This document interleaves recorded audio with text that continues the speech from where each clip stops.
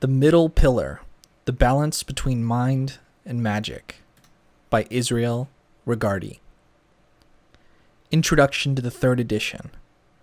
In the early decades of this century, little was known about the techniques of Western ceremonial magic due to the veil of secrecy which had shrouded these practices. Unless a person happened to be a member of a magical organization, there was little chance of learning the procedures and initiatory practices of high magic. This changed in 1937, when Israel Regardie published 4 volumes titled The Golden Dawn, a collection of ceremonies and teachings from the Hermetic Order of the Golden Dawn. Earlier, Regardie had published 2 books describing the magical principles of the Golden Dawn system. The Middle Pillar, published in 1938, gave step-by-step details on how to perform practical exercises of ceremonial magic, something which was quite revolutionary for its time. Perhaps even more radical was Regardie's daring attempt to correlate these magical techniques to the then new methods and hypotheses of psychoanalysis. Since the object of study in both magic and psychology was the human mind, it was Regardie's belief that magic could be regarded as a subdivision of the science of psychology. Such a thing was quite unheard of in 1938. In fact, Regardie postulated that psychotherapists could use the techniques of magic, such as the Lesser Banishing Ritual and the Middle Pillar exercise of the Golden Dawn, in a clinical setting for the benefit of patients. In the mid-1930s, Regardie's suggestion would have raised many eyebrows, but today several enlightened therapists are coming to the conclusion that the magicians of old were the psychotherapists of their day. Over the last few years, there has been considerable reconciliation between occultism and analytical psychology. A large percentage of ancient magical knowledge is being rediscovered and renamed by modern psychologists for modern times. The gods and angels of magic are described by the science of mind as archetypes, while demons have been converted to neuroses. The goal of both magic and psychotherapy is the well-being of the individual, his or her growth and health on every level, physical, mental, and psychological. Magic, however, also includes spiritual well-being. Regardie sought to tear down the artificial walls that had been built up between the ancient art and the modern science. Regardie's The Middle Pillar was a milestone which boldly stated these ideas long before they became popular.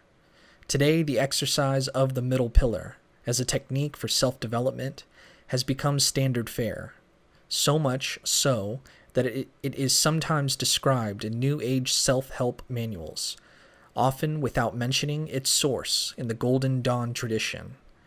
The Middle Pillar shows the clarity of writing, expertise, and love for teaching that Regardie was famous for. To this day, it remains a classic among magical texts. Who was Israel Regardie, and why did he write The Middle Pillar? The following brief biography should give readers an awareness of Regardie's prominent place in the history of modern magic and occultism, as well as his interest in psychology. Before his death in 1985, Israel Regardie was considered by many to be the last living adept of a prestigious magical current known as the Golden Dawn.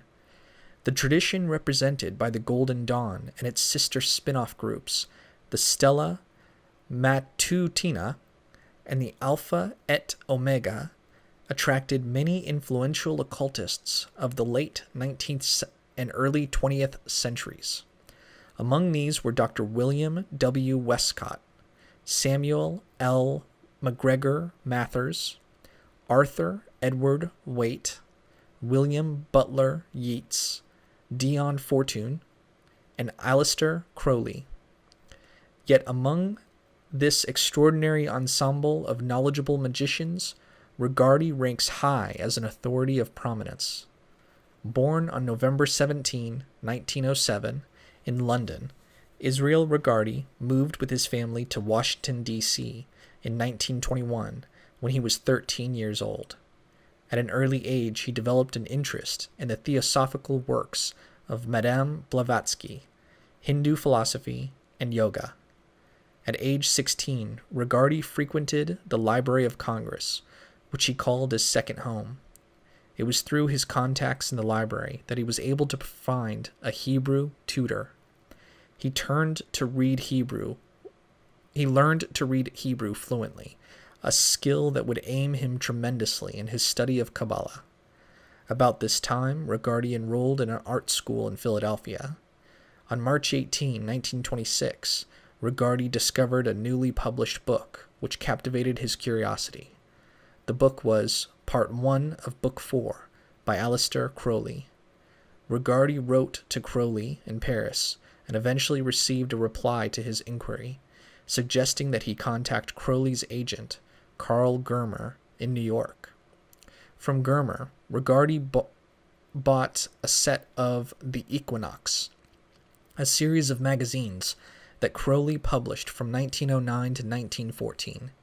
This was the beginning of Regardie's lifelong interest in magic and mysticism, which changed the course of his whole life, and he soon realized that art was not his calling.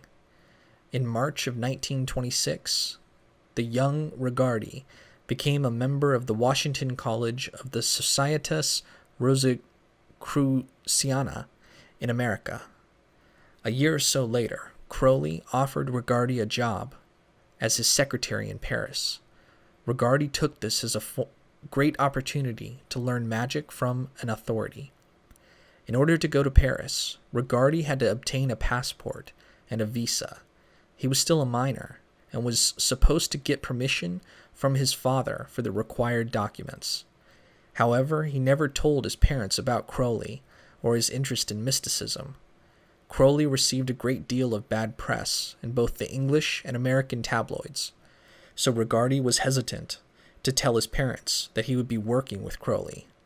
Since Regardie had attended art school, he simply told them that he had been invited to study painting with an English artist in Paris. His parents gave him documents for the passport, but when it came time to obtain the French visa, Regardie typed up the papers himself and signed his father's name to it. So in October of 1928, at the age of 20, Regardie went to France to take the post that Crowley offered him. For the next 3 years, Regardie lived a rather nomadic life as he tried to get his employer to teach him the magical arts. However, Crowley did not offer to teach Regardie magic or yoga, and Regardie, a shy and unobtrusive young man, did not press the issue. Instead, he continued his own studies, reading every book or manuscript on these subjects that he could get his hands on. Meanwhile, Regardie's sister, whom he scornfully referred to as Nosy Parker, read some of Crowley's books, and since she understood nothing about magic, was appalled. She marched off to the French consul in Washington and complained about her brother's demise. The French consul promised to look into the matter. This was the beginning of trouble. 4 months after Regardie arrived in Paris, a French detective from the Sûreté Générale came to the apartment to see what kind of wicked monster this man Crowley was. It just so happened that Crowley owned an unusual glass Silex coffee maker that the detective assumed was used for distilling drugs.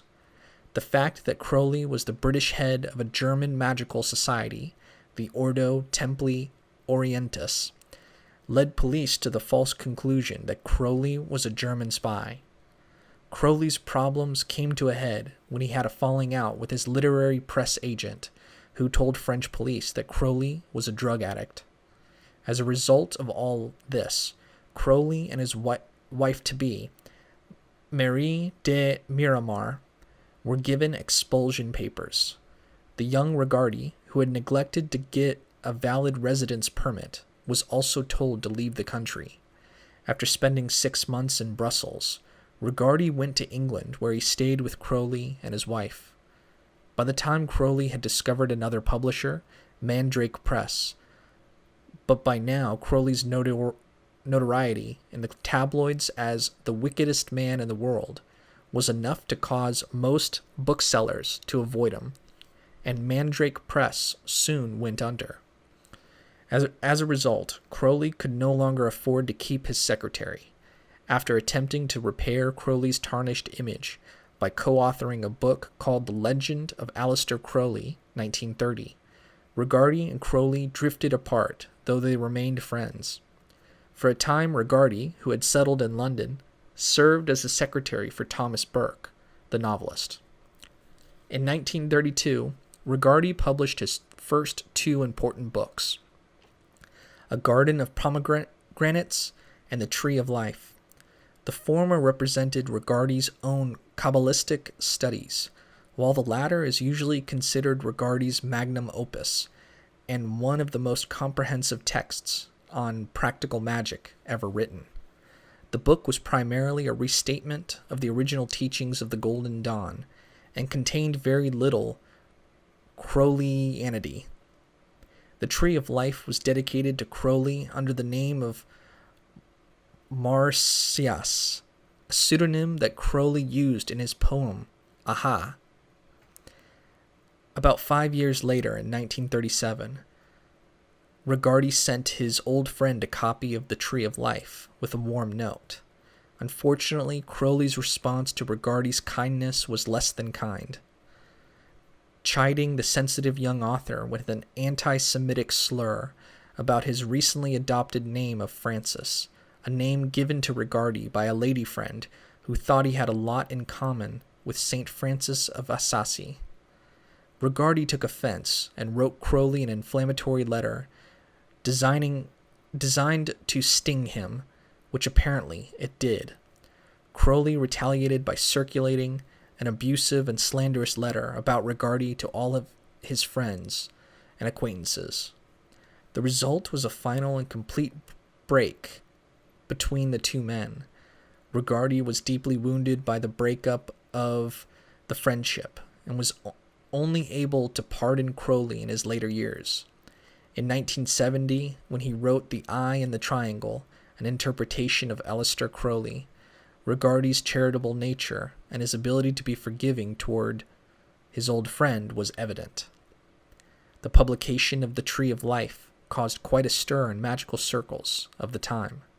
In the book, Regardie outlined a few of the magical practices and teachings of the Hermetic Order of the Golden Dawn. Although the original order, had ceased to exist in 1903, it continued to live on in its successors, the Stella Matutina and the Alpha et Omega. Many members of both orders remembered Crowley as a disruptive insurgent from years before. Therefore, Regardie's previous connection to Crowley caused some members to lash out at him. Other members, most notably Dion Fortune, defended him. With her support, Regardie was invited to join the Stella Matutina. In January of 1933, Regardie joined the order and made rapid progress through the grades, probably due to his exceptional abilities. However, Regardie was terribly disappointed with the chiefs of the Stella Matutina, who claimed extraordinarily high degrees, but seemed sorely lacking in magical knowledge. The order itself was in a state of demoralization and decay. The members and chiefs alike cared little for magic, other than as an irritating prerequisite for examinations in order to obtain exalted titles. Regardie concluded that the teachings of the order would not survive unless they were published, so shortly after attaining to the grade of Theoricus Adeptus Minor in 1934, Regardie left the order in December of that year. In 1937, he published much of the Golden Dawn's ceremonies and teachings in 4 volumes titled The Golden Dawn. He clearly stated his reasons for doing this in his previous book, My Rosicrucian Adventure, 1936, which documented his own experiences with the Golden Dawn. It is essential that the whole system should be publicly exhibited so that it may not be lost to mankind, for it is the heritage of every man and woman, their spiritual birthright, My motives have been to prove without a doubt that no longer is the Order the ideal medium for the transmission of magic, and that since there have already been several partial and irresponsible disclosures of the Order teaching, a more adequate presentation of that system is urgently called for. Only thus may the widespread misconceptions as to magic be removed. Some members of the Order were incensed at this action, but others were quite happy. They no longer had to copy all the Order materials tediously by hand. In Regardie's words, some approved of the publication of these books, a very few disapproved. That's all there is to it. Nevertheless, most temples of the Stella Matutina and the Alpha et Omega slowly stagnated and died, just as Regardie had predicted. But because of Regardie's actions, all students of magic today owe him an enormous debt of gratitude. According to Francis King and Isabel Sutherland, that the rebirth of occult magic has taken place in the way it has can be very largely attributed to the writings of one man, Dr. Francis Israel Regardie.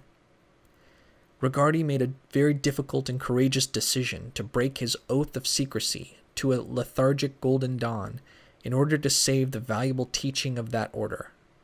Given the fact that many former chiefs had the appalling habit of destroying Order documents rather than passing them on to future generations of initiates, it was the right thing to do. As a result, all true seekers, regardless of their education, background, location, or finances, could benefit from the Order's teachings. Not only did Regardie's work on the Golden Dawn system ensure that its body of knowledge, sometimes called the Western Esoteric tradition, would survive long after the original Order had ceased to exist, he is also credited with inspiring the Golden Dawn's modern revival. And of all the initiates who were associated with the original GD or its immediate offshoots, the SM and AO, Regardie, far more than any other person, demonstrated through his life, his work, and his writings, the essential wisdom and soundness of those teachings.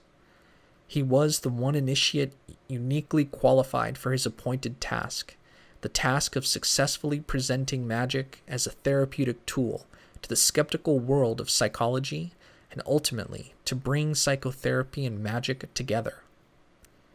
In the winter of 1936 to 1937, Regardie was bedridden in London for 2 weeks with a bad case of bronchitis.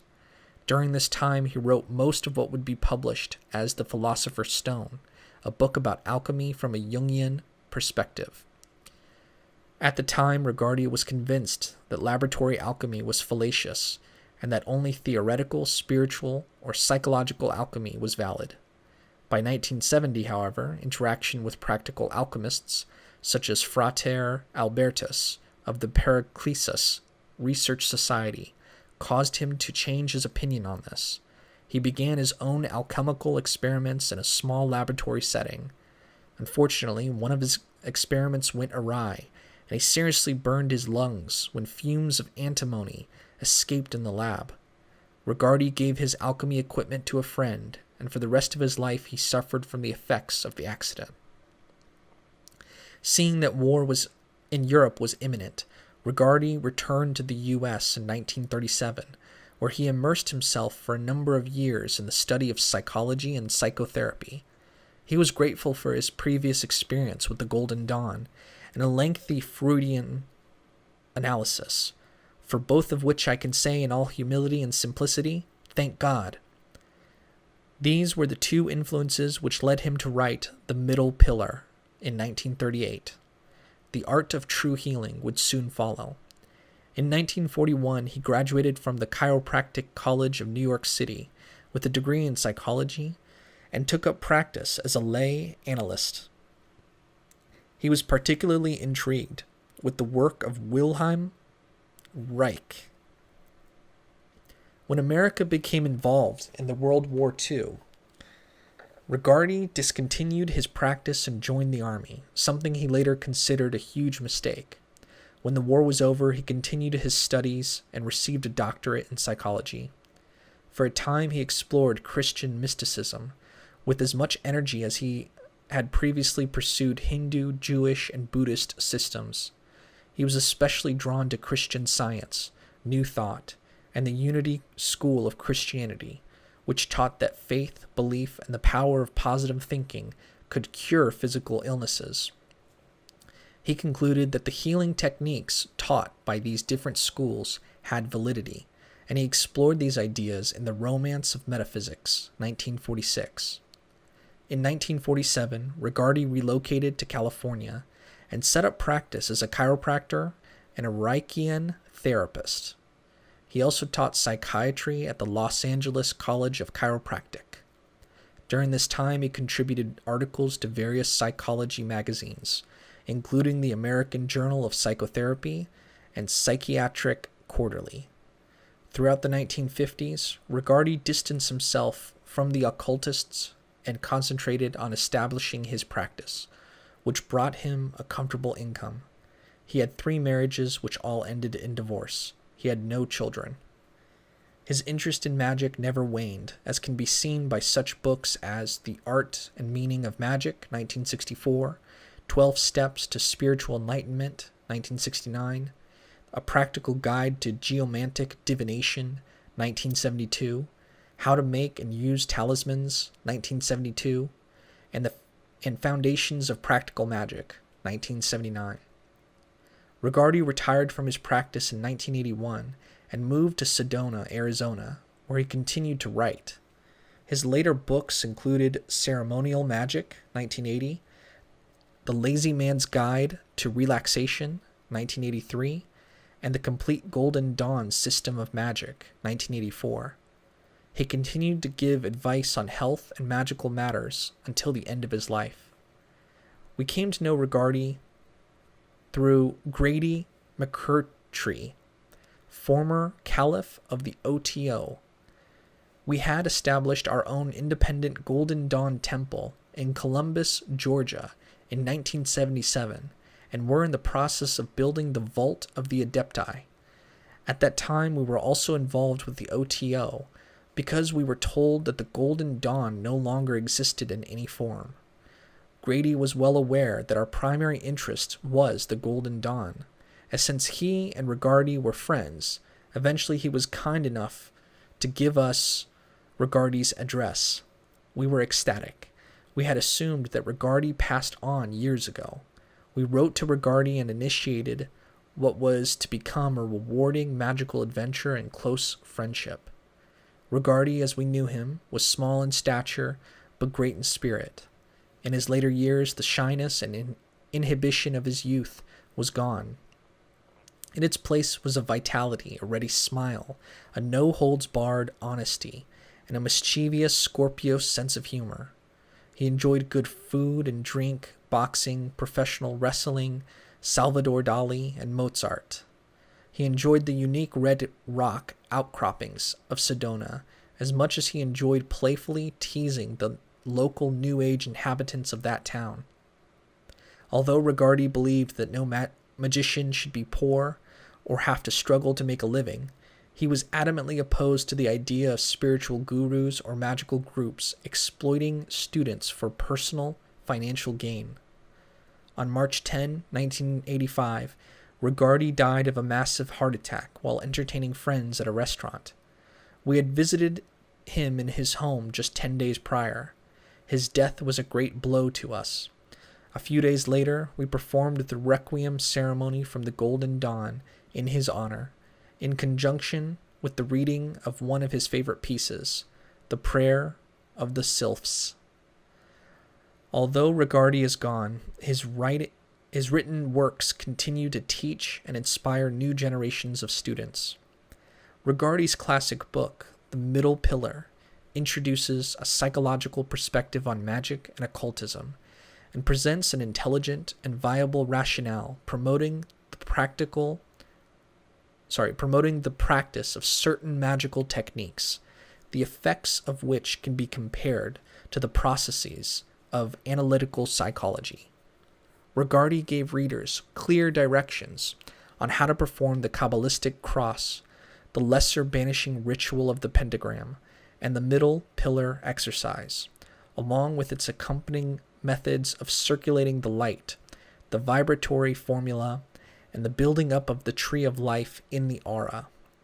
Regardie, more than any other individual, saw the vast potential of the Middle Pillar Exercise, which was first published in a rather incomplete form in the manuscripts of the Stella Matutina.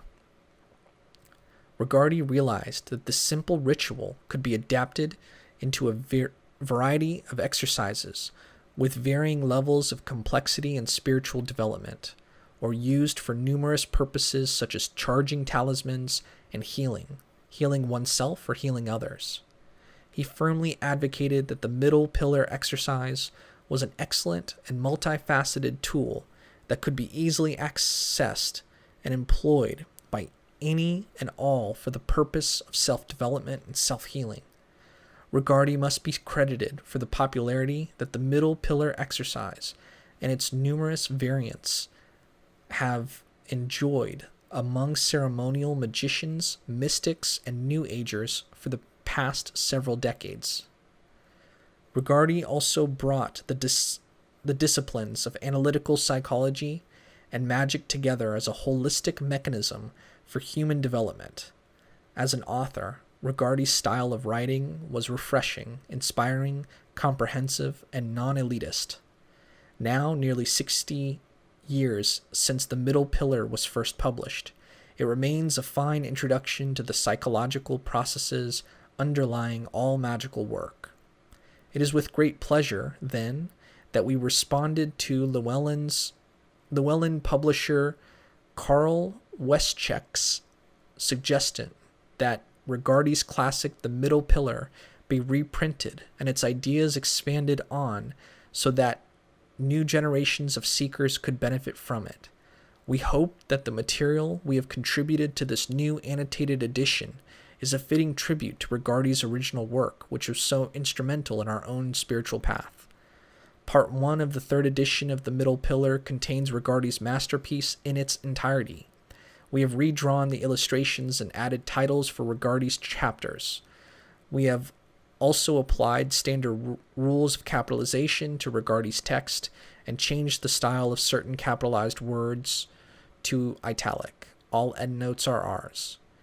In previous editions, differences in Regardie's spelling of Hebrew words such as Sephiros in place of Sephiroth, Keser instead of Kether, Tiferes rather than Tifereth, Das for Dath, and Malkus in place of Malkuth are due to a variation in dialect, Ashkenazi Hebrew versus Sephardic Hebrew. His early works including the Middle Pillar, featured the Ashkenazic dialect, which was a form of Hebrew pronunciation used in Central Europe. Later, he adopted the more common Sephardic Mediterranean dialect, which was used by many Kabbalistic authors, translators, and most Golden Dawn magicians. The Sephardic pronunciation is used almost exclusively by Western magicians today. With this in mind, we have changed the spelling of the words mentioned above in this edition of the Middle Pillar to reflect the modern usage that most readers are familiar with. Part 2 contains our own work titled The Balance Between Mind and Magic. This comprises a number of chapters which we have added to supplement and enhance many of the ideas introduced by Regardie in Part 1. Chapter 6 contains a further exploration of the principles of Jungian psychology and Kabbalah. In the foreword of The Middle Pillar, written in 1938, Regardie expressed a desire to add more information on the art of relaxation and its importance to the individual's well-being. Chapter 7 provides several exercises for this. Both solitary and group work is covered. Chapter 8 examines the Eastern system of the chakras, including the similarities and differences between the Kabbalistic and yoga systems of self-growth. An exercise for activating the chakras is included. The use and symbolism of the Pentagram ritual and the Middle Pillar exercise are investigated in chapters 9 and 10, which also give Egyptian, Greek, Gaelic, and shamanic versions of these rituals for the benefit of those readers who are not especially drawn to the language of Hebrew, but nevertheless would like to experience the energies involved. Also included is a revised and expanded version of the Middle Pillar by Regardie himself, along with exercises for healing and charging talismans. The appendix reflects a portion of a larger work called The Musical Kabbalah by Tom Parrott, which builds upon the musical correspondences of Hebrew letters and words used in the Middle Pillar and Pentagram rituals. Also included is a glossary of psychological and magical terms. Regardie's legacy lives on through each and every individual who values and finds meaning in his written works. We strongly suspect that readers of the Middle Pillar will discover that Regardie was an inspirational writer, an ethical magician, a skilled therapist, a caring healer, a great teacher, a consistent guide, and a companion on the path of the magic of light. Cheek, Cicero, Sandra Tabitha Cicero, Mellotron House, Winter Solstice, 1996. Introduction to the second edition. The world is in crisis. Men of all ages look in despair on the chaos which is their inheritance from countless generations of forebears, and join in what has become a universal cry of disillusionment. Stop the world, I want to get off. Unfortunately, it isn't that easy to get off. Answers are not as simple as some might have supposed. And assuming they were, where would people go once they got off the merry-go-round? Many centuries ago, certain sages approached the problem from another angle and found what they considered a practical solution. If life is sorrow, then the only thing to do is end this sorrowful existence by getting off the perpetually revolving wheel of existence. Life follows life, incarnation follows incarnation, and all of them spell anxiety and sorrow. For these sages, it was apparent that it might be millions of years before the masses of humanity would develop enough insight to be able to terminate the sorrowful cycle of existence. But for the illuminated individual who will apply himself to a specific psycho-spiritual discipline, escape might come aeons sooner than for the average member of mankind. This release, they learned, comes only through the achievement of a higher consciousness by the individual. Call it cosmic consciousness, the mystical experience, communion with God, all spell the same message: release. None may know it for another. Each man must attain for himself awareness of his oneness with infinite life, the consciousness that a state of separateness exists only within his own mind. Not until man does recognize that he himself, a microcosm of the macrocosm, a reflection of the universe, a world within himself, ruled and governed by his own divinity, can he escape from the wheel. It is the achievement of this one realization which all schools of mysticism, magic, and various forms of occult teaching refer to as the great work. The great work is not accomplished overnight, or even in one lifetime, but the sooner the aspirant undertakes the task, the sooner will it be finished, and the quicker will he be released from this cycle of necessity, the wheel of evolution to which common humanity is bound. Millions of years may pass in the normal process of evolution before the mass of mankind will reach the state of freedom which those few individuals who apply themselves to this work can accomplish in a fraction of the time. And the paradox that then dawns upon them that life, instead of being sorrowful, may just as well be the opposite. Remember all ye that existence is pure joy, that all the sorrows are but as shadows. They pass and are done, but there is that which remains. And as it has also been written, I am divided for love's sake, for the chance of union. This is the creation of the world, that the pain of division is as nothing, and the joy of dissolution all. Herein lies the value of magic. Under ordinary conditions, months may be required for the flowering of a plant, but the use of a hothouse will produce identical results within a few weeks. An understanding and application of magic can telescope the time required for man to acquire the realization of his own divinity. Then, once he has become aware of the existence of his higher self and works in a cooperation rather than opposition to it, once he looks to it for guidance and direction, thenceforth regarding his ego as a tool, sharpened and polished to be employed now to fulfill the divine plan rather than in the indulgence of his own petty purposes, then will his way become easier. Long before obtaining his final release, then may he move forward on the upward path with joy and equanimity. So it is that, at a time when the planet seems to be rocking beneath our feet, I derive great pleasure from writing an introduction to this new edition of the middle pillar.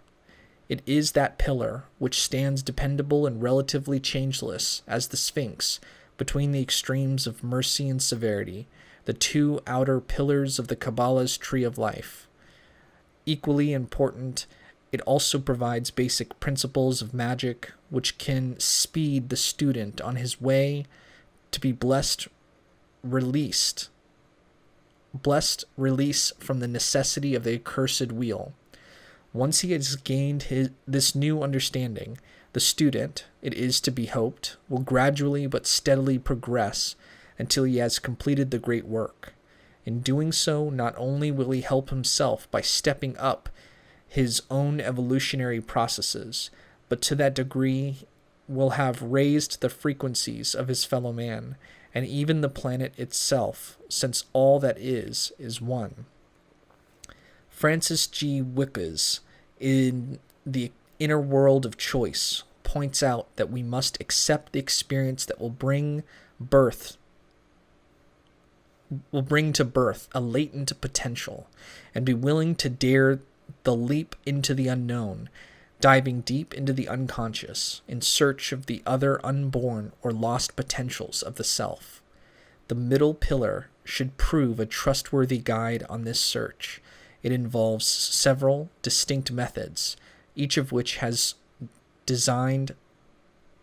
designed for a specific purpose, yet all work together to accomplish the ultimate goal, to erase the barrier between the conscious self and the unconscious, and to enable the student to find within the self the great self who is in reality the only savior he will ever have.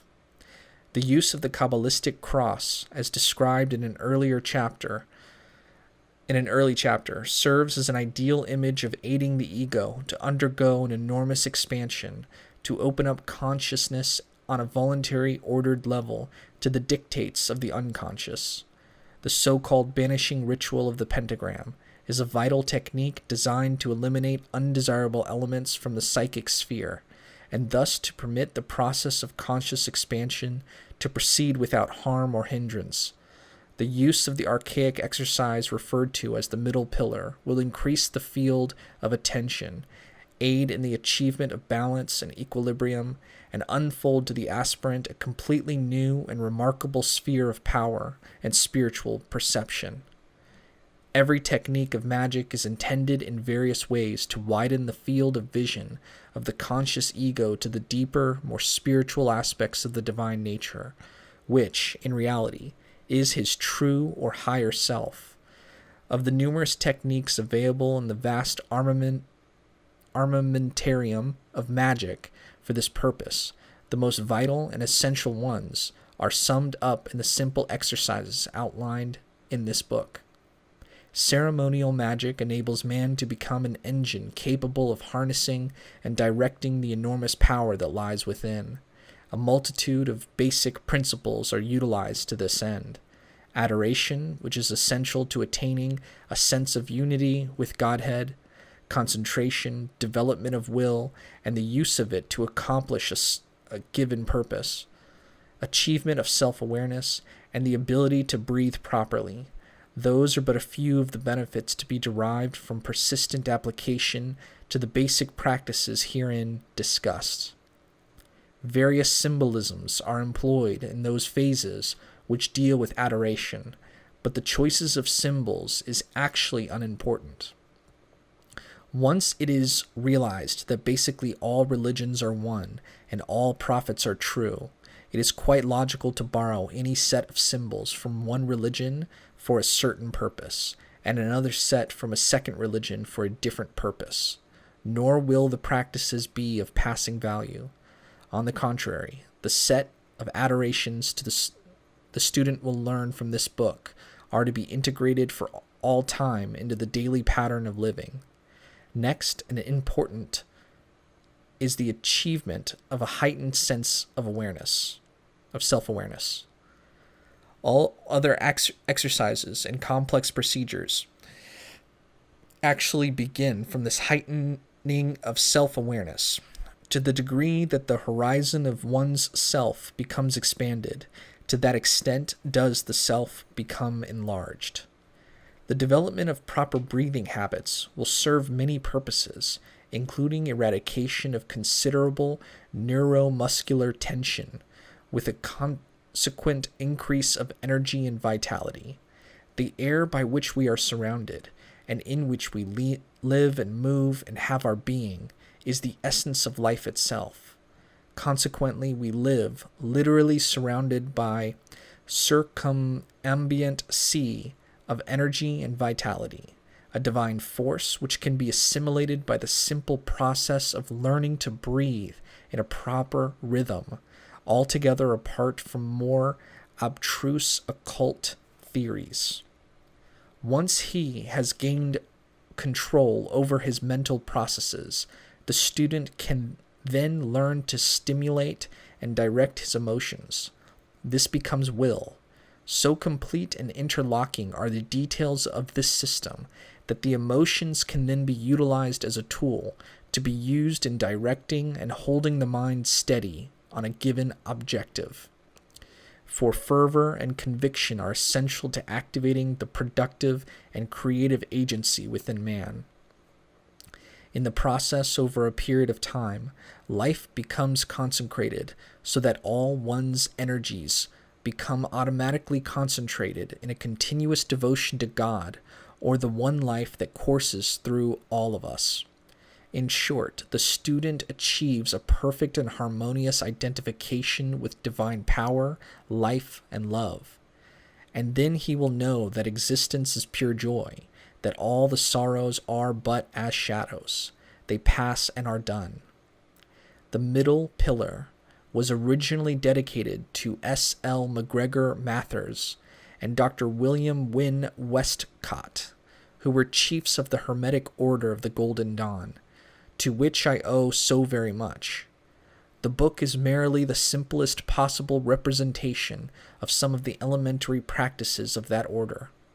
In actuality, it is an attempt to simplify and combine the practices both of the Golden Dawn with the insights and later developments of Aleister Crowley. The real virtue of the book lies in its correlation of the practice of magic to modern psychotherapy. For magic places the achievement of self-awareness second in importance only to the achievement of unity with God. And Jung's definition of psychotherapy was that which enabled one to become conscious of what hitherto was unconscious. For untold thousands of years, man has lived in subjugation to the unconscious forces of nature, powerful instincts and drives which led him to act without deliberation or conscious volition, and in complete ignorance, in fact, of the forces at work which really motivated him. The great work recognizes that in these deep unconscious levels lies a great storehouse of power, awareness, and vitality, which must not only be awakened but recognized and equilibrated for the human being to function at maximum capacity and efficacy. This, in short, is the major purpose and function of the teachings of this book. I had first begun to read about psychoanalysis in the writings of Freud and Jung as early as 1926, I cannot say they meant very much to me, save as intellectual stimuli of a fascinating kind.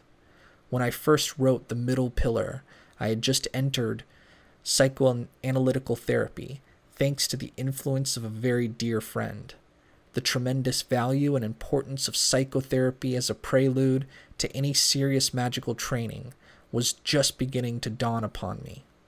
My work with Dr. E. A. Clegg of Harley Street and with Dr. J. L. Bendit, a Jungian of Wimpole Street in London, led me to realize the importance of psychotherapy to the beginner in mysticism and magic.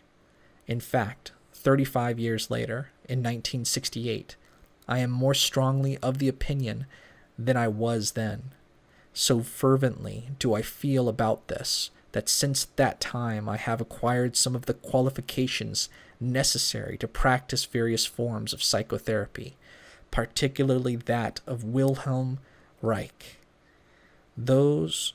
whose work I regard as a bridge between conventional psychotherapy and occultism. I doubt if Reich would be pleased to learn of this association of mine, but a fact it is, nevertheless. Today I will not be so much as consider even the discussion of the great work with a student until he has experienced some form of psychotherapy, I care not which. There is lacking, until then, a common frame of reference and a common medium of communication. In The Middle Pillar will be discovered the first glimmerings of insight I had in that particular direction. It still holds good today. The wisdom of enlightenment is inherent in every one of us. It is because of the delusion under which our mind works that we fail to realize it ourselves, and that we have to seek the advice and guidance of the highly enlightened one before we can know our essence of mind. You should know that so far as Buddha nature is concerned, there is no difference between an enlightened man and an ignorant one. What makes the difference is that one realizes it, while the other is kept in ignorance of it. Sutra of Wei Lang. Forward. This book was completed in February 1936, anterior to the writing of The Art of True Healing, whilst I was still a resident in London. My point of view since that time has undergone considerable revision, mostly by way of extension. I could easily have altered the text to conform to my present thinking on such matters as the importance of the art of relaxation in relation to the welfare both of body and mind. But I have refrained from doing so, since such alteration would interfere with the integrity and continuity of the book as an expression of myself at that time. For me, The Middle Pillar marks a certain state of psychological development. I prefer not to tamper with temporal markings and inner milestones. Such a stage may correspond with that of other people who may thus find it of no little value, I hope, to themselves. Possibly in the near future I may dilate at greater length and freedom upon the important implications of relaxation and psychological analysis insofar as they have a bearing upon spiritual development and unfoldment. Israel Regardie, January 31, 1938, New York City. Part 1. The Middle Pillar. Israel Regardie. A co-relation of the principles of analytical psychology and the elementary techniques of magic. Chapter 1. The Two Pillars of the Temple. To me, one of the most significant and extraordinary characteristics of modern thought is the widespread circulation of books on psychology in its various branches.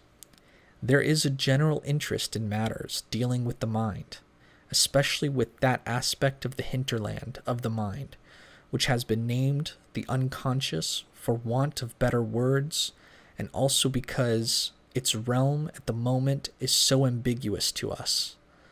There could hardly be an educated individual who has not some slight degree of acquaintance with this analytical psychology.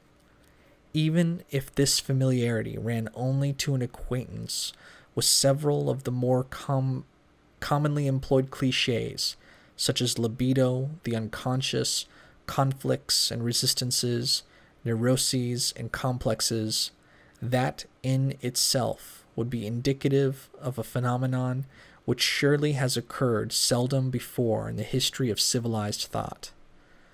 To meet this widespread interest in matters psychological, a number of books have been written to give the general reader some notion of that peculiar world with which it is the province of an analyst to deal. Quite a number of these are extremely informative, providing a very sane and balanced view of the subject. On the other hand, as is inevitable, there is a large number which might just as well have remained unwritten.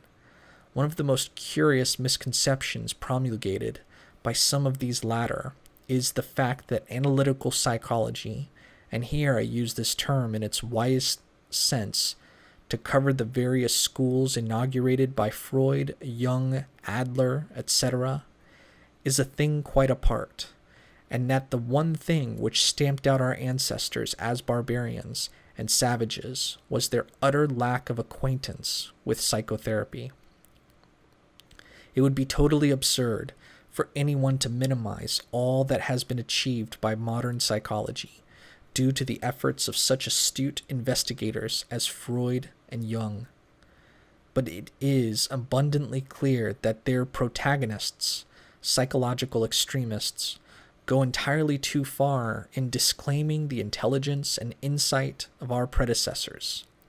For the facts are, as but little research indicates, that so far from being ignorant of analytical psychology, the ancients, and particularly those of the East and Hither East, had evolved a highly complex and elaborate scheme not only of analysis, but also of spiritual development and synthesis. Some orthodox diehards may question the relationship of modern psychology with discredited Oriental and archaic techniques for the unfolding of man's higher or spiritual nature. In practice, however, such a relationship does indubitably exist. It is a fact of clinical and consulting room experience, for during the course of a protracted analysis, the cruder and more superficial unconscious levels have been uncovered and moral conflicts resolved, symbols and theme motifs of a religious or spiritual nature do make their entry across the threshold of consciousness. This entry is by way of dream, intuition, and by direct apprehension. Not only is this so, but they exert a potent influence on the entire personality, producing integrity, a new and more equilibrated attitude towards life, and an unification of the various strata of consciousness, which collectively we call man. What modern psychology has quite possibly accomplished is an advance over the efforts of our predecessors in the way of a cathartic technique. Moreover, because of modern devices, the methods of analytical psychology have been brought nearer to the understanding and convenience of the ordinary man of the street. In the past, the techniques of attainment, mysticism, magic, and yoga, or by whatever names such systems were denoted, were always several removes from the ken of the average individual. The psychologies of the past may be summarized by the use of the words yoga and magic. The subject of yoga has already been excellently dealt with by several able and competent writers, requiring therefore but little mention here. Such a book as Yoga and Western Psychology by Geraldine Coaster must certainly take its place historically as a genuine and first-rate contribution to the progress of analytical psychology. There is also the compilation of the Buddhist Lodge, Concentration and Meditation, a handbook on that subject of great merit. A number of modern psychologists have also examined the subject of yoga and meditation as a whole, and have found much that is sympathetic to and explanatory of their own systems.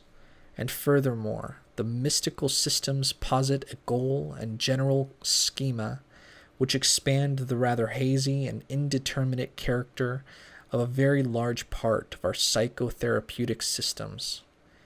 Analytical psychology and magic comprise, in my estimation, two halves or aspects of a single technical system, just as the body and mind are not two separate units, but are simply the dual manifestations of an interior dynamic something. So psychology and magic comprise, similarly, a single system whose goal is the integration of the human personality. Its aim is to unify the different departments and functions of a man's being, to bring into operation those which previously, for various reasons, were latent.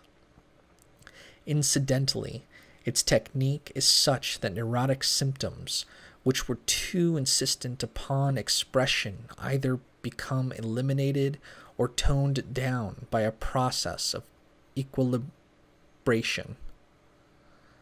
It will be obvious then that by magic we are not considering a theatrical craft or jugglery, and certainly not that medieval superstition which was the child of ignorance begotten by fear and terror. These definitions should be expunged from our thinking. For centuries, magic has been quite erroneously associated with such pathologies as witchcraft and demonolatry, due to the duplicity of charlatans and reticence of its own so-called authorities.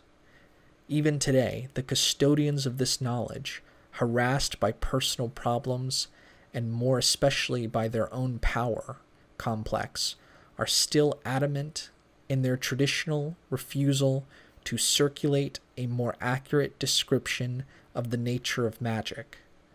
Possibly, even they have lost all understanding of its principles. No wonder is it that misconception exists.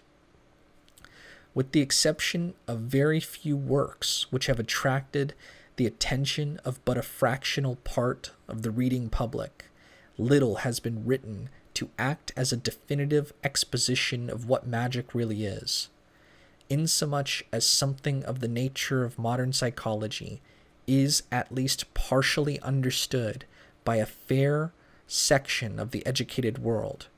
Were it said that magic is akin to and concerns itself with that same subjective realm of psychology, some notion of its character and objectives come within hailing distance.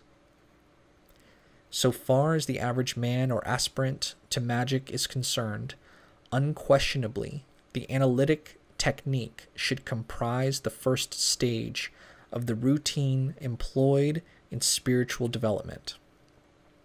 For until one understands himself according to that peculiarity, penetrating light which psychology has thrown upon our motives, he cannot hope to bring effectively into operation the dormant side of his nature. And lest anyone casually dismiss the desirable self-knowledge as a goal easily attained to, or, it may be, already obtained, one can only utter a solemn warning that this is not so simple as at first sight seems. That self-knowledge is necessary to the pursuit of magic is self-evident. At once we are faced at the portal by guardians armed to the teeth. Such queries confront us as, Suppose the interest in spiritual culture were motivated by a desire to escape from the turbulence of physical life. What if one's stubbornly defended point of view were only an elaborate rationalization to conceal the sense of insecurity, the dull but inconsistent ache of inferiority? These are quite often the unrecognized factors which compel refuge in the religious avocation, even as in various branches of science, too. The search for, and quite often assumed discovery of some paternal-like God, or a testy senior after the fashion of Jehovah, frequently has its origins in an adolescent rejection of the Father. This, deliberately forgotten, has become so deep that the inner psychic necessity for the authority and affection of the Father is unconsciously projected outwards into a terrifying and awe-inspiring deity. Discernment of the true motives of conduct and attitude towards life is, therefore, an absolute essential. This accomplished, then may be examined that other side of the medallion, which is man's own psyche. As a practical system, magic is concerned not so much with analysis as with bringing into operation the creative and intuitive parts of man. A psychological technique can never be a wholly integrative one until it accepts this spiritual side of man and assists the analysis in the recognition of or acquaintance with its activity. At this moment, the treatment of these matters remains almost entirely within the domain of magic alone. Fully does it recognize the necessity for integration. Not only does it accept and recommend the result of analysis, but it proceeds still further. If analysis aims at the acceptance of the unconscious and the validity of its coexistence with consciousness, then magic may be said to be a technique for realizing the deeper levels of the unconscious. These are levels of power and realization whose value we can but dimly grasp through contemplation of religious figures of the past. Buddha, Jesus, Krishna, Saint Francis, and a host of others are instances of such illuminated men, of individuals who have striven, all in different ways, to know themselves and attain to a realization of their true divine nature. If so we wish, the techniques they employed we may call devotion, meditation, and contemplation. Fundamentally, however, they are identical in spirit with what we now propose to discuss as magic. In the latter, however, the entire process of attainment has been systematized and developed almost into an exact science, having as its foundation the discovery of Godhead. While there may be very few in life who can attain to the full realization of their divine origin and nature, yet for all of us there is some value to magic, some degree of fulfillment or attainment available.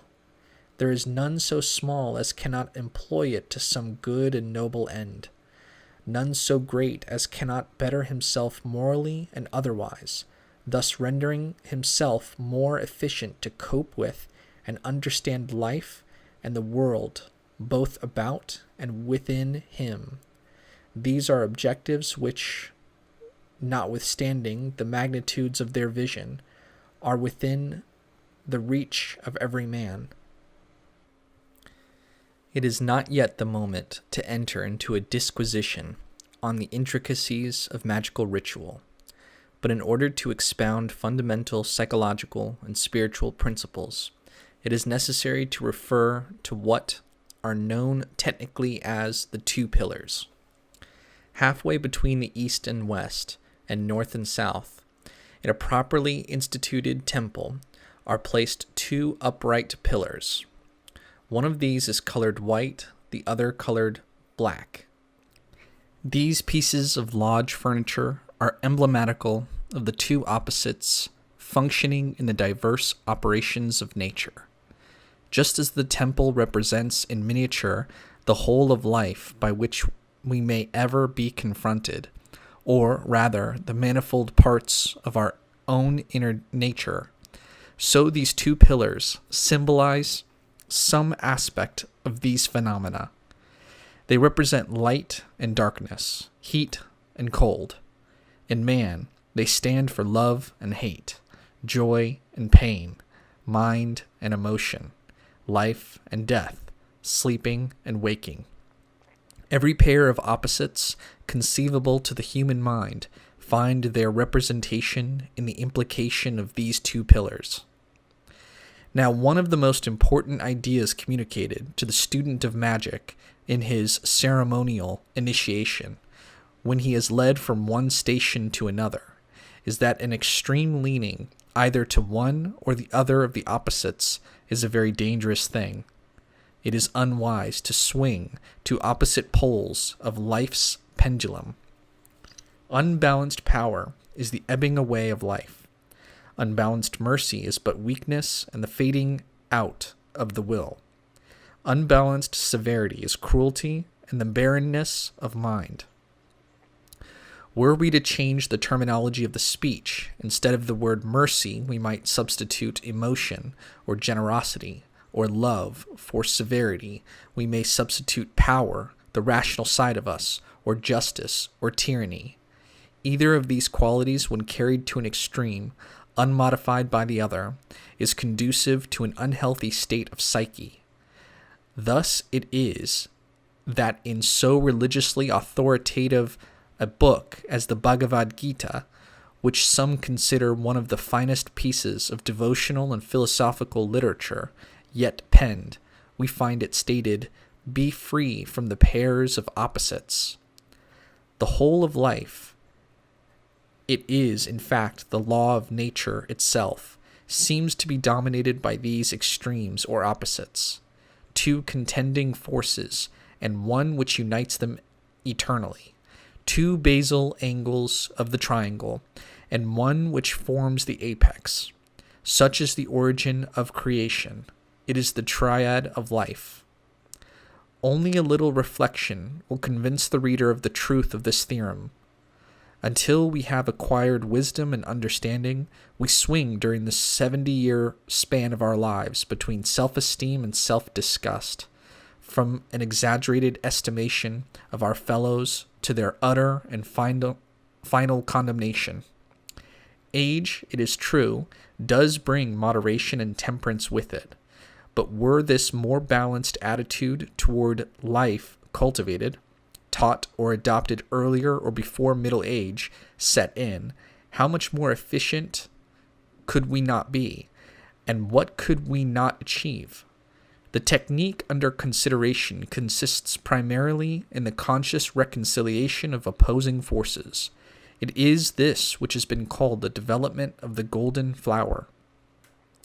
Before proceeding further, it is very interesting piece of speculation to consider the trinities of various religions. Most of them resolve themselves when all theological argument and intellectual quibbling are eliminated, into some such relationship as father, mother, and son. Osiris, Isis, and Horus are an excellent example.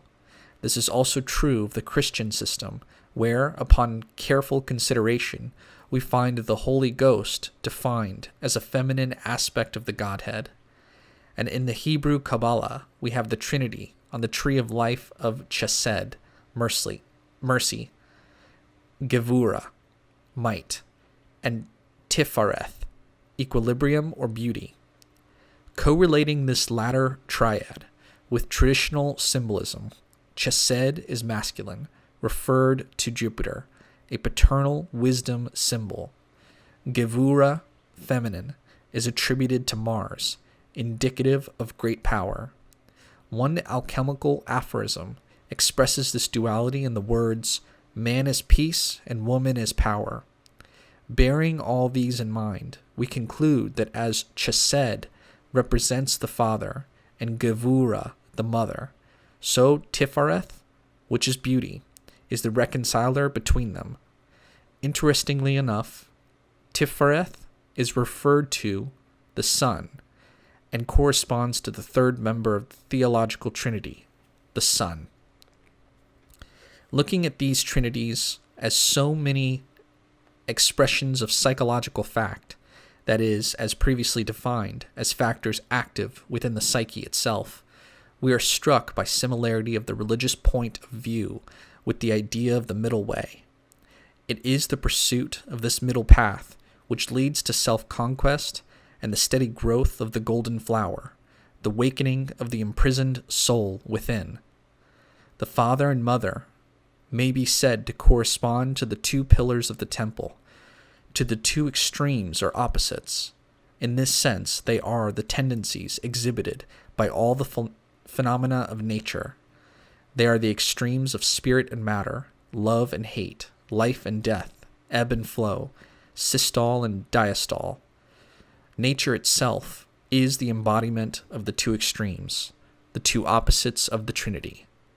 Man, unenlightened man, one in whom neither wisdom nor understanding has been brought to birth, likewise fashions his life in the way of these two extremes. Or rather, these extremes fashion his life for him, for he is, as though by compulsion, driven by some external force he knows not of, between the poles of extreme love and hate, swinging from kindness and maudlin generosity to bursts of uncontrolled anger, hate, and meanness. His actions, almost without a single exception, are so many semi-hysterical flights from pole to pole of his emotions. He is, as it were, under the dominion of the father and the mother. To the student of the psyche, to the one who seeks wisdom and the knowledge of his higher self, the counsel has always been given to avoid the opposites. His task is to refrain from the compulsion of extreme actions. In certain schools of thought, where the rites of initiation were celebrated by adepts who at one time thoroughly understood the technique they employed, initiation ceremonies depicted the burial of the high self and its rebirth by means of a technical system of magic and meditation. Therein, the higher self was always represented by some sacred figure of the major religions, a man who was nearly always shown as the Son of God. The essence of the ethical injunctions of these systems was to develop the Son within. Unless Christ be born in you, look within, thou art Buddha. I do not believe these images could possibly have reference to any historical individual we know of, but rather I surmise these refer to the gradual bringing into conscious operation of a spiritual point of view, of an equilibrated attitude towards life, an attitude not exclusively directed to any extreme. Recognizing the polarity of life, such a point of view sought to steer a middle way between the torturous and extreme activity of nature. It is the way of the reconciler, of keeping to the path between the two pillars, that balanced and harmonious position in which the candidates of the ancient initiation systems found themselves at the major crisis and climax of their initiation.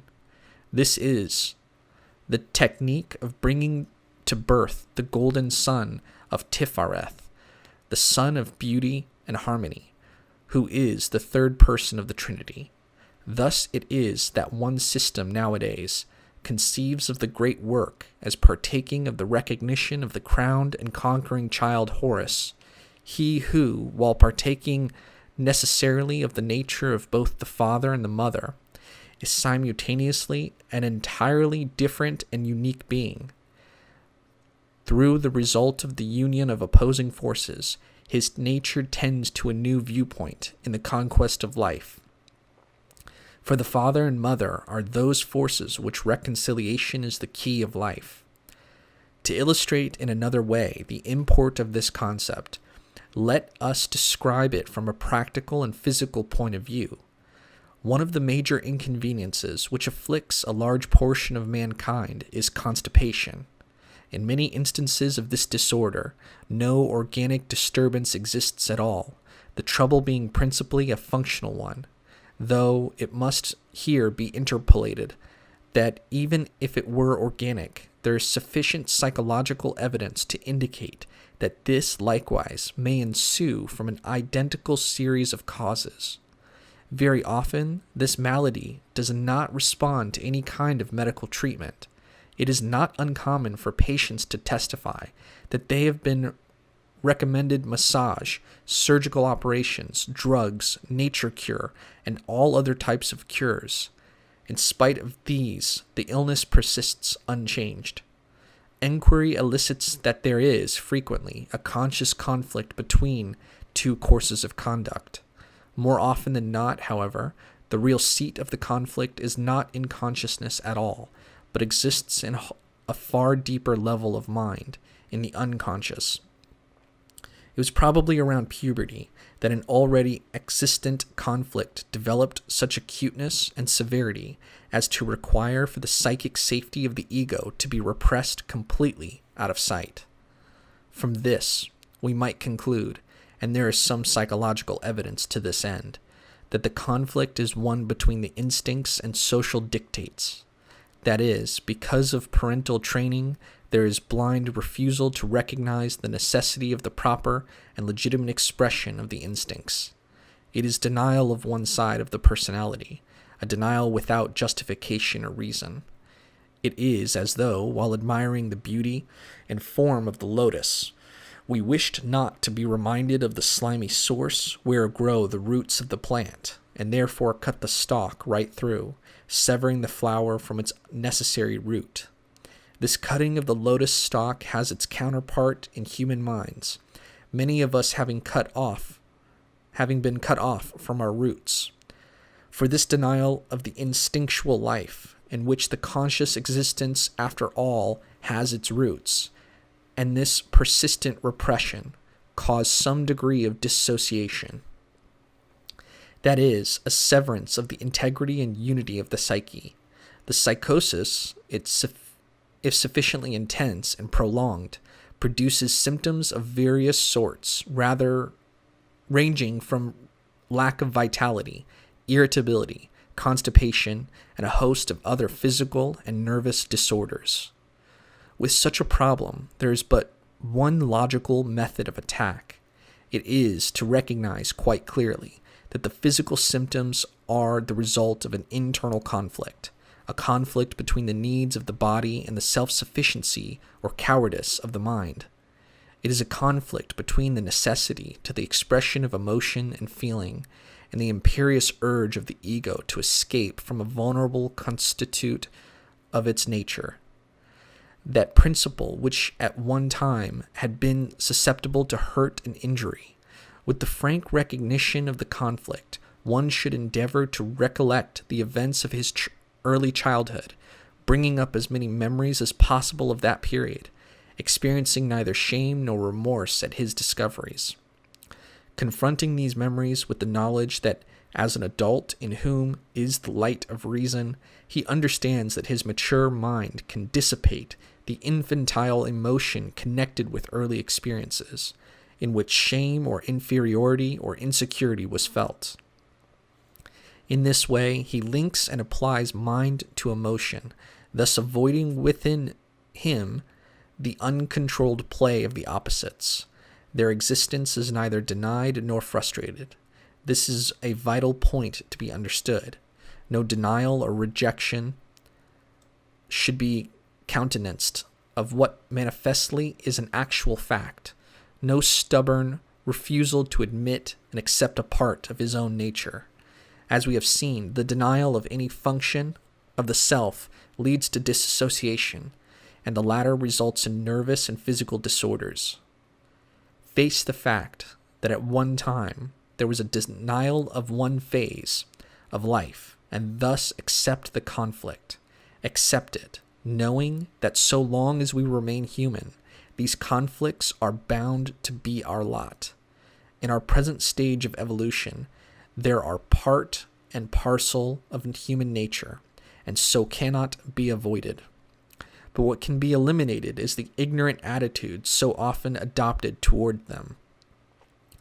For these opposites, the two pillars of the temple, their magical images or prototypes, represent those eternal forces betwixt which the equilibrium of the universe dependeth, those forces whose reconciliation is the key of life, whose separation is evil and death. This, then, is the solution to conflict. They must be reconciled. Let me recapitulate. There must be the clear recognition of the conflict. Its exact nature must be analyzed and faced, and its presence adopted in all its implications. One must endeavor to bring up into consciousness, so far as the capabilities of the mind permit, all the memories of childhood. In a word, he should attempt to perform a species of what is called, in the Buddhist system, the samasati meditation. This consists in a cultivation and rigid examination of memory. The idea involved here is not that these recollections in themselves are worth anything, but that raising them up to the surface releases a great deal of tension associated with early experiences. There's often a tying up of nervous energy in childhood experiences, in trivial events which are allowed to be forgotten and to sink into unconsciousness. But this forgetfulness does not overcome the shock of nervous exhaustion connected with them. On the contrary, they set up what are called resistances to the flow of life and vitality from the primitive and vital layers of the unconscious level. What matters, remarks George Grodeck, the brilliant German physician-psychologist, is not to make conscious anything at all of the unconscious, but to relieve what is imprisoned, and in doing so is by no means rare for the repressed material to sink into the depths instead of coming into consciousness. What is decisive in the success of treatment is the removal of resistance. Beginning with the actual events of the day upon which the reader determines to commence this exercise, the meditation should gradually extend its field of vision until ultimately the events and occurrences of the earliest days are brought into the light of day. The earliest years are brought into the light of day. The technique is principally one of the training of the mind to think backwards. Difficult though at first it may seem, practice leads the student slowly and gradually to facility in the art of remembering. The facts of memory confronted fearlessly, without shame and discomfiture, the resistance to the flow of vitality between the various levels of consciousness is broken down, restoring physical, nervous, and spiritual health. As the childhood memories are exposed, the student will see for himself in what way the conflict now bothering him came into manifestation, since by definition a neurosis is a maladaptation of the psyche to life itself. By this process of remembering, he shall see in what he failed to respond properly to the phenomena of his existence. Realizing this and recognizing thoroughly the nature of his conflict, he must now endeavor to ignore it. More accurately, a more positive attitude should be adopted. He must develop in an entirely new direction. It must be remembered, however, and this is important, that to ignore any symptom of conflict as manifested in mind or body is dangerous until the conflict in question has been recognized and accepted. The unconditional acceptance almost invariably acts as its resolution. Any other attitude constitutes an escape. The escape mechanism is that so frequently adopted by the neurotic and must be avoided. It is the way of the coward. To face the conflict is to rob it and its consequences of crippling fear. Honesty within oneself acts as a catharsis. One finds himself endued with a new courage and a greater ability to face one's problem in an entirely new and more practicable way. Given the recognition of the conflict causing constipation, the symptom itself may be severely ignored, relying upon the bowel after the lapse of some days to recommence functioning of its own accord. The conflict and the warring between the two sides of the psyche, tied a knot, as it were, in consciousness, preventing the perfect functioning of the whole. The immediate result of this is an impediment in the free movement of nervous energy in the body-mind system, causing stasis in that part of the system, having a relationship or correspondence with the factors concerned in the conflict. Occult theory, as we have it from tradition, may be extremely useful here. With some degree of practical experience, we could easily discover the precise nature of the original conflict by a consideration of that part of the organism to the systems of which our attention is attracted. For example, consider one troubled by nephrititis. One of the most significant aspects of the magical tradition is astrology. In this latter science, the kidneys are referred to the operation of the planet Venus.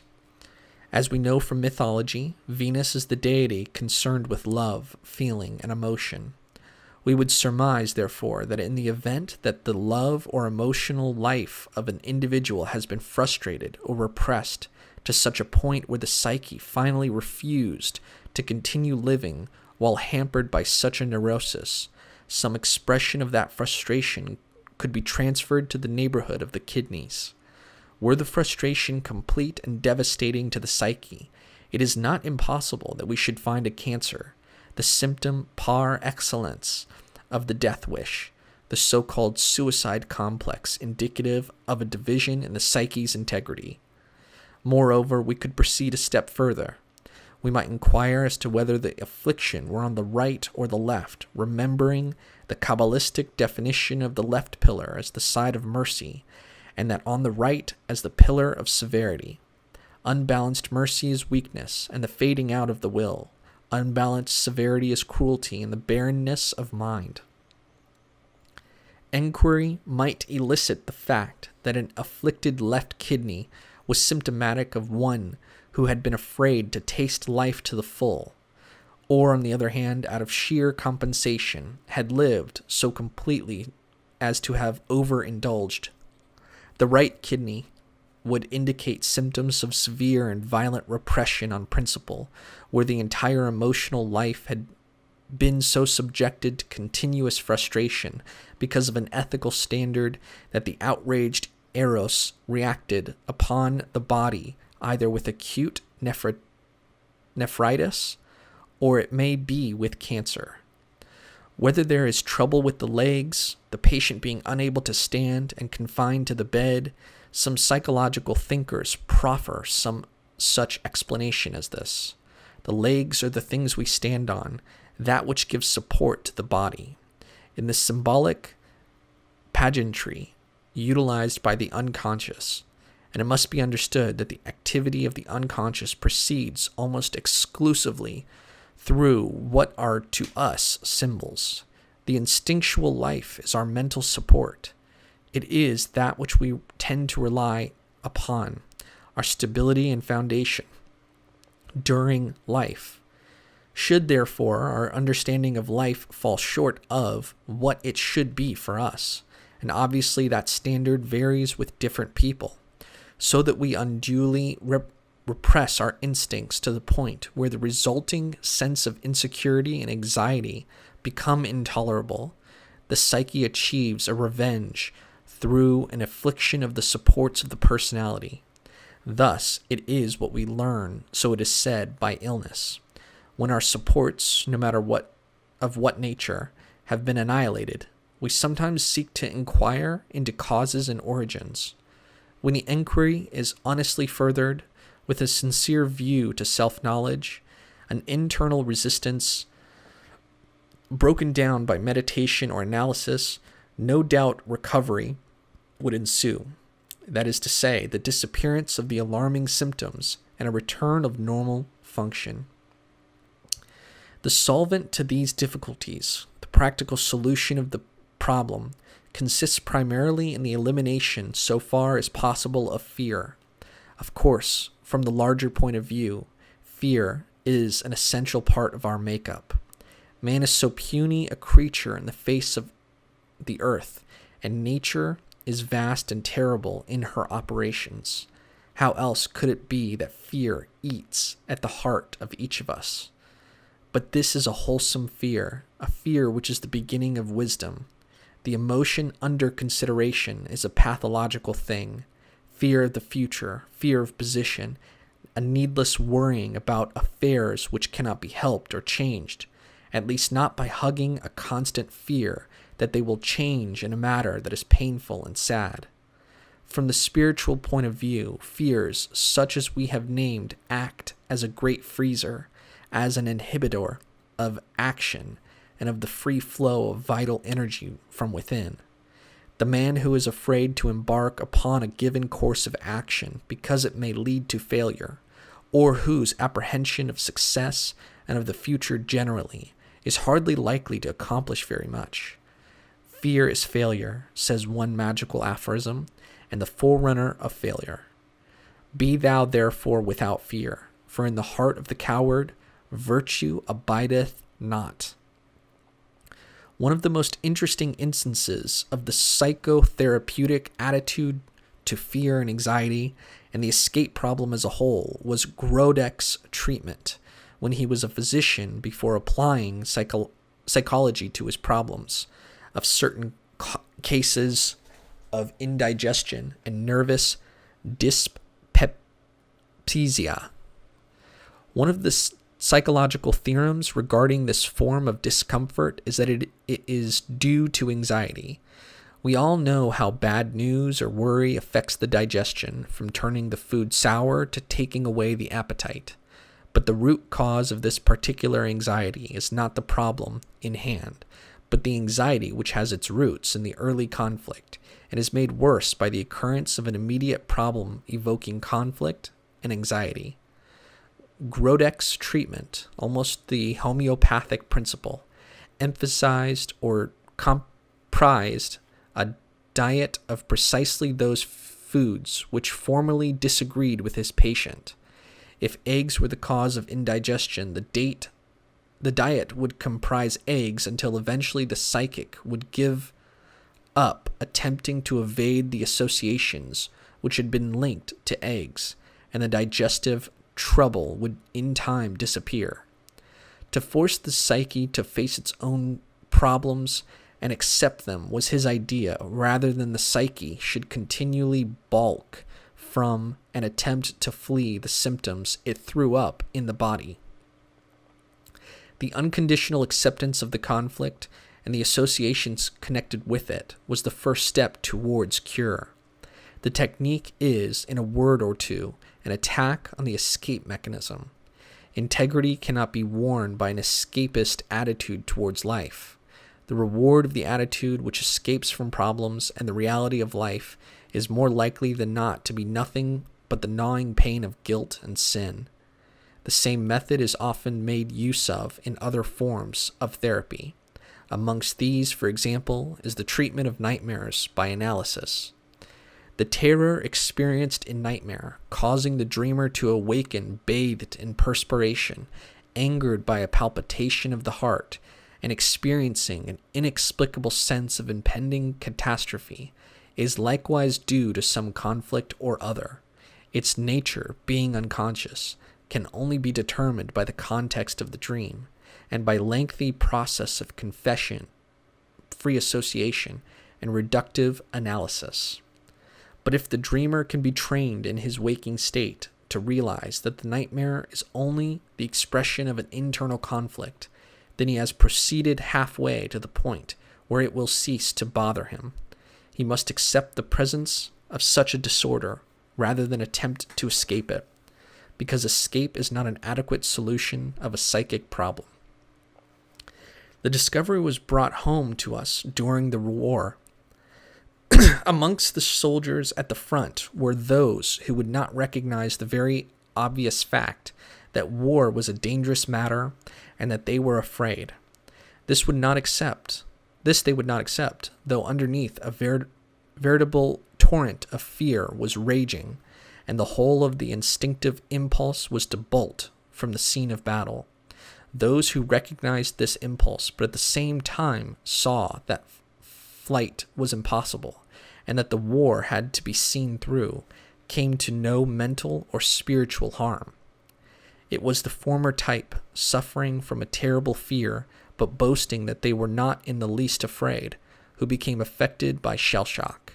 Shell shock, the shock experienced by the nervous system through the devastating noise of explosion, had nothing to do with their actual trouble at all. The cause was simply a cowardly refusal to face the conflict raging in the psyche. And when this became so intolerable, an actual split occurred in consciousness, so that there was a gap in memory, awareness, and inefficiency. With the acceptance of the theory of conflict as a cause of nightmare, a subtle change gradually creeps into the nightmare dream. The following is one rather fine example, together with the method of dealing with it.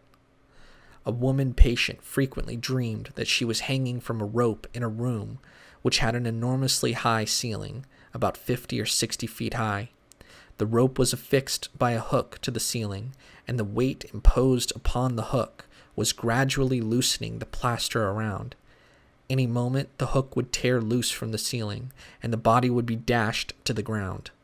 At this juncture of the dream, unable to face the terror of being hurled to death on the ground, the woman awoke in a frenzy of fear, screaming.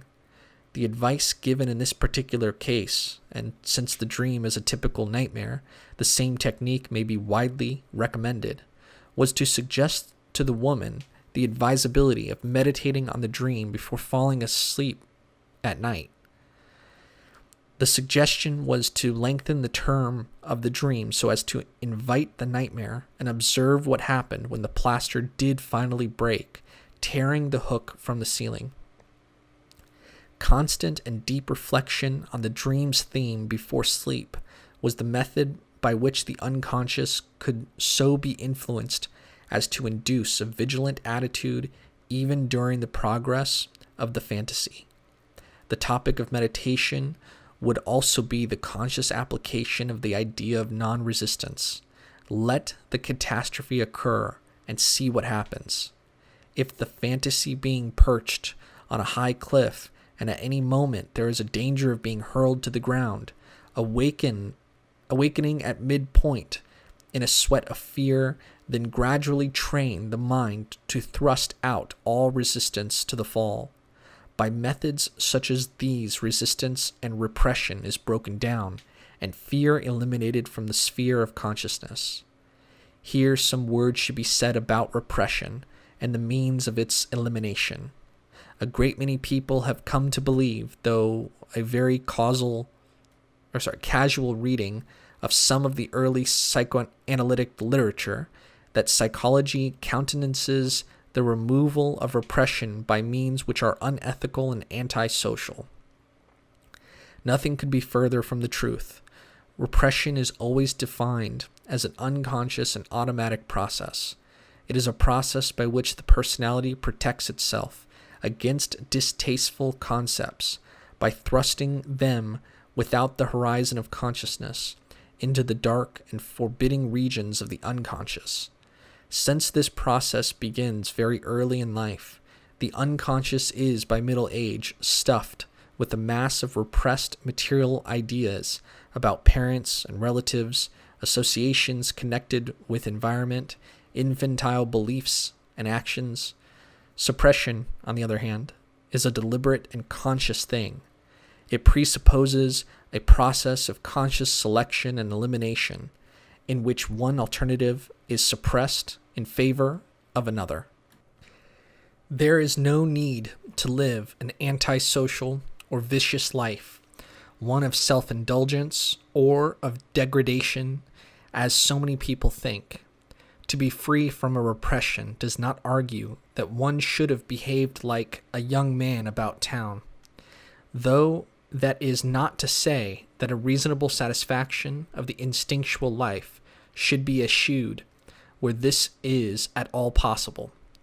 But the frank realization and acceptance of the human personality as many-sided, and a refusal to blind oneself to experience, no matter of what kind, will go far towards relieving the partition erected between the unconscious and the conscious, and removing resistance and repression. To restate the attitude expounded in this chapter, I conceive of analytical psychology as the spouse of the ancient system of magic. For psychology has succeeded in evolving a system which can be applied to almost any individual who wishes to know the several departments and constituents of his own personality.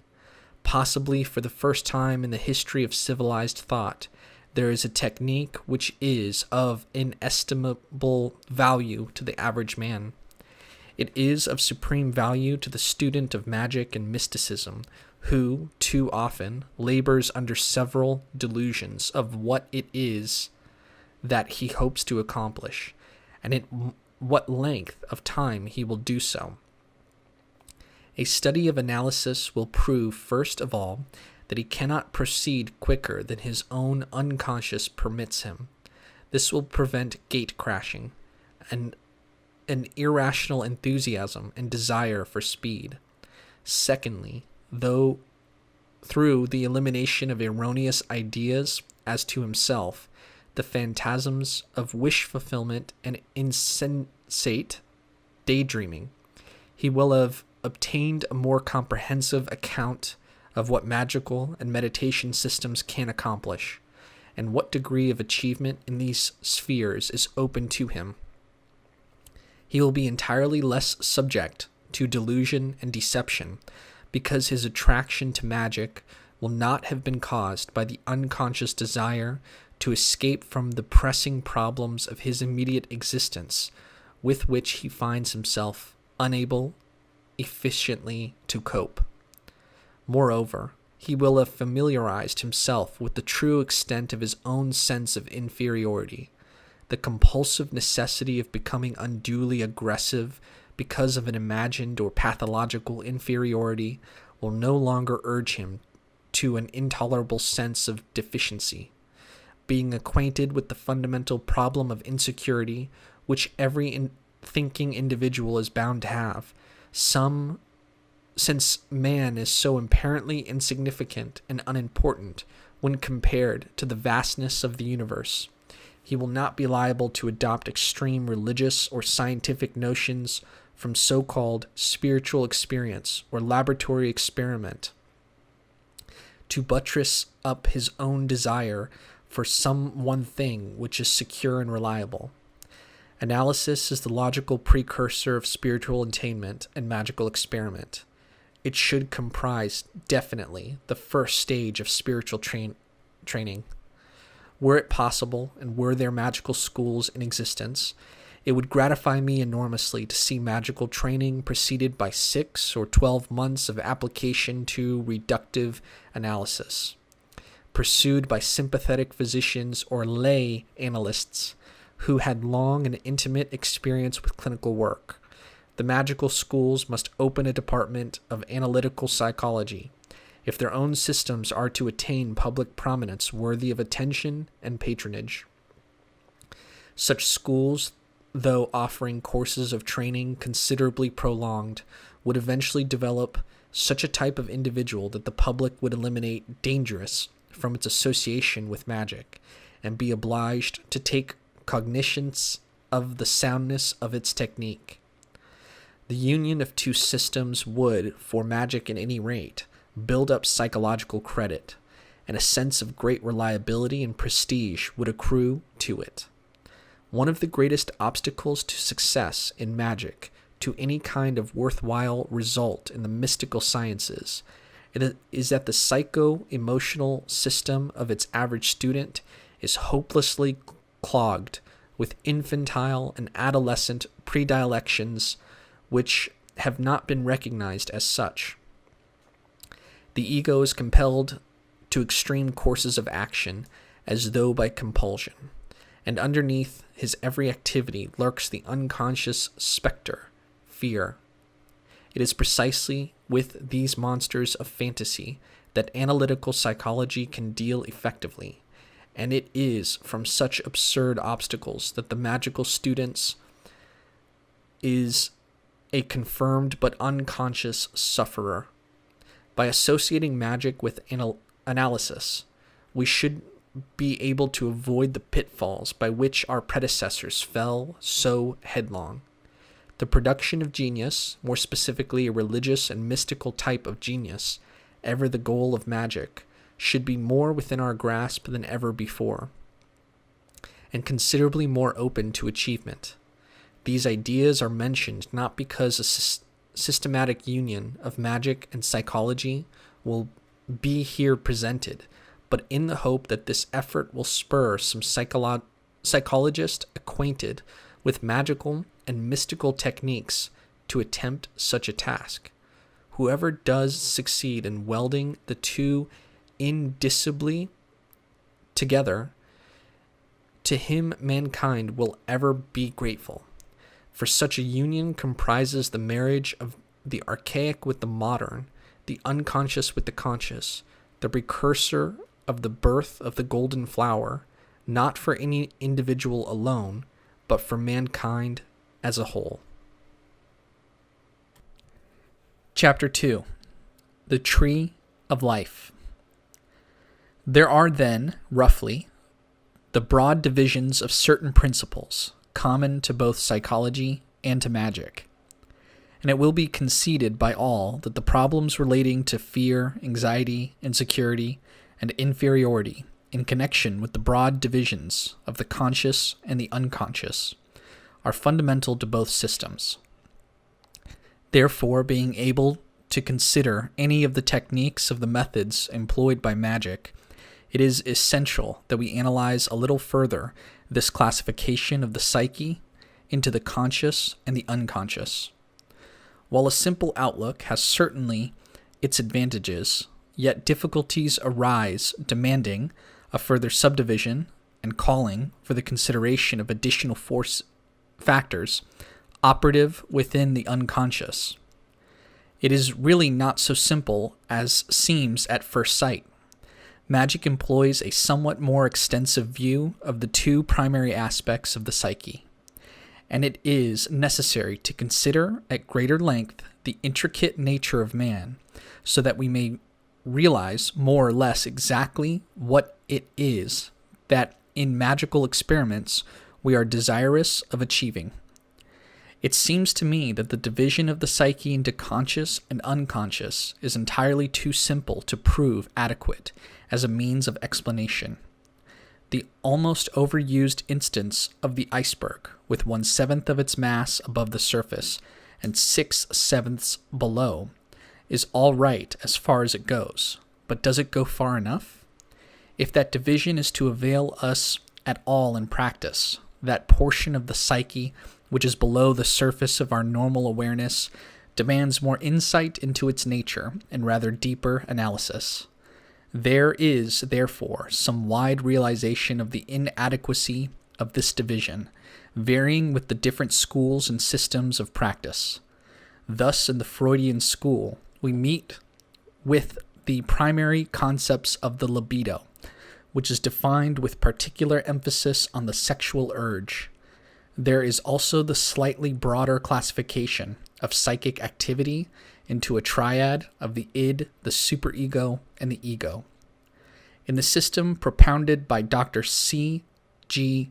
Jung, we meet as before with the libido, though here it is defined not as sexuality, but in far more philosophical terms, as the sum total of psychic energy and vitality, and its expression is through instinct, desire, and function. The faculties of the mind are also described in a fourfold pattern, operating in a positive and negative way. There are the feeling, thinking, sensation, and intuitional functions of the psyche, each capable of a passive or an active response, depending upon whether the psyche be introverted or extroverted. The unconscious itself is also conceived to have a dual aspect. That part of it which is personal and individual, and that great stream of power, archetype, and image of which the former is only a part, the collective unconscious. It is a universal and uniform substratum common to the whole of mankind. We may consider it to be the historical background from which every psyche and every consciousness has proceeded or evolved.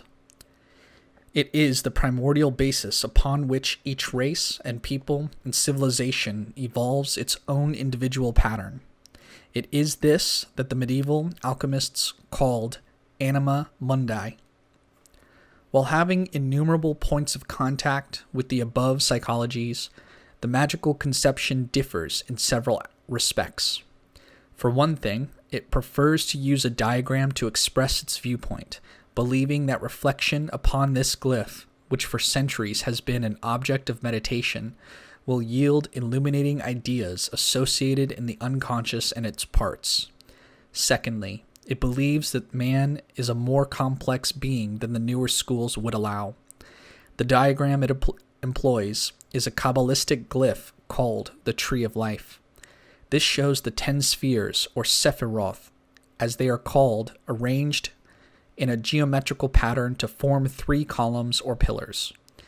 That to the left shows 3 spheres, one above the other, and is called the left pillar, or the pillar of mercy. The right pillar, or that of severity, also shows 3 spheres, while the central pillar is indicated by 4 spheres, one above the other, the pillar of beneficence. To each one of these spheres is ascribed a different characteristic of the self. That is, the diagram expresses the integral nature of man according to 10 quite distinct functions. It is the unity of these 10 factors, which together comprise what we choose to call man. The id, to use the Freudian term, is the most central core of man, the deepest level of his unconscious, being represented on the tree by the uppermost sphere of the middle pillar. Reference to the chart will elucidate the problems enormously, clarifying my explanations. At the outset, a word or two must be added about the employment of foreign words and an unfamiliar terminology. It is, in my opinion, a regrettable fact that objections should be raised to unfamiliar and strange words. When some new language is to be learned, the alphabet is at first difficult to acquire.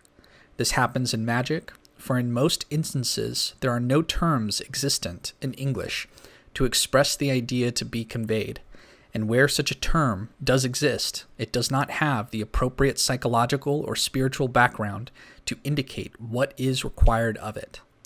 It is my object, nevertheless, to correlate such terms where they do exist with those of the Kabbalistic system to indicate that it has long recognized these concepts now being dealt with by psychology.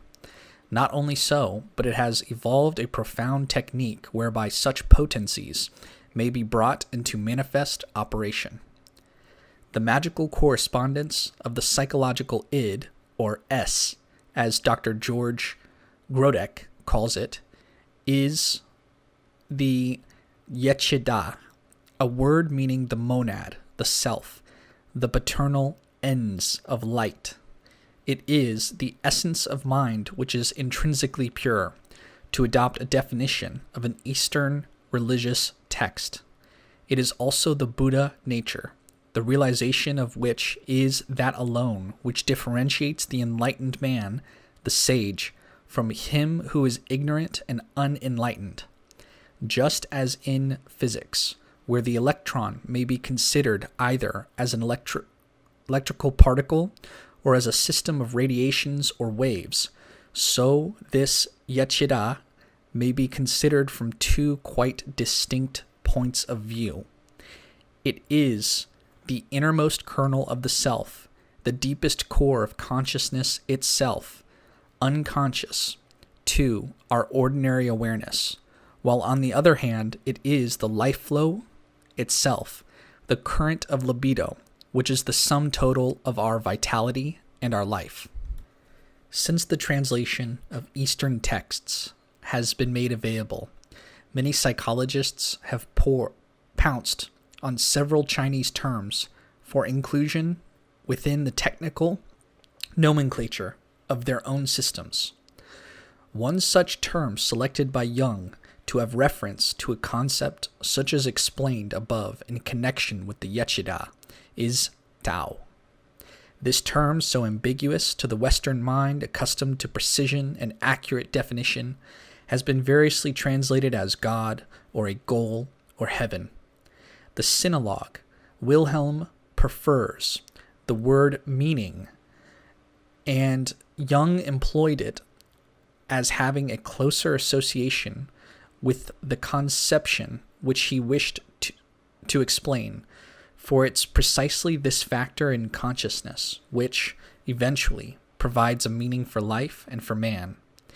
And in the diagram which is provided in The Secret of the Golden Flower, to which Jung wrote an erudite and profound European commentary, the placing of the psychic factor Tao is similar to the position of Yechida upon the Qabalistic Tree of Life. Though I wish to avoid metaphysics so far as is possible, certain theories demand expression.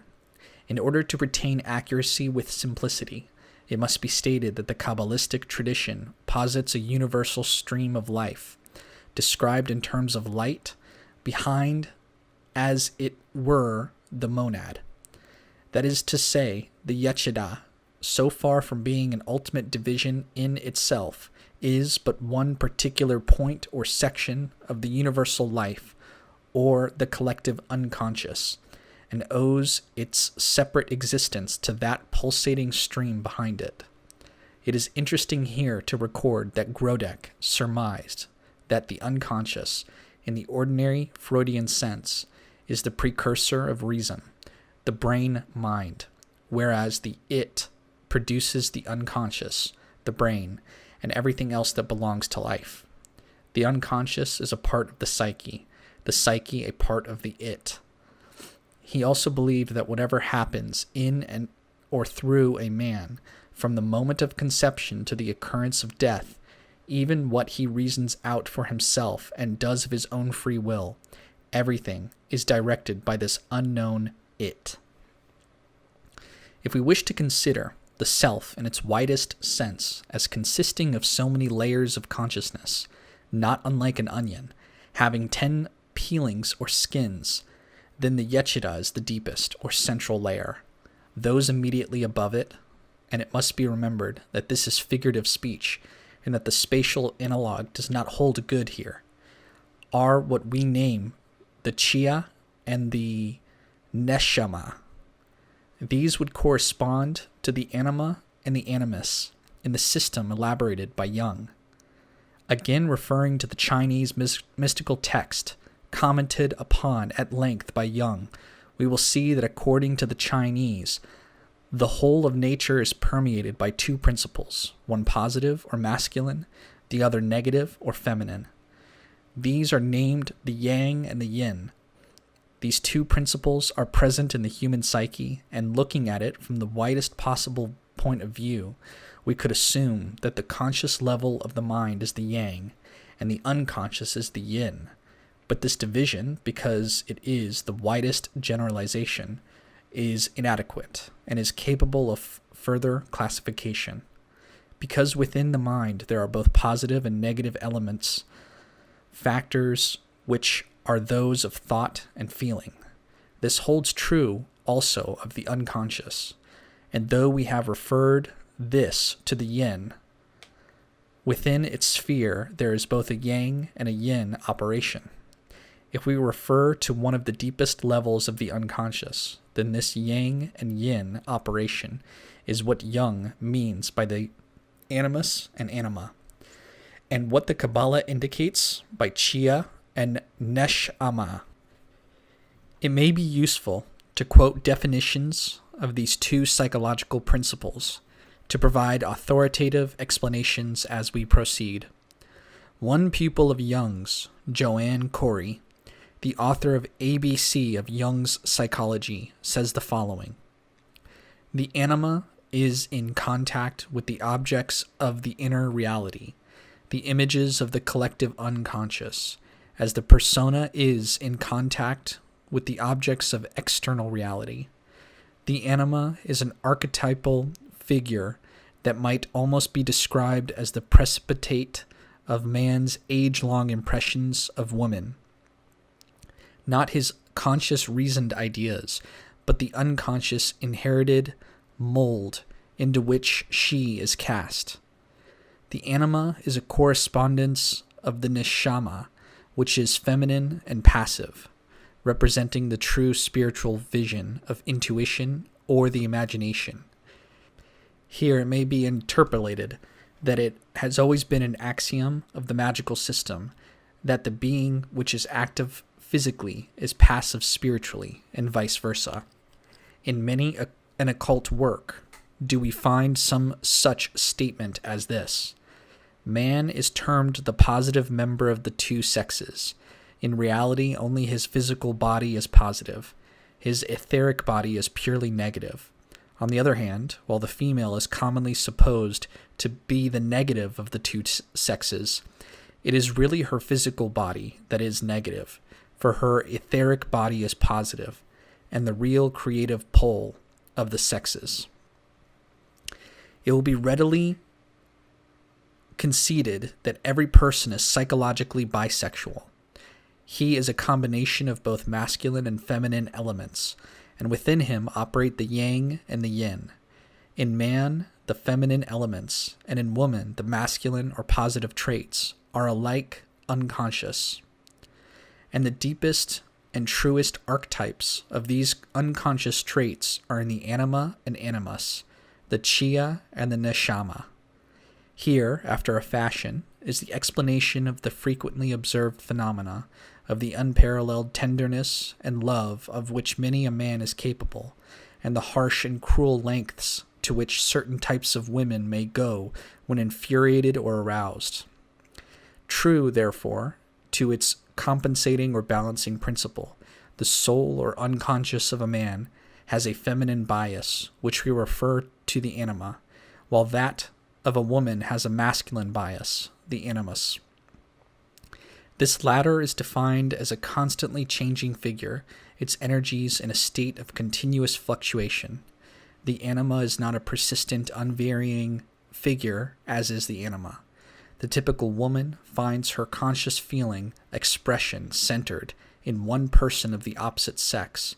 She is monogamous externally, but internally her unconscious is apparently polygamous. For the name of her animus might be Legion. He represents the logos principle, the masculine reason of her unconscious nature.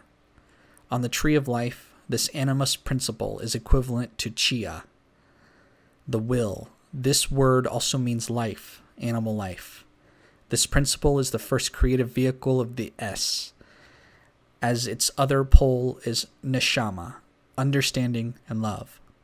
The will is in essence a dual principle. It presupposes a beginning and an end. For obviously to will a thing is at once to admit that you have not that thing. To desire to be a thing is to assume that you are not the thing desired. True love, however, is centered always upon one object, an object with which the lover seeks to identify himself to the exclusion of all else. It is this love which fundamentally is implied in the term anima. To love is to understand. Understanding bestows insight and intuition. This is anima. Tao, animus, and anima, or yechida, chia, and neshama, constitute the innermost core of what we have chosen to call the psychic onion, the primordial principles operating in the deepest levels of the unconscious.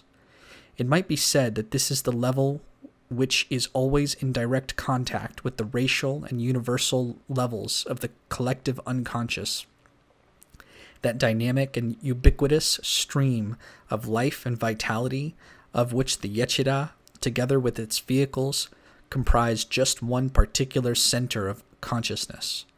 Before proceeding further, and since I have used the onion as a metaphor of the self, it may be wise to quote a paragraph of Grodek's Exploring the Unconscious. We all of us fancy that we must have a core at the center, something that is not merely shell. We would like to hold within us some specially dainty kernel, to be a nut protecting the future, the everlasting. And we do not realize, cannot realize, that we have in fact no kernel, but are made up of one leaf on top of another from outermost to innermost. that in fact we are onions. But in the onion, every leaf shares its essential nature. The onion is honest right through, and only becomes dishonest, rotten, if it tries to grow a kernel different from the rest of it, and to destroy the peel as though it were something else, false, something no honorable onion should acknowledge. Everything in us is a peeling, but in every peeling is the essential nature of the whole. The self is an onion self. This is similar to the Buddhist conception. The triad of principles just considered, the supernals, being the more primitive part of the psyche, the ancient center which harks back to the countless epochs of the distant past. We must now turn our attention to its compensating and balancing aspect, the conscious ego. This clearly is a much more modern and recent development in the ageless history of the self, a comparatively modern evolution, a channel by means of which we have become conscious of the original primeval and fundamental unconsciousness from which we have emerged. And because of this development of awareness concerning these deeper levels of ourselves, so are we able to examine and understand them. It is by this particular evolution that we are able to make conscious the content of the unconscious. This definition of evolution is practically identical with the definitions of both psychology and magic. That is, that their objects are to expand the horizon of the mind, to enlarge the sphere or scope of consciousness itself. These methods are those of evolution itself. In magic, this conscious ego is denominated the Ruach. It comprises those spheres on the diagrammic Tree of Life, which are numbered from 4 to 8 inclusive. It is an aggregate of functions rather than an integrated and single unit, which is probably one reason why some psychologists believe that this part of us is as yet very unstable in its formation. Also, that the unfavorable and faulty circumstances surrounding the childhood of most people greatly enhance the tendency to disintegration which already exists. This aggregate comprises memory, will, feeling, and thinking, clustered about the ego itself, which is the central sphere, 5 in number. Its lifeblood is the current of thought and perception, just as the lifeblood of the supernals is the libido, the current of life and energy. The Jungian concept of the ego, or conscious mind, is the persona, the personality which comes into relation with external things. It is a mask. It is the individual's mode of adaptation to the world, his characters as it appears to be, and as he quite often himself conceives it. It is an evolved mechanism to acquire contact with the outside world, so that by means of experiences thus obtained, the it, or the yechida, may come to a self-conscious realization of its own divine powers and high nature. It is in connection with this persona, this thinking ruach, that we would do well to reflect upon 2 aphorisms of the Eastern psychological systems. At first sight, it would appear that they are mutually exclusive and contradictory. In one Eastern book it is written, "The mind is the slayer of the real. Let the disciple slay the slayer." This alone will be a problem to the average student. In the West, generally speaking, the universe is considered as having 2 large divisions, the physical and the mental or spiritual, the latter 2 being spoken of as synonyms. So that if the mind itself is defined as a hindrance to the perception of reality, most of us would be plunged into a rather difficult quandary. The second is, the essence of mind is intrinsically pure. Should we desire to translate terminology, we will find, I think, that the Jungian Tao, or the very deepest level of the unconscious, is as near an exact definition of essence of mind that we could find. It is only a popular and false misconception of psychological concepts that relegated the unconscious into a mere receptacle of the evil shadow beings of human nature. Some have considered it exclusively as a receptacle retaining the primeval slime deposits, harboring the most violently explosive material. But in point of fact, as but little practical acquaintance with the problems of analysis proves, the unconscious does not harbor exclusively explosive motives. The unconscious stream only becomes explosive when the ruach, the conscious mind, has repressed its legitimate and just activity. The taint of the ruach is a self-sufficient conscious outlook. Its vice is an over-refined and emasculated attitude towards life. A river dammed somewhere along its channel is bound to flow over, and when this does occur, the river cannot be blamed. Should there be necessity to erect a permanent or even a temporary dam, suitable precautions should be taken to ensure that some other channel is kept open whereby the excess waters may seek their outlet. So also with the unconscious itself, the essence of the mind, which is intrinsically pure.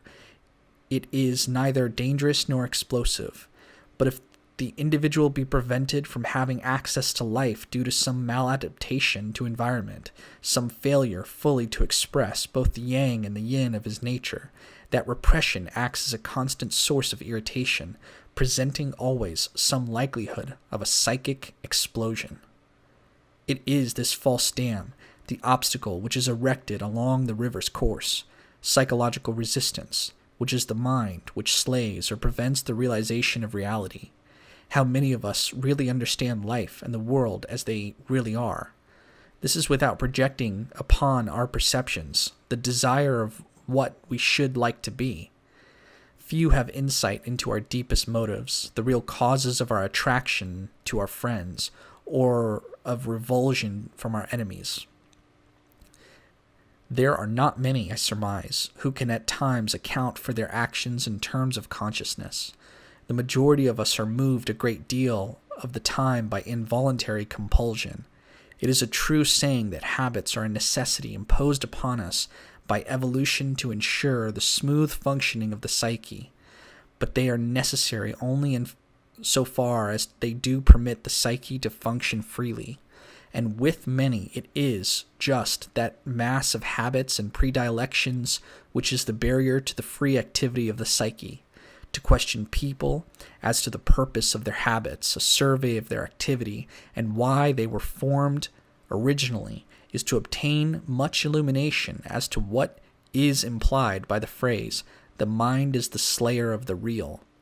In point of fact, it is not the mind which inhibits our perceiving what is real, what is worthwhile and desirable in life.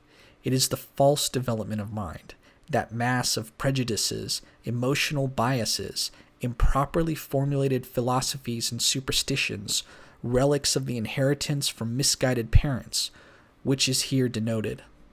And until we understand its nature and perceive its extent, never shall we be freed from its dominion or released from its compulsion. And until we have thoroughly understood our own behavior, motives, and the mechanism of our own attractions and repulsions, we have no insight. Possibly then we should be able to perceive that underlying this conscious mind, which hitherto we assumed as the sole reality, the only criterion of judgment, is a vast area of inspiration and beauty, which is the intrinsically pure essence of mind.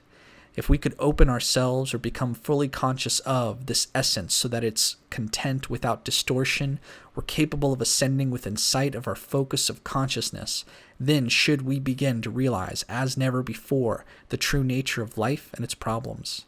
In such a case, remarks Dr. Jung in his collected papers on analytical psychology, the unconscious vouchsafes us that furtherance and assistance which bountiful nature is always ready to give man in overflowing abundance. The unconscious possesses possibilities of wisdom that are completely closed to consciousness. It creates perspective combinations just as our consciousness does. Only they are considered superior to the conscious combinations, both in refinement and extent. The unconscious may therefore be an unparalleled guide for human beings. When this state or condition of consciousness has been arrived at, when what formerly was unconscious has been brought within the horizon of consciousness, the entire character of life becomes changed and illuminated. Previously, it was a thing of fear and horror. Nearly all men, underneath, possess some sense of inferiority and insecurity. All seek in one way or another to rise above that inferiority and to discover some rock of security to which they may feel anchored. It is when we have attained to a realization of the pure essence of mind that inferiority is practically banished and security obtained.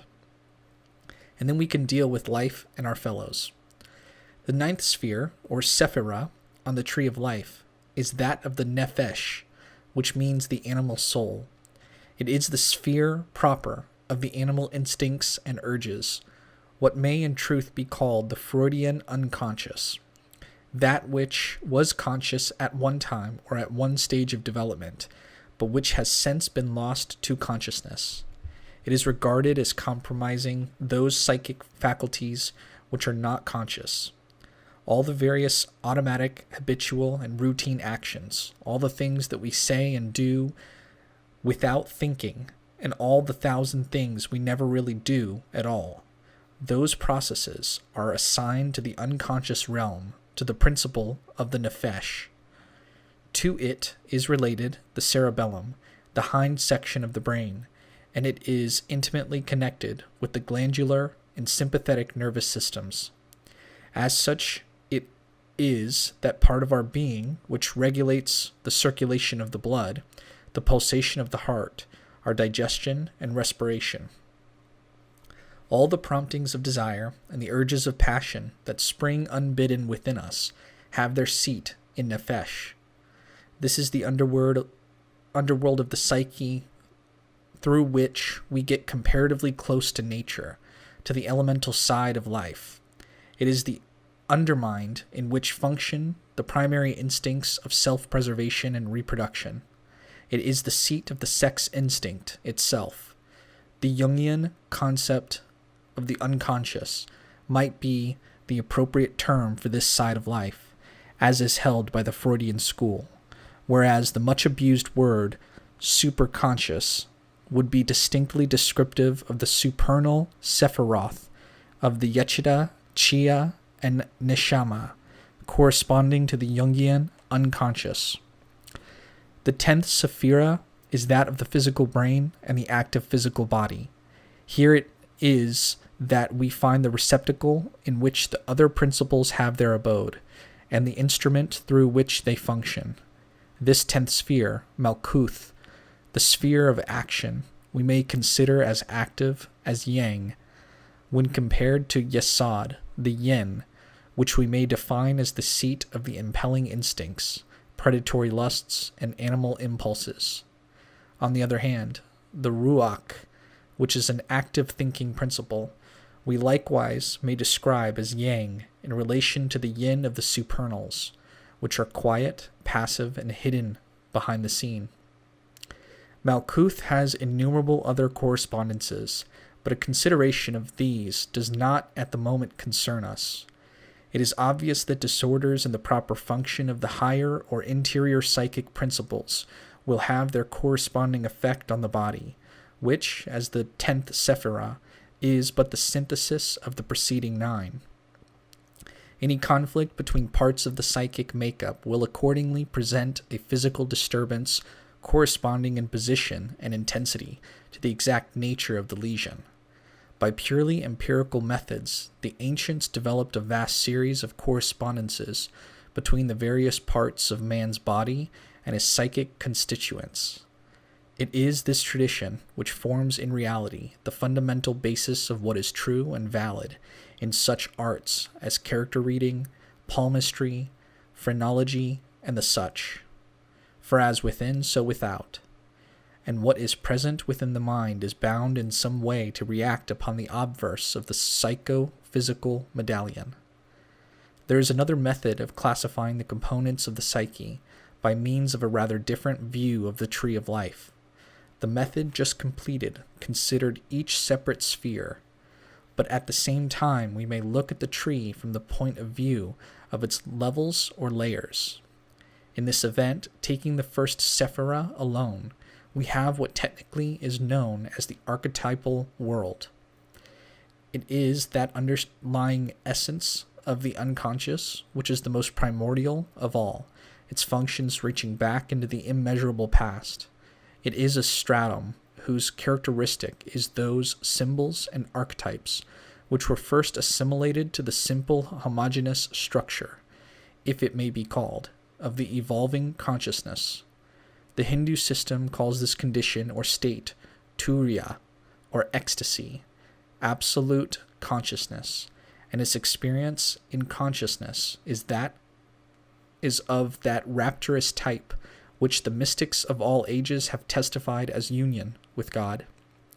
In this divine world, we contact those subtle images, which the ancients called the gods, or rather the ordinary everyday sphere of consciousness becomes invaded by a volitional upwelling of these archaic images and archetypes, the first set of psychic forms, subtle, intangible, and dynamic, through which the libido flows on its outward journey from the it.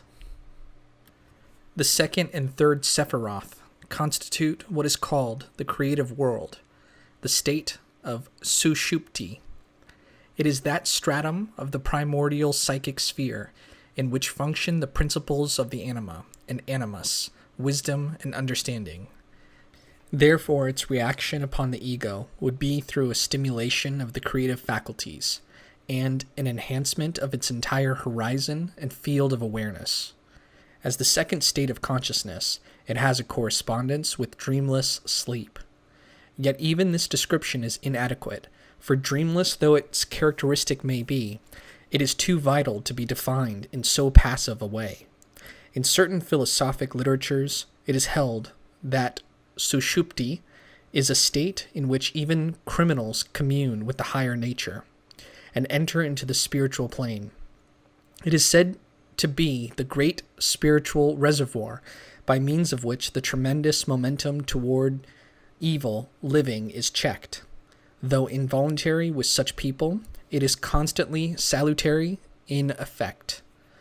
The next level to be considered is comprised of the 4th to the 9th Sephiroth, inclusive. It is called the formative world, or Swapna. This is the world of dreams. It is the level of the instinctual drives and the dynamic urge to expression. Its images, the pageantry of dreams and the fantastic adventure of the night, are those supplied by the experience of the day, although the dramatization of the actual dream is the exclusive content and prerogative of this plane. Where there is an effort on the part of the higher genius, or it, to transmit noble impulses or inspiration from its own divine realm, the state of Swapna has to be passed through. This passage colors the tenor of the impulse, imparting to what may originally have been pure thought and transcendentalism an emotional tone or feeling which is expressed in terms of symbolism. Thus, whatever ideas are impacted upon our consciousness from higher spheres are tinted with the dream symbolism of the formative world. A wide knowledge of the nature and significance of symbols, and an acquaintance with the operation of Swapna is necessary if the original message and its meaning are to be divined. Here we have, also, the emotional mechanism providing the drive and impulse to physical action, the endocrine glands. For the physical positions of the most important glands correspond to important centers and dynamisms of this particular level of the psychic structure. The 10th Sephirah corresponds to the active world, Jagrata, the top layer of consciousness, the ego, the surface consciousness, which attends primarily to the business of everyday life. It is an evolution emergent from the dark secret levels of the unconscious, and, paradox that it is, has usurped the function and rule of the source from which it has sprung. On these 4 different levels of consciousness, which the Kabbalists have called the 4 worlds, the several principles of man have their operation in unceasing activity. It is precisely with these different phases of man's psychic nature that the technique of magic deals. Here is the motive of a former suggestion that analysis should be so coordinated with magic as to comprise the first stage of development. For in climbing the tree, which is the formal expression to denote the realization of the Sephiroth from the bottom upwards, the first approached is the ninth, that principle of man which is called the Nefesh.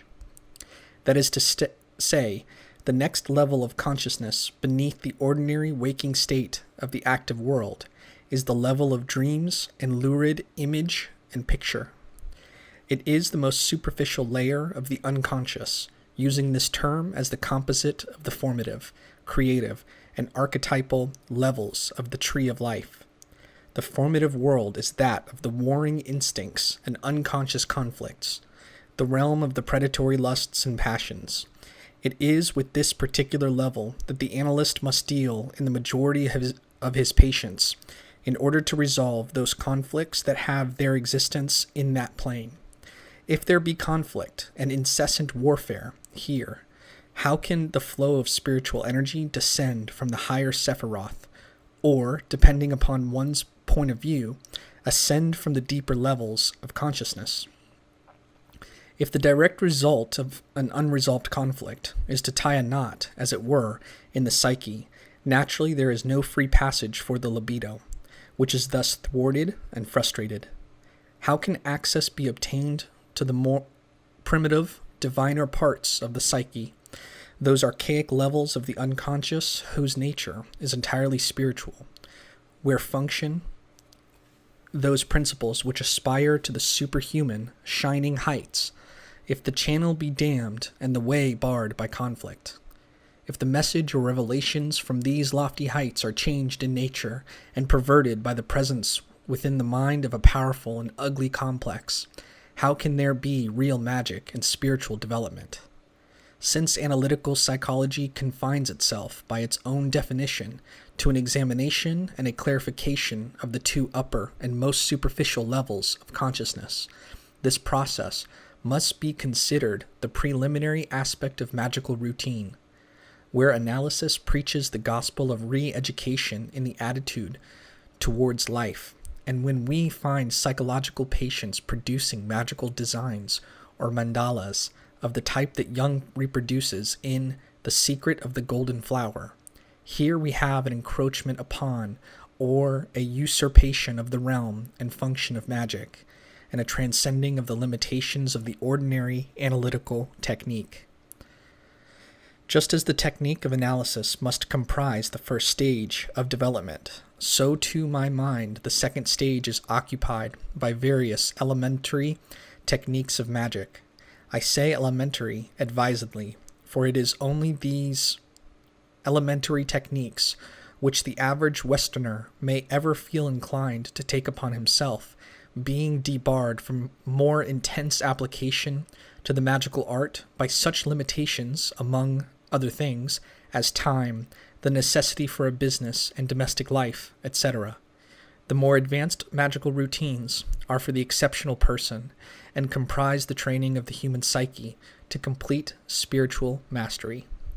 Splendid visions though this is, an ideal goal for the few, it is nevertheless outside the capacity of most of us who are obliged to live the ordinary life of the 20th century man or woman. The preliminary techniques we may consider under several headings, viz. 1. The Qabalistic Cross. 2. The Lesser Banishing Ritual of the Pentagram. 3. The formulation of the middle pillar and the Tree of Life and the sphere of sensation. 4. The methods of circumambulation and the vibratory formula of the middle pillar. 5. Ceremonial magic. For the moment, I shall content myself with presenting a bird's eye view of each, so that a picture of the entire scheme may be envisaged. The first method describes a formulation upon the body of a geometrical figure, the effect of which is designed to call out operation the deepest levels of the unconscious. If I say at the outset that every technique of magic is intended in different ways to open the conscious ego's field of vision to the deeper, more spiritual aspects of the divine nature, there can be no possibility of misunderstanding. The procedure of the Qabalistic Cross is through the cultivation of a species of what is called in psychology the fantasy, of encouraging the imagination to build images, through which the power of the it may flow unimpeded. Though the most elementary, it is in reality one of the most important phases of the magical work, indispensable to the beginner. It is of just as much value to the more advanced student. It is an axiom of magic that is the divine will alone, which is capable of conferring illumination and enlightenment, and so acting that every action of the ego has its correct place in the scheme of things. Thus it is that the Qabalistic Cross is the ideal means of placing the ego under the direct surveillance of the Yechidah, the divine will in every human being. It is an excellent method for rendering the conscious porous and susceptible to the dictates of the more responsible and humanitarian levels of the unconscious. The Lesser Banishing Ritual of the Pentagram, described as the second method, is the sequel to the former exercise. It is a technique designed to eliminate from the psychic sphere those interior elements which are undesirable. By an effort of the imagination, the student visualizes those qualities or conflicts or psychic lesions which are not required. By means of vibrating certain sonorous sounds called anciently divine names, whilst tracing certain lineal figures both in the air and within his imagination, he is enabled to project them from him. With the projection outwards and assisted by the increased flow of libido, they may be disintegrated by him. Other forces, archetypes of the deeper levels, are formulated and invoked to assist in so difficult a task. The entire ritual, properly performed, is one calculated to lead the student slowly but gradually towards the heights envisaged by the system. The most important routine method of spiritual development in the entire magical system is, in my estimation, the third exercise in my classification. If the student remembers the Tree of Life, he will see that the middle pillar is a series of 5 spheres arranged in a single upright column.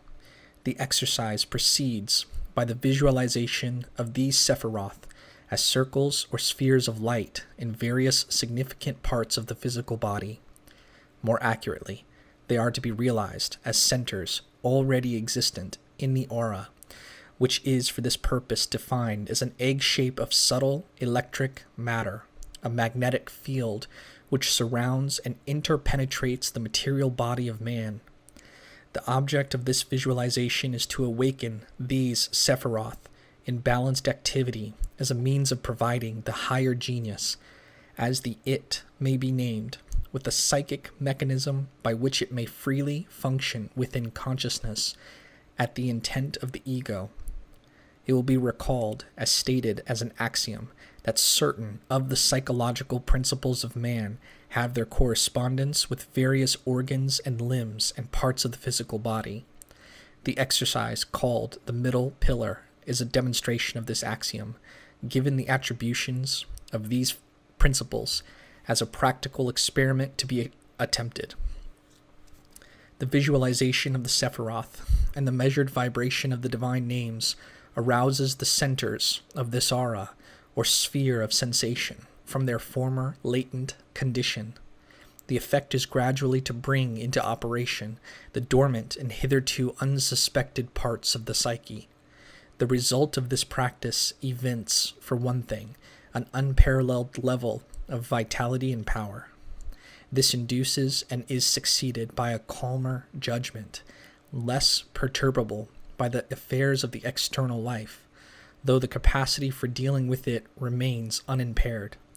It produces a solution to spiritual perplexity, bringing to an end the curse of indecisiveness, assisting the mind to a more responsive and open attitude to the dictates or intuitions of the higher self. At first, the middle pillar only receives attention, but as practice renders the student expert, even dexterous in manipulating his visualizations, he will find it worthwhile to lengthen the duration of the practice, increasing the field of his attention. Balance and equilibrium, brought within achievement by the formulation of the centers of the middle pillar, then the Sephiroth of the two side pillars of mercy and severity are added to the picture. Progress is bound to be slow and gradual here, but given patience and perseverance, a new sphere of power and spiritual perception will unfold itself. As a means of giving poise to neurotic patience and of assisting the task of analysis, the practice of the middle pillar may be recommended to psychologists. For by these means the conscious mind is rendered calm and still, the desirable condition to permit the ascent of the archetypes and inspiration of other levels of consciousness. During the period of attention to the middle pillar, dreams far more readily cross the threshold of consciousness, and as time proceeds, they seem very definitely to pertain to less superficial aspects of the psyche, to the regions which normally are very difficult to contact, the creative and archetypal worlds of the animus, the almost exclusive concern in the past of poets, mystics, and magicians. The fourth routine exercise, the vibratory formula, is fundamentally an extension of the middle pillar visualization. Its technique proceeds in a way similar to the earlier exercise, but here we confront a rationale of a different order. The theory here is that by awakening a power or level of consciousness within man's own sphere, it is possible to contact the corresponding force in the external world, or a similar level of perception and experience in the collective unconscious. Its intent is not only the development of the individual by rendering him conscious of his other principles, but to transform him into a willing vehicle and instrument of the universal mind, of that great and uniform substratum common to the whole of mankind.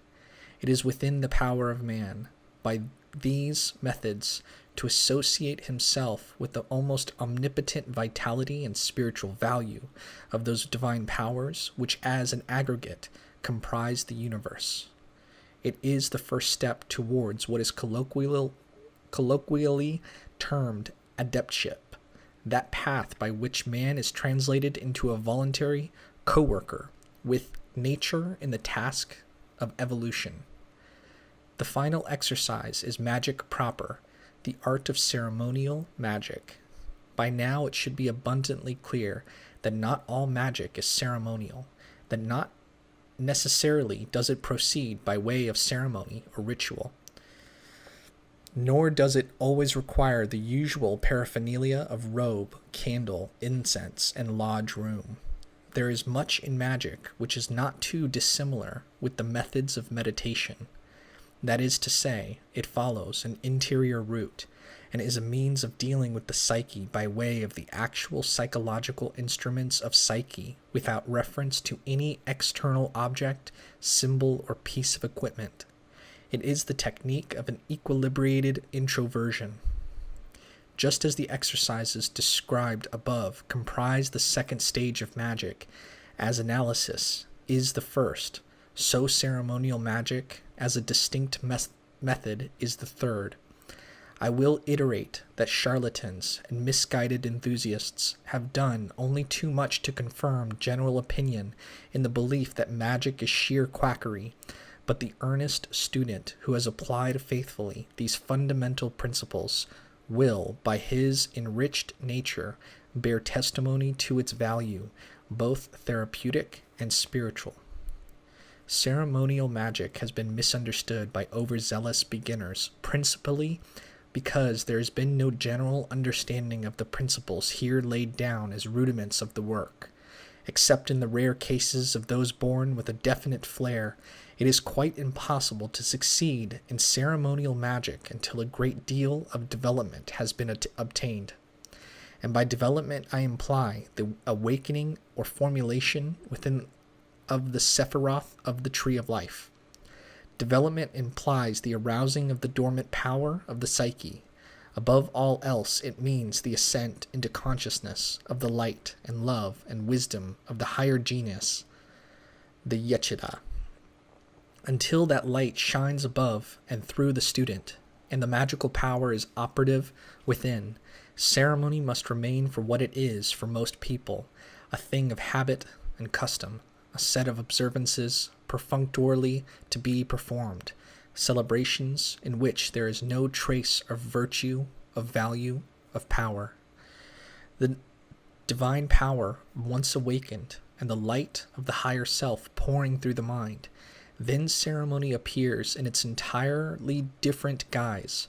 It becomes a magical engine for the harnessing and directing of the power and consciousness of the psyche.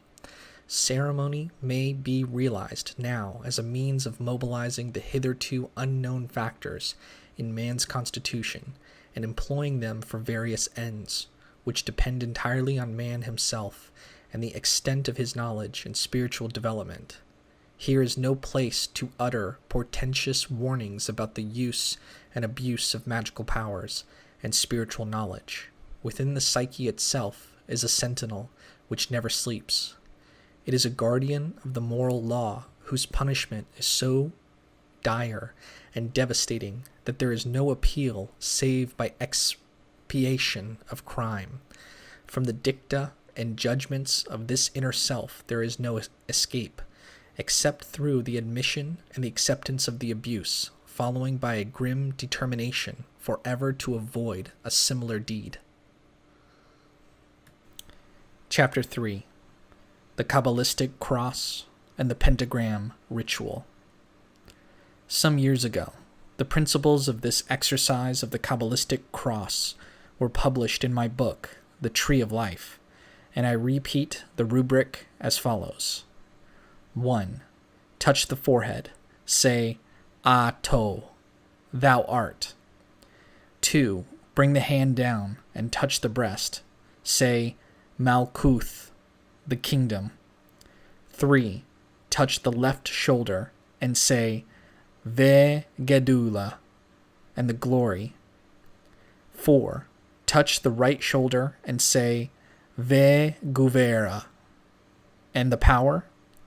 5.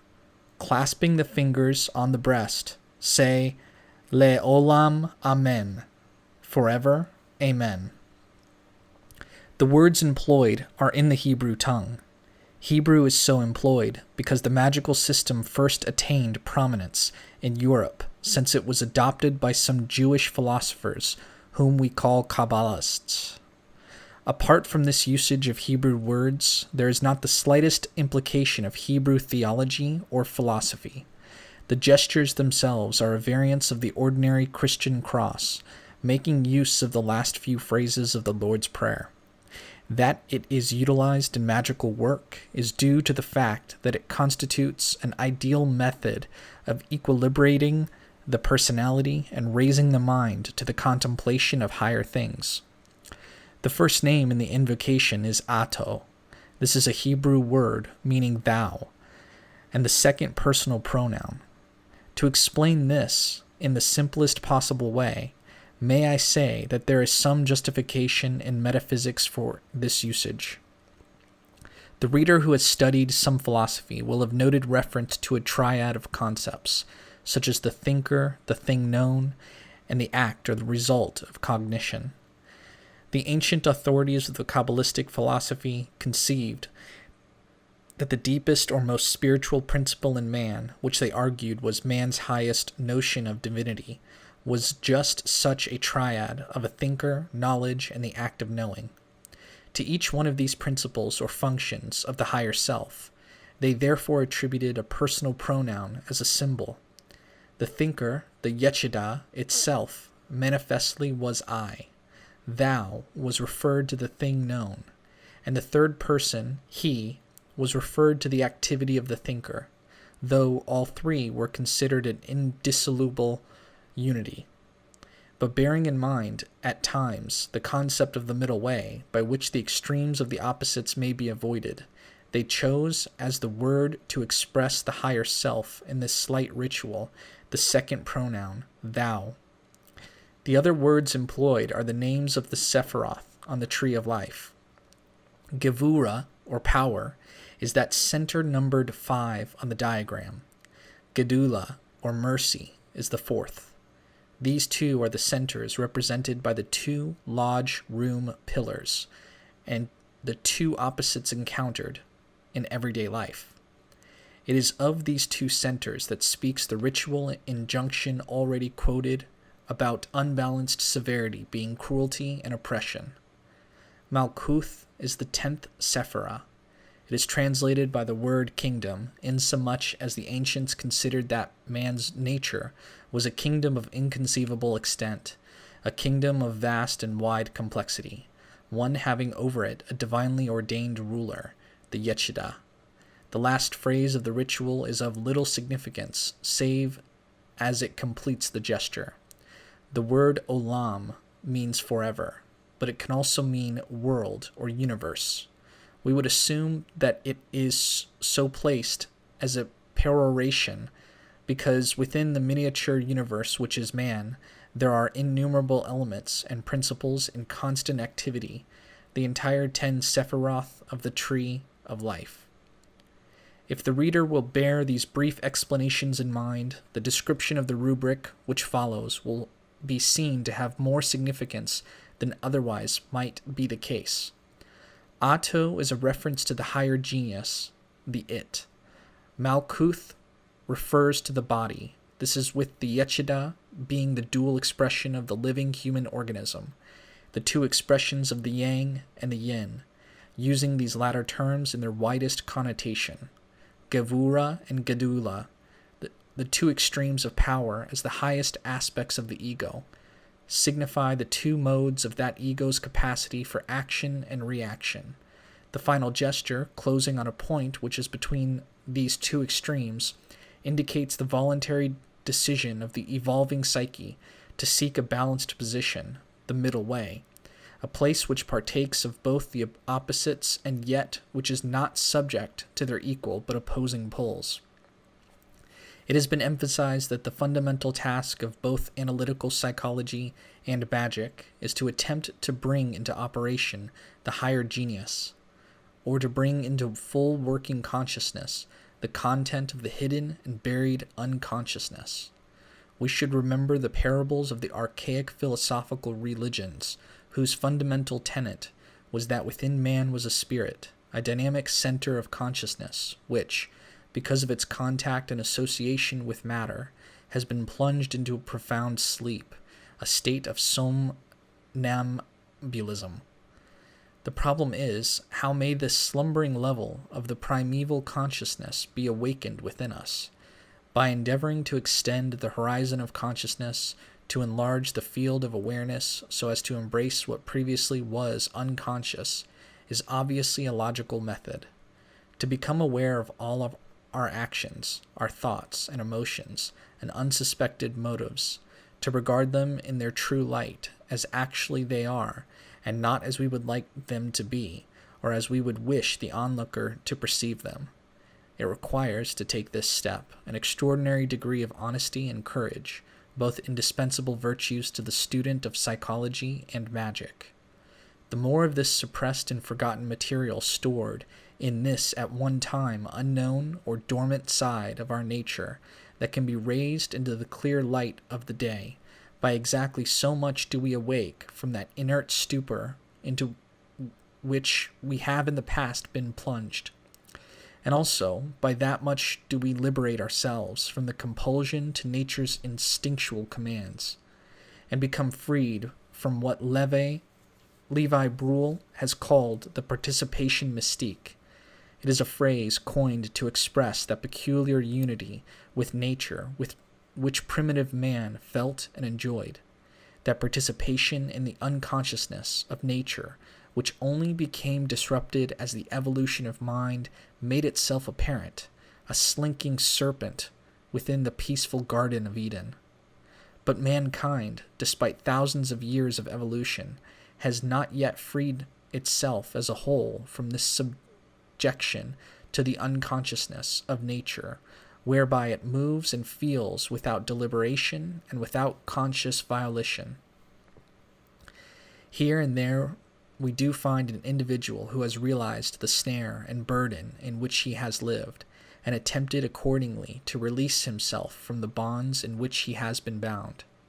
Any system, therefore, which recognizes these deep unconscious levels of awareness and vitality, insisting moreover upon that recognition, assists in the evolution of mankind. The Qabalistic Cross, so called, considered as a preamble to more serious and difficult work, indicates just this awareness of other levels of consciousness, and the necessity of bringing them into operation within the human psyche. Not only so, but it recognizes that these newly awakened levels of power and consciousness may be deeply disturbing to the novice who attempts this voyage of discovery. Therefore, what is essential is that not only should they be awakened, but that they should be recognized and equilibrated in a balanced disposition. This also it is the object of the Qabalistic Cross to accomplish. One more word before proceeding to a description of the technique of its performance. The tradition holds that these words should be vibrated and not merely enunciated. That is to say, the student must discover for himself that method of humming or pronouncing these words which will assist in the production of a vibration. Some find that these words uttered in a shrill voice is best adapted to their requirements. Others, including the present writer, have found through experiment and frequent test that a moderately deep pitch, slightly higher than the ordinary speaking voice, is most suited to produce the desired vibration. Each syllable shall be evenly vibrated, no one being accented at the expense of another. The test of the vibration, strange though it may seem, is that it should denote in the palms of the hands and the soles of the feet.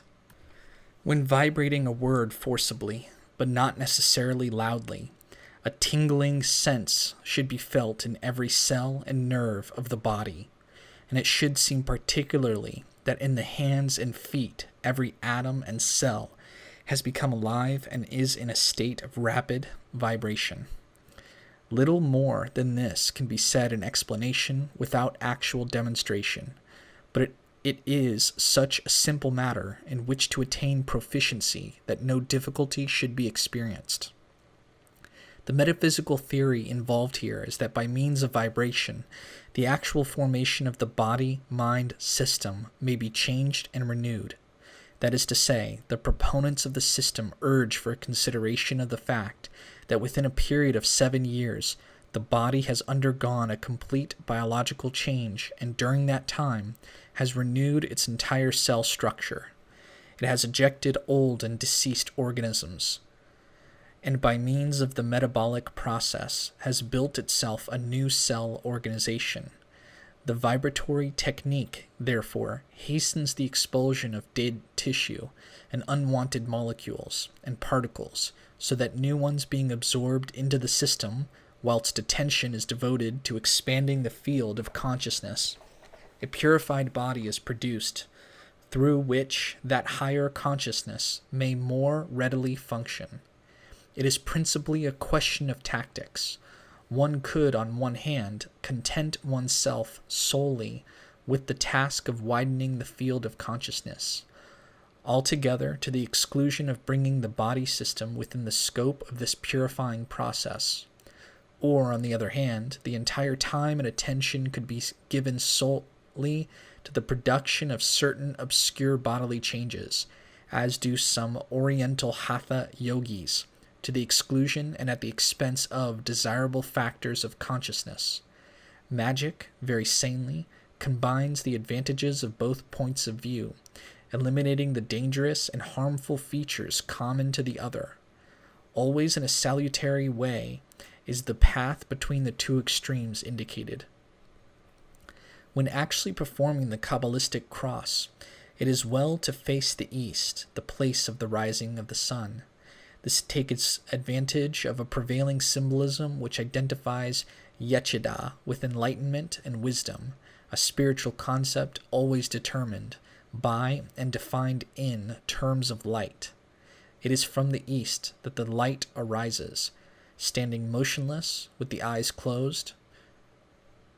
Should that render the act of reflection easier, endeavor to contemplate the nature of the Yechida, that is by definition the quintessence of life, light, love, and liberty, and that these are the qualities of the essence of mind which is intrinsically pure.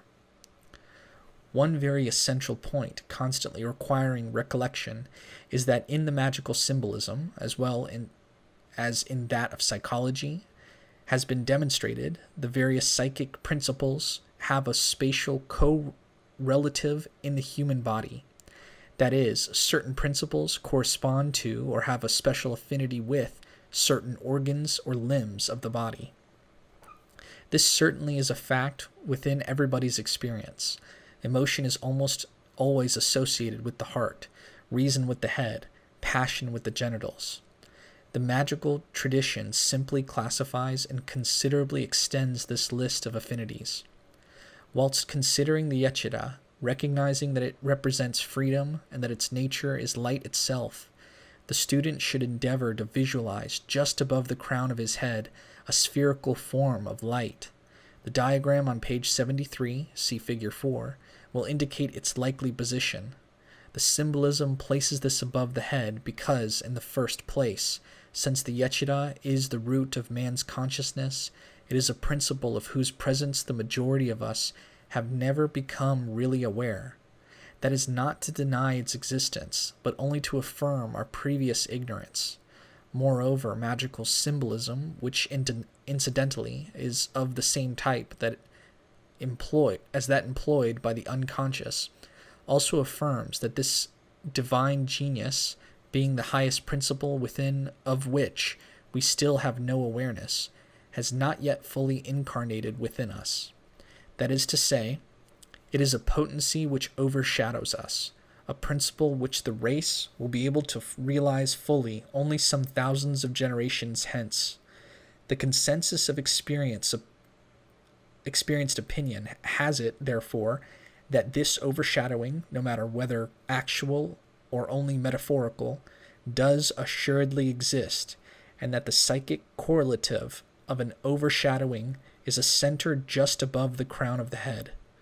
Fantastic this certainly may sound at first, but I cannot make any attempt to justify it or defend it. And were I called before a tribunal of intellectual criticism, I would only recommend that the practice be followed as a definite scientific experiment, and the results experienced. Let therefore the student consider his higher and divine genius, the core of his unconscious, as of the nature of wisdom and love and light, visualizing its sphere of activity as having an affinity with the region immediately above the head. After some seconds of this quiet recollection, let him raise his hand above his head, then lower it to the forehead and vibrate the first word, Ato, as though formally to affirm the presence of that genius. The hand employed should then be brought in a straight line down to the region about the diaphragm. Vibrate the word Malkuth. As this is done, let the mind dwell on the fact that as the hand descends, so does a stream of light descend from above, a steady brilliant ray of light permeating him through and through. A shaft of light is therefore formed, which extends from the crown of his head to the soles of his feet. Strictly speaking, Malkuth, the last Sephirah, is referred to the feet. For convenience's sake, however, we touch the breast or solar plexus with the mental recognition that it is the region of the feet that actually we have reference to and to which the shaft of light is directed. This forms the first half of the exercise. Some seconds' pause should take place here in order to visualize and feel as strongly as is possible the presence of a brilliant ray of light. Then, shifting the attention from the central pillar of light to the left shoulder, let the student consider that here is a reservoir of enormous power, and vibrate the word Vegedula. A ray of light should be commenced here in the imagination, and visualized to penetrate the breast until it reaches the right shoulder, when the remaining word, Vegevura, is vibrated. Thus is formulated the horizontal shaft or the crossbar of this cross of light. The first gesture traced a light beam from head to foot, while the second one traced the ray from shoulder to shoulder, interlocking the fingers on the breast and vibrating the final word, Le'olam Amen. The student should endeavor to see a cross of light actually standing within him. None but very few may hope at once to succeed in feeling this, in obtaining the pulsing sensation of a cross of light vibrating within. It will require persistent and regular exercise before this sensation makes itself apparent. It is a significant development, marking a definite stage in growth. Some little preliminary practice in the art of visualization may be necessary, as well as in acquiring the ability of giving utterance to the names so that the sound appears to vibrate in a given spot. When this is acquired, a name can be vibrated in the head, the palms of the hand, in thighs or feet, or elsewhere at will. As skill is obtained, the sense of the cross of light becomes marked and definite. The opening practice can be extended. That is to say, prior to visualizing the center of light above the head, the student should endeavor to expand the sphere of his consciousness. By this, it is meant that he should try to imagine with eyes closed that the body grows and grows until the height increases enormously. Let him formulate in his own mind that the physical form heightens to such an extent that the head gradually touches the ceiling, goes through the roof, and finally, that the semblance of a vast figure with head in the clouds of space is obtained, the feet resting securely on earth. In fact, from this exalted point of view, the earth seems but a small globe beneath the feet. Having obtained this sense of expansion, and it may be accompanied by a heightened sense of consciousness or ecstasy, then let him visualize during the first vibration that the ray of light descends from the heavens upon his head, penetrating him and eventually illuminating the region of his feet, which are set firmly upon the earth. The sense of expansion is a definite one, rendering the performance of the gestures of the Qabalistic Cross as much more vital and significant experience. The reasons given for the necessity of this astral expansion lies in the fact that the ancient mystical systems hold that the transcendental nature of man, the essence of mind, is infinite in nature, a positive void of which no quality can be predicated. As one Eastern scripture puts it, learned audience, the illimitable void of the universe is capable of holding myriads of things of various shapes and forms, such as the sun, the moon, the stars, mountains, etc. Space takes in all these, and so does the voidness of our nature. We say that the essence of mind is great because it embraces all things, since all things are within our nature. The instruction to expand consciousness, or to formulate the astral form as of gigantic proportions, standing solitary in space, containing within itself all the forces and worlds of the entire universe, is a literal fulfillment of the above metaphysical postulate. Likewise, in some of the few Hermetic fragments that we inherit, there is similar advice. In fact, it states the technical process so excellently that I am moved to reproduce it here. Increase thyself to immeasurable height, leaping clear of all body, and surmounting all time. Become eternal, and thou shalt know God. There is nothing impossible to thyself. Deem thyself immortal, and able to do all things. Become higher than all height, and lower than all depth. To be everything at the same time in earth and sea and heaven. Think that thou art as yet begotten, that thou art in the womb, that thou art young, that thou art old, that thou hast died and art beyond death. Perceive all these things together, and thou shalt know God. But if thou shuttest up thy soul in thy body, and abasest thyself, and sayest, I know nothing, I can do nothing, I am afraid of earth and sea, I cannot mount to heaven, I know not what I was or what I shall be, then what hast thou to do with God? Corpus Hermeticum 11. Something of the sort can be seen in the writings of Plotinus.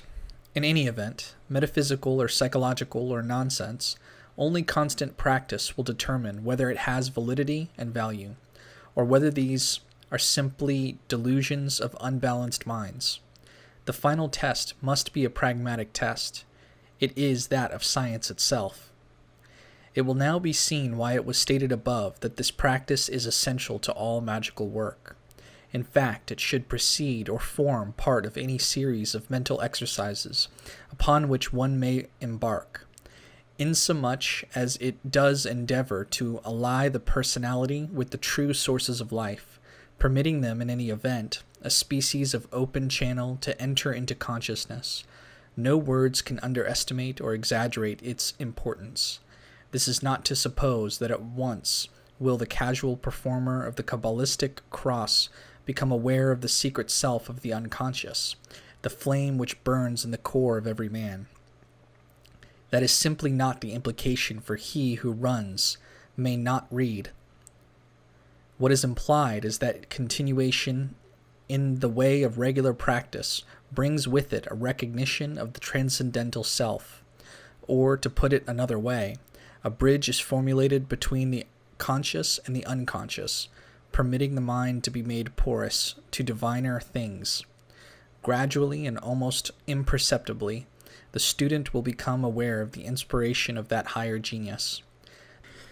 The principal error on the part of earlier writers on magic, and my earlier literary efforts are also included within the scope of these strictures, was that constantly they spoke of ecstasy and divine illumination, and transports of spiritual delight. These experiences may be true of the more advanced or evolved student. For the average individual, they can have but little meaning. What actually does occur is that there is a gradual connecting up of one level of consciousness with another. This links on to another, and so forth, until finally the everyday waking consciousness becomes permeated with an awareness of divine creative faculties, which have fertilized its intolerable barrenness. This awareness marks the end of that interior sense of sterility and frustration.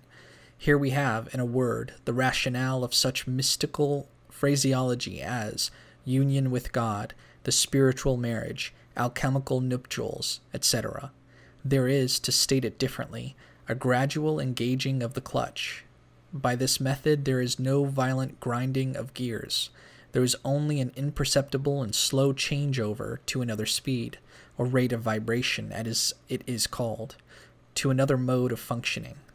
The everyday wake-a-world consciousness becomes more refined and sensitive, aware of new possibilities, displaying an understanding of and an insight into life and experience which it never had before.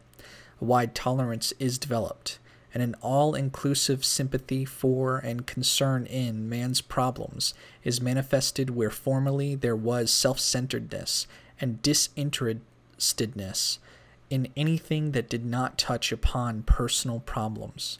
There are tests, experimental facts open to all, facts which are of value only to him in whom that insight awakes by dint of persistent effort, for no one else has it the least validity. The Qabalistic Cross provides the preamble as well as their peroration to another exercise. This is named the Lesser Banishing Ritual of the Pentagram. The rubric of it as follows. 1. Perform the Qabalistic Cross. 2, face east. Stretch out right hand holding a dagger. Trace a banishing earth pentagram. Vibrate the word Yod He Vav He, spelled YHVH. 3. Still holding out hand and dagger, turn to the south. Trace another pentagram in precisely the same way and vibrate the word Adonai, spelled ADNI. 4. Then turn to the west and trace pentagram. Vibrate Ihye, spelled AHIH. 5. Turn north, trace pentagram and vibrate Agela, spelled AGLA. 6. Return to the east, extend arms in the form of cross. 7. Say, before me, Raphael. 8. Behind me, Gabriel. 9. On my right hand, Michael. 10. On my left hand, Ariel. 11. For before me flames the pentagram. 12. And behind me shines the 6-rayed star. 13. Repeat the Qabalistic Cross. The function of this ritual, though capable of extension in several other directions, is preeminently one of banishment. Its aim is to eliminate from the sphere of the mind those qualities or sensations which the critical ego deems unnecessary. Its rationale is that a system of vibration may act upon the human organism in a purifying and strengthening way. Every molecule, every cell, astral, mental, and physical, is affected by this ritual, since the basis of every psychophysical activity of man is grounded in these centers of energy and spiritual force. These microscopic points, or monads, are the minute, sensitive points of spiritual consciousness, each of them a yechida, or it, to its own particular system or small universe. In the reality of their existence and function is based the deepest sense of man's individuality and the basis of matter also. Mind and body are not two separate things, but dual manifestations of one and the same unknown unit. The result of the celebration of the Qabalistic Cross, the vibration of the divine names, the formulation of the 4 pentagrams, and the invocation of archangelic forms in the 4 quarters, is that gradually coarser elements are ejected from the sphere of sensation, to take their place other particles more sensitive and refined, of a higher grade of spiritual substance, are attracted to the personal sphere and become infused into the character and nature of the physical and psychological constitution. The nature of these newly acquired particles is such as not to impede the free flow of libido or of power and inspiration from the underlying levels of the unconscious to the superficial awareness of man. In this way, a very real purification takes place, enabling the influence of the higher genius to penetrate the refined and porous brain, to diffuse throughout the personality a more profound insight and a keener zest and appreciation of life, and it bestows a greater ability to cope with it. The ritual itself is not a simple movement, but is composed of several phrases. The first is that of the Qabalistic Cross, already explained. The second consists of the tracing of a limiting circle, marked at each of the 4 angles, or cardinal quarters, by a pentagram. Third, the invocation of the archangelic guardians. Fourth, the repetition of the opening gesture. Having expanded consciousness and visualized himself as a towering cross of light, let the student face the east of his room, stretching before him his right hand. It is customary to employ a straight-bladed dagger with a cross hilt, but this is relatively unimportant for the novice, the fingers alone being quite adequate to the work. To trace the pentagram, bring the outstretched arm over to the left side, to a point in front corresponding to just about the middle of the thigh. Move the arm upwards to a point which would correspond to the top of the head. Descend on the right to about the middle of the right thigh. The movement will have traced a large inverted V about 3 feet high. Move the outstretched arm over towards the left to slightly above the shoulder, then carry it horizontally to a point just above the right shoulder, and then diagonally downwards to the point originally started from. Difficult and complex it may sound, but in practice it is very easy. If a 5-pointed star is drawn on paper, it will be seen at a glance what the import of the above directions are. They have been delineated at length above because, incredible as it seems, the writer has found some individuals performing the most outrageous gestures in the belief that they were tracing pentagrams. The only point is to remember to make a fairly large figure, about 3 feet high, and above all, that it should be a well-proportioned pentagram, and not a deformed or eccentric one. Some little practice may be required to achieve this, especially in making the final diagonal so as to complete the gesture exactly where the initial ascending line began. This is all straightforward enough, but this is the mere physical aspects of this exercise. In practice, something more is demanded of the practitioner. While tracing these pentagrams with his arm outstretched, his visualizing faculty must be active and alert. He must endeavor to imagine these 4 pentagrams as flaming figures of a bluish gold hue similar to that produced by igniting methylated spirit. After completing the physical tracing of the figure, he should be able to perceive by the mind's eye, with the eyes closed, the pentagrams flaming quite vividly in front of him. Naturally, this requires much practice, and save for him whose faculty of visualization is already very well developed, it is, unfortunately, a faculty not easily come by. Only exertion and continual practice will develop this. Thus, the first stage of the ritual is the visualization of the pentagram, while actually tracing it with finger or dagger. While the commencing point of each pentagram has been returned to, let the student pause and, imagining a central point in that figure, bring up his arm to that center, stabbing or charging it energetically with outstretched dagger. It is at this juncture that the divine name should be vibrated, slowly and evenly. It suffices to vibrate each name but once. Each of these 4 names associated with the pentagram in a different cardinal quarter has to be vibrated in precisely the same way as was directed for those names connected with the Qabalistic Cross. It should be endeavored to feel them operating within. Also visualize that as they are vibrated, the power of the name travels out through the pentagram's center to the end of that particular cardinal quarter. This procedure is to be followed in each quarter, the only variation being the different name employed. It will be noted that each of these names is comprised of 4 letters each.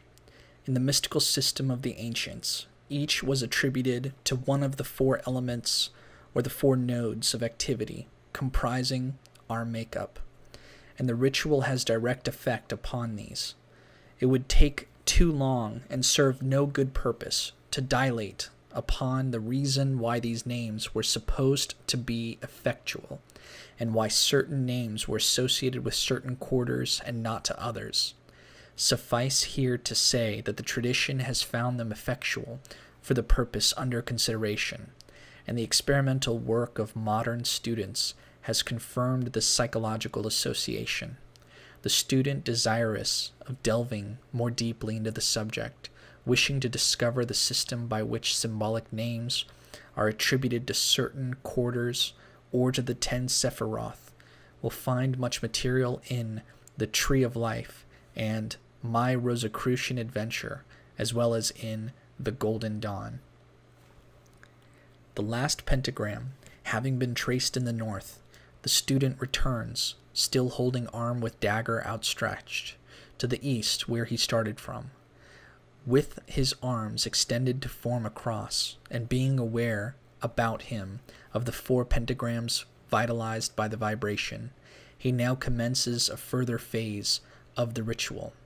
Here is demanded of him the visualization of the vast archangelic figures standing behind each pentagram, as though the latter were a sort of flaming shield supported by those magical or talismanic images. Some words or two are needed to be expressed about archangels and angels. Most readers, unfamiliar with the nomenclature and general tenets of the magical philosophy, may feel inclined to balk at this juncture. The postulate, however, is quite a logical one, for the philosophy of magic conceives of one root source from which all life sprang, one fundamental life current, infinite and omnipresent, expressing itself in diverse ways. This we can call, if we wish, God, libido, the collective unconscious, depending upon what system of religion or metaphysic we subscribe to. Within this universal life are archetypal images, nodal points which act as termini or power stations, through which, as it were, the root life stream flows and is diluted or transmuted so as to be assimilable or available to a lower form of life. These primordial archetypes of the collective unconscious are the psychic forms into which repeated ancestral experiences have molded the typically human mode of apprehension. Generally speaking, these primordial archetypes, man's first definition of the manifold forces of nature, comprise what in magic were meant by gods and archangels and angels. One very clever expositor, referring to the manner in which the ancient magicians conceived of these archetypes, or magical images, expressed the idea thus: they took each factor in nature and personified it, gave it a name, and built up a symbolic figure to represent it, just as British artists have, by their collective efforts, produced a standard Britannia, a female figure with shield charged with the Union Jack, a lion at her feet, a trident in her hand, a helmet on her head, the sea in the background. Analyzing this figure as we would a Qabalistic symbol, we realize that these individual symbols in the complex glyph have each a significance. In fact, an occult glyph is more akin to a coat of arms than anything else. A magical figure is the coat of arms it represents. These magical figures are built up to represent the different modes of the manifestation of cosmic force in its different types and on its different levels. They are given names, and the initiate thinks of them as persons, not troubling himself about their metaphysical foundations. An angelic being, then, may be defined as a cosmic force whose apparent vehicle of manifestation to psychic consciousness is a form built up by the human imagination.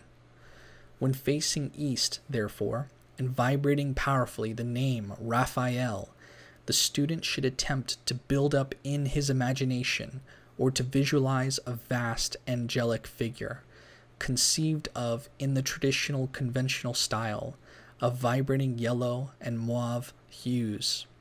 The whole figure, the visualization complete, will be gracious and slight and airy, and the mauve, which touches up and brings out the vivid pale yellow, will cause the robes to flash and shimmer, giving the impression of shot silk. It may also appear that a gentle breeze is wafted from behind the figure. In the south, the archangelic form to be imagined will have a predominance of flaming red, touched here and there by vivid flashes of emerald green. In the hand of the figure will be seen an uplifted sword of steel, while little tongues of fire will lick the browned earth about the bare feet. An intense radiation of heat should be sensed from Michael. Watery characteristics will mark the name of Gabriel in the west, and blue offset by orange will be its color. A blue chalice of water will be held aloft by the talismanic figure, which will sometimes seem as though it were standing in a rushing stream of clearest water. Sometimes it may seem as though there were a small waterfall behind the figure, pouring cascades of water into the temple or room. In the north, the angel Auriel will appear to be standing on a very fertile ground, grasses and wheat being about the feet. Sheaves of corn will be held in both the outstretched hands, and on the whole, the prevailing colors will be a mixture of citrine, olive, russet, and some little black. The technique of here employing these talismanic or magical figures of the archangels, once the appropriate names have been vibrated and some realization obtained of the presence of the correct type of spiritual power flowing through the figure, is to imagine that the emanation from the archangel penetrates and cleanses the personality. That is to say, in the east from behind the archangel Raphael should be felt a gentle wind or breeze which, permeating the entire body, blows from it every trace of impurity.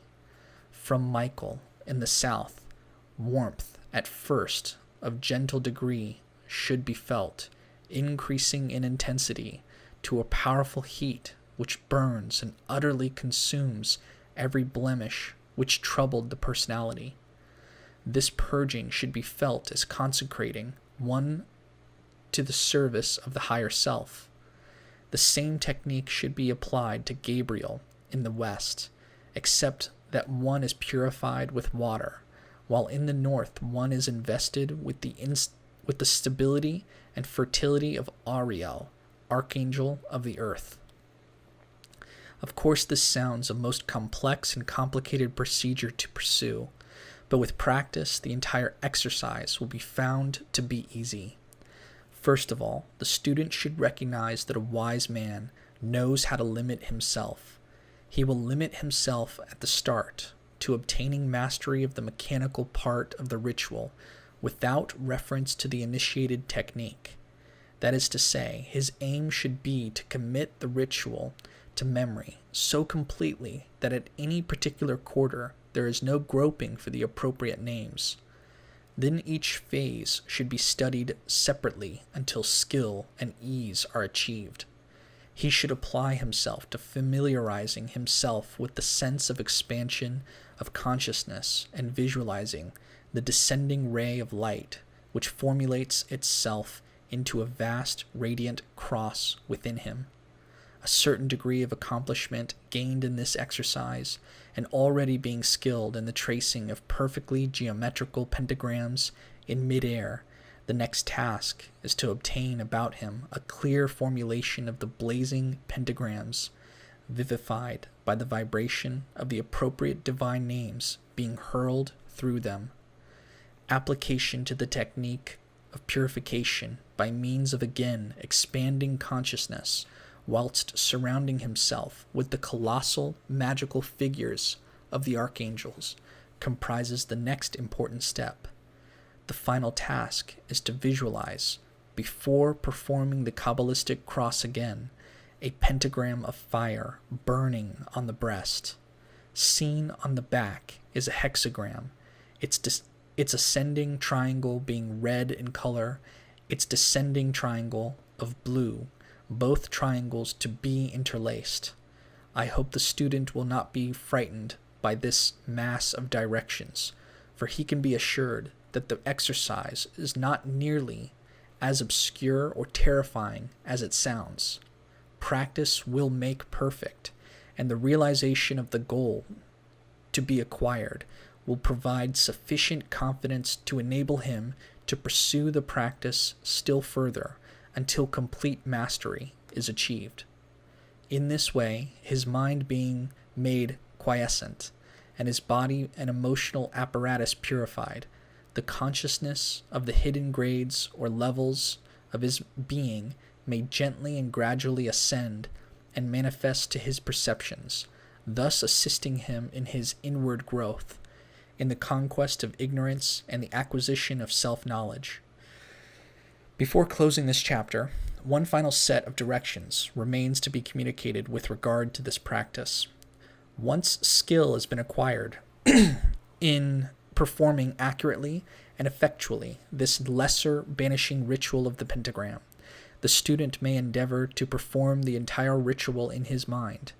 Seating himself comfortably in his chair, facing east, he should endeavor, without so much as rising or without any audible vibration of the words, to expand the form of his sphere of sensation and bring down the light of the higher self upon him. He ought to be able to imagine himself as standing, moving forward to the east, and tracing the pentagrams without moving the physical arm, silently or mentally vibrating the appropriate magical words. Likewise with the archangels. The more determined effort to visualize them and mentally pronounce their names will help call upon the figures and evoke the type of force which should flow through them. My sole caution is against attempting what obviously is an advanced practice until literally months have been spent working away at the physical performance of this exercise. The writer knew some people who neglected to take this piece of sound advice. Their work became very careless and slapdash, and whatever advantage was to be obtained from the ritual was never forthcoming. This astral ritual is, as I have said, an exercise to be undertaken only when a good deal of mental stability and control has been obtained. Results which follow from persistent application 2 or 3 times a day for many weeks or months to an enthusiastic and vigorous performance of the lesser banishing ritual of the pentagram.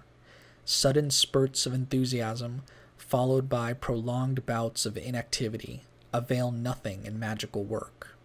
In fact, such an attitude towards the subject is indicative in itself of, if not neurosis, then of a very powerful conflict raging in the unconscious.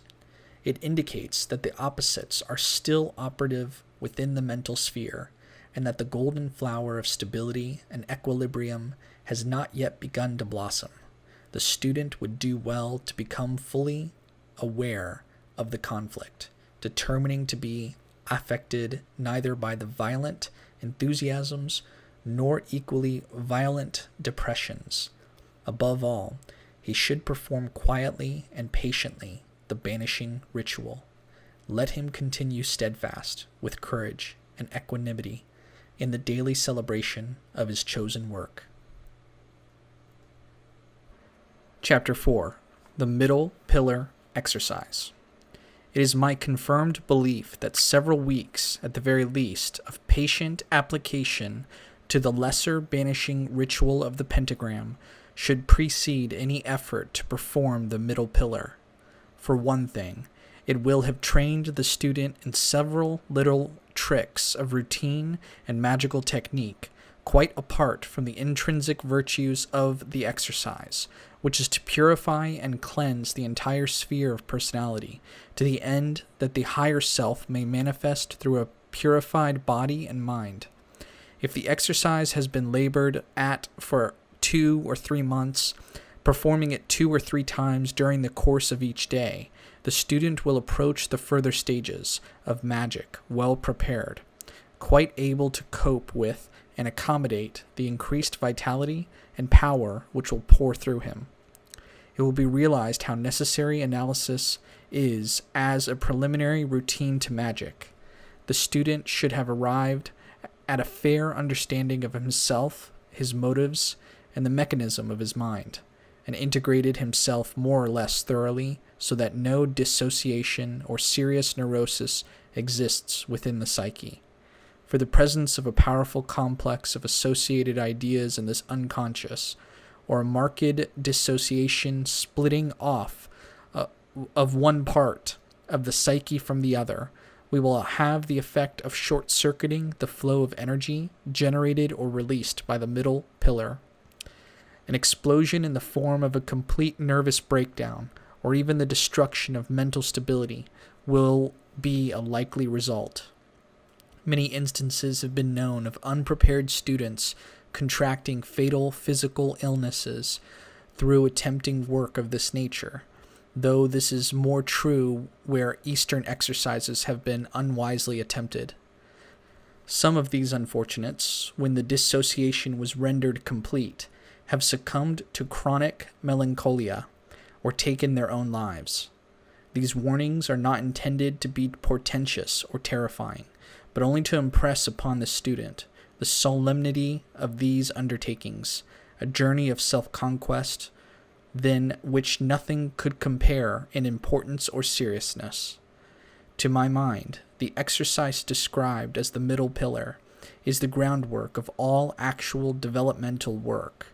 It is a process which is the basis of magic. That this has been but seldom realized is obviously at the root of the futile attempts to do ceremonial and perform ritual, of which the general public hears every now and again. Even students of magic of many years standing have been guilty of negligence in this respect, and also failing to recommend it to their successors. The name of the exercise is taken from the position of the central Sephiroth on the diagrammatic Tree of Life. See Figure 2, page 28. This exercise concerns those centers numbered 1, 6, 9, and 10. It also includes the shadowy center drawn in dotted lines, placed between 3 and 4. For various reasons, I cannot go into detailed metaphysical explanations as to the underlying philosophy of this shadowy Sephira. Those students who desire more information about it will discover the elaboration of this theme in my Garden of Pomegranates and my Rosicrucian adventure. Suffice to say here that it arises from a consideration of the process of evolution on the one hand, and the two pillars previously referred to on the other. The ancient philosophers who developed the system believed that as man evolved, that is to say, as he developed sufficient control over his emotions as to be able to remain poised in a detachment from the dual pull of the opposites, so there developed within him a new faculty of discrimination and spiritual discernment. Psychologically, this idea has been verified, for it has been said that as the overactivity of the superficial mind, the flitting from one thing to another, prevents creativeness, so equally does inertia, dullness, and the unwillingness to move. If fact, any of the two extremes or opposite modes of behavior or thinking are characteristic of the unevolved man. As was said by one magician, the secret of wisdom can be discerned only from the place of balanced power, that is, from between the two temple pillars. Poise at a third, which neutralizes to some extent the violence of the swing of the psychic pendulum from one extreme to the other, is the result of cultivating equanimity, representing an equal capacity to be either at rest or active, interested or withdrawn at will, and not from emotional compulsion. This central point between the two symbolic pillars of the opposites, the place of balanced power from which the working of the opposites may correctly be viewed, is the implication of Dath, which is the name of this shadowy Sephira. Rightly, it is shadowy, and the word is used advisedly, for in the majority of us who have not cultivated the difficult art of avoiding the opposites, the development of this new principle has proceeded with the utmost slowness. It is a new factor of adaptation or equilibrium, especially between the two broad divisions of consciousness. The ego on the one hand, with its desire for adjustment to modern life, with its refined and non-natural conditions, and on the other hand, with the superficial levels of the instinctual life, concerned with primitive things, of self-assertion and the unbridled gratification of its every whim and caprice. It is this new factor of adjustment which comprises the principal impetus to what has been variously called in the East the golden flower, and in medieval Europe the growth of the red rose upon the cross of the gold. It is the stone of the philosophers, the medicine of metals. To the fourth central Sephiroth, plus the shadowy Doth as the fifth, are attributed divine names, which, as in the former exercise, are to be vibrated powerfully in conjunction with the imaginative formulation of various images. Let me expatiate upon these divine names by stating they may be considered as the keynote or vibratory rates of various degrees or grades of consciousness.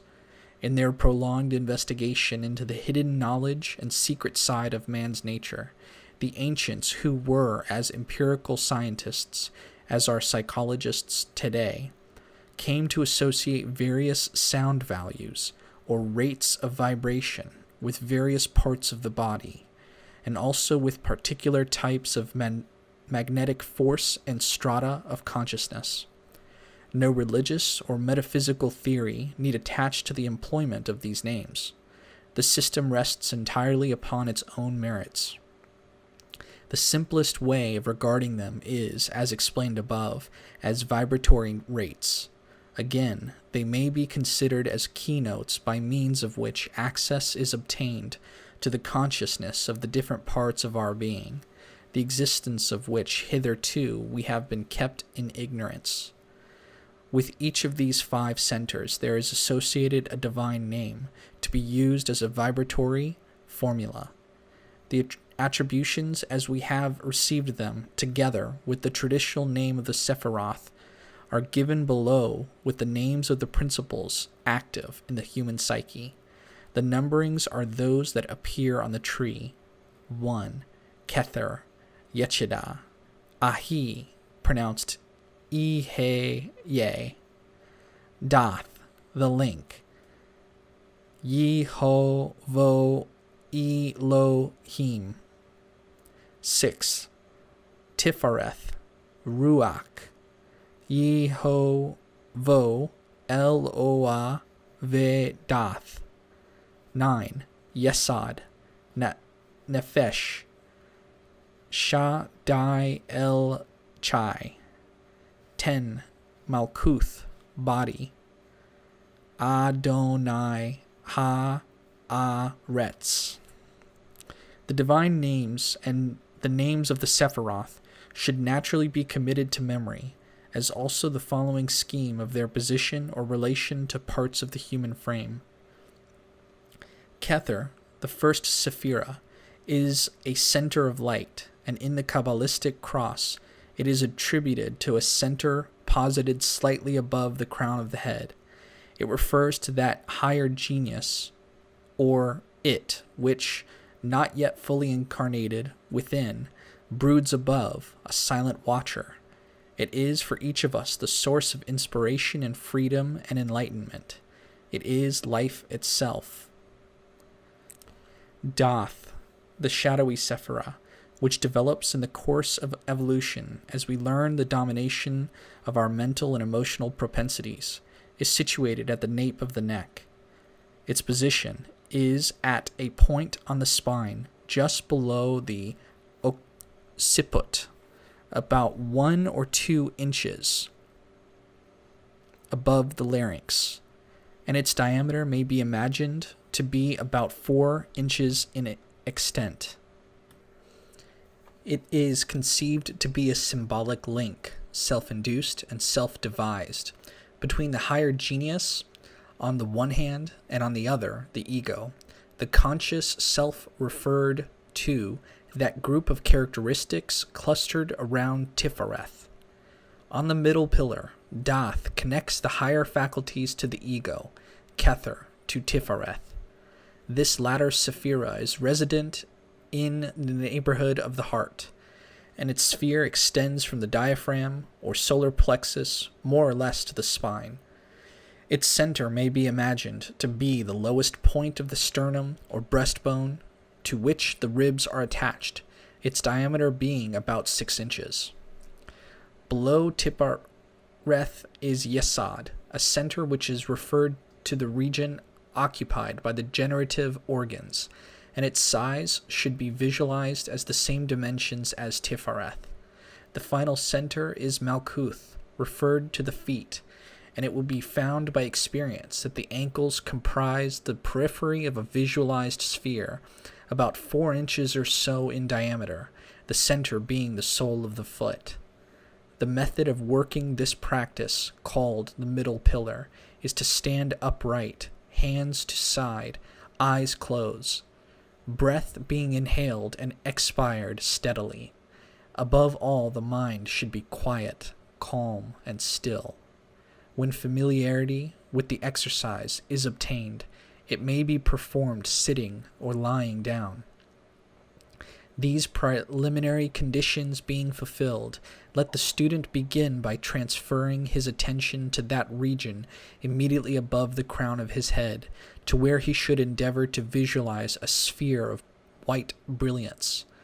To accomplish this may take some little while.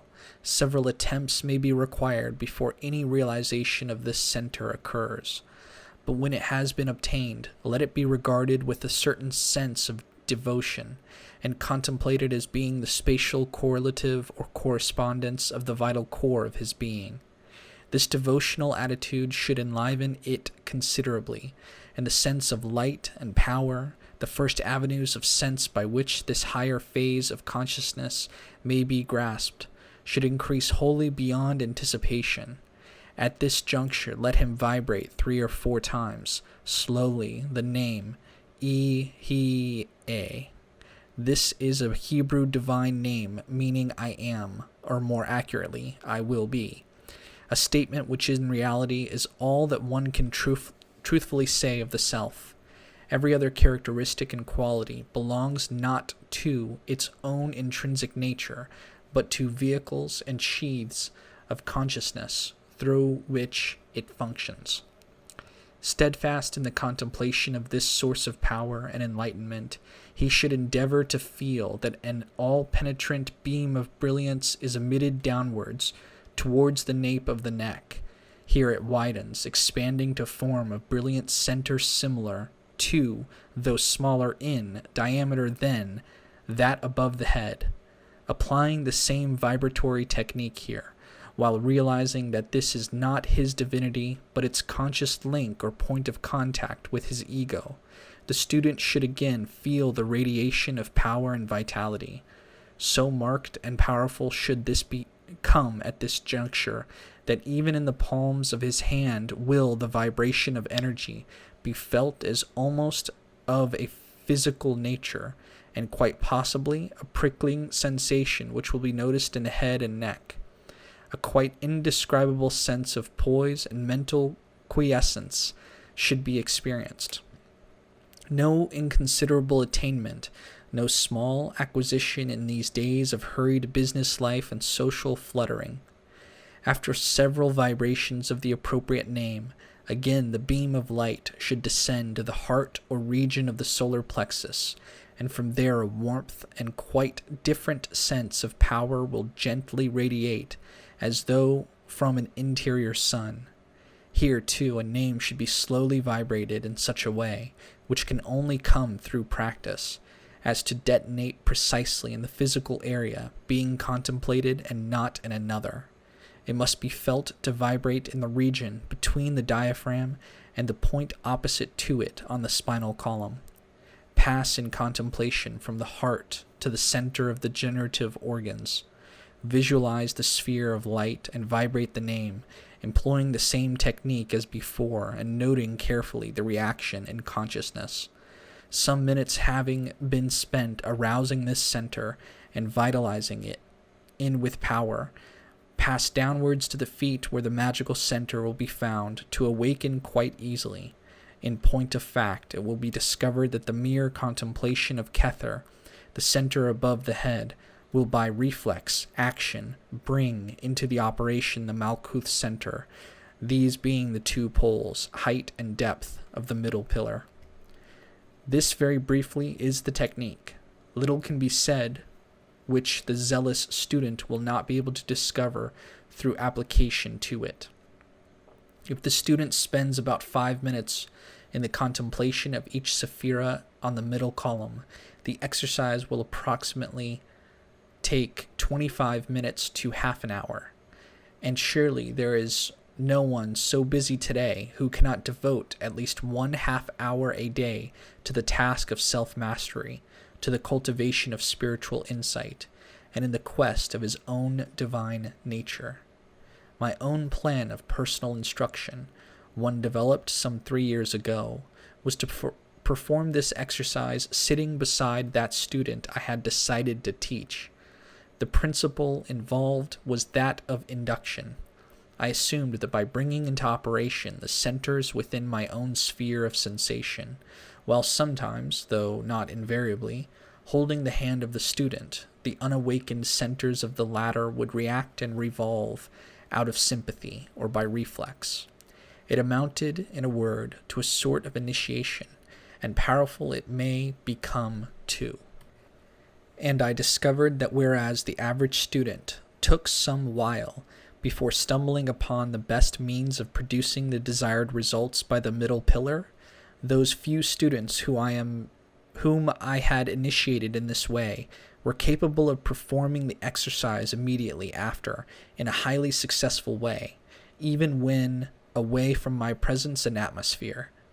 When seeking for the ideal technique of initiation, to perfect a rite of initiation from a purely individualistic point of view, one of the methods I hit upon was the combination of the middle pillar formula with an actual ceremony. That is to say, by ceremonially invoking a spiritual force by means of the appropriate pentagram or hexagram ritual, vibrating congruous divine names, and performing the middle pillar in a room or temple thus powerfully charged by the manifestation of this spiritual force. The result was all the more effectual and definitely realized in consciousness. A simple ceremony which involves the divine and archangelic currents of elemental force, using invocations composed of ecstatic passages from various sacred scriptures, is almost ideal for the purpose.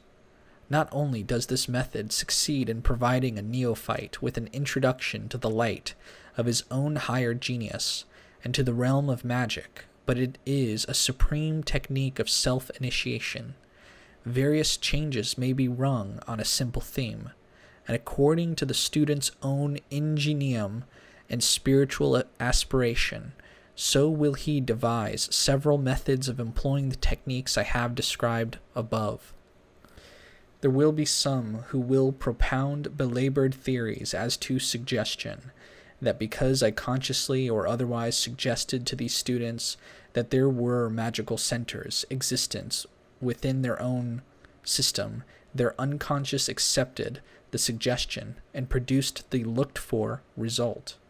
Others yet again will murmur the magical word telepathy, arguing that I projected, though not necessarily deliberately, certain ideas or sensations from my mind into that of the receptive student, who thus was influenced against his own better judgment or skepticism. With none of these am I wholly in accord, though in each of them may be some germ of truth. None of them answer the facts of experience, and I can only suggest that these people would do far better to apply themselves zealously to a little experimental work rather than waste time in vain explanations and baseless theories. Some will note that this exercise corresponds in some ways to the yoga chakra system. There is, assuredly, correspondence, but there are several very important differences and variations. The first, a minor difference, is the number and position of the centers involved. But this does not require discussion. What is fundamental, however, is the entire different approach. The yoga technique commences its meditations from the lowest chakra and works upwards toward the Sahasrara above the head. On the other hand, in the Western system, the middle pillar starts from the highest and works downward. In a word, the Western ideal is not to escape from the body, but to become involved more and more in life in order to experience it more adequately and in order to obtain a mastery over it. The ideal is to bring down Godhead so that one's manhood being enriched may thereby be assumed into Godhead. Always does this system begin from the real center of working, the higher genius, which, by definition, is in contact eternally with whatever infinite deity there may be. That is to say, through the Yechida, we have immediate access to all the dynamic inspiration and spiritual power of the collective unconscious. By the magical hypothesis, the higher genius corresponds within man to the possible relationship of God to the universe. That is to say, man being the microcosm of the macrocosm, a reflection of the cosmos, is a universe within himself, a universe ruled and governed by his own divinity. So whatever magical work is undertaken must always be in accordance with the dictates and under the surveillance of that higher genius. And since, at first, there is no immediate method of realizing whether any particular magical effort has the approval, to state it simply and naively, of the higher self, the sole course of action must be for the student to place himself in alignment with that genius. That is done by invoking it at the outset of any magical operation, and trusting to be made a vehicle of wisdom and understanding. The first movement of the middle pillar, as also the Qabalistic Cross, which is a quick method of obtaining the same result, achieves precisely that. For since the source of love and life has always been conceived of as light, the preliminary step is to perceive that brooding brilliance, above which is the emanation of, or the direct center through, which manifests the higher genius, or with which the latter is in especial sympathy. And the remaining steps are deliberately to open one's manhood as it were to the descent of divinity, to bring down the light into the personality. Here it must be emphasized lies the vital distinction between the yoga chakra system of the Hindus and the magical exercise of the middle pillar. At first, such a descent is characterized by an increased sense of power and vitality. Gradually, this widens to emotional quiescence and control with a mental poise, followed by a gradual broadening and enhancement of the entire mental horizon. There is yet another highly useful application of this formula. It is to the art of healing that I refer. Formerly, when I employed massage and magnetic healing in my professional work, I found the middle pillar and the spiritual energy that it generates and makes available of inestimable value. Cases of nervous exhaustion, catarrh, constipation, incipient consumption, pleurisy, and many other will respond to an incomparable manner to this combination of massage and the willed communication of power. That is to say, using effleurage and friction, especially on the spine, as the principal massage technique, one should place oneself in rapport with the higher self by the contemplation of the center of light above the head. By silently vibrating the divine name appropriate, one is enabled to tap a tremendous source of healing power, which is infinitely greater than that which ordinarily one has at one's disposal as an average human being. This magnetic or spiritual power flows through one steadily and powerfully. directed by a calm will and assisted by a clear visualized idea of the result desired. It may be communicated like an electric current through the arm and hands to the fingertips. Thence, it enters the patient's body as the palms of the masseur's hands glide over the surface being treated. It requires some little practice to retain awareness of this divine light, while engaging in so strenuous a physical effort as deep massage, but it is not an impossible one. It is a great help if the visualization of the sphere above the head is attempted whilst walking, for example. When this can be done, then its employment for the purposes of healing is quite simple. I can commend it unequivocally, both to physicians and psychologists. It is my hope that analysts will take over the technique for use in their own consulting rooms. Let them adopt it in its entirety as the one ideal method of inducing the right state of mind, appropriate to free association and cathartic confession. Should its present form be considered unsuitable, I reiterate that it has possibilities which render it worthy of being remodeled in the light of present-day psychological knowledge to suit modern contingencies. There are several little physical helps which greatly enhance the degree and amount of power which can be made available. Correct breathing, especially, is one of them. There could hardly be a better adjunct than breathing in a rhythmical manner. The latter in itself, quite apart from the middle pillar, is supremely efficacious in producing quiet and calm. The entire system is stilled and strengthened as the lungs slowly take up a rhythm and keep it indefinitely. First of all, the student should train himself in the method of breathing correctly, that is to say, in the method of filling his lungs with air from the very bottom.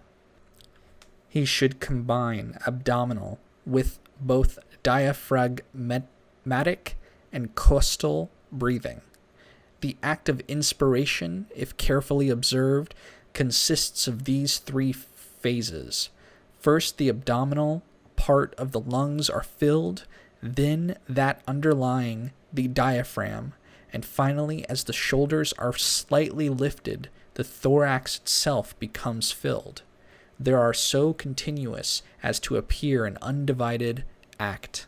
In this way, every cell of the entire lung surface comes into contact with the oxygen inhaled, which is thus passed onto the bloodstream. Most of us usually breathe very insufficiently, only a fraction of the cellular surface of the lung coming into contact with the inhaled air. Thus, there is always a large quantity of residual air in the lower reaches of the lungs. There is always a large surface of the lung area which is not employed, and a quantity of carbon dioxide and cells in an impoverished state of health are ever present. This method of breathing introduces a far greater context of oxygen into the lung, destroying, therefore, by combustion, toxins and undesirable elements, and also producing a better state of health. There are many individuals who, because of conflict and neurosis, have attempted to flee from life. They have attempted to evade a full contact with the stream of vital experience, and this psychological attitude of evasion has reacted upon the bodily functions. One of these particularly affected is that of breathing, the lungs falling into a habit of functioning at about half their proper capacity. The circle is a vicious one, for inadequate breathing by itself induces an enfeebled state of health, perpetual exhaustion, catarrh, and many another ill. Likewise, this constant state of ill health reacts upon the mental outlook, confirming and strengthening the escapist attitude towards life, because the individual is now only half alive, incapable of reacting to the pleasures and joys of life.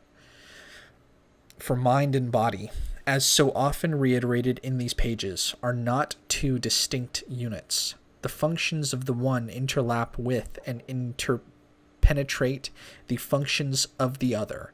More accurately, they should be regarded as the two functions of one entity, two methods whereby it may acquire experience. Too much, therefore, cannot be said of the necessity for cultivating the lungs to operate at full capacity. This cultivation cannot be too often stressed, for life is power, and the power is life and consciousness, indispensable in the path of magic, which leads to the knowledge of the higher self. The proper method of deep breathing having been acquired, the cultivation of a rhythmic breath should be the next step. The most suitable and simple method is the 4-beat rhythm. If the student will inhale very slowly, mentally counting 1, 2, 3, 4, and then exhale to the same beat, he will discover that this undoubtedly is the best rhythm for inducing that state of calmness and peace which is so necessary for meditation and reflection. And in passing, let me add that the state of quiescence sought after is one not of positivity and negativity. It is one of alertness and eagerness. What one should cultivate is a quiescence in which every mental faculty is alert, waiting to be used. A tranquility characterized by a sense of enormous power and capacity is the state to be aimed at, one in which there is the maximum of awareness and inner poise. Success in the technique of the rhythmic breath is an unmistakable symptom which cannot fail to be recognized when it arises. There is first the sense of peace, satisfaction, and quiet joy, without the least cessation of one's mental capacity. Next, one follows a sense of vibration felt all over the body, as though every cell and molecule were acting in unison and moving, as it were, in a single direction. The result of this vibration is to transform the lungs and the entire body into a single storage battery, generating and storing electricity and power, transmuting them into will and faculty.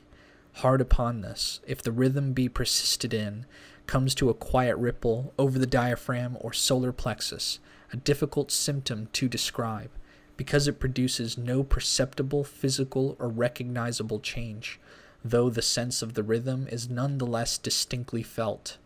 When this occurs, and when one becomes aware of a single vibration through the body, and a gentle vibration or sense of luminosity and lightness in the brain, the student may be assured that he has achieved success in this particular practice.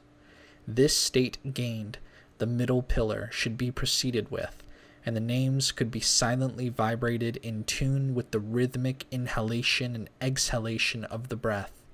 The sense of the brilliance above which I prefer to think of as the lamp above the head, or as others have called it, the candle of vision, becomes much more perceptible and marked.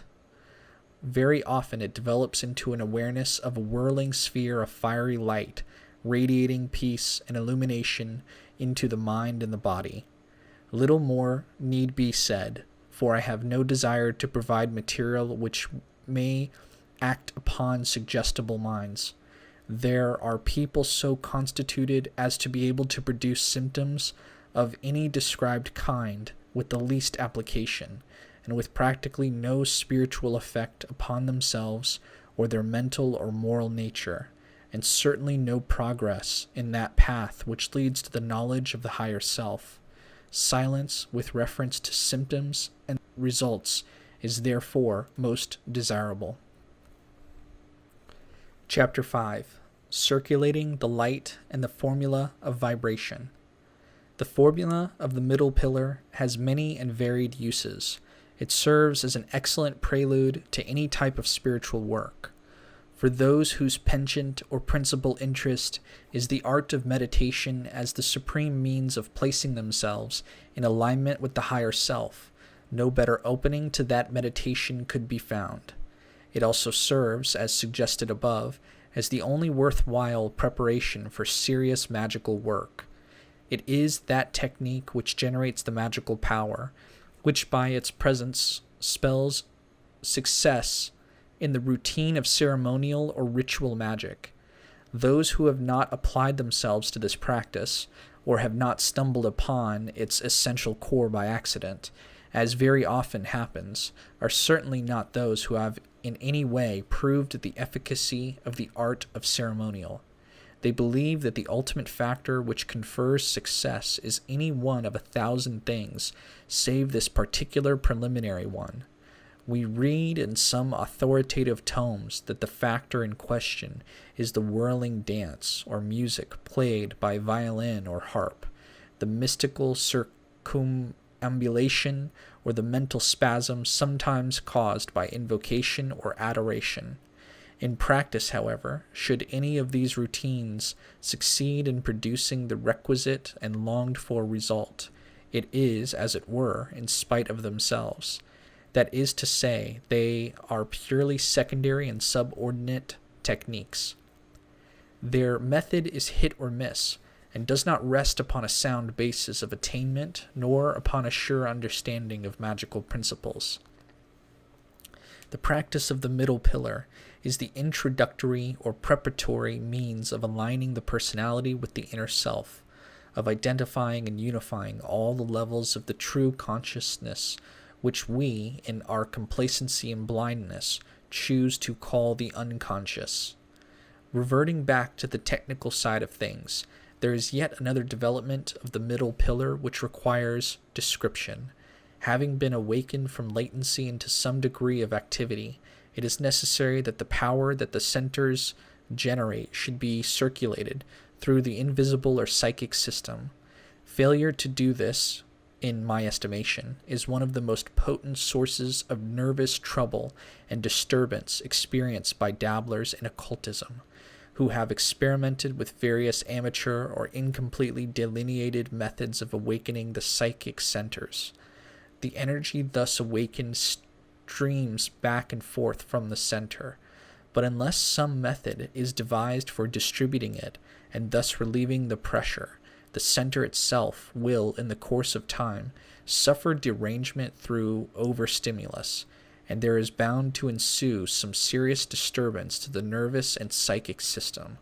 Nervous breakdowns have been commonplace amongst those who have unwisely attempted these things on insufficient knowledge, and neuroses have reaped a timely and bounteous harvest among students of the occult. With every one of the 5 centers active and throwing power into the mind and body, and there is a clear awareness of an actual column extending interiorly from the crown of the head to the soles of the feet, an entirely different technique must now be pursued. The student should return to the contemplation of his kether, the lamp of invisible light above the head. Imagining this center still to be in a state of radiation, let him will that its energy circulates toward the system in this wise. It descends from the head towards the left shoulder, passing through the entire length of the left side of the body. The magnetic current strikes the sole of the left foot. Thence it passes over to the right sole, upwards through the leg and thigh and body to the right shoulder, eventually returning to kether. Possibly this may sound fantastic to some readers, impossible and incredible to others, but the fact remains that it can be done, and simply too. It requires, above all, to be attempted in the spirit of honest investigation, and tried again and again until the current of energy responds to the firm command of the will, thus following the course directed. Once clearly commanded, the current flows in that direction quite automatically and on its own momentum. The mind, naturally, must be calm and concentrated, not prone to wander off into pleasant excursions of the day's events. In this way, a great deal of the power generated is circulated through every particle of the body, so that each of these cells feels alive as it never has felt before, thus to be remembered quite apart from the enhancement of the general field of consciousness.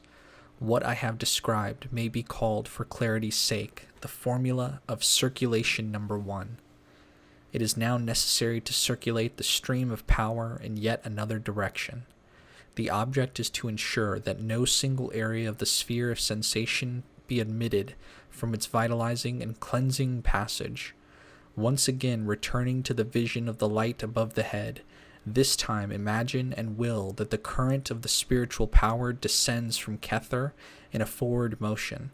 That is to say, it passes downward in front of the face, descending through that region along the neck and chest, down the thighs to the feet.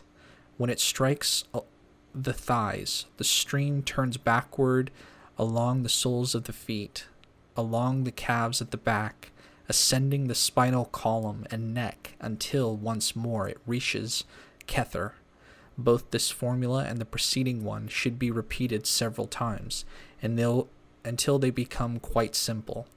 The process should be accompanied by the rhythmic breath, so that the descending current coincides with the exhalation of breath, while the ascending current accompanies the inhalation. It is really very easy, and it is only the description of which sounds involved and complex. This formulation we will call circulation number 2. The third formula of circulation is rather different. The two preceding methods will be discovered to have produced wheels of power spinning around the periphery of the aura or sphere of sensation at right angles, as it were. The third formula is more akin to the motion of a spiral. Having returned on each of the former occasions of circulation to the contemplation of Kether, imagine the upright column of brilliance, corresponding to the middle pillar, formulated through the center of the body. Pass now to the visualization of Malkuth emanating its inherent power of stability and equilibrium and fertility. Perhaps the easiest way to conceive of the motion of the third formula is to imagine the act of swathing or bandaging a leg. You wrap the gauze tightly around the lower part of the limb, gradually ascending the leg in closely wound spirals. This simply is the technique of the formula under consideration. You should imagine a ray of power coming out from the right side of Malkuth, moving over to the left foot. Here it descends upon the legs and comes up on the right a little higher up the spiral.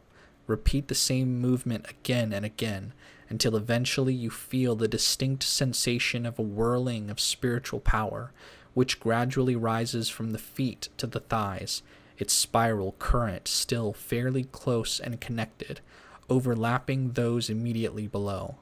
From the thighs, the whirling or spiral proceeds up the trunk tightly enwrapping or enswathing it with a bandage of pure white light. This continues until once more the current returns to rest in Kether. This completes the formulae of circumambulation, as the method is sometimes called.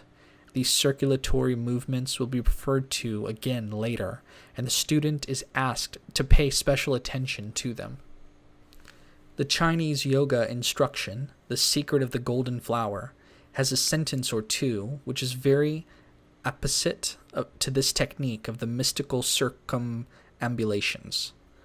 Quote, "Therefore, when the light circulates, the powers of the whole body arrange themselves before its throne, just as when a holy king has taken possession of the capital and has laid down the fundamental rules of order, all the states approach with tribute. Therefore, you only have to make the light circulate. That is the deepest and most wonderful secret. The light is easy to move, but difficult to fix. If it is allowed to go long enough in a circle, then it crystallizes itself. That is the natural spirit body.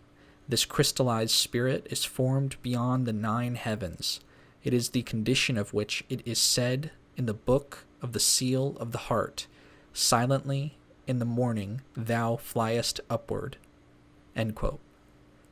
To summarize the practice, the middle pillar consists of several phrases. There is the preliminary establishment of a rhythmical intake and exhalation of breath, the formulation of the 5 centers on the middle pillar, each one separately, and finally, the several formulae for the distribution of the power thus generated. As one becomes more and more familiar with this process with the passage of time, The practice being continued daily, little artistic flourishes, as it were, may be introduced to enhance its efficiency and assist the process of interior development. Some caution, naturally, is needed. Common sense is essential. The student does not wish to generate or open himself to more power than easily he can accommodate. This would prove, if not dangerous, then quite useless. For one thing, it would impede his own development and progress. The additions referred to are the colors of each center to be visualized whilst vibrating the name. This notably changes and stimulates the reaction of the sephira. Care is needed, and that is why it is recommended that for months the student should not apply himself to this color scheme, contenting himself exclusively with the visualization of the light centers as white in color. Kether is of pure white brilliance, and the rays that it emits and radiates upon the personality are of the same hue. Lavender blue is the color that is traditionally associated with Dath. Tifareth is gold, while Yesod is purple or puce. It is when we approach the consideration of the Malkuth color that we experience some difficulty. Tradition gives us several scales of color, all of which are of equal efficacy. The sphere of Malkuth is divided by two diagonals into 4 sections, citrine at the top, black at the bottom, with russet and olive occupying the 2 side sections. More simply, it is sometimes useful to visualize this sephira solely as a jet black sphere, or yet again as of a dark green color. The student must suit himself here, finding out by practice which visualization produces the best results. When he has pursued such a practice for many months, let him extend the scope of his efforts to the formulation not only of the middle pillar, but the sephiroth of the 2 side columns as well. By doing this, he formulates within the sphere of sensation the 3 pillars of the complete tree of life. The technique and the procedure to be followed is precisely that delineated with regard to the sephiroth of the middle pillar. The only gap in the student's knowledge are the divine names of the sephiroth of the 2 side pillars, and these I give below together with the appropriate colors. When there is much time at the student's disposal, and when he has won sufficient confidence in his ability, an additional aid is to employ the archangelic names in addition to the divine names with the several centers. For example, when visualizing Tifareth as a glowing golden sphere, he will slowly vibrate 3 or 4 times the name Yava Aloha Vedath. Then he will pause while concentrating on the sphere. He will connive to realize in full consciousness the implications of this sphere, its attributions with regard to astrological planets, its spiritual qualities, and its relation to his own divine consciousness. This meditation performed, let him commence to vibrate in the same way, and the same number of times the archangelic name of Raphael, again extending the meditation to realize that the latter name means divine healing. It implies that light which descends with healing in its wings, and so on for the remaining centers. Below are the names attributed to each sephira of the Tree of Life, their archangels, the appropriate region of the body in which they are to be visualized, and the color of the visualization. 1. Kether, Ahi, Metatron, crown of head, white. 2. Chokma, Yo, Raziel, left side of the brain, gray. 3. Bina, Dath, Yava, Yavahalhim, Tzazafakael, right side of the brain and nape of neck, black, lavender blue. 4. Chesed, Al, Zadkiel, left shoulder, blue. 5. Gevura, Alhim Gabor, Kamael, right shoulder, red. 6. Tifereth, Yava Loa Vedath, Raphael, heart, gold. 7. Nat Zak, Yava Zaboath, Hanael, left hip, green. 8. Had, Alhim Zaboath, Michael, right hip, orange. 9. Yesod, Shaddai al-Chai, Gabriel, genitals, puce. 10. Malkuth, Adonai ha-Aretz, Sandalphon, feet, mixed colors. It will be noticed that the attributions of Thoth are deficient in an archangelic name. This is because the sphere is, in reality, no part of the traditional Tree of Life. The latter consists of 10 spheres only, and it was with these 10 spheres that the ancients occupied themselves and provided the necessary correspondences. The philosophy appertaining to Thoth is almost entirely a modern one, but there is another medieval system which, attached to this Kabbalistic system, provides us with an invocation of the element spirit.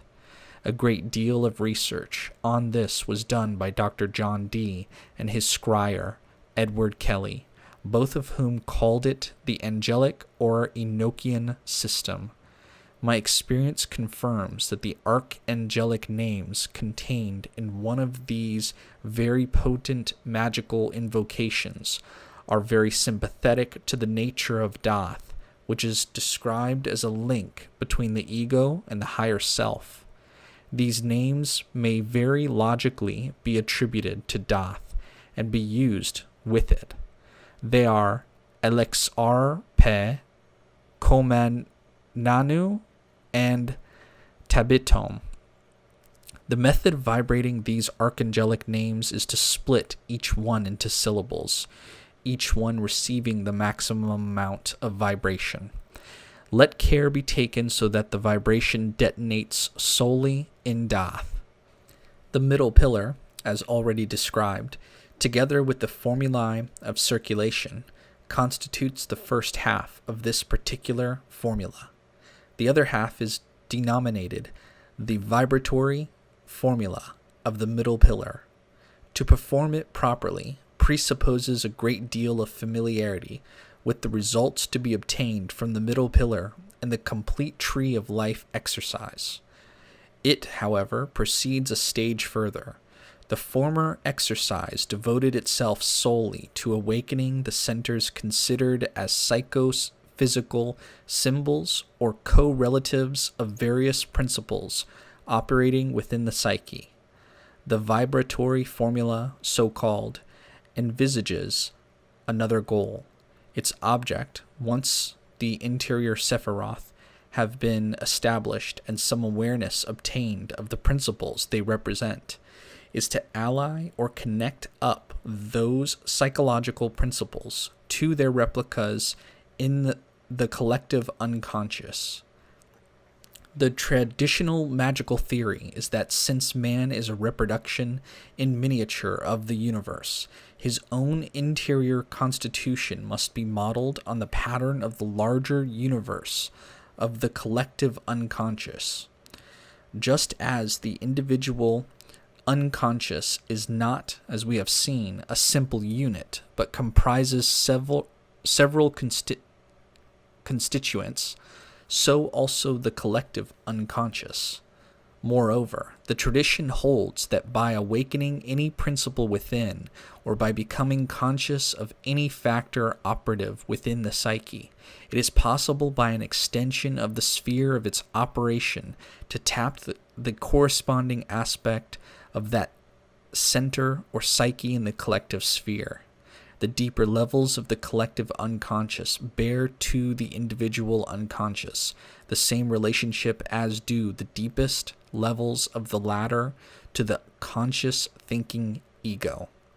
That is, they comprise the root and hidden sources of life, integrity, and illumination. It is the equilibrated realization of these sources of life which make the difference between the enlightened man and the ignorant one. And these roots are the sources of life upon which the whole of existence in all its aspects depends. Since magic has as its avowed intention the discovery of the higher self, and then to associate that higher self with the rest of the spiritual nature in a mood of cooperation, one way of accomplishing this cooperation is to connect deliberately the levels of the individual unconscious with the different planes of the collective unconscious. The result of the acceptance of the existence of the personal unconscious acts as a solvent of the habitual resistances to its free operation. Therefore, cooperation with that part of nature, the higher self, is the implication of that acceptance. Likewise, the acceptance of the collective unconscious in the manner described, with the realization that the whole of life is an indissoluble unity, accordingly raises the conscious cooperation to a higher and much more deliberate level. It removes evolution from the purely personal alignment with nature to a realization of the divine object of individual existence. With it comes the intuition in full consciousness how best that object may be fulfilled in relation to all other men and to life as a whole. If I describe its technique, some understanding, perhaps, of its purposes may be divined. It presupposes, as said, some familiarity with the middle pillar. It demands, moreover, that the middle pillar should be in active formulation as an interior column of brilliance at the particular moment when the vibratory formula is to be employed. The student then begins to visualize in the atmosphere before him the name of that particular sephira, which represents the level of consciousness he proposes to deal with. I must here interpolate that traditionally the letters of the Hebrew alphabet were employed for the purposes of this visualization, but I see no reason why the ordinary person should be obliged to burden himself with the necessity of studying Hebrew for this purpose.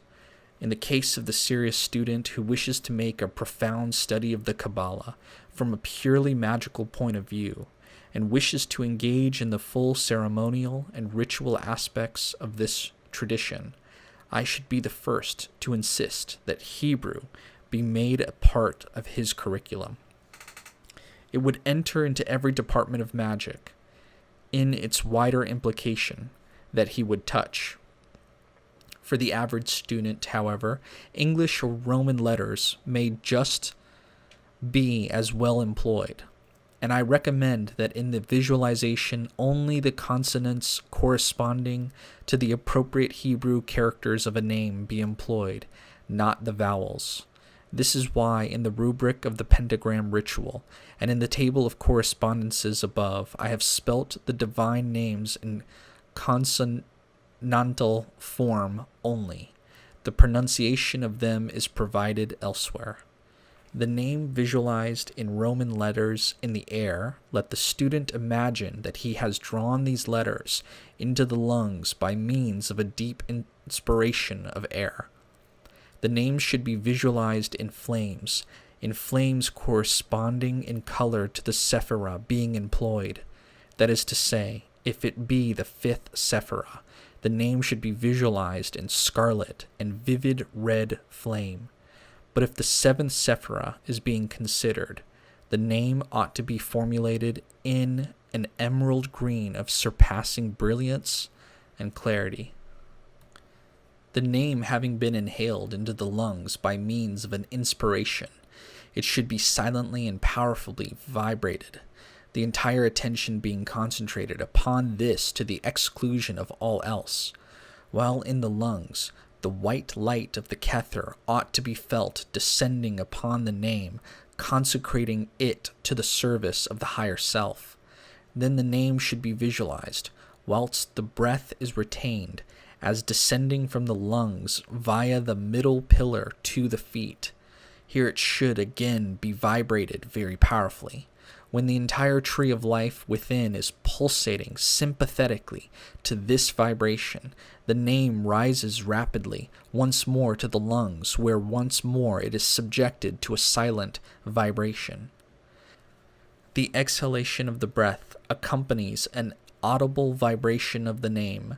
It also accompanies a gesture to be made, which consists of the two movements. The first is the placing of the left foot about 6 to 12 inches forward. The second is the raising of both hands to the side of the head on a level with the eyes, then flinging them forward as though to project a force emanating from within. As the arms are flung forward, the exhalation and powerful vibration aloud of the name takes place. This gesture is called the projecting sign. The visualized name should be perceived as going forward in space until it strikes, as it were, against the confines of the universe. Here it gathers power from the infinity of the void, as it were, whence it commences to surge backwards in the mind's eye upon the student. Some seconds after the projection and audible vibration of the name, the student should bring his left foot sharply back, and after dropping both hands to the side, raise the forefinger of the left hand to his lips. This is called the protecting sign, or sign of silence. It is the traditional gesture of the Egyptian god Harpocrates, one of the symbols employed to represent the holy child that grew from the union of the two opposites. It thus represents the growth, silent and unseen, of the golden flower. Whilst employing the sign of silence, the student should contrive to imagine that the name which has been projected by the first sign to the outer limits of the space surges back upon him, penetrating him through and through. His whole being should be flooded with a divine light, and a sense of ecstasy should overwhelm the mind and vision. Standing quietly in this sign, the practitioner should meditate upon the spiritual value involved in the nature of the name he has used. There should dawn upon his mind by direct perception an understanding and a wide sympathy that with that spiritual power to which he has opened himself, and which now flows unimpeded through him, it is often accompanied at first by a complete blackout of every faculty of the mind, so that for at least some seconds one is utterly lost to oneself. It seems that in that brief moment we are swung forcibly across the gulf of the abyss into another and diviner region of the vibratory momentum of the power of the name. It is a distinct recognition of and participation in that type of experience which has variously been called mystical and religious. It is a rare and holy event, for the individual ceases, it may be for but a single instance of time, to be a man. He is caught up in a diviner sphere, and is enwrapped by the transcendental folds of the descending tongues of the Spirit. For but a moment or two only, for the very nature of consciousness, with its feeble instrument, the brain, is such as to be unable to endure for very long this white heat of ecstasy.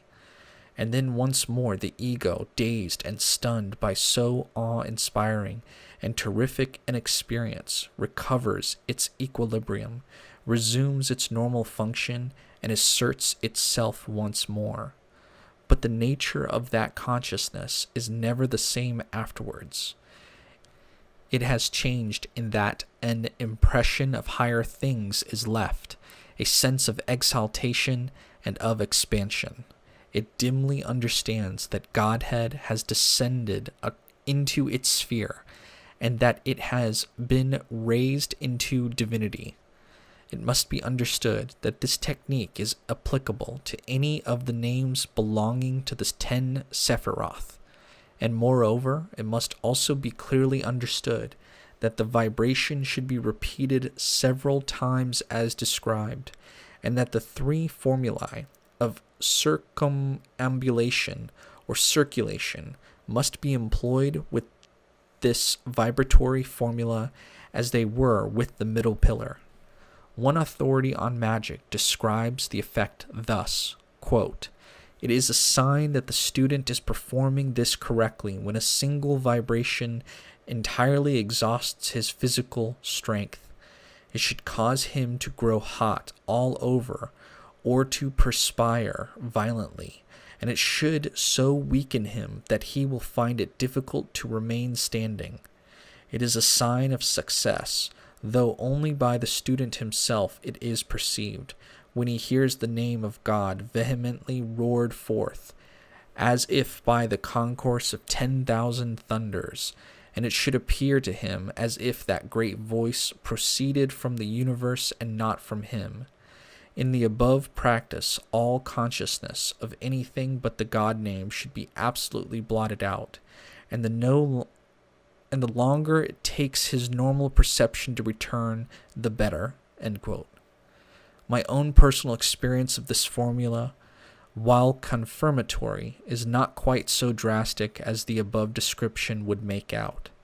2 or 3 little hints may be given to the student which may be helpful. The first of these is with regard to breath capacity. Shallow breathing renders the vibratory formula null and void, or at any rate of little value. It seems to confirm the yoga theory of a certain relationship existing between the breath and consciousness. The Western system as such does not countenance or employ the yoga theory whereby the rate of breath is slowed down in order to restrain the motion of the mind. But from the physical point of view, which is valid in its own sphere, those lungs which are capable of filling to their fullest capacity and are capable of retaining the breath for over 30 seconds are more likely to be useful for this formula than weak and puny lungs.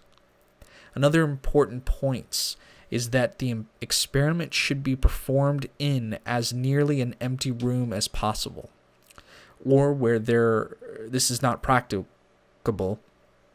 All heavy furniture should be cleared as far from where the student stands as is compatible with the size and arrangement of the room. The reason for this is simple. The sharp pang of ecstasy, the dizziness induced by full inhalation and prolonged retention, and the enormous power with which this vibratory formula generates are so tremendous that until the student accustoms himself to it by frequent repetition, he may find himself incapacitated for a second or 2. The perspiration, by the way, induced by this practice is a peculiar one, being very similar in consistency and odor to that generated by pranayama of the yoga system.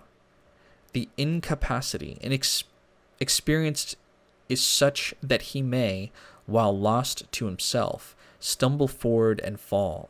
If during the practice the fall is to be encouraged, then it is as well that it should be on to a carpet or something soft. It would spoil the effect of the practice were the student to break up the induced state of consciousness by casting his eye about anxiously and with fear to avoid doing himself a physical injury by hitting some piece of furniture.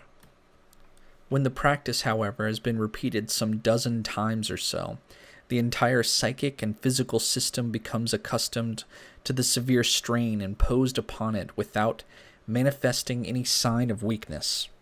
The student will find himself enabled to make the sign of silence without falling or stumbling, even though the surge of power within him may feel unbearable, and the ravishment of ecstasy too intolerable to stand. But wisdom says, "Be strong. Then canst thou bear more joy. Be not animal. Refine thy rapture." Repetition and becoming accustomed to the mental and spiritual phenomena induced by the formula makes the ecstasy more bearable and enables one to become strong in that spiritual joy and capable of resisting the physical symptoms of weakness. There are innumerable other techniques which are included under the comprehensive term magic: divination, clairvoyance, astral projection, god forms, and many others. The only matter requiring some few words here is that of ceremonial. But the principles underlying this are so simple that the student who has understood the psychological principles laid down earlier in the book will have no difficulty in understanding its function. The purpose of ceremonial is that of all magic, the awakening of the interior man, the aligning it with the consciousness and powers of the universe about him. Its method, though, seems to be the novice slightly different from the others. Actually, however, its procedure is identical with the other techniques, except that it brings them down to the physical plane. That is to say, instead of performing a series of purely introverted exercises, ceremonial magic devotes itself to enacting on the physical plane a series of psychic events. That is to say, it combines, according to its own principles, the benefits of introversion with those of the extroverted temperament. We have seen that the 10 Sephiroth represent different principles in man. The former chapters have described various methods of dealing with these constituents and with bringing them into operation. Ceremonial magic would apply itself to this problem of the manifestation of interior psychological principles in this way. It would take a room or a temple and so arrange it as to represent either the Tree of Life as a whole or some particular aspect of a portion of it. The philosophy of the diagrammatic tree is explained in various Qabalistic works, and an understanding of that would determine the arrangement employed. Certain stations would be set up in the temple, with officers placed there to represent the activity and operation of a certain sephira. Thus a ceremony, as it has been arranged by individuals who were thoroughly conversant with magical principles and with the basic principles of the Tree of Life, would be a celebration in dramatic form of the powers of these 10 Sephiroth. The celebration of it physically, with each officer aware of the Sephira represented and knowing how to bring the power of the Sephira into operation either by the vibratory formula or by the assumption of the traditional god form ascribed to that Sephira, will have made available an enormous amount of power. The penetration of the spiritual force into the sphere of sensation and its reaction upon the consciousness of all present is likely to produce a result in consciousness similar to, but not much more concentrated and powerful than, the effects of the magical methods above described. Little more need be said, but each student can work out the idea more completely. A great deal more material on the subject of ceremonial magic may be found in my Tree of Life and the Golden Dawn. But for the moment, my remarks may be limited to the above, and I must again emphasize that what has been reiterated throughout the entire length of these pages. Ceremonial magic will avail the student nothing, and be of no practical use to him until he has applied himself with great sincerity and application to the simpler practices delineated above. The Pentagram Ritual, the Qabalistic Cross, and the middle pillar comprise the simple steps to spiritual development. It is only when these steps have been taken and skill in their performance achieved that he may feel it right and proper to approach that great edifice of ceremonial magic, which is like a ladder, the bottom rung of which is rooted upon the earth, so that all may climb quite easily. Its heights, however, are lost in the clouds of spiritual attainment, where none may go until he has accomplished all that is possible here and now, and until he has integrated himself through and through. As has so often been stated here, I consider that analytical psychology must be regarded as the first part of that onward journey to the heights at the end of the distant plains. Not until the mind and the emotional system have been cleansed and unified by the cathartic process of psychotherapy can the full spiritual benefits of magical work be reflected into the mind of man. Part 2. The balance between mind and magic. Sheik Cicero, Sandra Tabitha Cicero. A further analysis of the relationship between psychology and magic. Chapter 6. Psychology and Magic. Quote, "We have more knowledge than our ancestors, but not more understanding." End quote. Israel Regardie defended the idea that analytical psychology and magic were two halves of the same coin at a time when few dared suggest such a thing. The one is incomplete without the other. In fact, a large percentage of ancient magical knowledge is being rediscovered and renamed by today's psychologists for modern times. Regardie considered self-knowledge and self-acceptance gained through analytical psychology as important preludes to the divine self-knowledge and spiritual realization attained through magic. When the middle pillar was first written, few espoused these ideas. Today, however, a growing number of psychologists are coming boldly within reach of embracing them, and many magicians are already using the jargon that psychologists considered germane to their profession only. Today, civilization looks to science to solve the major problems of humanity. In the early days, when psychology was a young science, its disciples thought they were entering a time of a new renaissance when their efforts would provide joy, zest, and richness of life to fellow human beings, when the mental health of the average citizen would steadily improve. This did not happen. All the efforts of psychologists to understand the human mind and why we do things has not helped us put an end to violence, war, despair, global pollution, or overpopulation, which are all problems of human thought and behavior. As one modern psychologist admits, there is a widespread belief that psychology has so lost contact with real human experience that there would be no point in asking it to solve major human problems. After Sigmund Freud and his peers arrived on the scene, the clinical model of modern psychology methodically discarded any notion that the human soul was spiritual in nature. Why is the science of psychology incomplete without magic? Because it doesn't go far enough. It analyzes human thought, motivation, and behavior, but not the human soul. It is soulless and sterile. You won't find the best descriptions of the human condition in a book on psychology. Look instead to literature, art, poetry, and in certain passages of the world's holy books. It is, quote, "It is to the literary world, not to psychological science, that you go to learn how to live with people, how to make love, how not to make enemies, to find out what grief does to people, or the stoicism that is possible in the endurance of pain, or how, if you're lucky, you may die with dignity, to see how corrosive the effects of jealousy can be, or how power corrupts or does not corrupt. For such knowledge and such understanding of the human species, don't look in my textbook of psychology. Try Lear and Othello and Hamlet. As a supplement to William James, read Henry James and Jane Austen and Mark Twain. These people are telling us things that are not on science's program." End quote.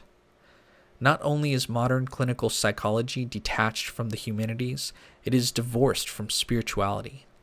Throughout history, humans have forfeited tranquility, comfort, and sometimes life itself for spiritual motives. Spirituality is important to our health and well-being. It is so much a part of us that trying to understand human beings without it is like trying to study fish and omitting the fact that they live in water. Unfortunately, many psychotherapists have done just that, persuading themselves and their clients to believe that this spiritual portion of them either does not exist or is irrelevant. Psychology and spirituality should not be separate entities. It is time to tear down the artificial walls that define them.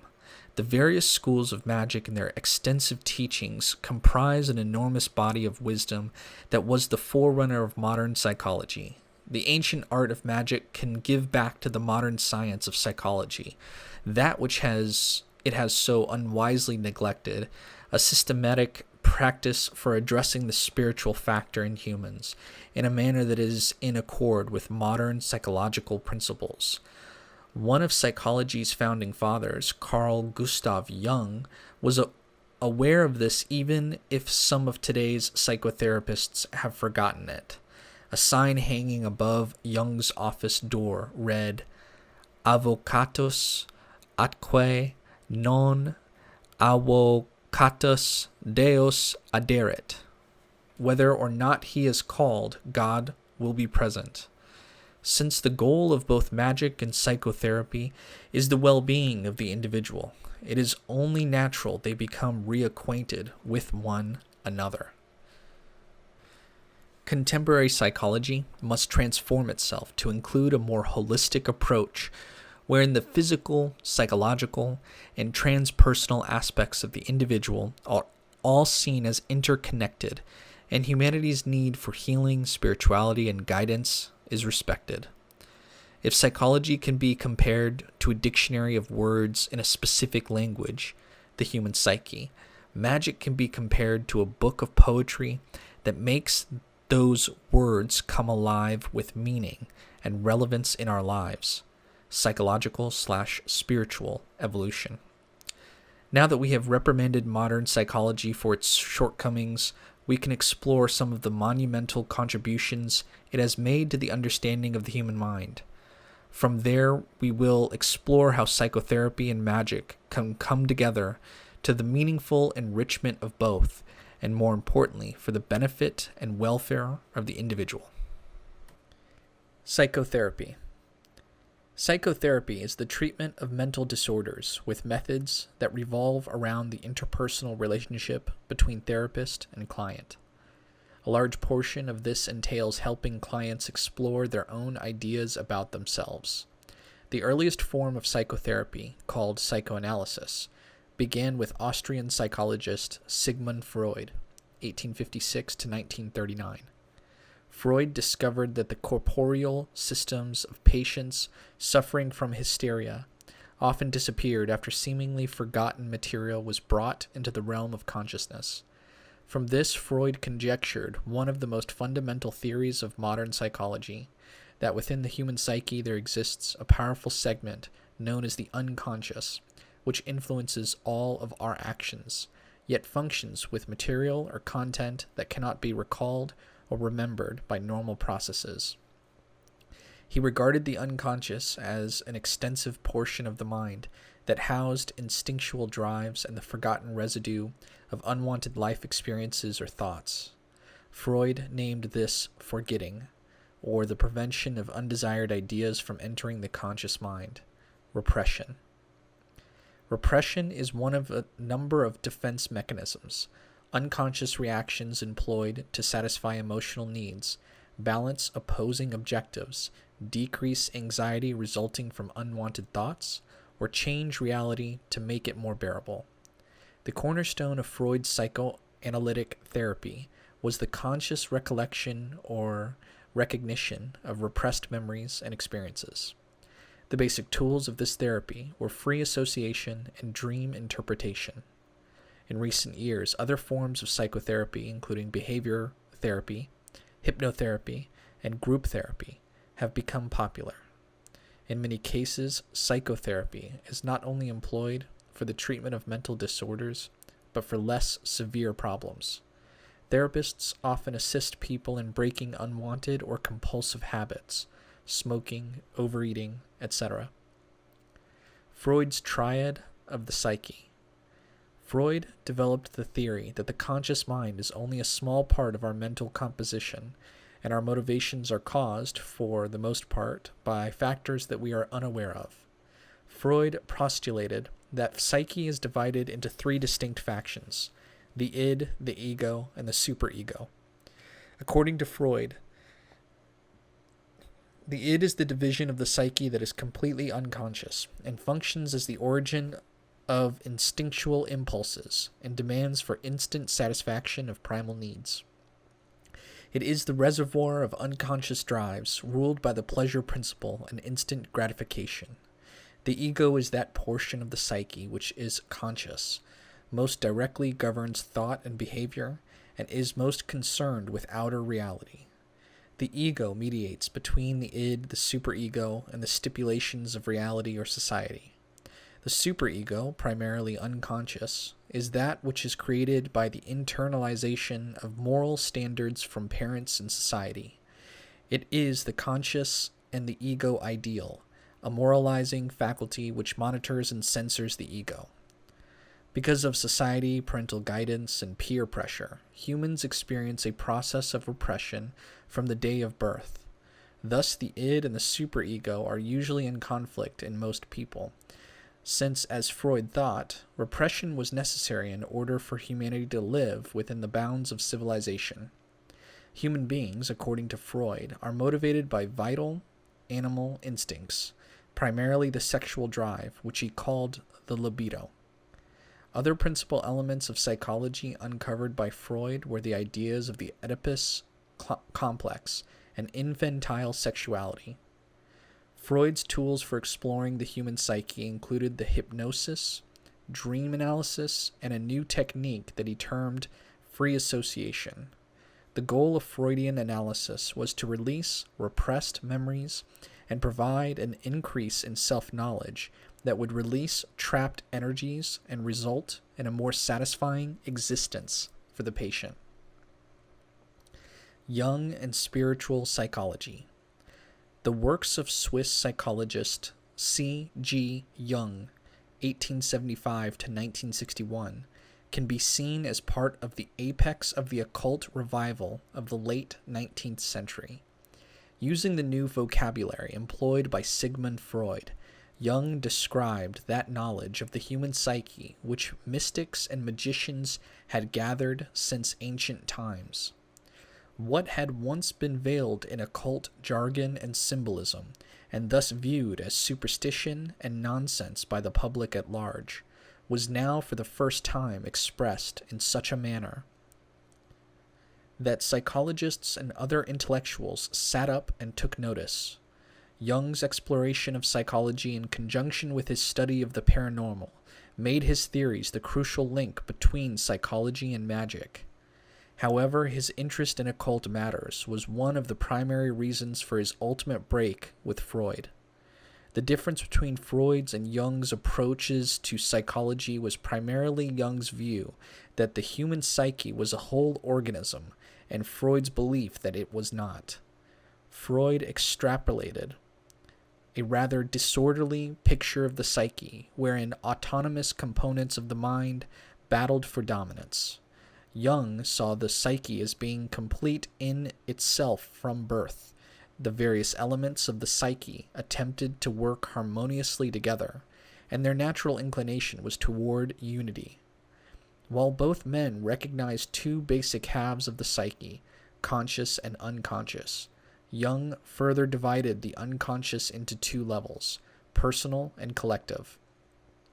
In addition, Freud was more concerned with his patient's past, while Jung emphasized the patient's future development. Whereas Freud referred to his method as psychoanalysis, Jung preferred the phrase analytical psychology. Heilsweg. The psychology which Jung very gradually developed was described by him as Heilsweg, a German word which meant sacred way and a method of healing. Jung's idea of the psyche was based on a separation between the conscious and the unconscious, the personal unconscious being a small tributary of the greater river of the collective unconscious. The pilgrimage of the self symbolized the bringing of unconscious content into the light of consciousness. Heilsweg was a method for differentiating the self from the collective unconscious that was the blueprint of individual existence. It was a way of individuation, or the process by which a person becomes self-realized, a separate indivisible unity or whole which contains all aspects of the self. This was a radical departure from Freud's view that people are enslaved to the drives of the id and superego, which pressure them into conforming with society-sanctioned patterns of behavior. According to Jung, the ego's formation of an identity was not only the beginning of true personhood, but also the commencement of a natural polarity between the general and the specific. Several stages marked the process of Heilsweg, or individuation. The first step was the confrontation with the shadow, those unconscious aspects of the mind which have been buried or ignored by the conscious mind. This begins with the dissolution of the false self, the mask, or the outer persona. Quote, "The persona is a complicated system of relations between individual consciousness and society, fittingly enough a kind of mask designed on the one hand to make a definite impression upon others, and on the other hand to conceal the true nature of the individual." End quote. Next, the individual encounters his soul image, the anima, or the animus. The final step is the manifestation in dreams, visions, or fantasies of appropriate archetypes, primordial images such as the wise old man or the great mother, images that appear as themes in religion, mythology, and folklore. The process of individuation contains many particular aspects which collectively might be termed outer psychology. This category includes Jung's separation of introverted and extroverted personality types, as well as his organization of types in accordance with their conjunction of the faculties of sensing, thinking, feeling, and intuition. All of Jung's ideas were of vital importance to modern understanding of the human psyche. However, the most notable contribution of Jungian psychology was the concept that individuation was a spiritual excursion, and it is highly significant that this pioneer of psychology phrased his ideas in spiritual terms. Thus, it is no surprise to find that Jung's system complements the mystical Kabbalah in so many ways. The nature of the psyche. Jung's definition of the psyche included not only that which we call the soul, but also the intellect, the spirit, and the totality of all psychic processes. The psyche is as real as the body is real. All psychic phenomena are real, since the psyche is indistinguishable from its manifestations. The psyche expresses itself in images that are full of meaning and purpose. It creates reality every day. It has its own peculiar structure and form. Quote, "For the psyche as it presents itself, as it is experienced by us, is inseparable from our physical being. But this by no means implies a biological dependency. The psyche deserves to be taken as a phenomenon in its own right. There are no grounds at all for regarding it as a mere epiphenomenon, dependent though it may be on the functioning of the brain. One would be as little justified in regarding life as an epiphenomenon of the chemistry of carbon compounds." End quote. The psyche consists of many parts, but there are two primary divisions that are interrelated: consciousness and unconsciousness. Unconsciousness. The unconscious is not simply the absence of consciousness. It is the division of the mind containing elements of psychic makeup, such as memories or repressed desires, that are not subject to conscious perception or control, but that often affect conscious thoughts and behavior. The personal unconscious is that unknown part of the individual human mind that is older than the conscious part of the mind. It is the primal portion from which consciousness arises. This unconscious, equivalent to Freud's superego, is unique to the individual, and it contains suppressed, forgotten, or subliminally perceived contents originating from a person's life.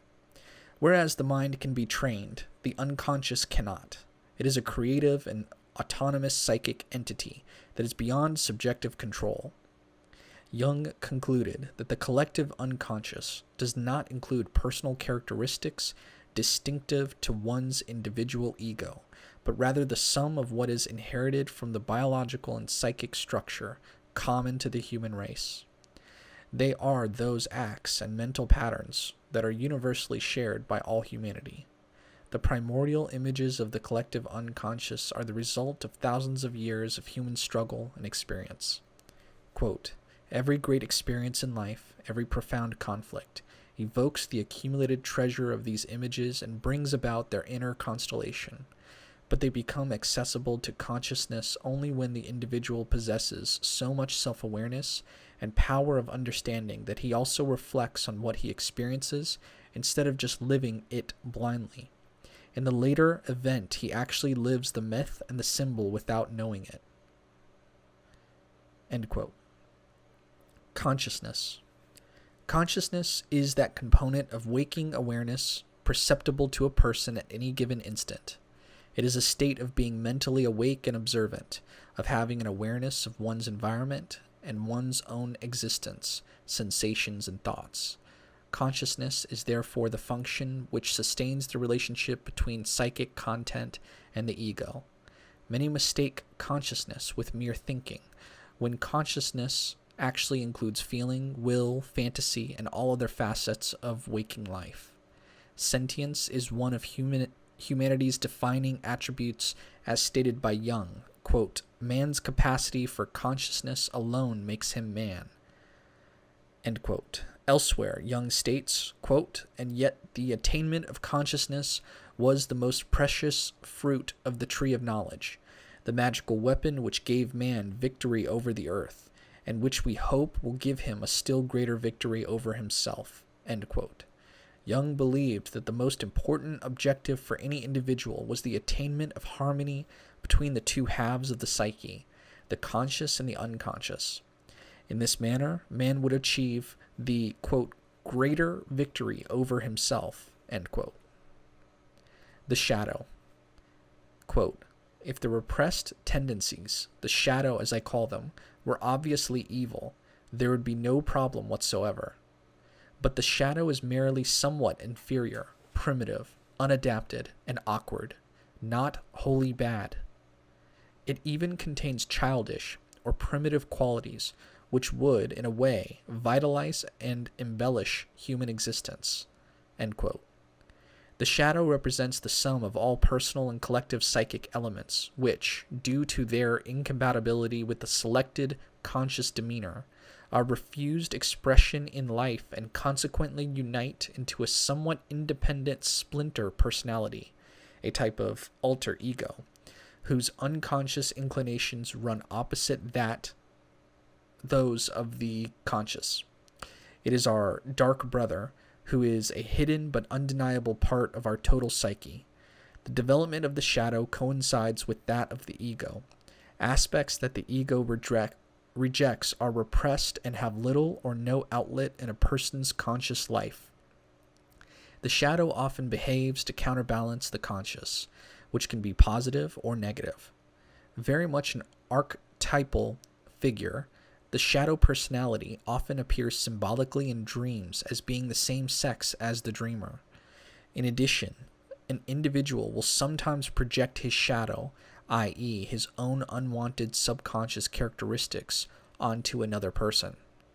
In keeping with his views on the unconscious, Jung proposed that there are actually two forms of the shadow: the personal shadow, composed of the individual's cast-off psychic content, and the collective shadow, which embodies all the collective repressed memories of humankind. By the way, on page 112, there is a figure 5, Jung's model of the psyche, outer world, inside a self, surrounded by ego and the shadow. The shadow contains animus, anima. The ego contains the persona. On the outside of the circle is collective unconscious and collective conscious. The personal goes in the collective conscious into self, and the unconscious in the collective unconscious also goes towards self in the middle. All right, back to the reading. Confronting the shadow. Quote, everyone carries a shadow. And the less it is embodied in the individual's conscious life, the blacker and denser it is. If an inferiority is conscious, one always has a chance to correct it. Furthermore, it is constantly in contact with other interests, so that it is continually subjected to modifications. But if it is repressed and isolated from consciousness, it never gets corrected. End quote. Throughout our lives, we are constantly having to suppress one attribute or another. Thus, the shadow can never completely be assimilated into consciousness. However, it is essential that the most conspicuous aspects of the shadow be raised to consciousness. Instead of rejecting the shadow, its counterpart, the ego will be invigorated by it. If the shadow is not reckoned with, it runs the risk of becoming a vast, dark, forgotten expanse, which blocks one's inner creativity from being fully available to the conscious mind. This is why some people strive with Herculean strain to keep a tight lid on their shadows, concealing their private demons with a thin veneer of moral perfection. The spiritual fortress they construct around themselves is nothing more than a synthetic buttress held in place by force, and ever in danger of structural failure should the wind change direction. Mere suppression of the shadow is as little of a remedy as beheading would be for a headache. It is for this reason that confronting the shadow is the first step in Jung's method of individuation. To do this means taking a starkly critical and objective look into the nature of one's own being. Unconscious content is usually experienced in projection upon something that is outside of us. In the case of unwanted psychic content, some people will readily project their shadow onto someone else. Thus, we have a tendency to shift the blame onto an appropriate scapegoat. The other guy did it. As a comedian once insisted, the devil made me do it. It is extremely difficult for some analysts,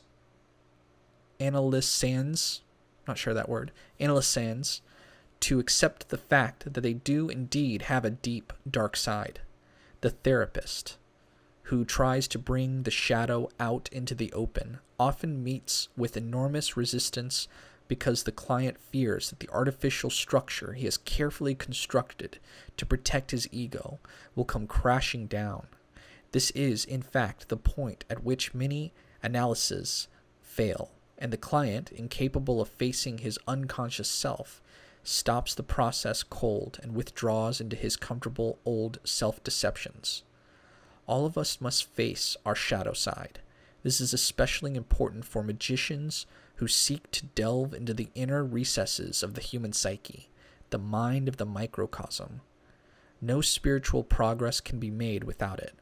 We must discover the distinct characteristics of our shadow, as opposed to other parts of the psyche, such as the ego, and recognize it for what it is, a natural part of ourselves and nothing to be ashamed of or feel guilty about. Guilt and shame often cause one to repress the shadow in the first place, allowing a small, undesirable trait to grow into a huge, unresolved conflict, compulsion, or neurosis. In some ways, the shadow is like a neglected and resentful child who, if shown kindness and understanding, can learn to play with the other children. Objective understanding of ourselves will make it easier to face the shadow and other parts of the psyche as well. Regression exercise. Examining the events of one's childhood is a prerequisite for determining how the shadow developed. An excellent method for recalling childhood memories is the following regression exercise. Perform the LBRP. Perform the fourfold breath.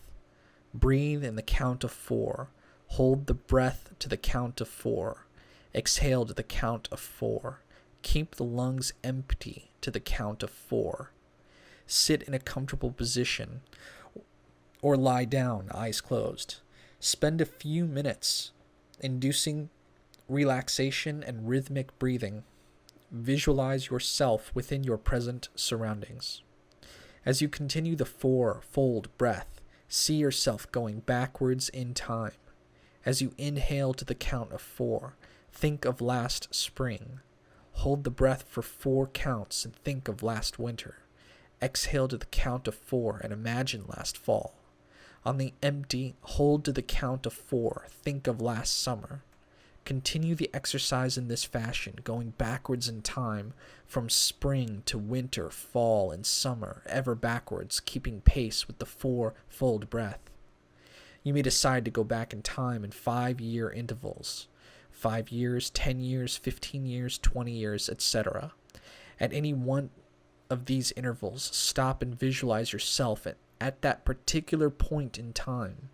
Observe how you looked, how your surroundings looked, the people around you at that time, how you felt about yourself, and how you saw your world. Examine significant events that occurred which shaped your view of the world and of yourself. When ready to end the exercise, use the 4-fold breath to visualize time moving forward again. Inhale, spring, full hold, summer. Exhale, fall, empty hold, winter. Move time forward again until you arrive at the present. End the exercise with the LBRP. Always record your observations. You should practice this exercise several times, deciding beforehand what time in the past you wish to examine further. If you become quite proficient in this technique, you can go back 1 year at a time, all the way to birth. Trauma release exercise. Sometimes traumatic experiences or memories are responsible for creating parts of the shadow personality. In such cases, a trauma release exercise can help the analysand let go of the calamitous experience and begin to heal.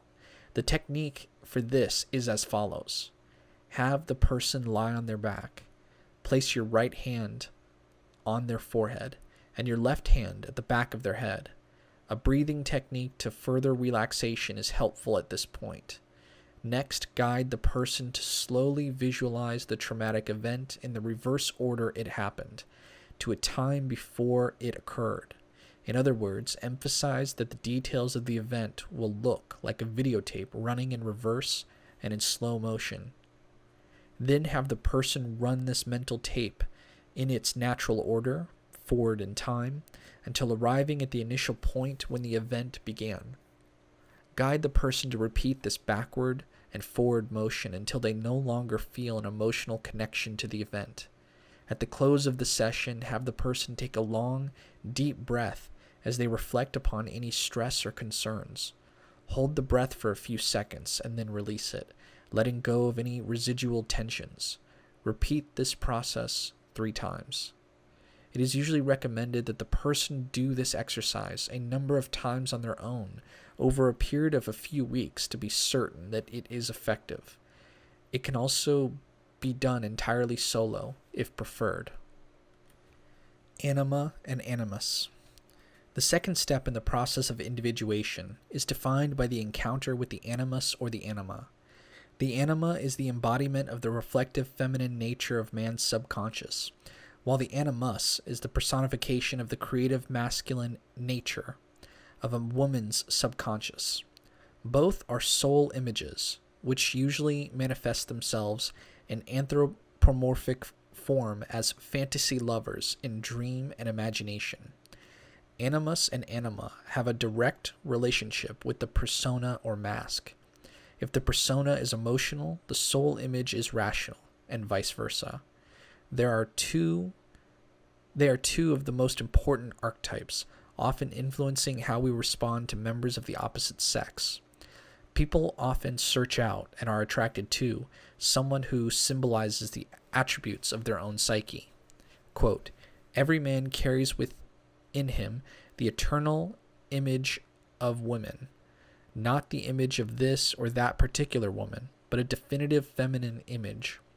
This image is fundamentally unconscious, an hereditary factor of primordial origin engraved in the living organic system of the man, an imprint or archetype of all the ancestral experiences of the female, a deposit, as it were, of all the impressions ever made by women. Such Since this image is unconscious, it is always unconsciously projected upon the person of the beloved, and it is one of the chief reasons for passionate attraction or aversion." End quote. We must learn to discriminate between interior and exterior manifestation of the anima and animus, just as we must distinguish ourselves from our shadow.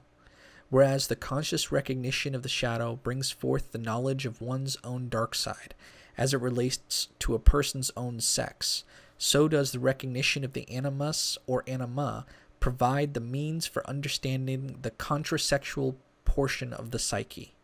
It is precisely this lack of discrimination that leads a person to repeatedly seek out a certain kind of mate, a bad boy or a nasty girl, type who will inevitably treat them poorly.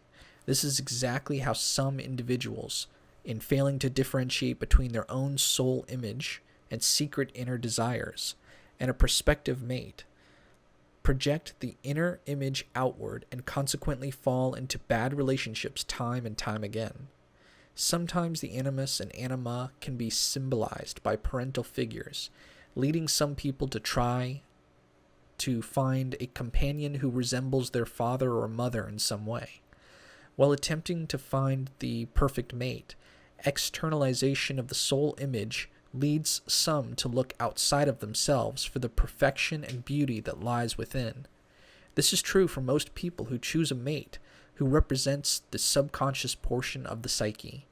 And since no human mate can fit perfectly into the transferred image, after time the carrier of the projection displays his or her own character traits, resulting in frustration and discord in the relationship. If a person could only recognize the soul image within as a part of their own inner self, they would stop attributing their flaws to their mate and retract the projection. Any psychic energy that has been bound up in the projection would be freed for other, more progressive pursuits.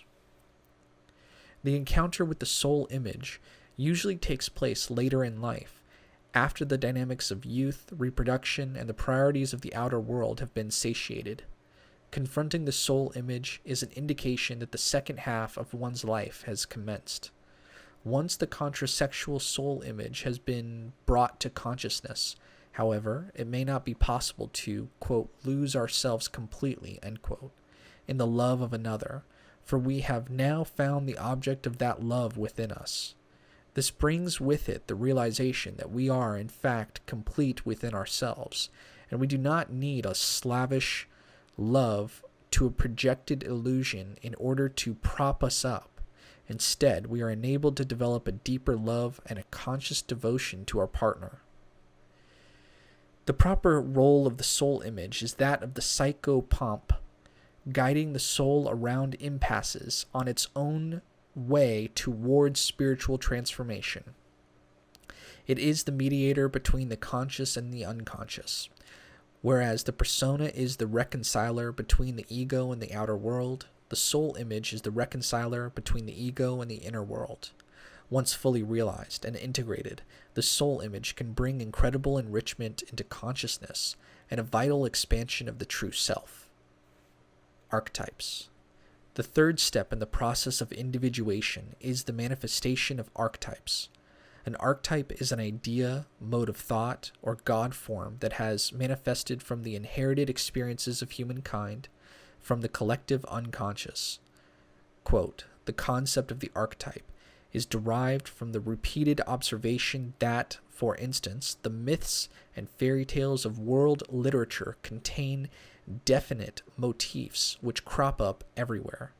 We meet these same motifs in the fantasies, dreams, deliria, and delusions of individuals living today.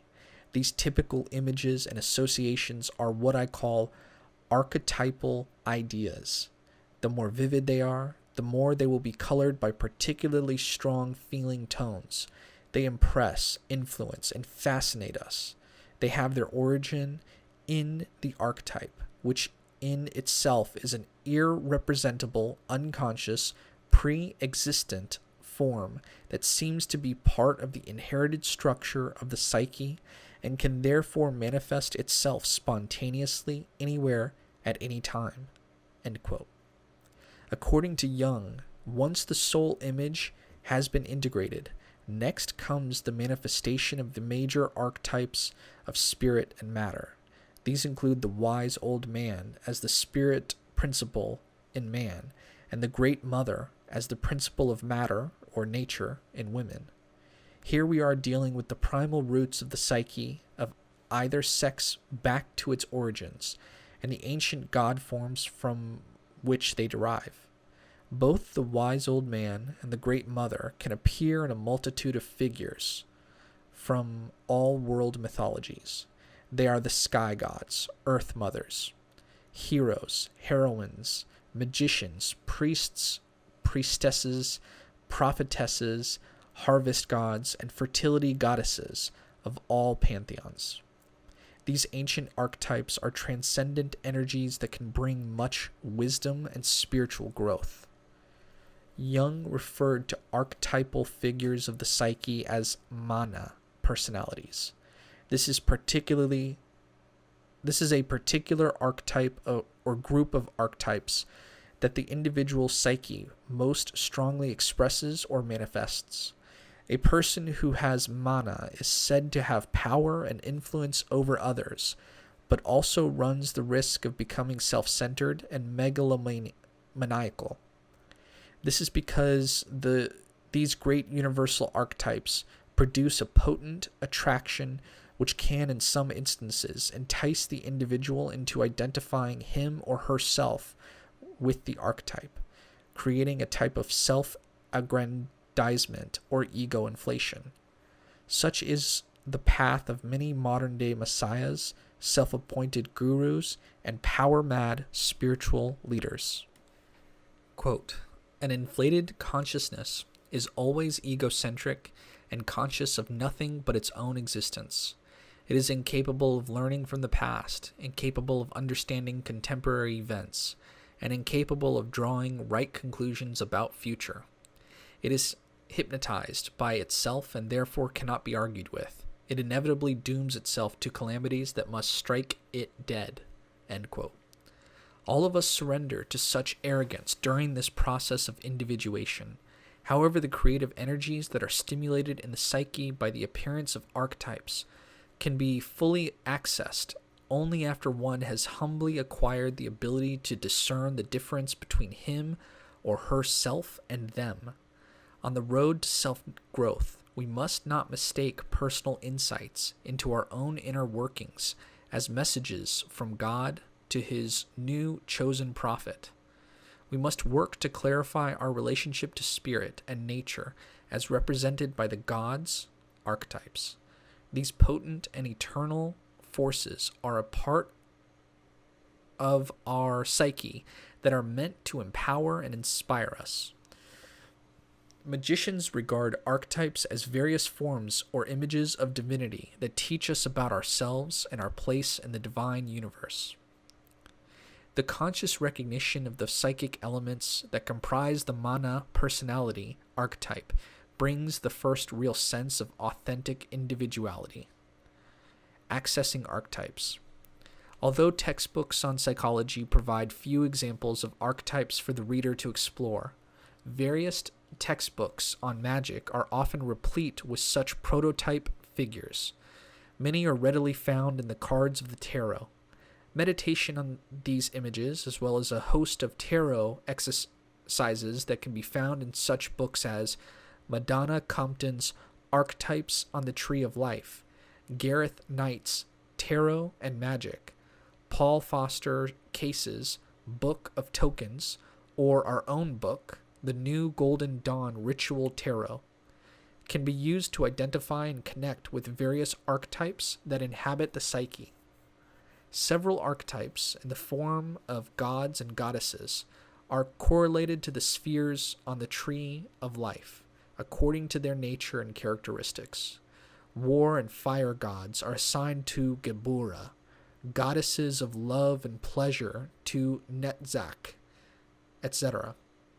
A small selection of deities from several pantheons are listed in Chapter 10.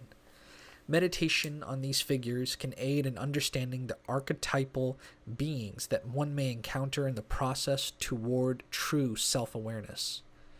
It is important that the student not fall into the trap of the psychologization of magic that is a result of misunderstanding Jung's theories. To the pop psycholo-occultist, the archetypes, deities, and symbols are simply creations of the human mind. They have no existence beyond the individual human being. Pop psychology sometimes gives the impression that humans create, work with, and discard archetypes as easily as an old pair of shoes, in a kind of superficial, mental, role-playing game.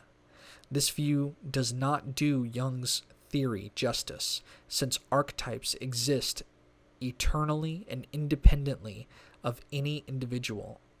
To truly understand this, one must be willing to accept the spiritual, magical side of human existence.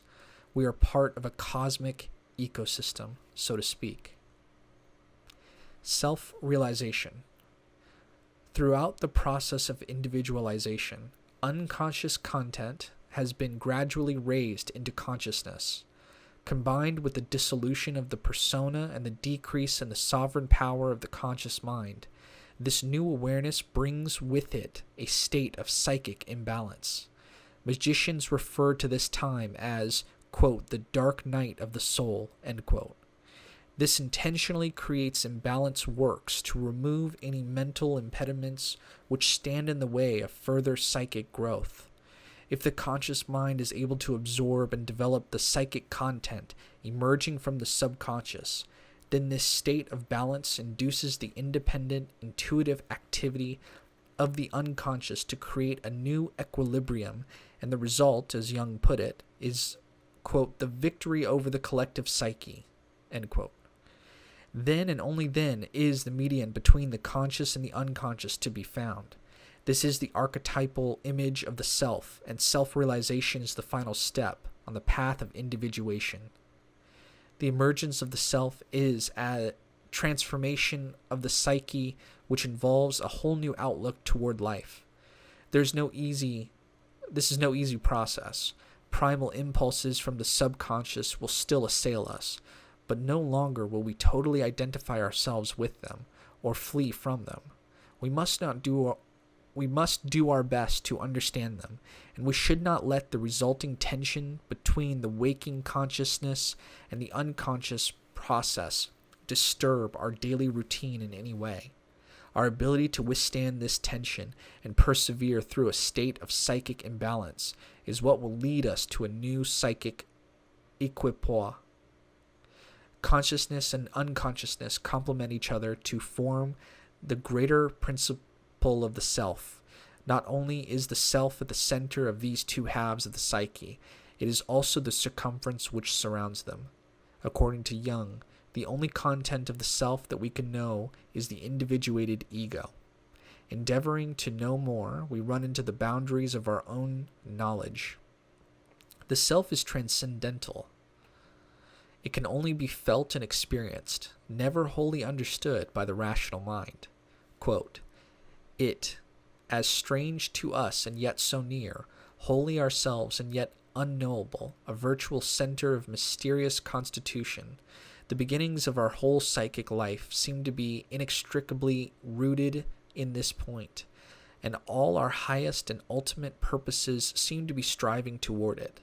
This paradox is unavoidable, as always when we try to define something that lies beyond the bourne of our understanding. End quote. It is obvious that Jung is bordering on the mystical here. Jungian psychology differs from other systems in that it presents ethical objectives that have much in common with magical goals.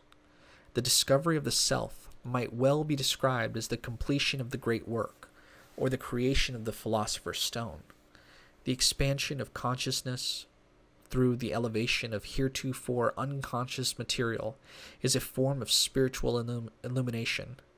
This does not mean that the individual who experiences illumination or self-realization will spend the rest of his days in blissful meditation, but rather that he will gradually gain a more true understanding of himself and his connection to the divine.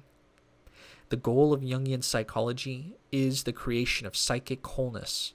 It is not by any stretch of the imagination limited to the treatment of mental illness.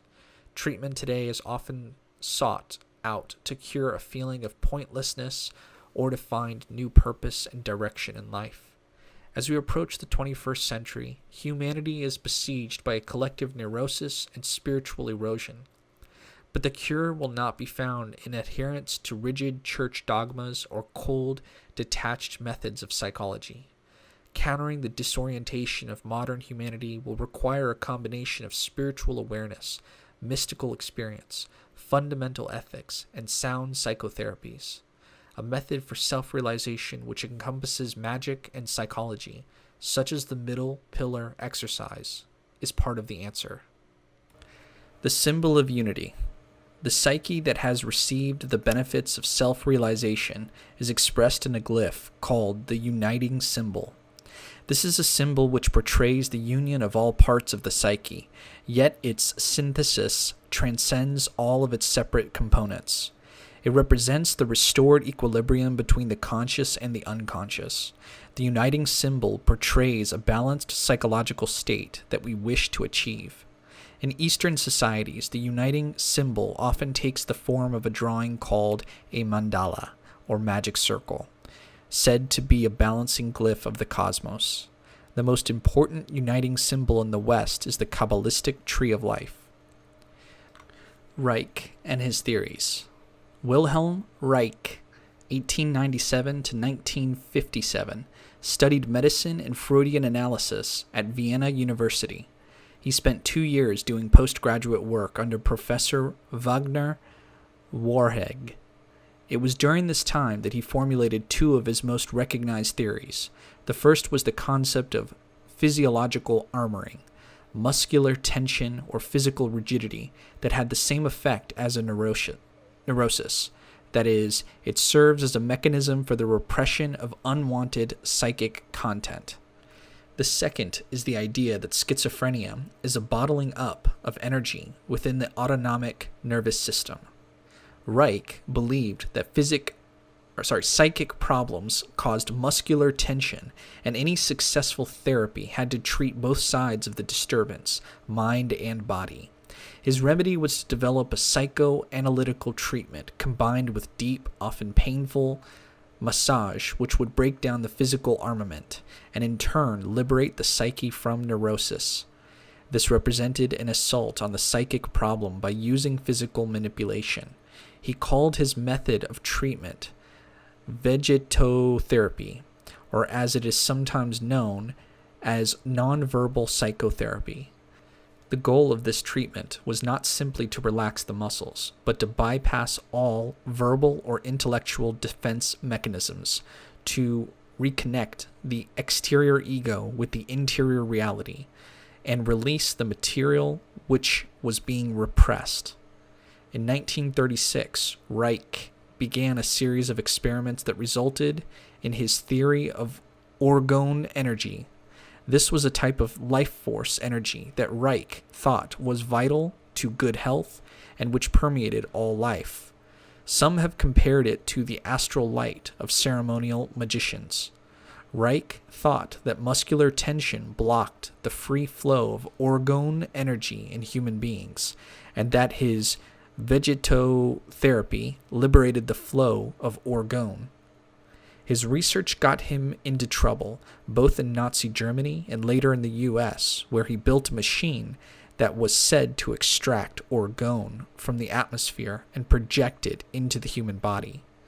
Nevertheless, the theories of Reich and are thought by many people to be an important conjunction between psychotherapy and magic. Transpersonal psychology.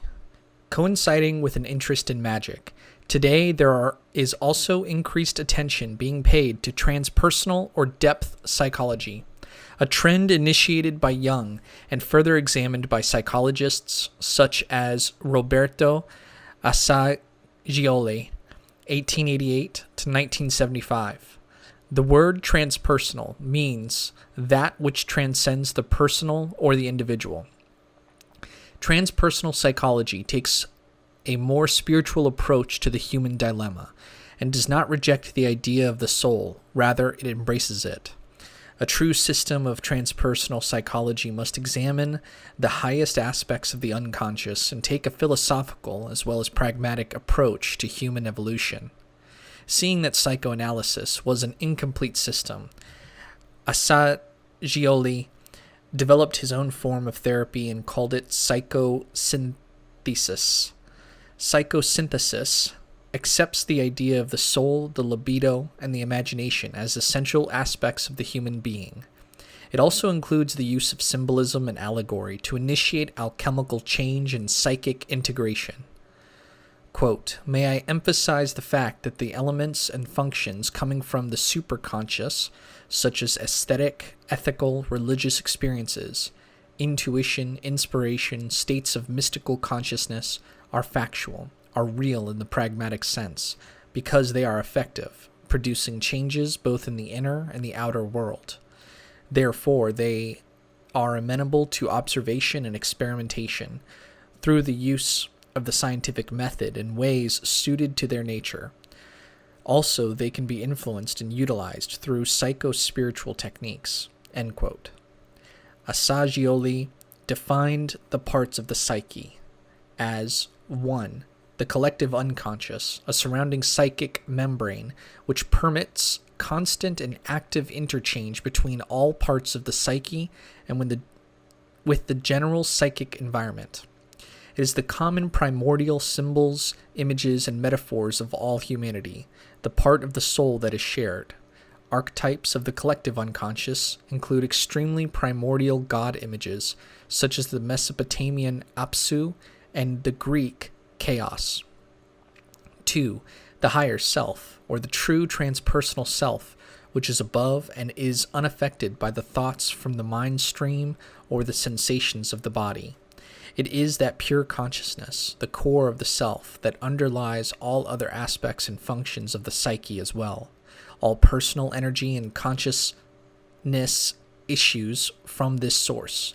Archetypes of the higher self include omnipotent sky gods, such as the Babylonian Marduk, the Greek Zeus, and the Hebrew Yahweh. 3.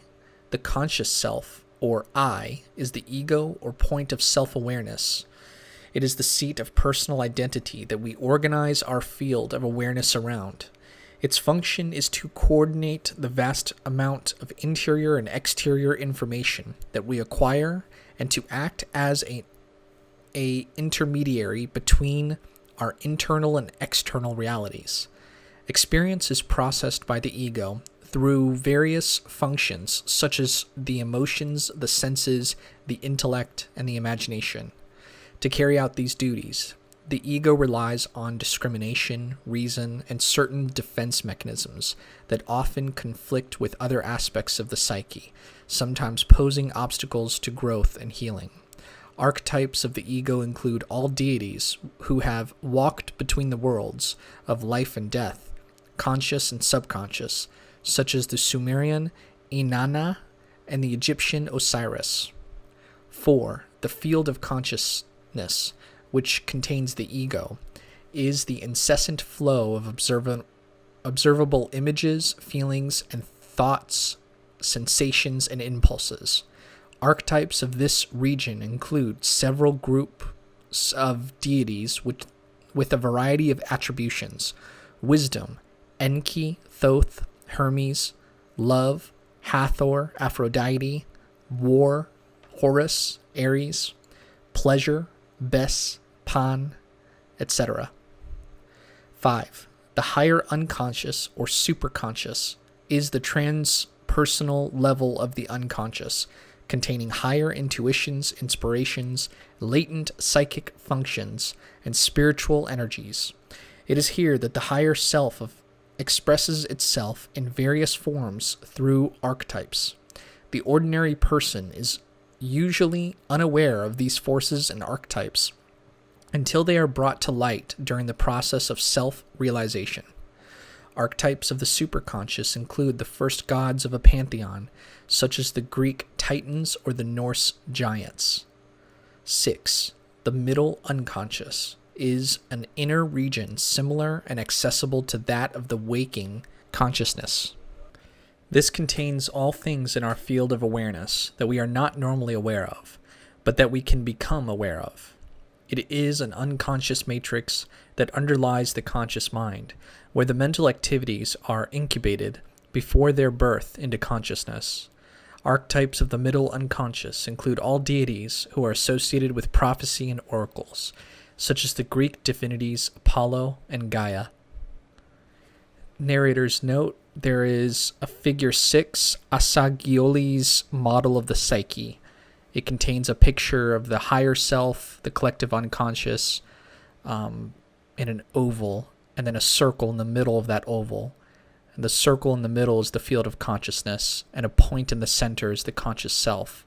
And there's higher consciousness, higher unconscious, middle unconscious, and lower unconscious within the oval. 7. The lower unconscious contains fundamental drives, primitive urges, inferior dreams, and complexes. This is the personal unconscious, which is the storehouse of hidden memories, repressed psychic content, and the shadow personality. This part of the psyche is accessed by working with hypnosis, trance, and imagery. Archetypes of the lower unconscious include all underworld deities, such as the Sumerian goddess Erish Kigal, and the Greek divinities Hades and Persephone. If we were to add anything to Asagioli's model, it would be the body or manifest psyche, which must be considered in a holistic psychology. Mind and body are interrelated extensions of one another. Just as physical discomfort can affect the mind, through focused visualization, can affect the body. Archetypes of the manifest psyche include all earth deities, such as the Egyptian Geb, the Babylonian Nin-Hursag, and the Greek Demeter. Asagioli's division of the psyche is remarkably similar to the Qabalistic model of the soul. Like Jung, he saw the pressing need for all human beings to achieve a balanced inner integration and true self-realization, and he outlined a system for achieving this goal in 4 stages. 1. Through knowledge of one's personality. This includes a frank analysis of all parts of the psyche, both conscious and unconscious, including the shadow. Psychoanalysis is the method used by the therapist for this objective. In magic and alchemy, it is the first half of the equation, solve et coagula, dissolve and coagulate. 2. Control of the personality's various elements. After having discovered all parts of the psyche, we must take control of them. According to Asagioli, one of the most effective ways of achieving this is a method called disidentification, which aids in the dissolution of harmful complexes whose newly freed energies can be controlled and used toward more positive ends. Dispelling these complexes requires the methods of objectification, critical analysis, and discrimination. In magic, the shadow aspects of the psyche are collectively called the evil persona. They must be recognized, subjugated to the magician's higher spiritual will, and their energies transmuted and employed for the completion of the great work. 3. Realization of one's true self. The discovery of creation of a unifying center. The intermediate link which, if focused on and identified with, allows for the integration/unification of the lower and higher selves, and freedom from selfish interests and personal limitations. A point of connection between the individual and the divine self, which is reflected and symbolized in that point. 4. Psychosynthesis. The formation or reconstruction of the personality around the new center. Once the unifying center is found, the next step is to gradually and systematically build a new ideal personality around it in an organized, purposeful manner and with clear, achievable goals in mind. Practical psychosynthesis commences with the construction of this new personality. This process involves the active utilization of all available energies and the transmutation of unconscious and previously latent forces, development of those aspects of the personality which are weak or insufficient. It is accomplished through techniques of autosuggestion, affirmation, visualization, and by the systematic training of the less developed functions of imagination, will, and memory. Finally, all the various psychological energies and functions must be coordinated as the new personality achieves a stable, organized form. There are many levels in the process of transmutation and self-realization, and as stated earlier, they are not always entirely pleasant. It is a multifaceted process which includes several stages: the elimination of impediments which block the flow of energies between the superconscious and the lower realms of consciousness, evolvement of latent or dormant higher functions, memory, will, imagination, etc., and stages where the ego must yield to the work of the higher self and withstand the stresses and unavoidable discomfiture that the process requires. In magic, this is the spiritual discipline of the great work and reunification, the second half of the solve et coagula formula of alchemy. It represents our goal to become more than human, or in less mystical terms, to become the best possible human being we can be, evolving to our fullest potential. Various methods and tools are employed in psychosynthesis, just as they are in other transpersonal psychologies. In psychosynthesis, the focus is always on a holistic approach to treatment, and all techniques used are subservient to the health, well-being, and psychic integration of the individual.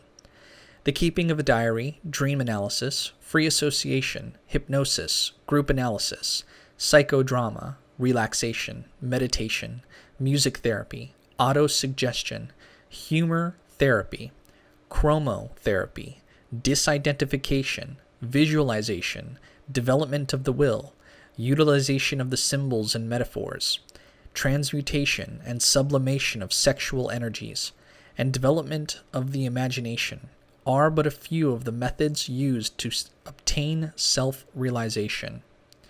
One of the goals of psychosynthesis is to integrate the superconscious as much as possible into the conscious and unconscious realms. Numerous metaphors for this process of self-realization and self-integration can be found in the language of the alchemists. What spiritual alchemy describes as the transformation of lead into gold is simply another way of describing the transmutation of the mundane into the spiritual, discord into harmony, and the personal into the transcendent. Imagination and the transconscious self. With the lines between psychology and magic becoming increasingly transparent, we arrive at a new, more transcendent interpretation of consciousness. The connecting link between all parts of the self is the transconscious self, composed of for the most part, of the processes of imagination, intuition, and will. The transconscious is a reconciling intelligence with a unique nature. It has the ability to move through, communicate with, and cause change on all levels of the psyche, and is capable of a wide range of powers associated with communication and transformation. The imagination is the essential aspect of the transconscious self. It is a potent medium for the processes of inspiration, transmutation, integration, and transcendence. The transconscious imagination operates as a single organized mechanism, purposefully flowing between all portions of the psyche with a unifying objective. Its vast creative resources are a primary influence in the development of music, dance, literature, and other art forms.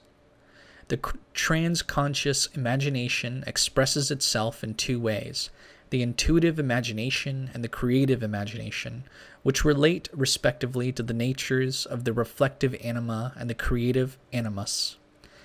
Together, these two archetypes coalesce into the partly androgynous archetype of Hermes, the messenger god, who symbolizes the transconscious imagination as the psychopomp, the guide, healer, and protector of the soul. The language of the soul and the imagination is revealed in symbol, image, and allegory. Therefore, in all mythologies, the many figures, places, and situations are metaphors for different archetypes, as well as different aspects of the psyche and transformative experiences.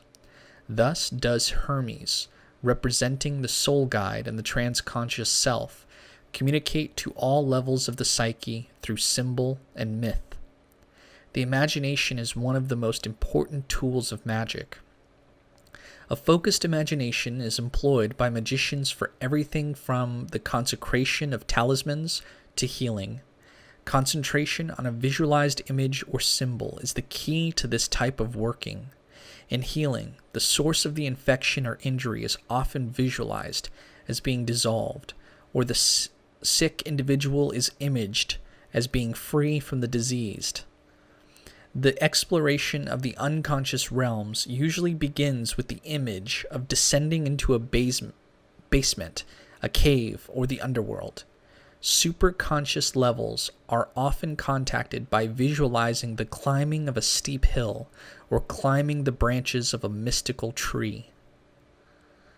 Properly used, the imaginative faculties of the transconscious self can be used to activate the latent faculties of the psyche and bring renewed health and well-being to the entire mind/body system. The Tree of Life. The Kabbalah is the mystical system of the medieval Jews. Its exact origins are buried in antiquity.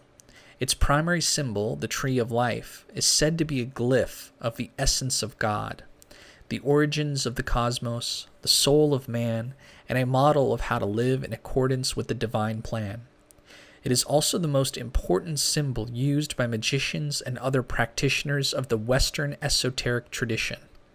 For our purposes, we will focus upon the Tree of Life as a uniting symbol, an image of the individuated psyche. The tree itself is composed of 10 Sephiroth, spheres or emanations, which are listed in order and are pictured in Figure 2 of Chapter 2. Kether, the crown; Chokmah, wisdom; Bina, understanding; Chesed, mercy; Gebura, strength; Tifareth, beauty; Netzach, victory; Hod, splendor; Yesod, foundation; and Malkuth, the kingdom. The parts of the soul. To the Kabbalists, the human soul is divided into 3 principal portions, which overlap in some instances. These are the Neshama, the Ruach, and the Nefesh. The highest of these, the Neshama, encompasses the Sephiroth of Kether, Chokmah, and Bina. It corresponds to the highest aspirations of the soul, and what Asagioli described as the higher unconscious or superconscious. The greater Neshama is further subdivided into 3 parts: the Yechida, the Chia, and the Neshama. The Yechida, centered in Kether, is our true divine self, comparable to Asagioli's higher self, the root essence of our spiritual nature. It is that part of us that is nearest to God, the most perfect level of the self. The Yechida is the supreme, undifferentiated quality of mind that is pure, unexpanded consciousness. It simply is, I am that I am. The Chia, or life force, located in Chokmah, is the highest active principle in the human soul. It is our divine will, our inquisitive urge to become more than human, symbolized by the masculine soul image of the animus, or the figure of the supernal father. The Chia is the source of our powers of action.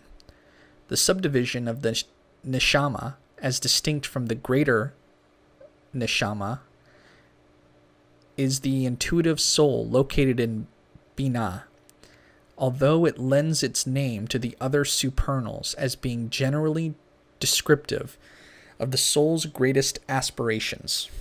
It is also the most approachable of the 3 supernal parts of the soul. The Neshama in Bina is symbolized by the feminine soul image of the anima, as well as the Shekinah, the supernal mother, or the Gnostic Sophia. It is the source of human perception, comprehension, and spiritual understanding. Narrator's note, there is a figure 7. At the top is a circle Neshama, with Neshama, Yechida, and Chia. There's the Qabalistic Tree of Life, and there's 3 circles. I'll link all these in the description below. All right, let's move on. The Neshama in Bina initiates delineating ways in which the self can be defined as being unique to the individual, as well as limitless in archetypal manifestation. It is the understanding of how the divine manifests itself through a multitude of archetypal forms, and how it expresses itself more fully as the process of self-realization continues to unfold. The Neshama carries within it the instinct and blueprint for self-realization.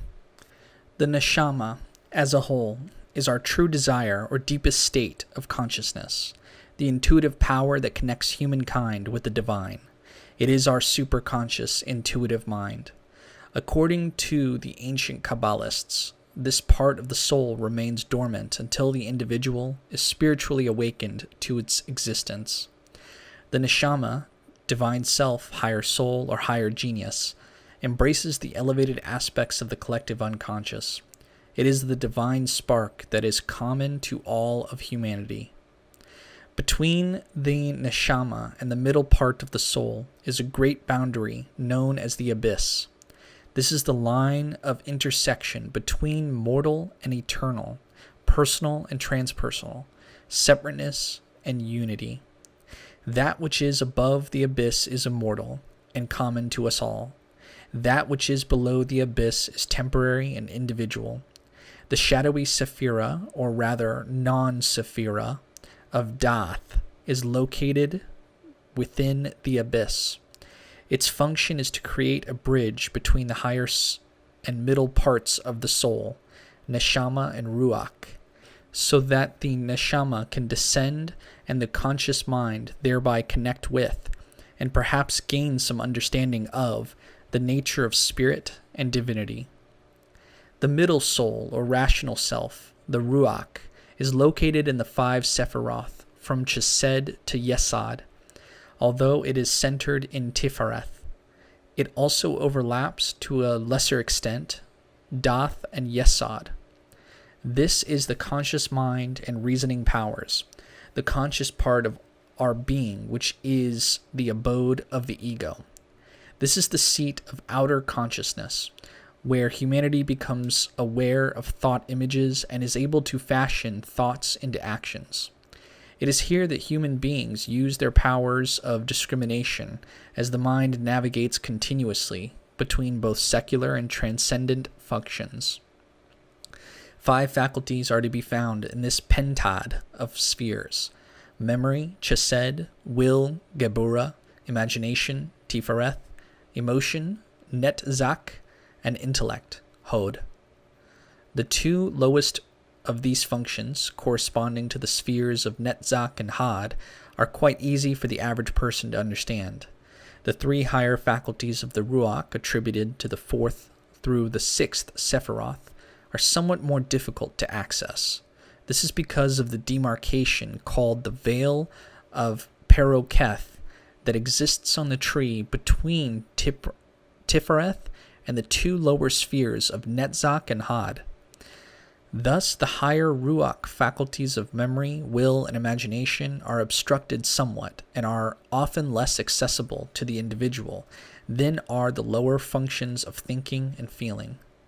The Ruach contains both the middle unconscious and the field of consciousness of Asagioli's system, as well as his concept of the conscious self or ego.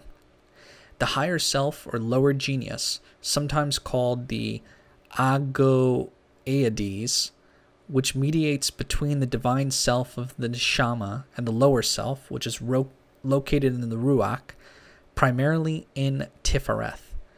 This is also the seat of the personal ego, which interacts between the divine superconsciousness and the lower self, and constantly attempts to organize and interpret one's personal experience, both inner and outer experience. The persona, a conscious but artificial mask that we present to the outer world, is also to be found in the Ruach. The Nefesh, or lower side, resides in Yesod.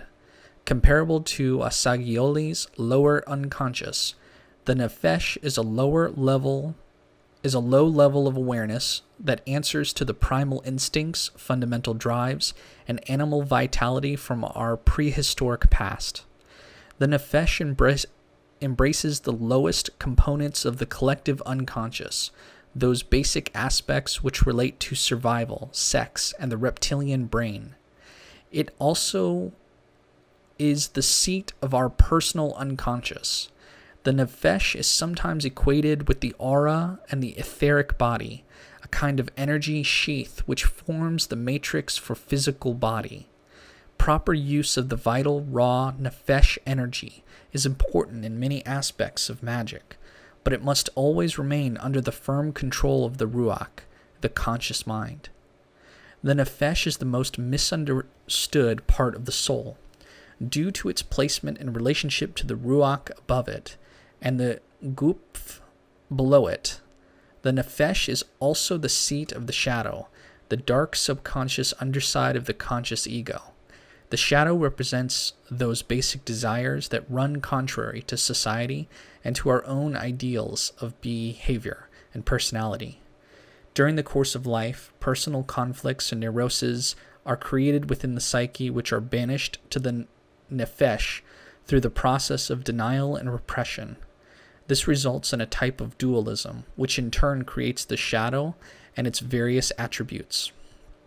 This dualism is expressed in the fact that on the one hand, the Nefesh contains a vibrant primal energy and raw beauty that is crucial to magical work, but on the other hand, it also contains unconscious impulses, which often run contrary to spiritual growth.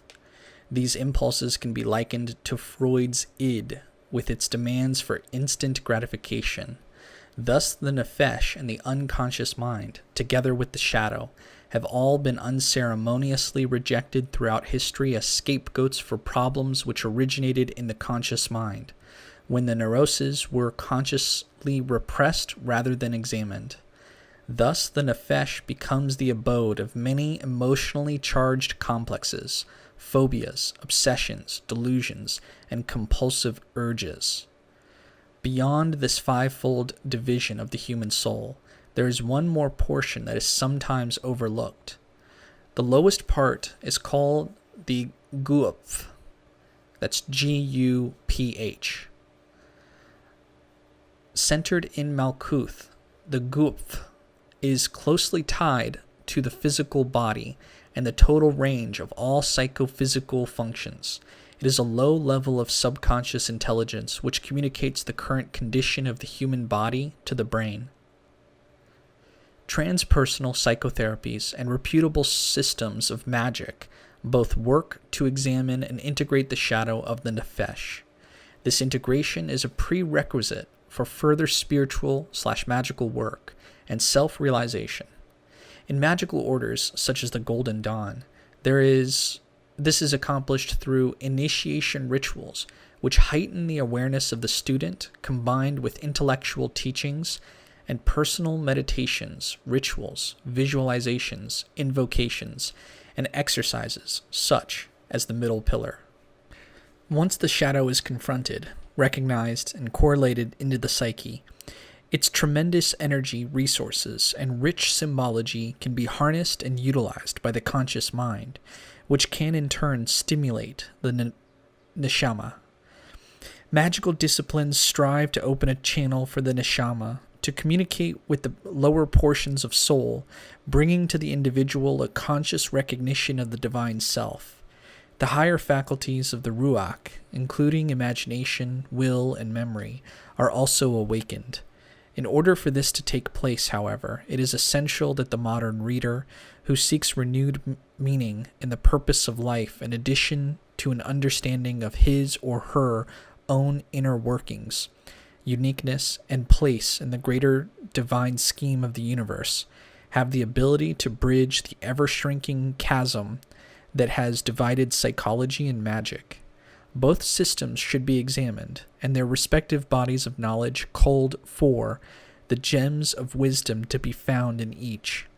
This process of reconnection between the modern science and ancient art will be an act of healing on both a personal and collective level, which recognizes that all of reality is united under the integrating principle of spirit.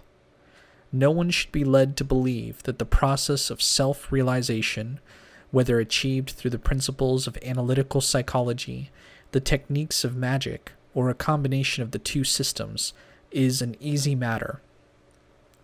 But here, even the smallest achievement will be a monumental step in one's personal inner growth. If the mind is kept open to both new and old ways of exploring human development, one will discover that the psychologist's pursuit of a healthy, integrated human psyche, the alchemist's search for the philosopher's stone, and the magician's quest to complete the great work are all natural complements of each other. Humanity's spiritual development is a long and arduous journey, an adventure through strange lands full of surprises, difficulties, and even dangers. It involves a drastic transmutation of the normal elements of the personality, an awakening of potentialities which had hitherto been dormant, a raising of consciousness to new realms, and a functioning along a new inner dimension. Chapter 7. The Art of Relaxation. In the foreword to the second edition of The Middle Pillar, Regardie expressed a desire to add more material on the art of relaxation and its importance to the individual's well-being. At that time, Regardie wanted to leave his original work intact and unencumbered by the afterthoughts. Later, in such books as The Romance of Metaphysics, 1946, 12 Steps to Spiritual Enlightenment, 1969, and Foundations of Practical Magic, 1979, he went into more detail concerning the psychological and physical benefits to be gained through relaxation. Some of the techniques he suggested to his patients and students alike are given below, along with other methods. Before the student commences any extended involvement with advanced magical techniques, he or she should concentrate on gaining proficiency in the art of relaxation. This sounds simple enough, but it is not something to be passed over lightly. Even so, as Regardie noted, few spiritual schools emphasize basic techniques of relaxation, without which nothing of substance and lasting value can be accomplished. Many esoteric schools seem to focus on the idea that the simple contemplation of a mystical idea alone will naturally result in the required concentration and relaxation. Sometimes this idea is correct, but as Regardie observed, in most cases it is not. More often than not, as soon as the student tries to concentrate on a spiritual affirmation or belief, he or she is beset by a horde of extraneous ideas which lead to distraction. As a result, quote, distracted and annoyed by this wandering of his mind, he makes determined efforts to bring the attention back. The total result is added tension of the mind, reflecting neuromuscular hypertonicity in the body, and he becomes a nervous, exhausted wreck within the space of a few minutes, end quote. Regardie cites the remedy for this situation, quote, it is absolutely imperative that the student should, at the outset, be taught a method which will enable him to relieve these neuromuscular tensions, and this cramp of the mind is in such a way as to enable him to continue by the employment of the same method to the contemplation of metaphysical ideas, end quote. The human body is a complex machine which converts food into energy. A great deal of energy is needed to carry out the internal bodily functions alone, but even in a normal state of rest, About 1/2 of the body's energy can be squandered through tension and anxiety. This is why people often complain of being exhausted even when they've had plenty of sleep. Fatigue and psychic conflicts create tension, which eats up precious energy. And unfortunately, the demands of modern life often seem to make relaxation a rare luxury that few can afford. Like energy from food, the consumption of oxygen is also of primary importance to all somatic operations. Relaxation exercises can regulate the consumption of oxygen through the techniques of rhythmic breathing. To use an automotive metaphor, this helps to keep the human motor running smoothly without burning too much oil or fuel. Thus, relaxation helps to conserve large amounts of energy that is wasted by neuromuscular tension. And who would not want to free up this misspent energy and use it for things more meaningful and enjoyable than tense shoulder muscles, a stiff neck, or an upset stomach? Having an abundance of energy will alleviate these tensions and help one live life to its fullest. Regular performance of the relaxation exercises given here will reward the practitioner with physical and psychological dividends. Among the physical advantages are a decrease in blood pressure, a slowdown in respiration and heartbeat, and a noticeable decrease in muscular tension, along with the aches and pains that accompany such tension. The psychological effects are even more profound. Through deep relaxation, the human can achieve a state of pure consciousness in which the physical or somatic element is completely removed.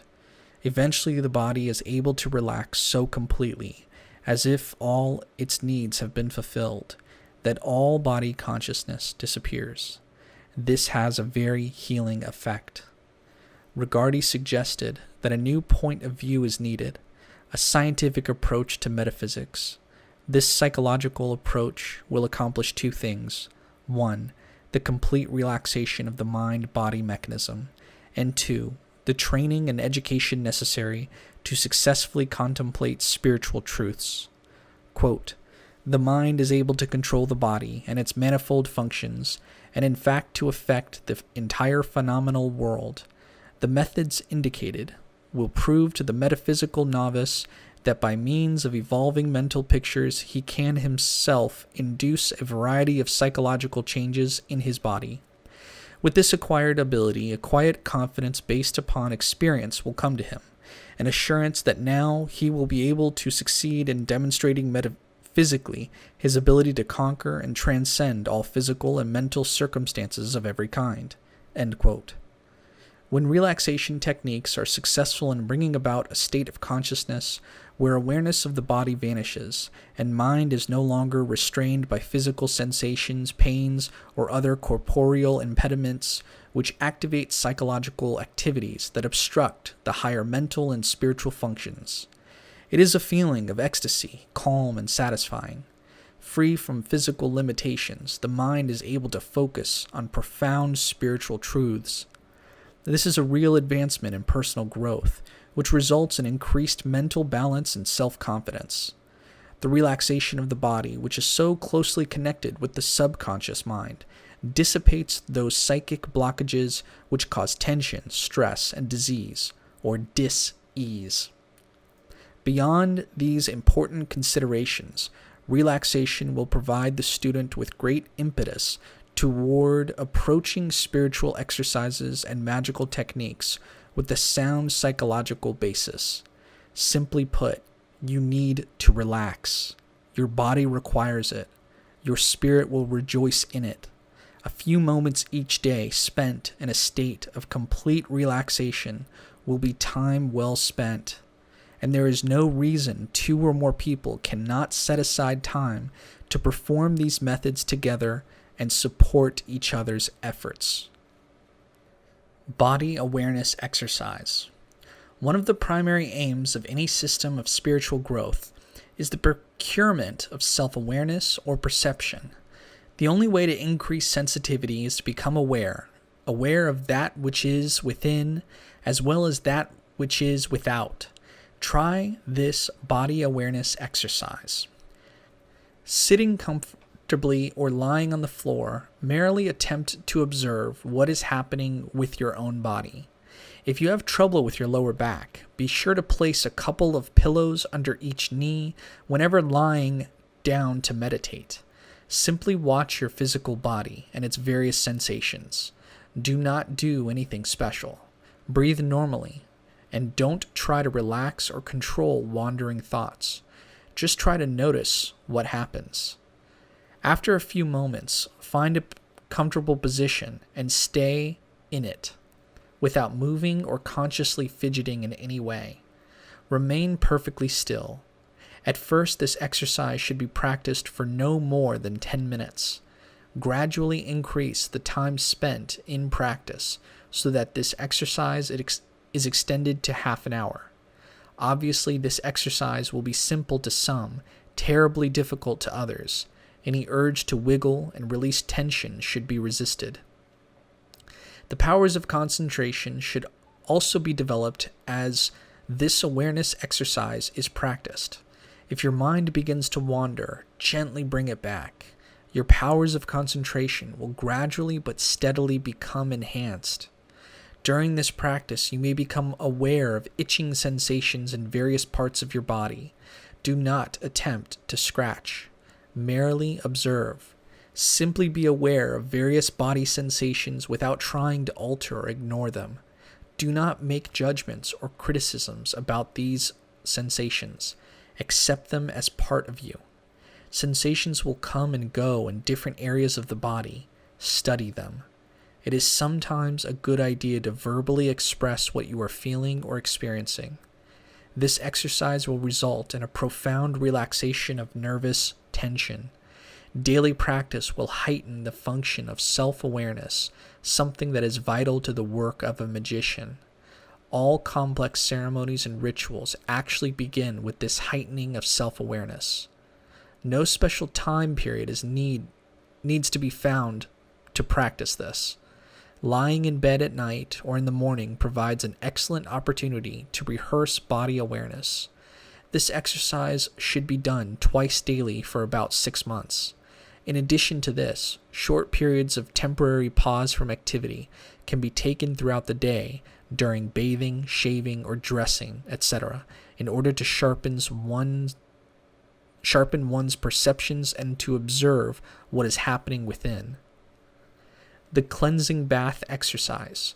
Take a shower to clean the body, then fill the bathtub with warm water. Add bath salts or perfumed oil to the water.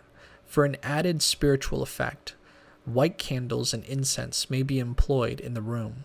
Some soothing music on the CD or tape player wouldn't hurt either. Simply soak for a few minutes and let go of any negativity or tension into the cleansing water. Then pull the plug and drain the water while remaining in the tub. Feel your doubts and worries siphon out with the water, leaving you feeling relaxed and energized. Don't rush when getting up. The purifying breath exercise.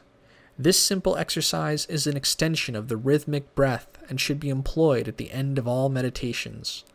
Take a deep breath and hold it in for a few seconds. Then pucker the lips, leaving only a narrow opening in the mouth.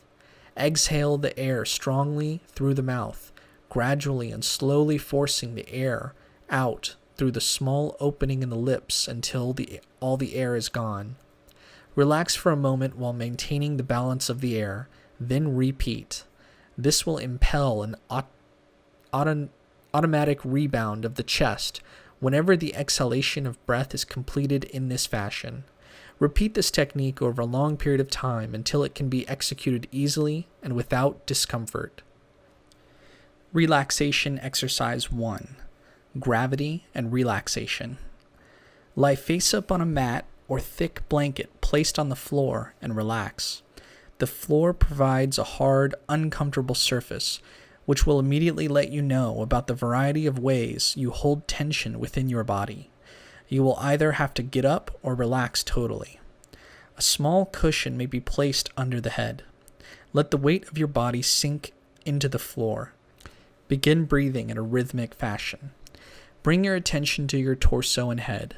Inhale and tense the muscles of your stomach, chest, and neck. Exhale and relax totally, feeling the weight of your body sinking into the floor. Do this several times. Concentrate now on your left arm. Inhale and make a fist, tensing the entire arm, and raise the limb off the floor about 6 inches. Exhale and relax your arm. Allow it to drop to the floor. Do this a number of times until the limb feels totally relaxed and falls readily with the force of gravity. Now center your attention on your right arm from hand to shoulder.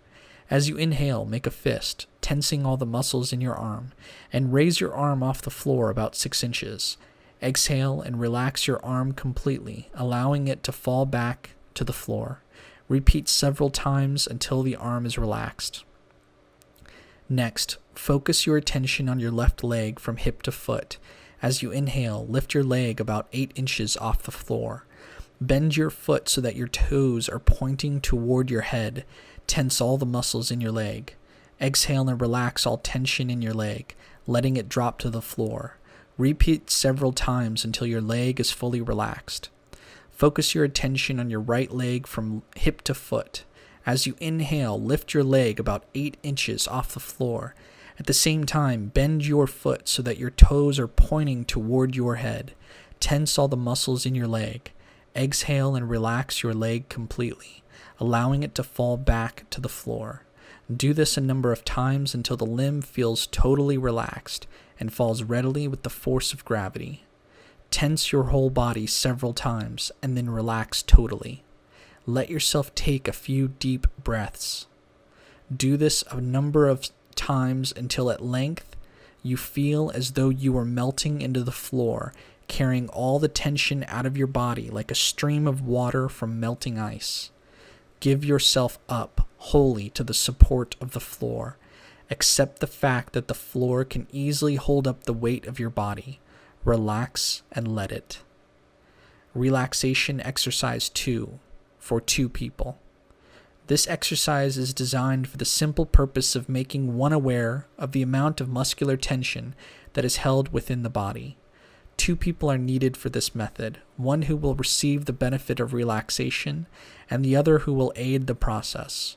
Here we will refer to the first person as the subject and the second as the assistant. For the subject, loose-fitting garments, including slacks or sweatpants, are required. The subject should lie face up on a mat or thick blanket placed on the floor. If lower back pain is a problem, place a number of pillars. It says pillars, not pillows. That's funny. Place a number of pillars under the subject's knees. A small cushion may be placed under the head.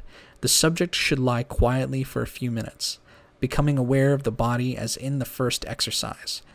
After a short time, the subject will probably come to the realization that he or she cannot totally relax. This is where the assistant comes in. The assistant should be seated to one side of the subject. He or she should commence by placing one hand under the subject's ankles and raising both legs a few inches off the floor.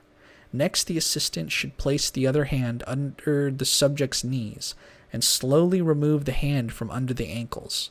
This will cause the lower part of the legs to drop, unless the subject still holds tension in the muscles. Now, the assistant should hold the ankles together with one hand and remove the hand from under the knees, and gently attempt to separate the knees. If the subject is relaxed, each knee should fall outward. This may take several attempts before the subject relaxes enough to permit the knees to fall. Next, the assistant relaxes the subject's arms one at a time. Each arm should be wiggled as if shaking a rope.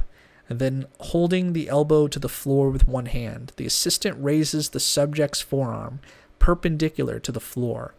When the arm is released, it should be noted whether it falls easily, hangs in the air, or is lowered by the muscles. Again, many attempts may be required before the forearm is relaxed enough to drop. Moving to the shoulders, the assistant elevates the elbow a few inches off the floor and releases it. If the shoulder joint is relaxed, the elbow drops effortlessly. Each shoulder can be relaxed further by the assistant placing both hands under it, lifting it slightly, and allowing it to drop to the floor. The body should fall solidly, and the head should roll without restraint on the neck. At this time, the assistant should watch for signs of deep relaxation, such as heavy sighs, slow, deep breathing, lines on the face softening, and the whole body sinking down onto the floor. The assistant should then gently push his or her fingers into the abdominal muscles bordering the hips, one side followed by the other. A slight pressure is maintained, during which the muscles may give spasms of resistance due to tension. Alternate this application of pressure from one side to the other until the muscles relax. After this, the assistant should apply slight pressure on the chest and sides in the same manner. For the final part of this exercise, the assistant should gently lift the subject's head a couple of inches and allow it to flop back onto the cushion. If this is done several times, the subject should feel deeply relaxed. After a few moments of restful meditation, the subject and the assistant may switch roles and repeat the exercise. Relaxation Exercise 3. Tension, Relaxation, and Visualization. Note: if we accept the premise that psychological states can affect immediate responses in the mind/body system, then it follows that mental pictures or visualizations can be used to purposefully effect an attitude of total relaxation prior to magical work. Lie face up on a mat or thick blanket placed on the floor and relax. Let the weight of your body sink into the floor. Begin breathing in a rhythmic fashion. Start with the top of the head. Inhale and deliberately tense the muscles of the forehead for a moment. Visualize your brain and the muscles of your brow. Tense the muscles as much as you possibly can. Then exhale, let go of the tension, and relax the forehead totally. Feel and visualize your muscles as they relax. Do this 2 or 3 times. After a brief period of time, inhale and tense the muscles of your face, squeezing your eyes shut. With your mind's eye, see your face contorted with muscular tension. Then exhale. Release the tension and imagine the muscles of your face slipping back into their natural pose with the eyes gently closed. Repeat 2 or 3 times. Next, inhale and tense the jaw and neck, clenching the teeth and pushing the tongue against the roof of the mouth. Visualize your face with lips pressed firmly shut. Then exhale and release the tension and let your jaw and tongue relax. Repeat as before. Now turn your attention to the shoulders and upper arms, tensing them as you inhale, using your elbows to press down on the floor. Visualize your shoulders against the floor as you hold them stiffly, slightly off the floor as they seem to shrink inward. Then exhale and release the tension. Stop pressing with your elbows and imagine the shoulders expanding slightly outward as they sink back into the floor. Repeat. Focus on your lower arms and hands. Put your thumbs inside your palms and clench your hands into fists. Press your wrists into the floor to add tension to your forearms as you inhale. Visualize the closed fists and stiff arms. Then exhale. Relax your limbs and see the hands uncurl slightly from their martial pose into a more peaceful one. Repeat. Center your attention on your back, pushing it into the floor as you inhale. Start with the lower back, followed by the upper back. Visualize your spine as it is pressed into the floor. Exhale. Relax your back and imagine it gently springing back to its normal state. Repeat. Now focus on your chest. Inhale deeply and expand your chest to its absolute fullest capacity. Hold your breath and the corresponding tension for a few moments and visualize your chest and ribs extended to their limits. Exhale naturally. With your mind's eye, see your chest gently fall back and assume its normal state. Repeat. Tense the muscles in your lower abdomen. Inhale and tighten your abdominal muscles as though you were trying to fit into a tight pair of pants, or as if your navel were being pulled toward your spine. Visualize your abdomen being pulled tight against your spine, and imagine the organs of your abdomen pressed closer against one another. Then exhale and release the tension. See your muscles and organs spring gently back into place. Next, tense the muscles in your buttocks and thighs, turning your toes in toward each other as you inhale. Visualize that your thighs are as taut as those of a runner who is about to sprint forward. Exhale and allow your legs to drop back into their normal position. See your thigh muscles relaxing. Repeat. Now observe your knees and lower legs. Inhale, pressing the backs of your knees onto the floor, and bend your feet so that your toes are pointing toward your head. Visualize your calves and knees pressed firmly against the floor. Then exhale and let your lower legs drop back into their normal position as you see the muscles relax. Repeat. Focus on your feet and ankles. Inhale and point your feet like a ballerina standing on point. Curl your toes. Visualize your feet tensed in this way. Then exhale and allow the feet to bounce back. Visualize your feet and toes totally relaxed. Repeat as before. Now inhale. Tense your entire body as much as possible. Imagine your body as stiff as a board. Then exhale and relax fully and deeply. Visualize your body becoming almost liquid in its relaxed state. Do this at least 3 times. Then remain totally relaxed. Notice how much more relaxed your body is after the balancing effects of flexing and releasing. Breathe deeply without strain. Visualize yourself enveloped in a sphere of brilliant white light. Imagine your body bathed in this light and feel its warmth on your skin. As you inhale, feel the divine light filling your lungs and spreading throughout your entire body to the ends of your fingers and toes, giving you a sense of ultimate peace and relaxation. As you exhale, breathe out a portion of this endless light, giving its tranquil effects back to the divine source in a cycle of flux and reflux. The more light you breathe out, the more light you breathe back in, until your whole being seems as if it is created out of this divine light. Now visualize a golden sphere of healing light in the center of your body around the area of your heart. Feel its soothing warmth. See this sphere traveling to areas of your body where some tension remains. Whatever part of your body the sphere touches becomes fully relaxed and regenerated. Let the sphere traverse over every part of your body, and when this is done, place it back in its original position, centered on your heart. Continue to relax in this state for a few moments, then take a few deep breaths, and feel the vitality stirring within as you end the meditation. Note: a group of people may elect to perform this exercise together. If this is the case, one person should record the exercise on a tape player, with soothing music in the background. The participants should lie on the floor, in a circle if possible, with heads pointing in toward the center, with a fair amount of space between each person. Play the recording and begin the exercise. Relaxation Exercise 4. Visualized Circulation. In the previous exercise, the student was encouraged to become more aware of the body's physical sensations.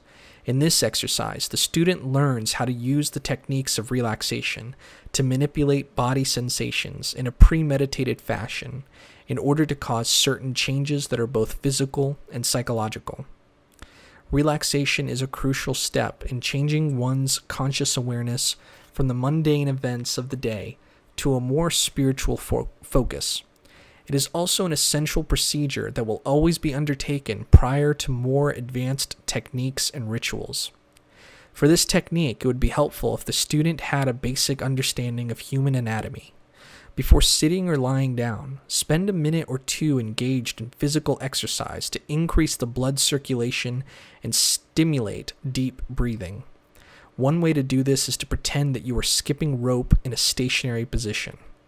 Then stand upright with your legs slightly apart. Take a deep breath and exhale, expelling all of your air as you let yourself fall forward from the waist, completely relaxed, hands hanging near the feet for a moment.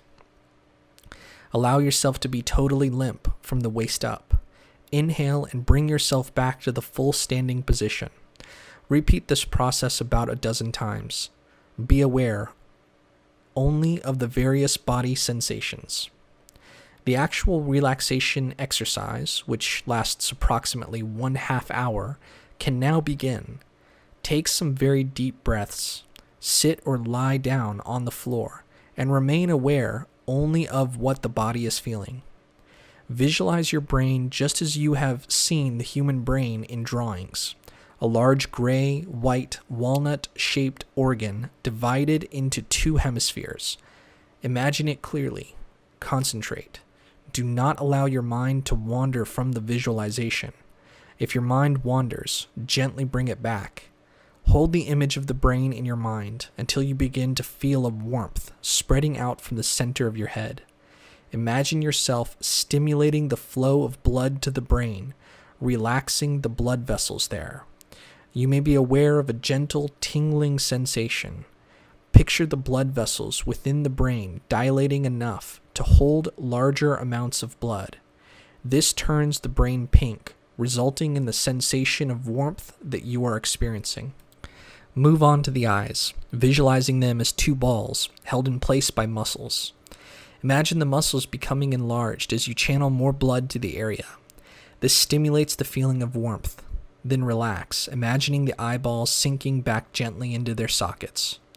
Follow this procedure for the rest of the head. Visualize the warming blood flowing into the blood vessels of the temples, cheeks, ears, nose, lips, tongue, and chin. In all cases, feel the warmth and tingling of the blood, gradually followed by the feeling of relaxation.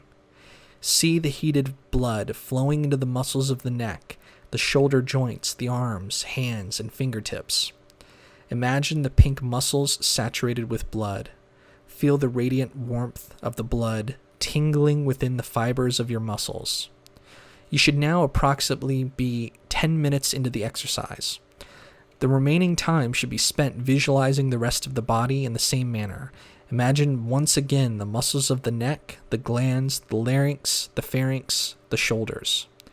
Imagine that the blood flows into every artery and capillary. Now concentrate on the abdominal area and the internal organs. Spend a few moments on each organ separately: the heart, the lungs, bronchi, the liver, pancreas, intestines, kidney, etc.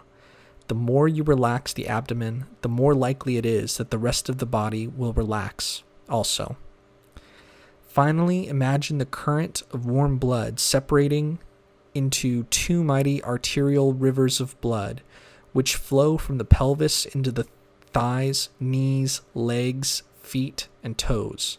Relax completely. The increased blood supply caused by the successful performance of this exercise will induce a broad sense of relaxation.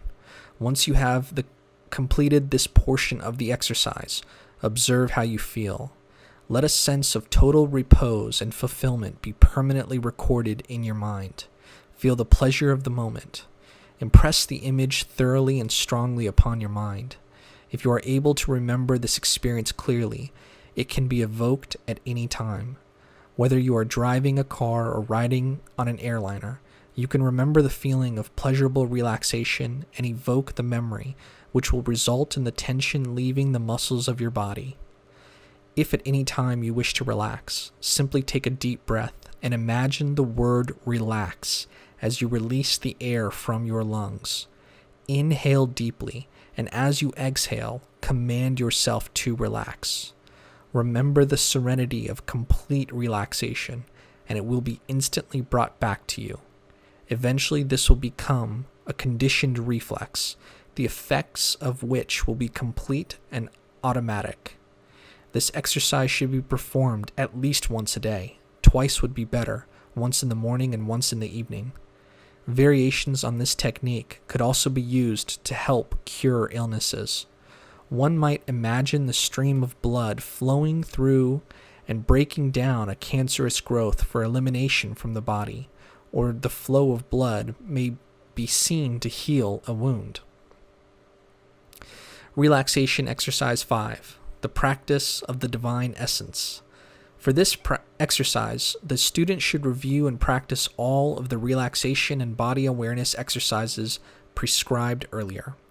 To perform this exercise, lie down in a comfortable position. Once relaxed, reflect on the fact that the entire surface of your body is covered by millions of tiny pores. In truth, every muscle and organ in the body is composed of cells which have minute areas of space between them.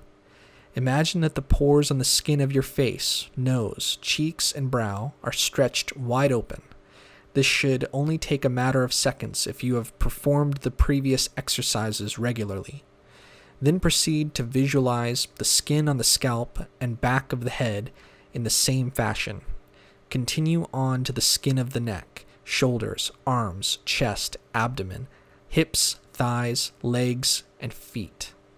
Imagine the surrounding membrane of every part of the body, including the internal organs, permeated by a series of pores loosely weaved together by a net-like substance.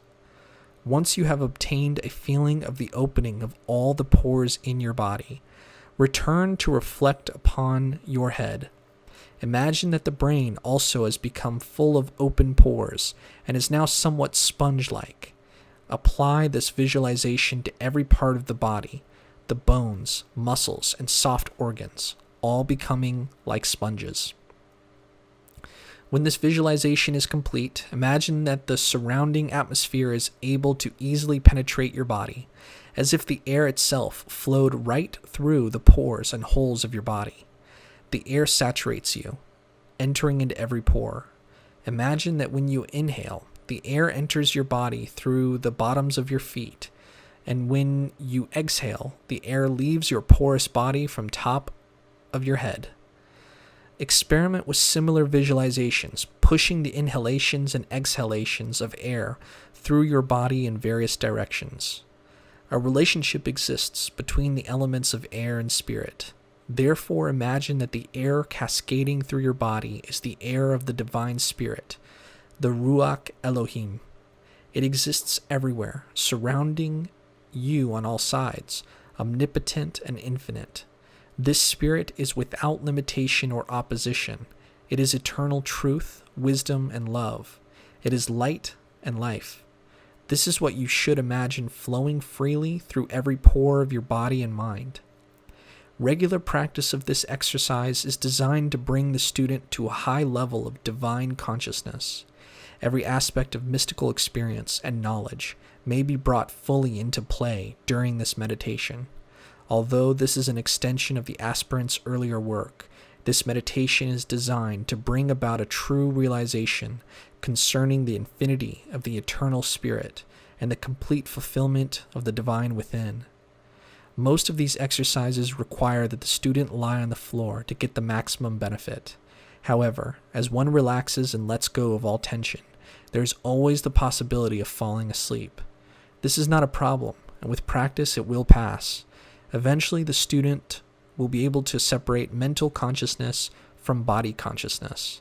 The body will be completely relaxed, while the mind remains active and alert.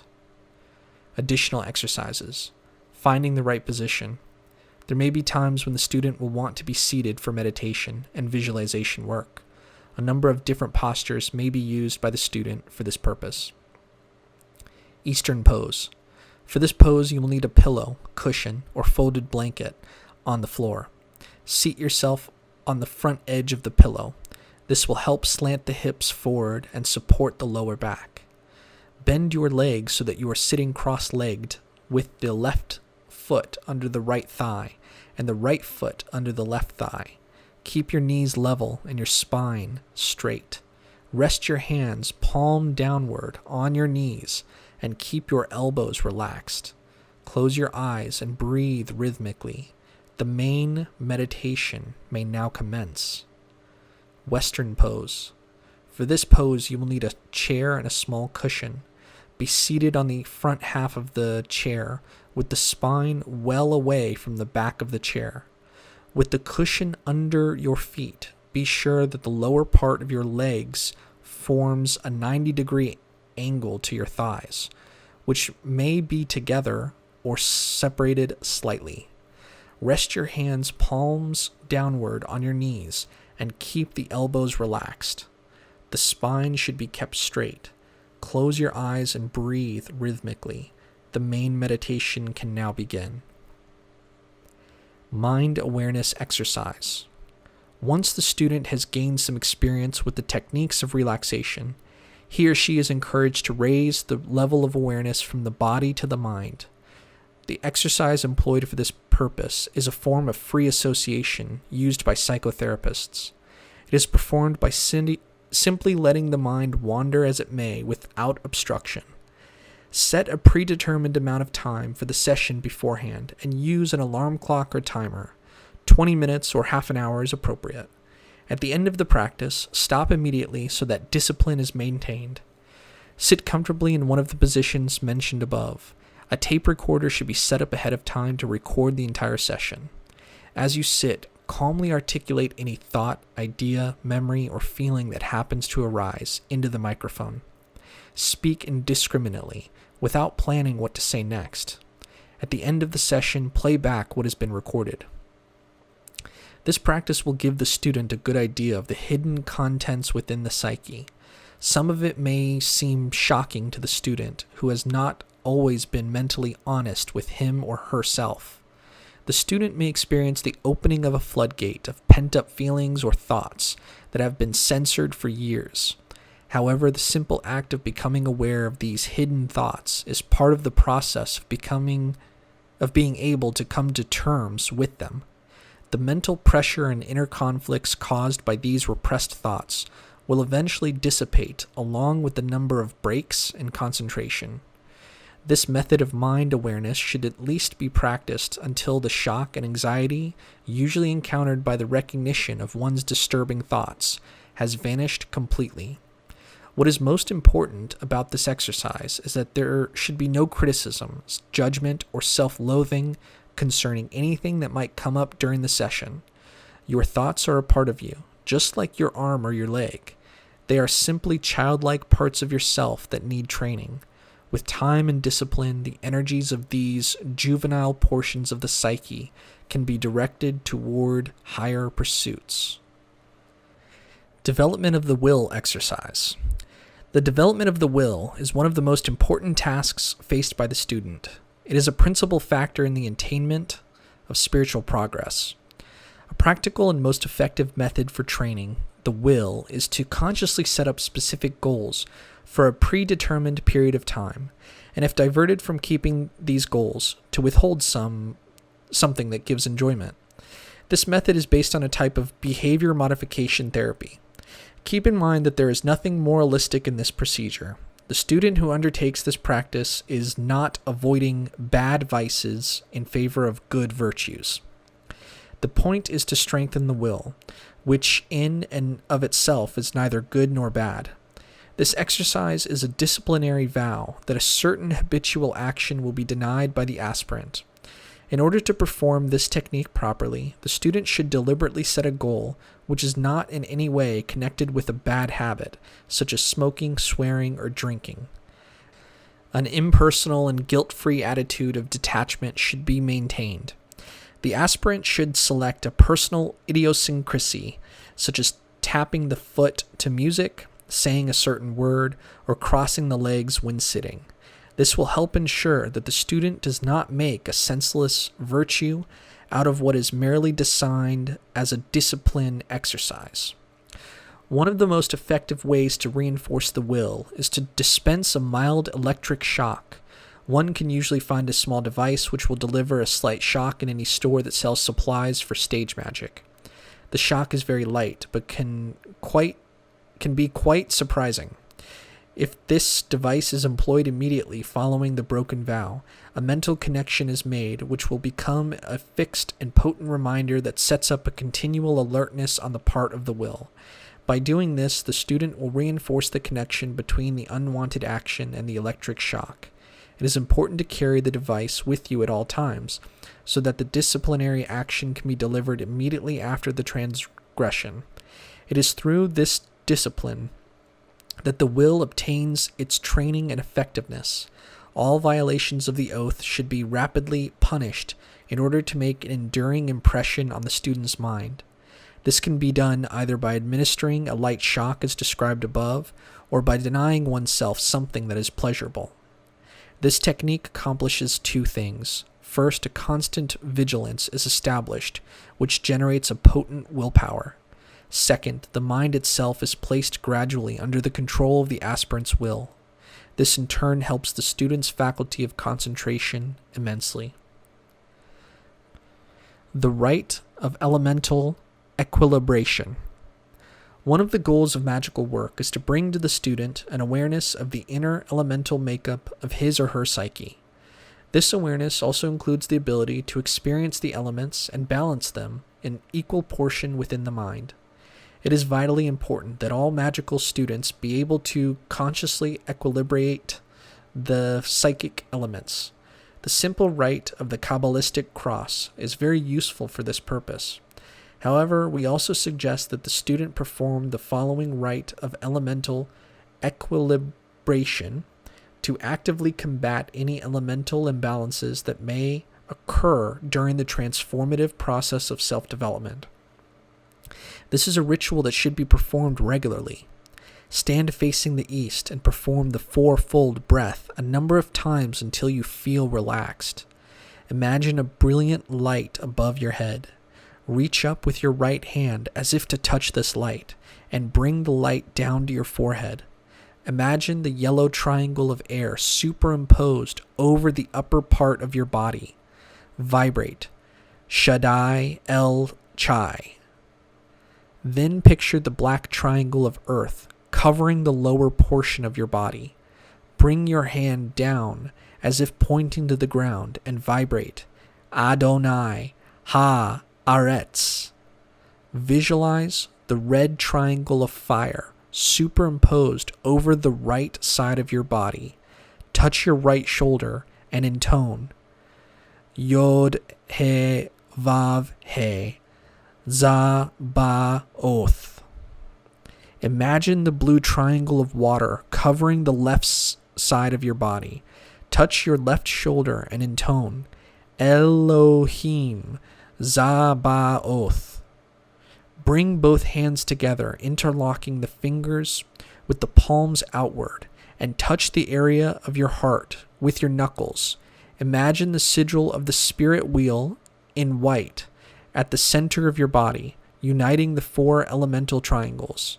Imagine the brilliant light above your head connected with this sigil of spirit. Vibrate. Ith. Continue the fourfold breath with the following visualizations. Inhale, imagine the fire triangle. Full hold, imagine the water triangle. Exhale, imagine the air triangle. Empty hold, imagine the earth triangle. Imagine all the elemental triangles within your psyche balanced and in harmony under the guidance of spirit. Chapter 8. Yoga, Chakras, and the Wisdom of the East. As Regardie stressed in Chapter 4, the Kabbalistic Sephiroth, particularly those of the middle pillar, bear some resemblance to the chakra system of yoga, the Hindu mystical tradition. Many people, including authors, make the common mistake of calling Tifereth the heart chakra, or referring to Yesod as the moon chakra. In fact, the cover of Llewellyn's second edition of Regardie's The Middle Pillar shows the chakras superimposed over the Qabalistic Tree of Life, with the twin serpents of the caduceus of Hermes. As easy as it is for some to transpose the terms Sephira and chakra, this habit should be avoided, since it only adds to confusion between the two systems. It would be better to refer to the Sephiroth of the middle pillar exercise as Galgalim, which is Hebrew for whirlings. There are 5 Sephiroth on the middle pillar in contrast to 7 chakras in the Eastern system. The Sephira of Kether can be said to generally correspond to the crown and brow chakras, while the shadowy sphere of Dath can be compared to the throat chakra. Tifereth approximates the heart and solar plexus chakras. Yesod has certain similarities with the navel chakra, and while Malkuth can be compared in some ways to the root chakra, The 10th sephira is centered in the feet and ankles, while the root chakra is at the base of the spine. But differences between the Kabbalistic and yoga systems are great. As we have seen, some of the sephiroth and the chakras are similar, but not exact. Take all of the 10 sephiroth into consideration, and this similarity is diminished. The sephiroth and the chakras have different functions, different correspondences, and a host of other attributes that are specific to the cultural roots of each system. Whereas the chakras are located along the spine and are linked to the endocrine glands and nerve centers, the sephiroth have little correspondence with the inner organs and are located on the midline of the body. The colors assigned to the sephiroth are also much different from those of the chakras. Furthermore, the chakras are activated from the lowest to the highest, the exact opposite of the Western system, in which the highest is always invoked first. In many ways, the metal pillar exercise is a much safer practice than the Eastern technique of activating the chakras through Kundalini yoga, which requires a competent instructor to teach it properly. In Kundalini yoga, it is possible for the student to activate more power than he or she can safely handle, resulting in a shock of the psychic mechanism. This is not true of the middle pillar, which never bestows more energy than the student can manage, and which can easily be learned without the benefit of a teacher. Here we will briefly describe the basics of yoga so that the reader will have a better understanding of the differences and the similarities between the two systems. Both methods provide valid psychological and spiritual tools for the balance, healing, and integration of the human psyche. They relate to different parts of the subtle body, and thus each system requires a different method of working. Yoga. It is presumed that yoga was developed in India by the inhabitants of the Indus River Valley. The exact methods and philosophy of the practice were gathered into a coherent system by Patanjali, a philosopher of the 2nd century BCE. The various disciplines of yoga are not restricted to Hindus. However, for people of all faiths have studied and practiced them. The Sanskrit word yoga means union, and from it is derived the English word yoke. This implies a harnessing of our latent psychic energies. Yoga is a science of physical, mental, and spiritual integration. It is a systematic method of self-development and mystical ascent to universal wholeness on all levels of being. The main objective of yoga is the purification of the soul in order that the incarnated ego may be liberated from the karmic wheel.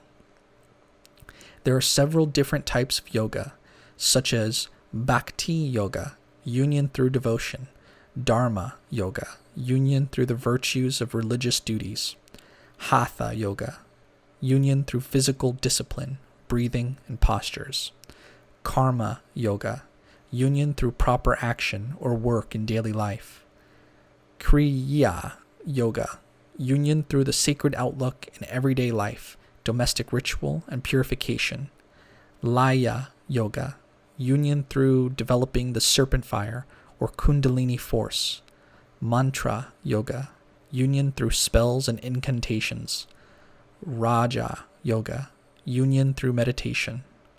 Hatha yoga, which emphasizes physical and mental discipline, is by far the most popular type of yoga. The various asanas, or postures of Hatha yoga, are the practices that most Westerners associate with Eastern mysticism. Pranayama, or the breath way, includes numerous techniques of breath control and vital energy manipulation. The discipline of concentration on a symbol or object is known as dharana, holding. This is the ability to hold one image in the mind to the exclusion of all outside distractions. Closely affiliated with Hatha yoga and sometimes considered a part of it is Laya yoga, which is dedicated to the development of the subtle body, including the chakras and the mysterious force known as prana. Prana.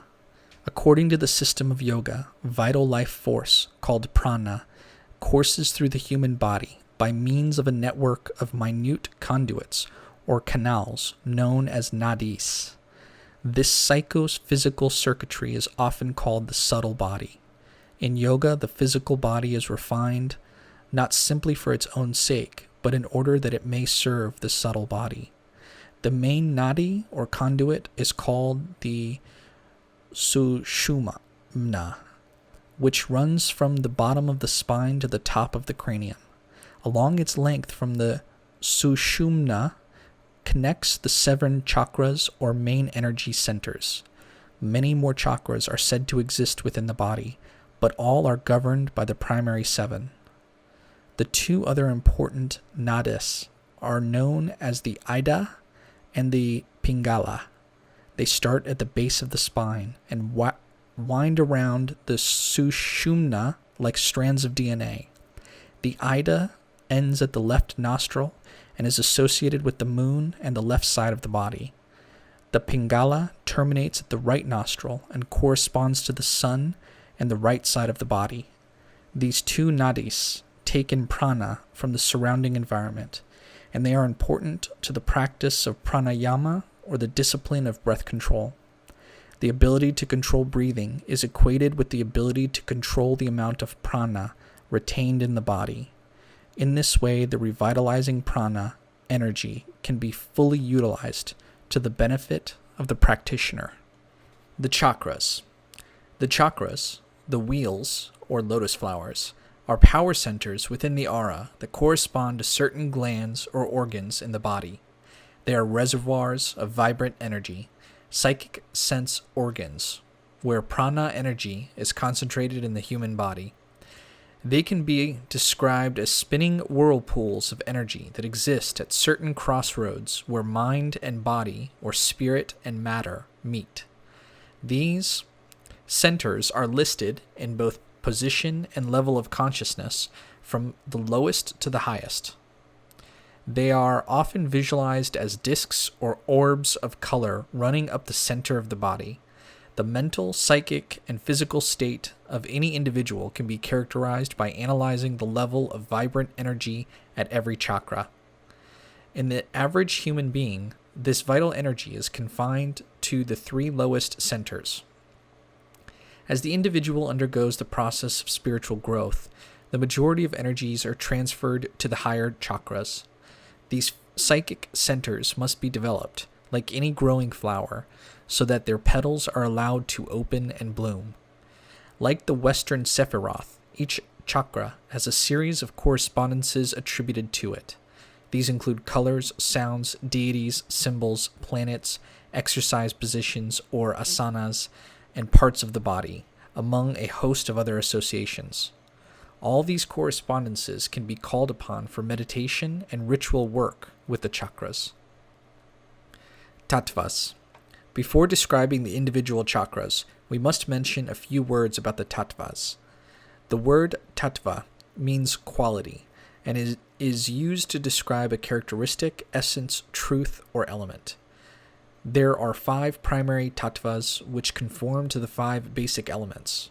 These tattvas are also used as emblems for some of the chakras. The first element of earth corresponds to the tattva known as Prithivi, which is represented by a yellow square.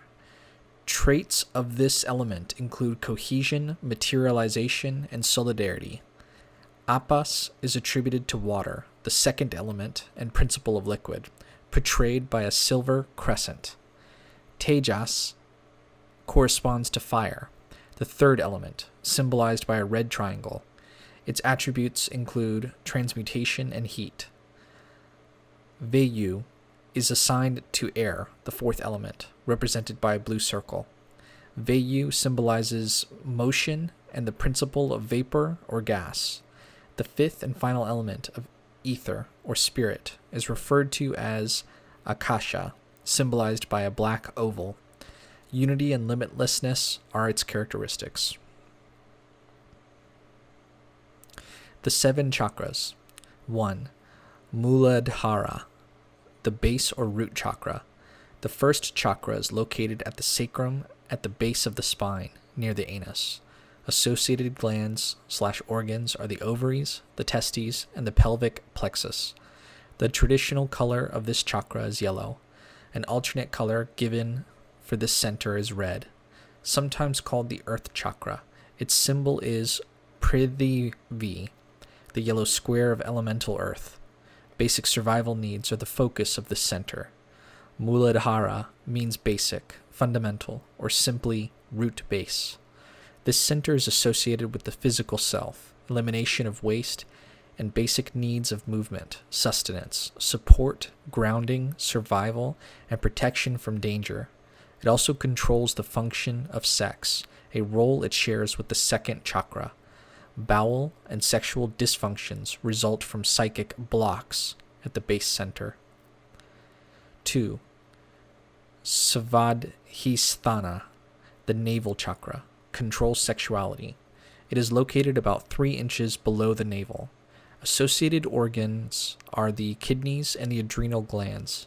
The generative organs and the hypogastric, lower abdominal, plexus are also attributed here.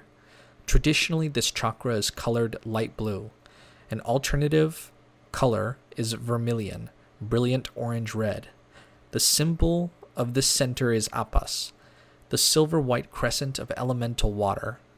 The word Svadhisthana means one's own self, or dwelling place of the self. Sometimes called the moon chakra, the Svadhisthana controls the balance and flow of bodily fluids. Its functions to preserve the human species through procreation. The issues of family, home, health, and security also correspond here, as well as the raw vitality of gut-level emotion, unfettered desire, and the unconscious. Fluid imbalances, such as anemia, are controlled through this center. 3. Manipura. The solar plexus chakra is located just below the sternum. Manipura means diamond or city of precious stone. The pancreas, liver, and spleen are also associated here. The traditional color of this chakra is red. An alternative color is gold. Its symbol is Tejas, the red fire triangle. This chakra is the center of metabolic energy, enthusiasm, ego, identity, and the personal will for power and control. Its foundation is the individual's personal being or essence. Anyone who has ever experienced the sensation of having a knot in the stomach when anxious or tense will appreciate the importance of the solar plexus center.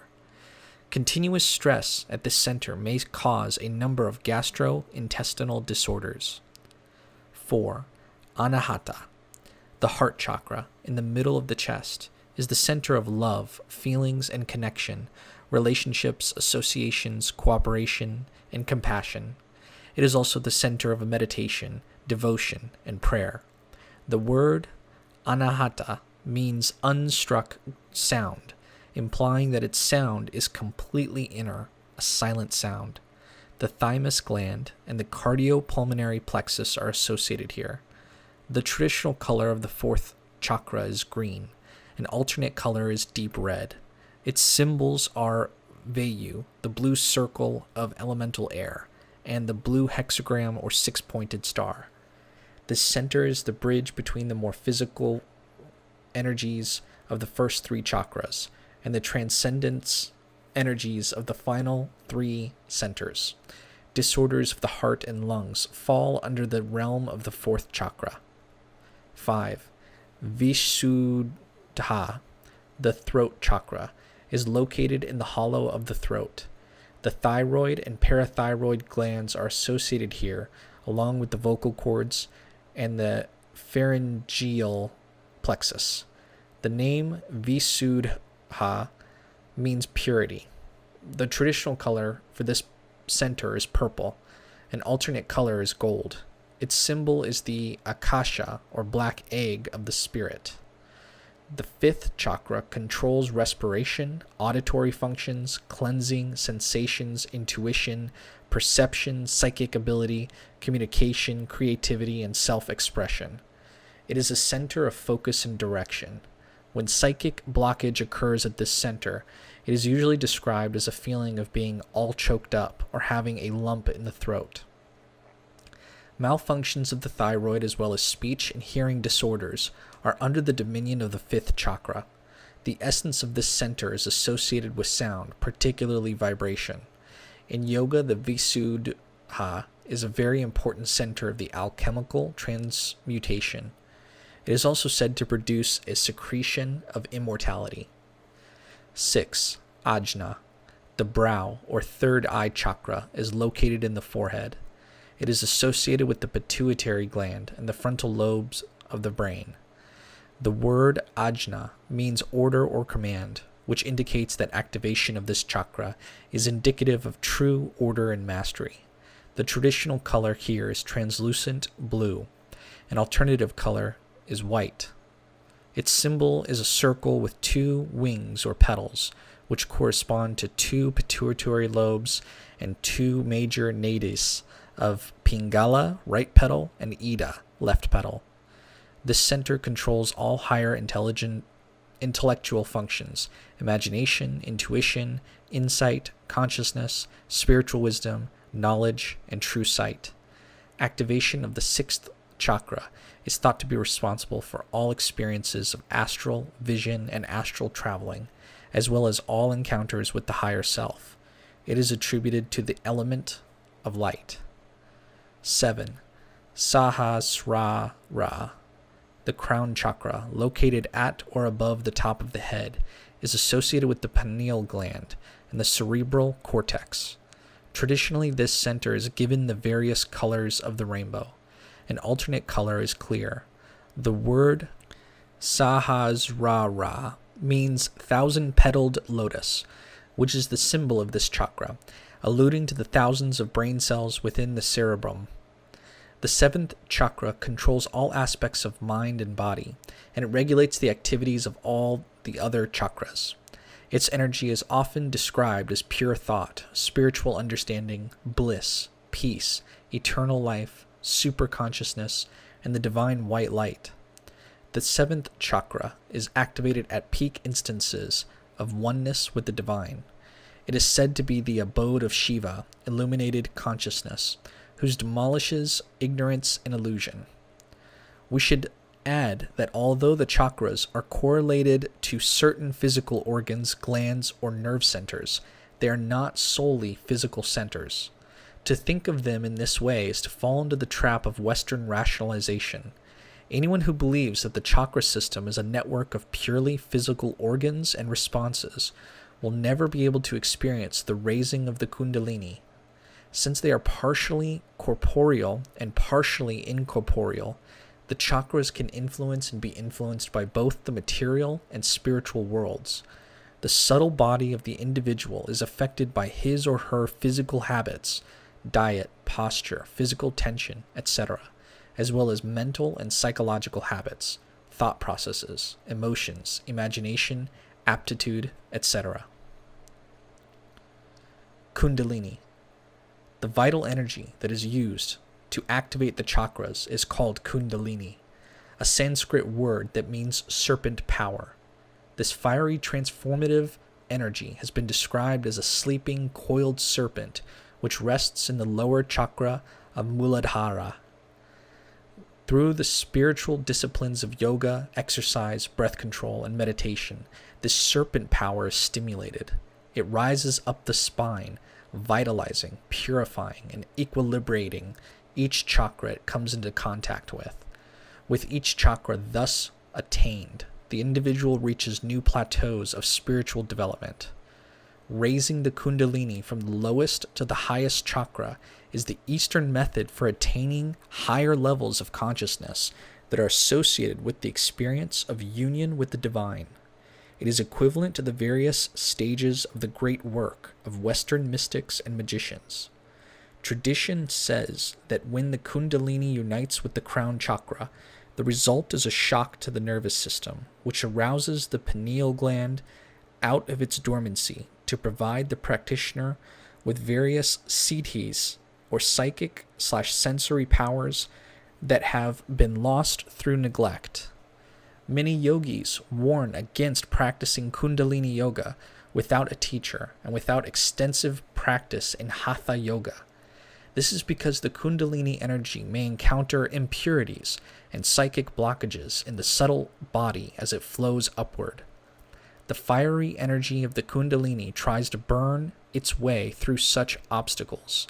If too much obstruction is experienced, the serpent force may induce extreme physical and mental repercussions as the blocks are removed.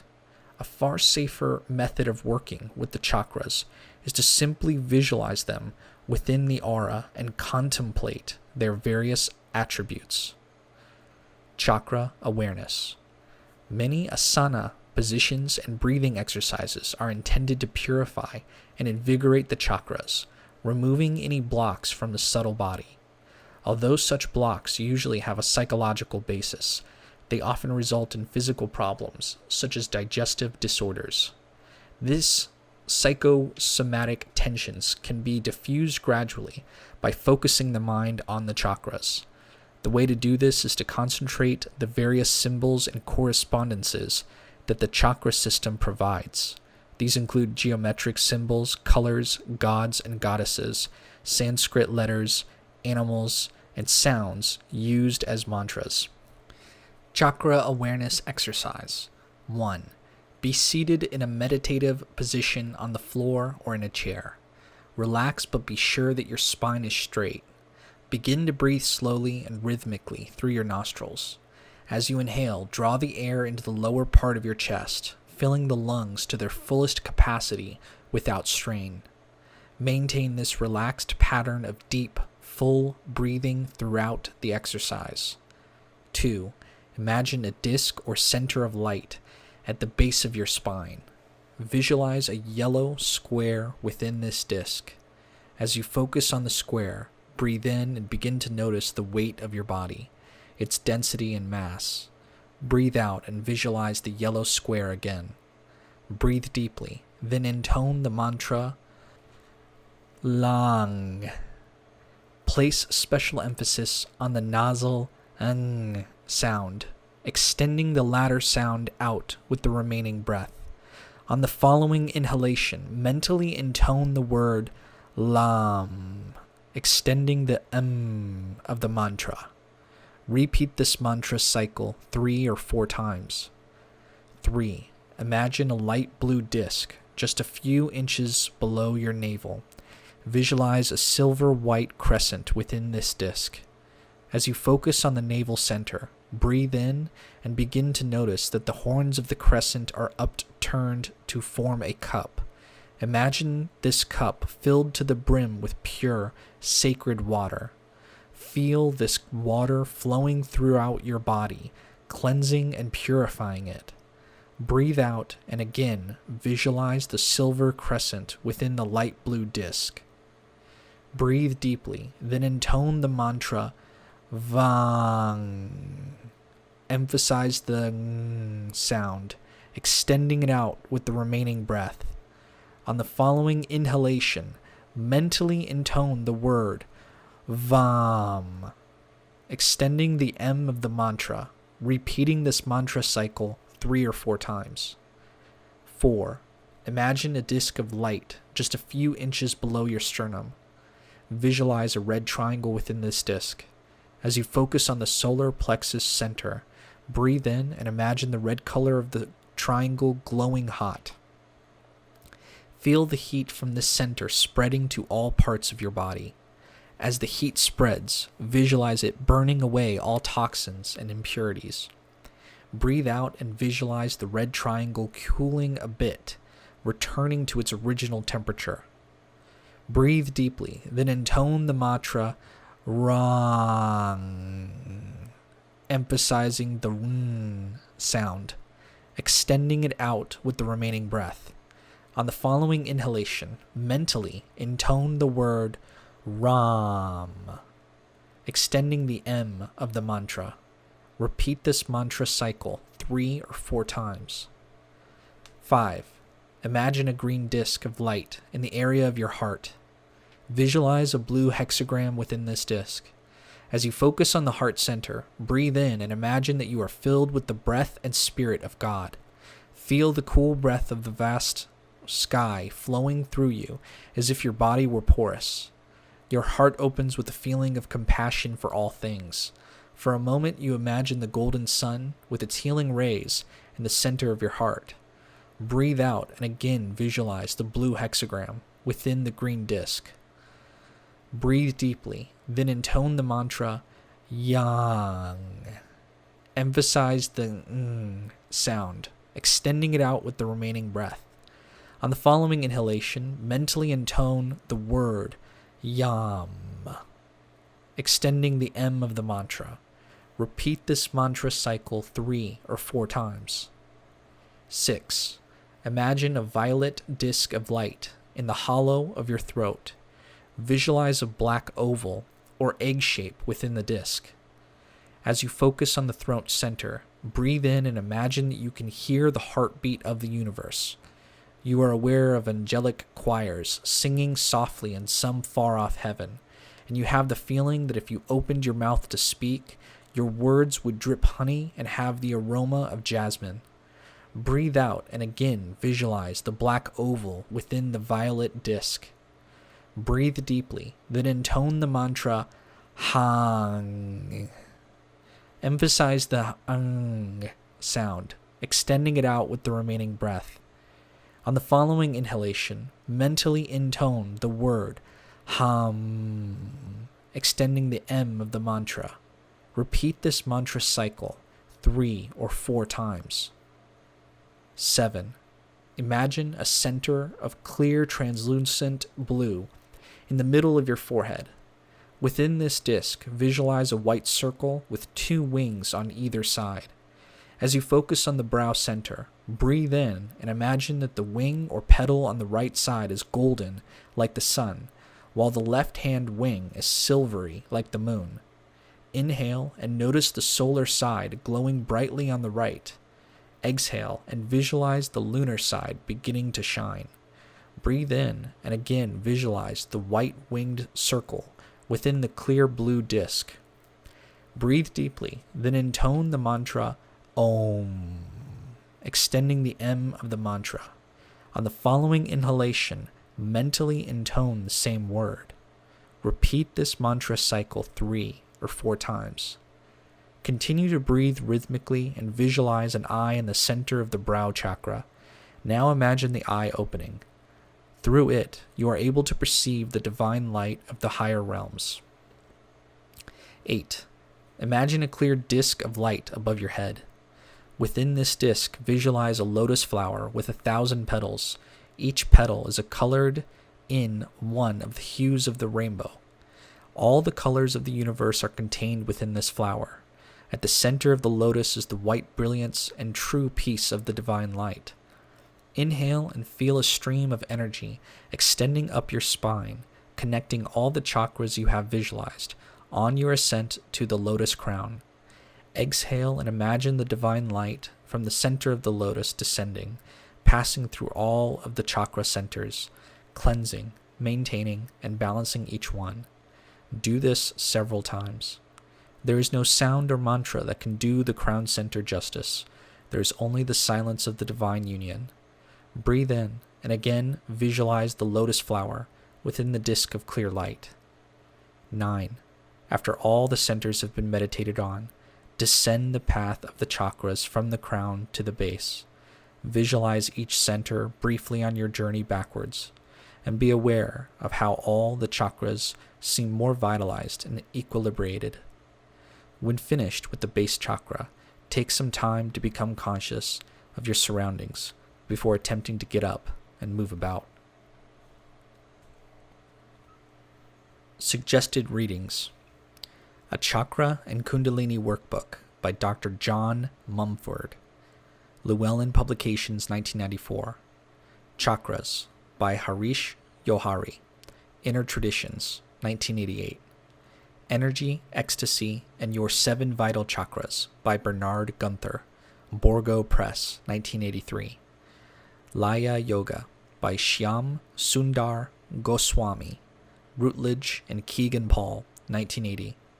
Kundalini and the Chakras by Genevieve Paulson, Llewellyn Publications, 1991. The Kundalini Experience, Psychosis or Transcendence by Lee Sanella, M.D., Integral, Pub, 1988. Wheels of Life by Anodea Judith, Llewellyn Publications, 1987. Chapter 9. The Pentagram.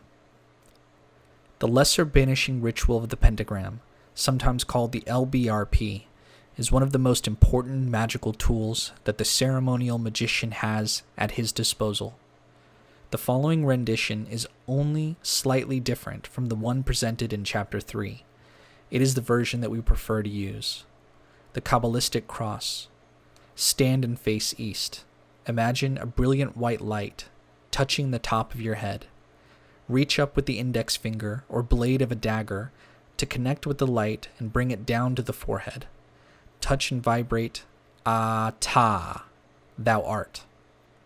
Touch the breast and bring the dagger, blade, or index finger down till it covers the heart or abdominal area, pointing down to the ground. Imagine the light descending from the forehead to the feet. Vibrate, Malkuth, the kingdom. Touch the right shoulder and visualize a point of light there. Vibrate, Vigebura, the power. Touch the left shoulder and visualize a point of light there. See the horizontal shaft of light extending from the opposite shoulder to join this point of light. Vibrate, Vegedula, the glory. Imagine a completed cross of light running from head to foot and shoulder to shoulder. Bring the hands outward, away from the body, and finally bring them together again, clasped on the breast, as if praying or interlocking the fingers. Vibrate, Le Olam, Amen, forever unto the ages. The Lesser Banishing Ritual of the Pentagram. Stand and face east. Perform the Qabalistic Cross as described above. Still facing east, use a dagger or the index finger of the right hand to trace a large, lesser banishing pentagram. Thrust the dagger tip or index finger through the center of the pentagram and vibrate Yod-He Vav-He, the tetragrammaton. Keep the right hand extended throughout. Never let it drop. The pentagrams should be visualized in a flaming blue or white light. Turn to the south and trace the same pentagram there. Charge the figure as before, intoning Adonai, Lord. Turn to the west and trace the pentagram. Charge it with Eheye, I am. Turn to the north and draw the pentagram, intoning Agala, Anotarion. Keep the arm extended. Turn to face the east. Extend both arms out in the form of a cross and say, Before me, Raphael. Visualize before you the great archangel of air rising out of the clouds in flowing yellow and violet robes, carrying a caduceus wand. Behind you, visualize another figure and say, Behind me, Gabriel. See the archangel stepping out of the sea like a goddess Venus, dressed in robes of blue and orange, with cup in hand. See to your right another figure in flaming red and green robes, carrying a sword. Say, On my right, Mikael. See another great archangel at your left, who rises up from the vegetation of the earth in robes of citrine, olive, russet, and black, holding stems of ripened wheat. Say, On my left, Uriel. Say, For about me flames the pentagram, and in the column shines the six-rayed star. Repeat the Qabalistic Cross as in the beginning. Magical work involves change and creation, and the subject of the magician's work is the self. The magician is the focus of his or her own alchemical processes. By adapting one's personal vision to reflect the macrocosm, we can change ourselves to better reflect those divine ideas. We may alter our body appearance, the chemical composition of our blood, and the configuration of our nervous system. We may tame the feral beasts that dwell within our organic structure. By changing ourselves to resonate with the divine, we may transmute every portion of ourselves and become as purified vessels for the eternal spirit. Rites such as the Lesser Banishing Ritual of the Pentagram represent this spiritual goal. The LBRP explains this goal in mathematical and Qabalistic terms. It sets a pattern for self-growth, which has a powerful influence on the subconscious mind. It symbolically places us in a correct relationship to the one divine source. And when we are in this correct relationship, it becomes much easier for us to fight off any hostile influence from within or from without. By continued practice of rituals such as the LBRP, we can produce the physical and astral conditions which will make it easier for us to realize our true place in the divine universe. The pentagram is a symbol of the Logos, or the Word of creation, which connects the essential divine self in humanity to the one divine self called God. The formulation of the LBRP. The Lesser Banishing Ritual of the Pentagram is the ceremonial magician's way of casting a circle of protection. Some Wiccan groups will cast a circle around their sacred space by tracing it on the ground with a sword, or by sprinkling salt water around the area. But the ceremonial magician does this by tracing pentagrams around the circle with a specialized dagger or wand. The ritual begins with a brief moment of meditation to cleanse the mind and begin the process of creating a ritual atmosphere or sacred space. Then the magician performs what is called the Qabalistic Cross. This rite creates a cross of living divine light within the magician's aura. The cross is based upon the Qabalistic Tree of Life, containing the spheres of Kether, Malkuth, Geburah, Chesed, and Tifereth. These also represent a balancing of the four elements within the magician's aura: Kether, air; Malkuth, earth; Geburah, fire; and Chesed, or Gedula, water. And although the name of Tifereth is not vibrated, the balancing element of spirit is indicated by placing the hands over the heart area. After the Qabalistic Cross, the magician traces the Lesser Banishing Pentagram in all four quarters, beginning in the east and walking clockwise.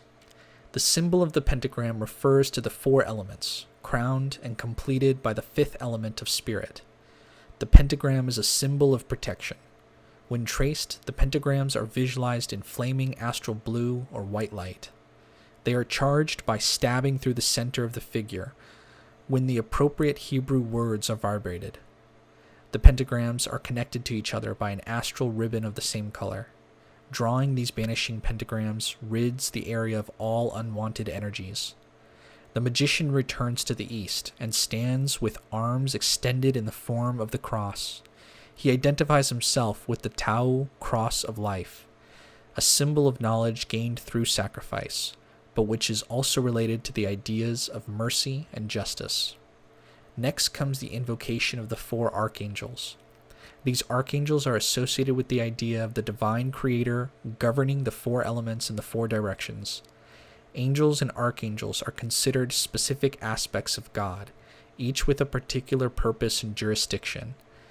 They are humanized symbols of what we believe to be good and holy. Nearly all of the Hebrew angelic names end in the suffixes El or Yah. This indicates that they are of God. Raphael, the healer of God, is assigned to air. Gabriel, the strong one of God, is assigned to water.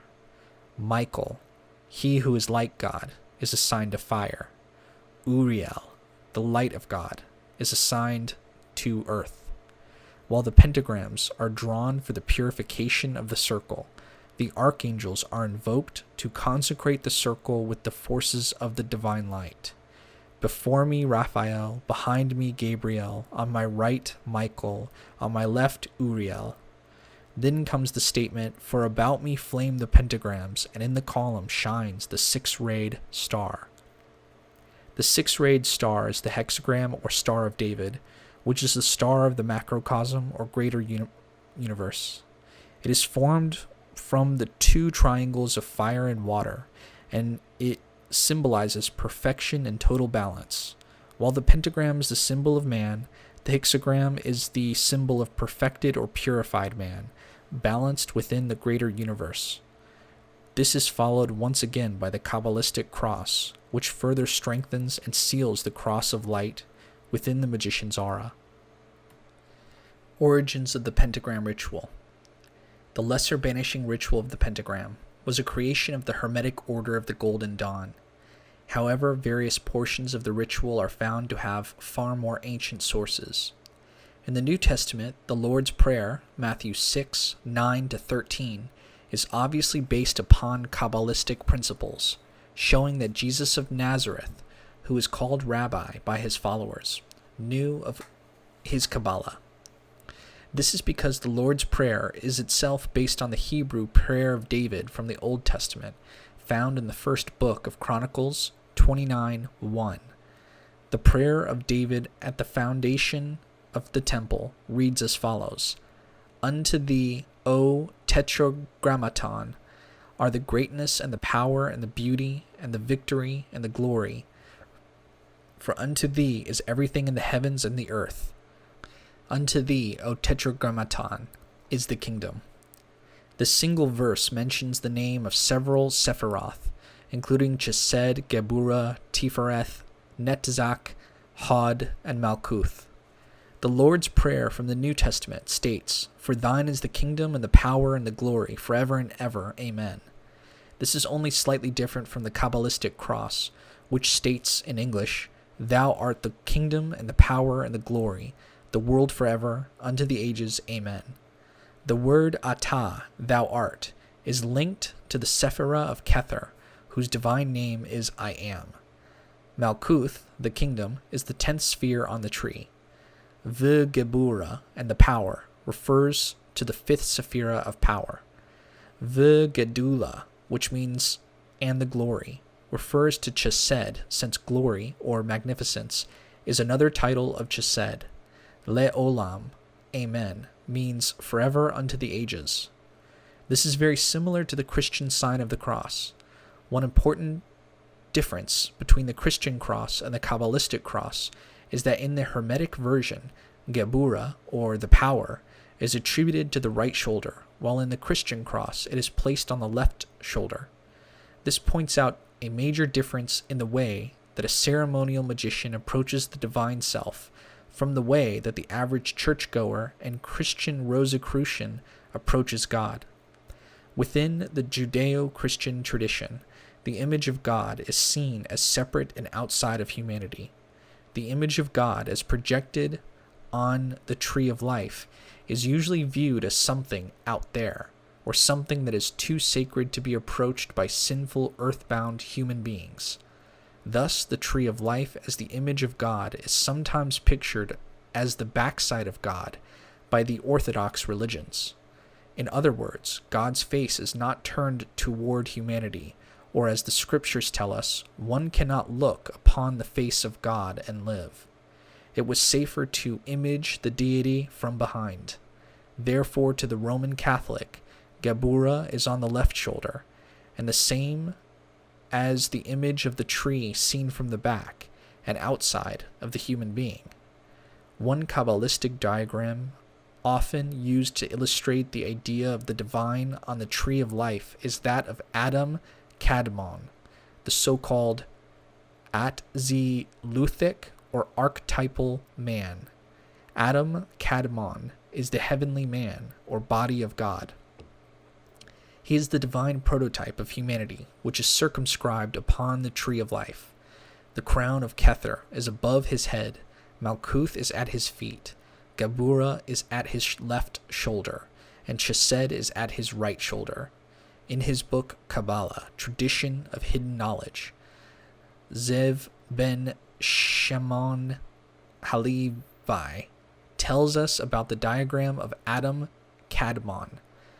This reflection, however, like that in any mirror, is only a reflection and never the reality.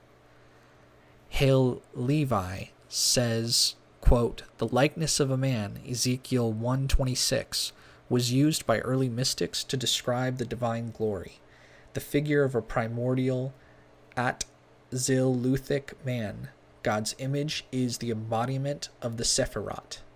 This, the most perfect image of divinity, is seen not as God, but as his reflection, and therefore a representation of his does not contravene the second commandment. End quote. Adam Kadmon is sometimes called the reversed tree. This is because several glyphs of the Tree of Life are shown with their roots in the supernals. Adam Kadmon is reversed from this, with his head in Kether and his feet in Malkuth. We also believe that he is the reversed tree because his image is reversed not only from top to bottom, but from side to side. If you hold the usual image of Adam Kadmon up to a mirror, you will see that we believe it is the true non-reversed image of the deity that it is forbidden by the orthodoxy to look upon. Gabura is on the right side, Chesed is on the left. Therefore, the traditional diagram of Adam Kadmon is a zelem, or reflected image of a spiritual reality, not that reality itself. Ceremonial magicians are not bound by the admonishments of orthodoxy, which state that one cannot view God from the front or look upon his non-reversed image. Theurgists view the usual diagram of the Tree of Life as the face or front side of the divine. The image of the tree is then reflected back into us as if through a mirror. Thus, Gebura on the deity's right shoulder is reflected to our right shoulder.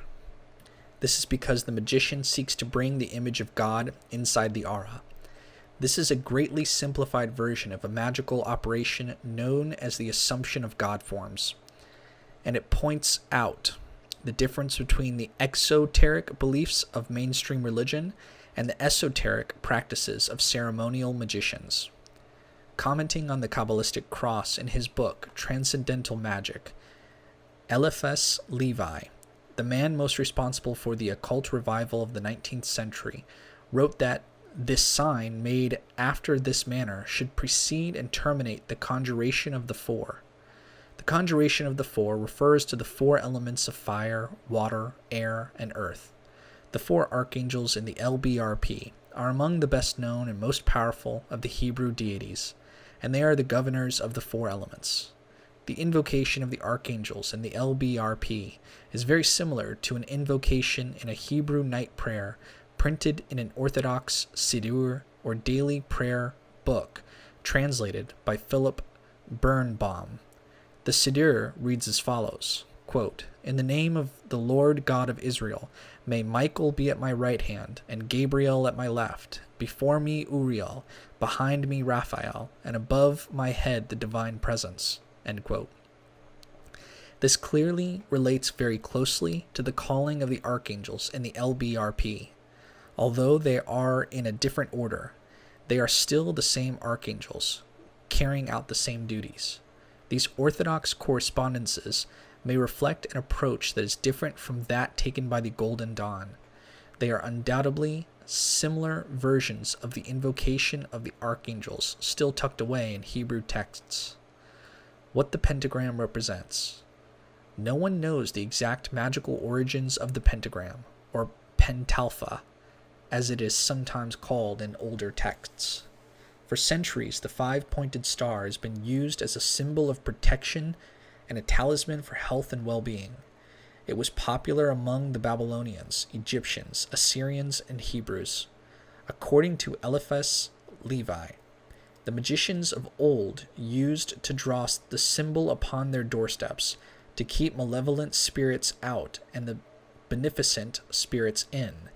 As early as the 6th century BCE, Pythagoras, the Greek philosopher mystic, used the pentagram as a holy symbol for his followers. 5 was a number peculiarly associated with the ideas of marriage and union, as it is the first number beyond the monad, formed from the union of the first odd and even numbers, male and female.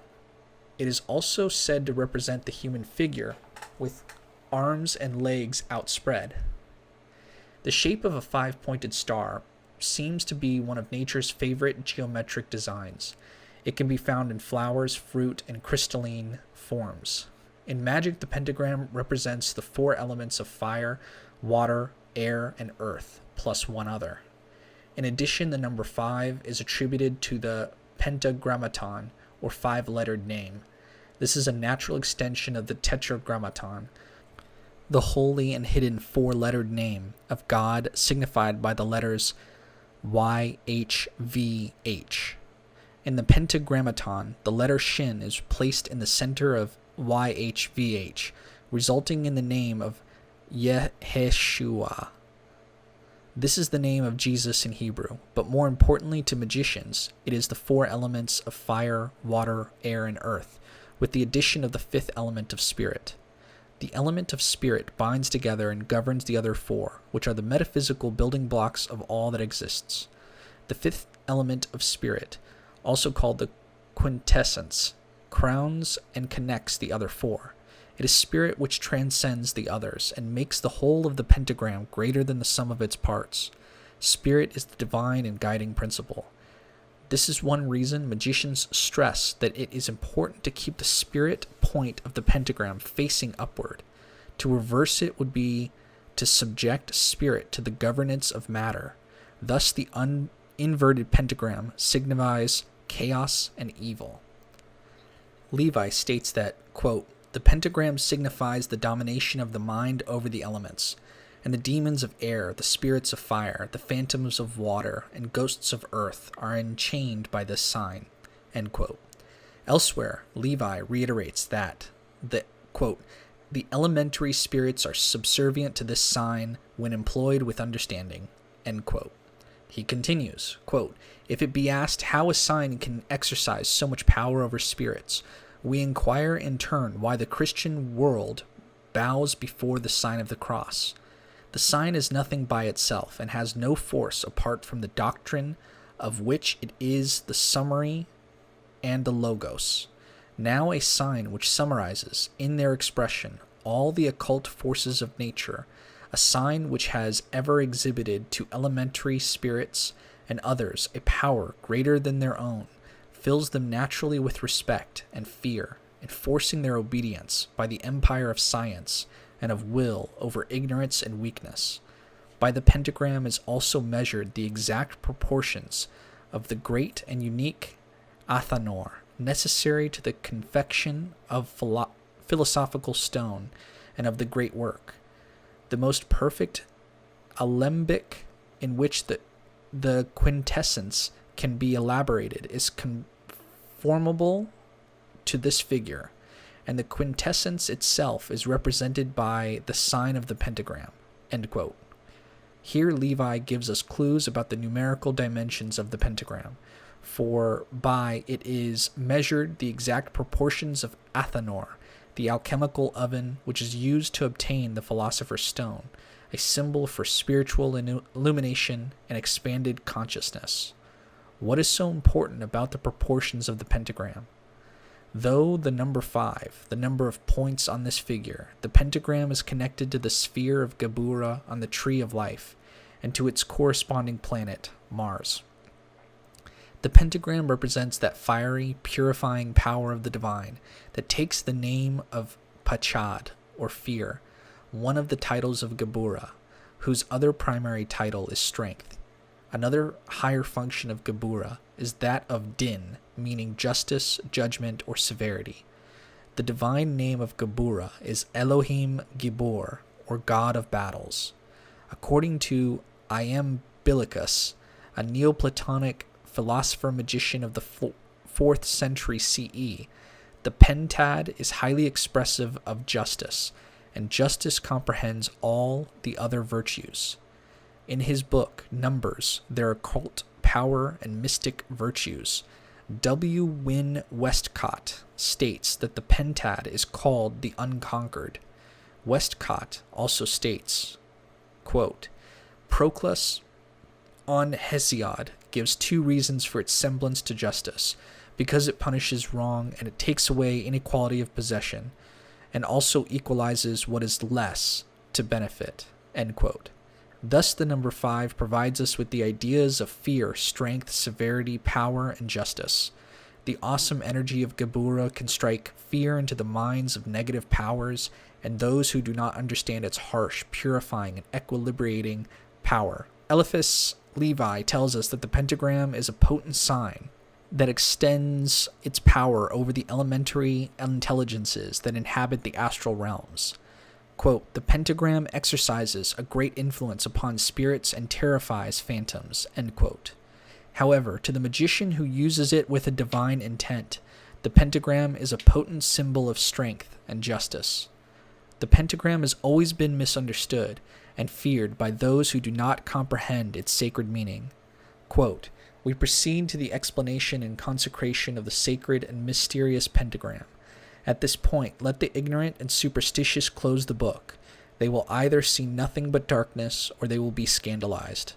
The pentagram, which in the Gnostic schools is called the blazing star, is the sign of intellectual omnipotence and autocracy.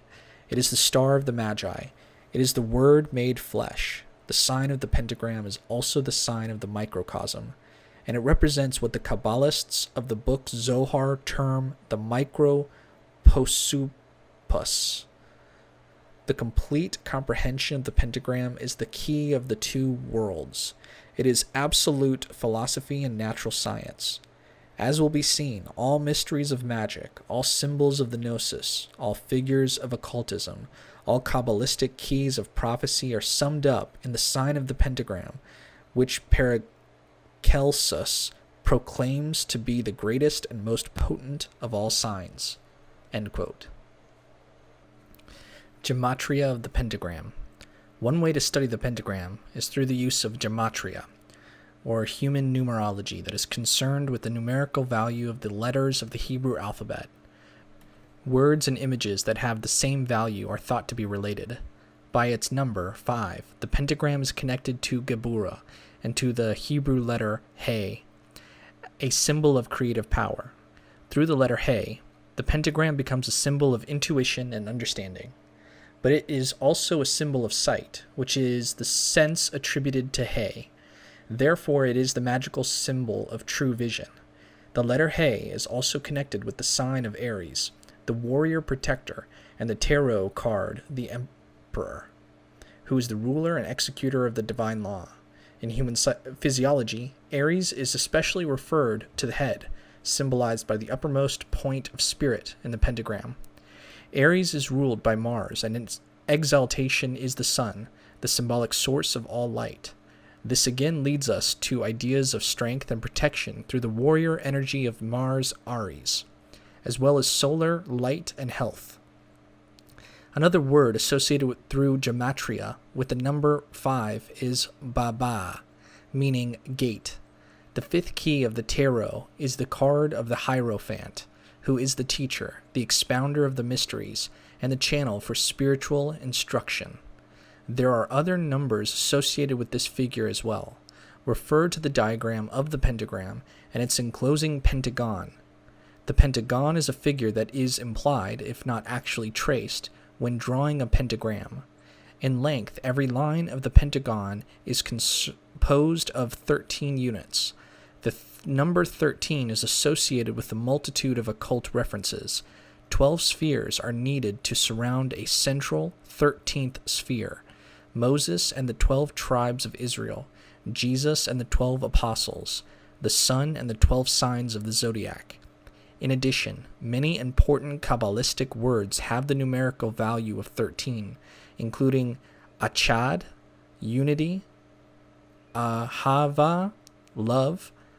Other words tied to this number include gaha, healing or health, ziv, glory, and hege, to separate or to imagine. The 13th key of the tarot is titled Death, and it is attributed to Scorpio, transformation, and change. The 13th path of the Sefer Yetzirah, an important Kabbalistic text, corresponds to the tarot card of the High Priestess and is attributed to the moon. This path is the primary conduit by which the higher divine consciousness flows down to lower levels. It is also a path of change. Interestingly, 13 multiplied by 2 is 26, the value of YHVH, and Kabed, to honor. The 26th path of the Sefer Yetzirah is attributed to the tarot card of the devil, to which is assigned the powers of material force and generation. 13 multiplied by 3 is 39, the value of YHVH, Achad, or Jehovah is one. 13 multiplied by 4 is 52, the number of Jehovah spelled out. It is also the value of Ima, the supernal mother, and Ben, the reconciling son. Finally, 13 multiplied by 5, the number of lines that comprise the pentagon, is 65, the number associated with Adonai.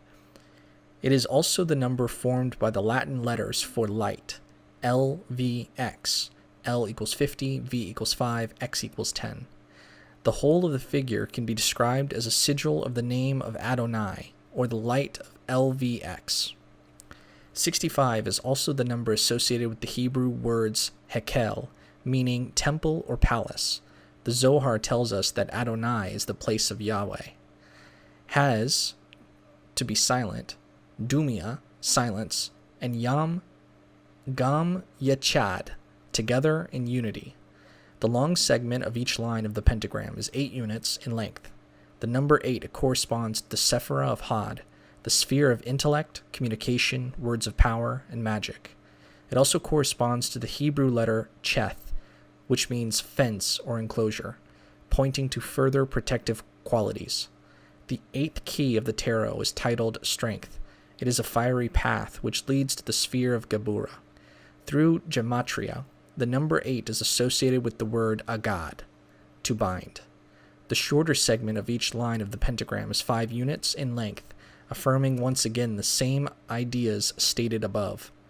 The actual pentagram is comprised of 5 lines which are each 21 units in length. The 21st key of the tarot is called the universe, and it is the completion of cosmic manifestation. 21 is the value of Eheye, the divine name of Kether. Eheye is one of the highest names that is associated with the act of creation. Other words that correspond to the number 21 are Hagig, meditation, and Kezev, vision. The 21st path of the Sefer Yetzirah is called the Wheel of Fortune, and it is attributed to the planet Jupiter. In addition, the mystic number of Tifereth is 21. The total length of all lines in the pentagram, 21 multiplied by 5, is 105, which is formed by adding all the numbers from 1 to 14. The 14th key of the tarot is Temperance, the card of the HGA, or higher self. The 14th path of the Sefer Yetzirah is attributed to Daleth, the door of initiation. 14 is also a number associated with the Hebrew words Atad, thorn, the piercer, Debak, sacrifice, Geyi, rising earth, Dai, abundance, David, beloved, Hadb, sacrificial offering, Hada, to direct with the hand, Yad, hand, and Zahav, gold. Other words associated with the number 105 are Hepek, to change or transform, Pekeh, to flow or pour forth, and Tsiya, to glow, to burn, or to glitter. So what does all this mean? In tracing a pentagram, the magician invokes the power of Eheye. This is a glittering, glorious power that pours forth abundantly, pierces and binds all negativity, encloses and separates the pure from the impure, opens and closes gates or doors between different worlds, gives rise to meditation, visions, love, unity, and healing. And to the magician who silences the chatter of his mind, sacrifices his lower desires, and aligns himself with the divine will. It can be employed with justice as a potent force for transformation, generation, and change, particularly on the material or earth plane, which can be directed by the hand and used to obtain spiritual gold. Through the number 5, the creative He, and the 5 elements. Eheye, as asserted through the tracing of a pentagram, is an expression of the fivefold existence of the power of the divine self and the light, LVX, of Adonai, who is the place of YHVH. It is that which created the cosmos and which rules over it with justice and strength, permeating every aspect of creation. Everything in the universe is composed of the one true self, which is both the power that transforms and the object of the transformation. Divine Hebrew names associated with the LBRP. The Lesser Banishing Ritual of the Pentagram is said to be most effective in the Kabbalistic realm of Asai, the physical active world that is associated with the 10th sphere of Malkuth. This is the realm in which we live and function. Malkuth is said to contain the 4 elements of the manifest universe. This is why in many drawings, Malkuth is shown divided into 4 sections. The sub-elements are air of Malkuth, water of Malkuth, fire of Malkuth, and earth of Malkuth. But for our purposes, it would be better to refer to them simply as air, fire, water, and earth, the elements of our physical plane. With respect to the entire Tree of Life, Malkuth is the only Sephirah to which is assigned the element of earth. This is why the Banishing Earth Pentagram is in particular is used through the LBRP. However, in this instance, it would be better to refer to the pentagram used in this ritual as the Lesser Banishing Pentagram to avoid confusion. All of the divine Hebrew names intoned in the Lesser Banishing Ritual of the Pentagram are composed of 4 letters, and the specific names used are attributed to the 4 sub-elements of Malkuth. The name of YHVH, the Tetragrammaton, is vibrated after the pentagram is drawn in the east, the direction attributed to elemental air. Tradition tells us that YHVH is a symbol for the highest, most divine name of God. Therefore, it is appropriate that this name is vibrated in the east, the place of the dawning of the light.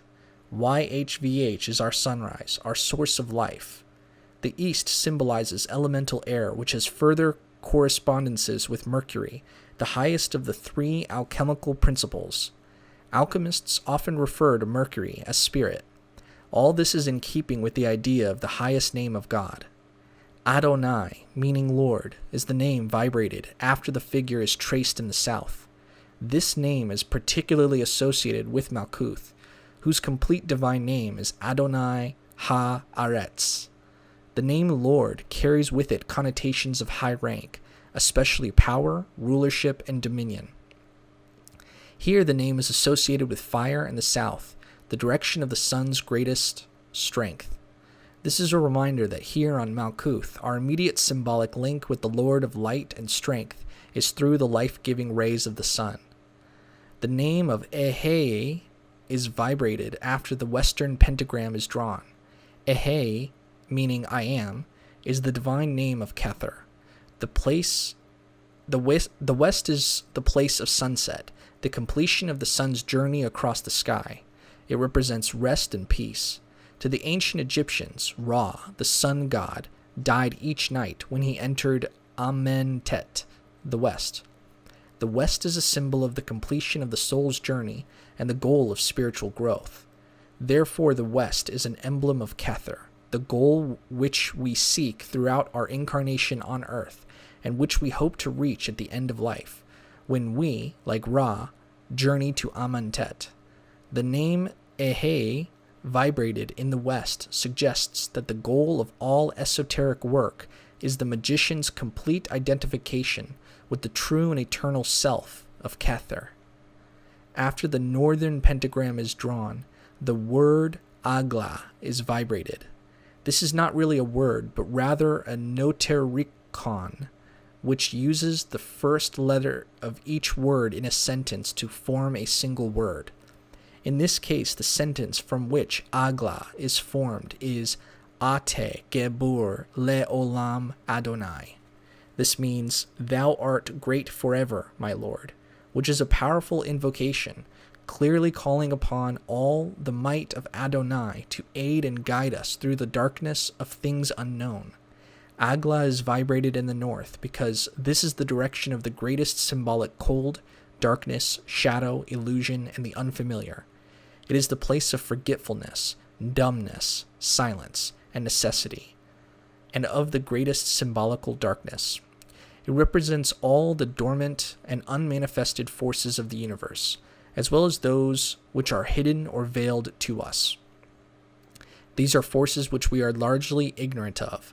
However, all things, manifest or unmanifest, light or dark, exist then, now, and always under the rulership of Adonai.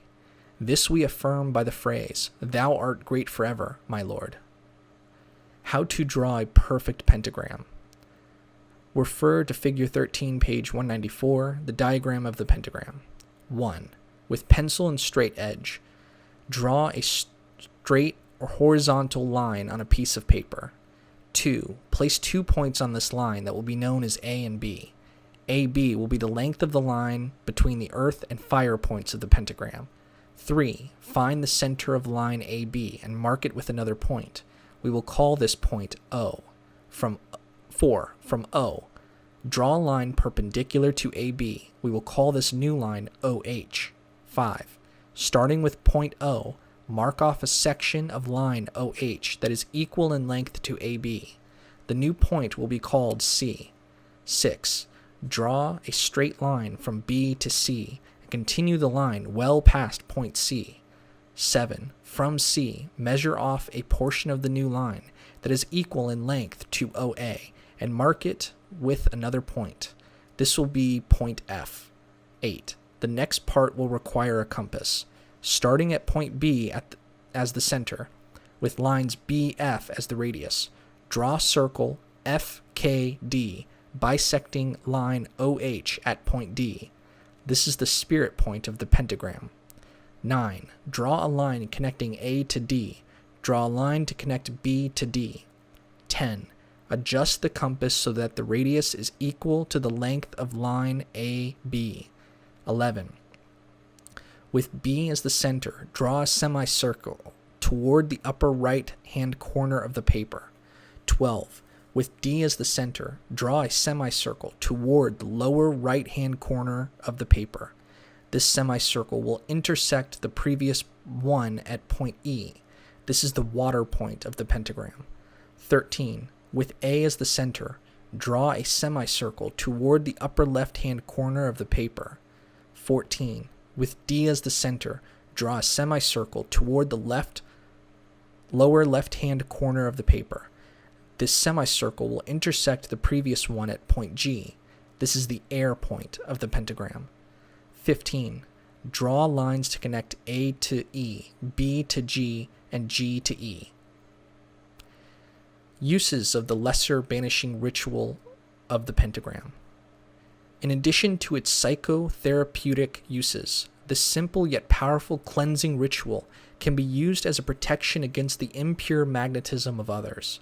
It is also a method for getting rid of negative thoughts or emotional distress. As a magician, you can make a mental image of a particular thought or disturbance and visualize it before you. One way of doing this is to project it out of your aura with the projection sign of a neophyte, also called the attacking sign. When the unwanted energy is away from you, you can prevent its return with the sign of silence or the sign of protection. Then imagine the negative form in the east and perform the lesser banishing ritual of the pentagram. See the form dissolve on the outside of your ring of flaming pentagrams. The LBRP can also be used to aid your powers of focus and concentration. While lying down, formulate yourself standing up in robes and holding a dagger. Place your consciousness in this astral form and go to the east. Make yourself feel that you are there by touching the wall, opening your eyes, and stomping on the floor. Then let your astral form perform the ritual, circumambulating the room and mentally vibrating the words. When you are finished, try to see your results astrally. Then walk back and stand behind your physical body and let your astral body be reabsorbed. In the beginning of one's magical training, the LBRP is to be performed daily for no less than a period of 6 months. In fact, it should be practiced daily by any magician, no matter how long one has been doing the work. Some Golden Dawn and Stella Matutina manuscripts suggest doing the invoking form of this ritual in the morning and the banishing form at night. However, we feel that the beginner needs to concentrate only on the banishing form. Beginners have a tendency to have their auras light up on the astral.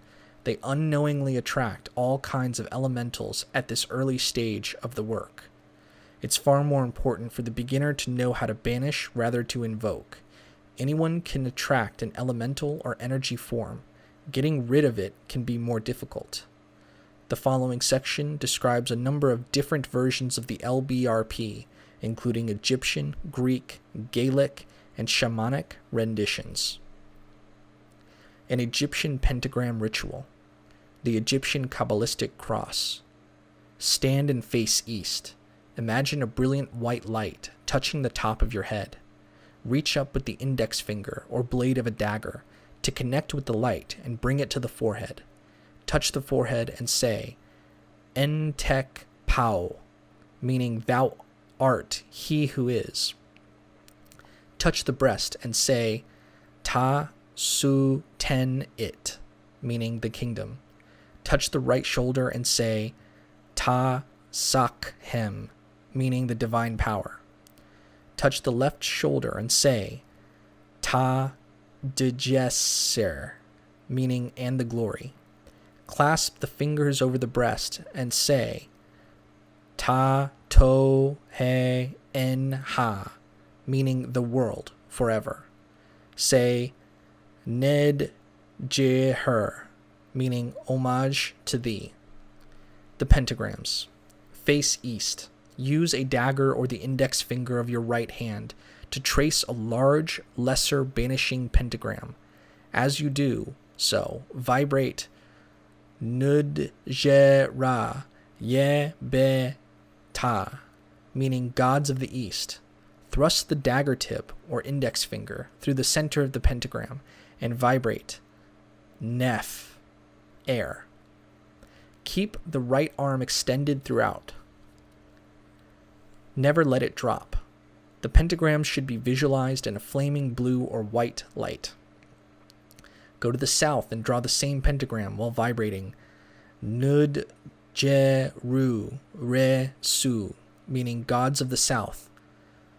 Thrust through the center of the pentagram and intone Ash, fire. Go to the west and draw the same pentagram while vibrating Nud Je Ru Amen-Ta, meaning gods of the west. Thrust through the center, intoning Mu, water. Go to the north and trace the pentagram while vibrating Nud Jeru Me-Ta, meaning gods of the north. Charge the figure with Ta, earth. Invocation. Return to the east and form the Tau cross. Say, before me Hathor, the mother of light. Behind me Taum of the setting sun. On the right hand Sakmet, mighty lady of flame. On my left Happy Ware, the bull of the earth. For about me flames Sehej, a heaven of stars. And above me shines Tau Nud Sher, the star of God. Repeat the Egyptian Qabalistic cross as in the beginning. Egyptian banishing rituals, alternative versions. The student may choose to replace the pentagram in the above ritual with symbols that retain a more Egyptian character.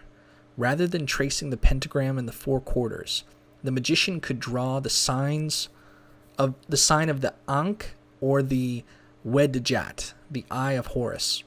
Both were considered powerful amulets for protection. The Ankh is the symbol of eternal life, while the Wedjat is the symbol for health, wholeness, protection, and general well-being. To trace the Ankh in the air before you, start on the left side at the point where the circle meets the crossbar, and drawing in a clockwise motion, trace the circular head of the Ankh. Next, trace the shaft of the Ankh, leading from the middle of the crossbar to the lowest point of the shaft. Finally, start at the left point of the crossbar and move straight across to the right point of the crossbar. To trace the eye of Horus in the air before you, start at the left point of the eyebrow line and trace clockwise. Next, trace the outline of the eye itself, starting from the left and proceeding clockwise, around the pupil, and back around the bottom of the eyelid, ending at the left side of the eye near the starting point. Then trace the lowermost line of the figure, starting from the right hand point and tracing toward the left. A Greek banishing pentagram ritual. The Greek Qabalistic Cross, Stauros Qabalistikos. Stand and face east. Imagine a brilliant white light touching the top of your head. Reach up with the index finger or blade of a dagger to connect with the light and bring it to the forehead. Touch the forehead and say, Su estin, meaning thine is. Touch the breast and say, He basileia, meaning the kingdom. Touch the right shoulder and say, Kai he din mis, meaning and the power. Touch the left shoulder and say, Ki he doxa, meaning and the glory. Clasp the fingers over the breast and say, Aes tus ionas ton on, meaning to the aeon of aeons. Say, Amen. The pentagrams. Face east. Use dagger or the index finger of the right hand to trace a large, lesser banishing pentagram. As you do so, vibrate Theos A-I-Er, divine air. Thrust the dagger tip or index finger through the center of the pentagram and vibrate Pneuma, spirit. Go to the south and draw the same pentagram while vibrating Theon Pier, divine fire. Thrust through the center of the pentagram and intone Psyche, soul. Go to the west and draw the same pentagram while vibrating Theon Hydor, divine water. Thrust through the center of the pentagram and intone Nous, mind. Go to the north and draw the same pentagram while vibrating Theage, divine earth. Thrust through the center, intoning Soma, body. Return to the east and stand in the position of the Tau cross. Say, before me, Aiolos, guardian of the winds. Behind me, Tethys, queen of the seas. On the right hand, Hestea, lady of the flame. On my left hand, Demeter, the great mother of earth. For about me flames Stephanos Asteron, a crown of stars. And above me shines the Trigona, the two triangles. A, E, O, U, A, the seven vowels of the Greek alphabet, said by some to be the true name of God. Closing. Repeat the Greek Qabalistic Cross. Alternative Greek version, a Christian banishing ritual. The pentagram was used by Pythagoras and his followers as a sacred symbol. Thus it fits well into a Greek framework, such as that outlined in the ritual above. However, Christian magicians can easily employ a version that expresses their particular faith and also takes advantage of a Greek foundation. The cross, a sacred symbol of protection, can be readily substituted for the pentagram, as in the following ritual.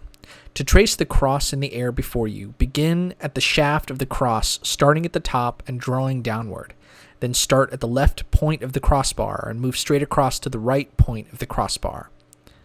The Stauros Qabalistikos.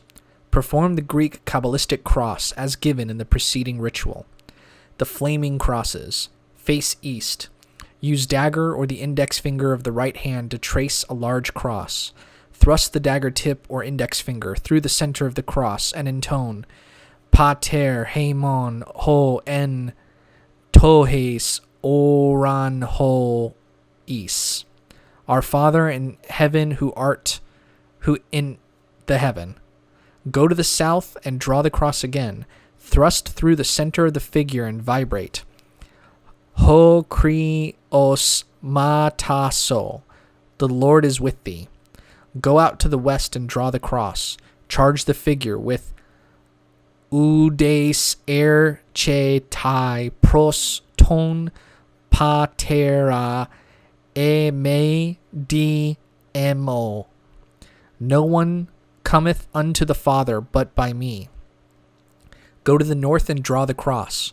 Charge the figure with tu fos en te scoti a phi ne. The light shineth in darkness. Invocation. Return to the east and stand in the position of the Tau cross. Say, before me, Raphael, behind me, Gabriel, on my right, Michael, on my left, Uriel. For about me flames he storos tu kleos, the cross of glory, and above me shines he cha ri ti tu theos, the grace of God. Closing. Repeat the Greek Qabalistic Cross. A Gaelic Banishing Pentagram Ritual. The Gaelic Qabalistic Cross. Stand and face east. Imagine a brilliant white light touching the top of your head. Reach up with the index finger or blade of a dagger to connect with the light and bring it to the forehead. Touch the forehead and say, Vuuk a Jruur, meaning from you, Creator. Touch the breast and say, Na ri uk, meaning the kingdom. Touch the right shoulder and say, Na niarst, meaning the power. Touch the left shoulder and say, Sana miha, meaning and the honor. Clasp the fingers over the breast and say, Atalov gu shior, meaning the world everlasting. Say, Falcha, meaning hail. The pentagrams. Face east. Use dagger or index finger of the right hand to trace a large, lesser banishing pentagram. As you do so, vibrate. Gua anyar, meaning east wind. Thrust the dagger tip or index finger through the center of the pentagram and vibrate ar, meaning air.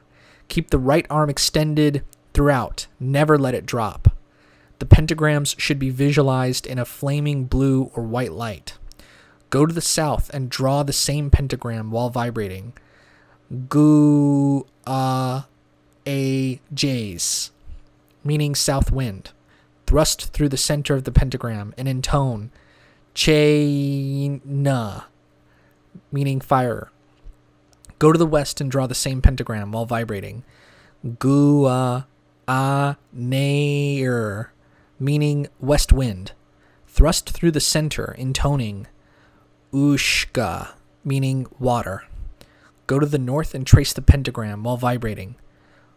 Gua atua, meaning north wind. Charge the figure with talov, meaning earth. Invocation. Return to the east and stand in the position of the Tau cross. Say, before me, Dawn, Queen of the heavens. Behind me, Lear, King of the sea. On my right hand, Brigid, Lady of the ever-burning fire. On my left hand, Cernunnos, Lord of the forest.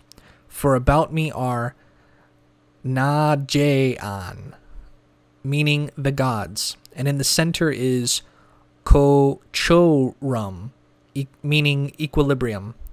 Repeat the Gaelic Qabalistic Cross as in the beginning. Alternative Gaelic Banishing Ritual. A circled cross may be substituted for the pentagram in the ritual above.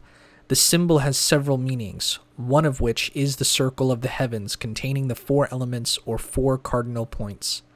To draw the circled cross in the air before you, trace the shaft of the cross starting at the top and drawing downward. Next, start at the left point of the crossbar and move straight across to the right point of the crossbar. Finally, start at a point on the left side of the circle and trace clockwise. A shamanic Banishing Ritual. Note, this ritual employs the names of deities from several different Native American tribes. The Shamanic Cross. Stand and face east. Imagine a brilliant white light touching the top of your head. Reach up with the index finger or blade of a dagger to connect with the light and bring it to the forehead. Touch the forehead and say, "To Wakanda." Touch the breast and say, "To Michabo." Touch the right shoulder and say, "To Aosheha." Touch the left shoulder and say, "To Huope." Clasp the fingers over the breast and say, "And to all the ancestors I give thanks."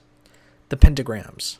Face east. Use dagger or the index finger of the right hand to trace a large, lesser banishing pentagram. As you do so, vibrate Waboon. Go to the south and draw the same pentagram while vibrating Manitou. Go to the west and draw the same pentagram while vibrating Kaboon. Go to the north and trace the pentagram while vibrating Inua. Invocation. Return to the east and stand in the position of the Tau cross. Say, "Before me, Sila of the air. Behind me, Aululanerk, ruler of the waves. On my right hand, Abab Inili of the flames. On my left hand, Nokomis, the grandmother. For about me are the four winds, and upon me shines Utea." Repeat the shamanic cross as in the beginning. Chapter 10. The Middle Pillar Exercise.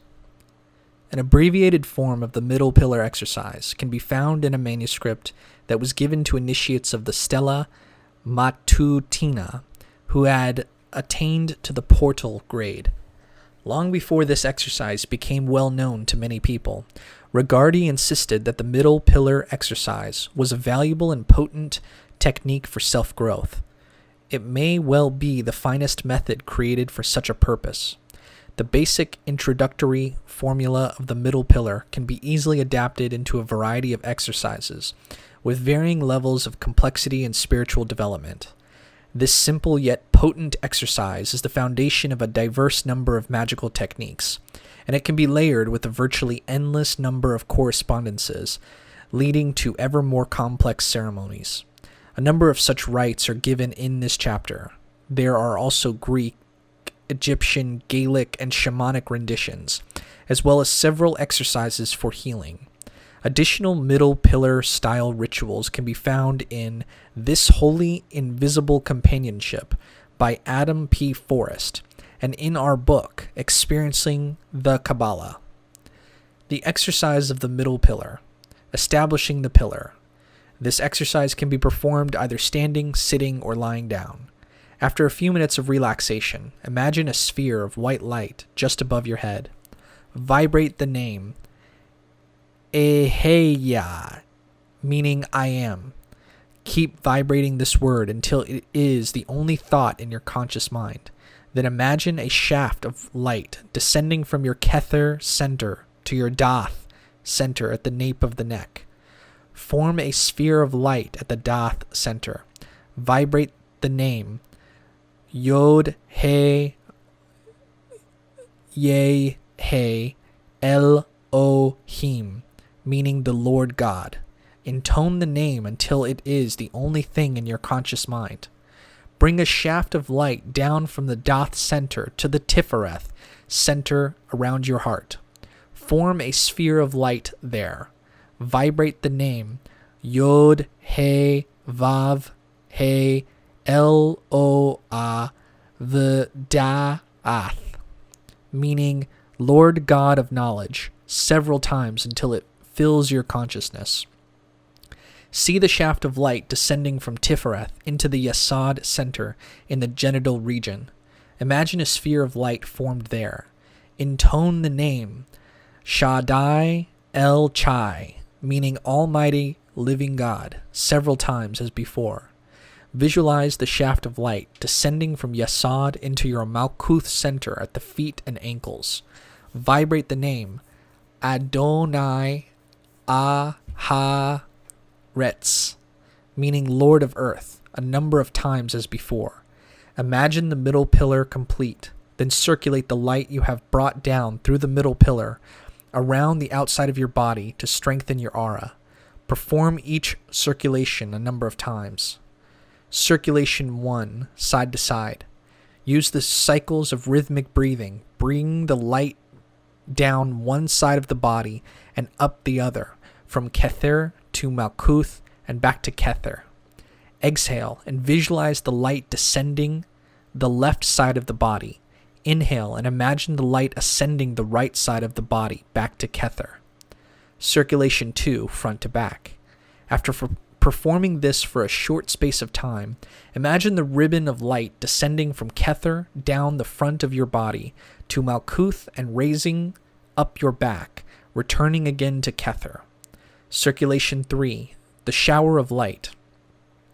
Still employing rhythmic breathing, visualize the sphere of Malkuth, then see the shaft of light rising up the middle pillar in the center of your body.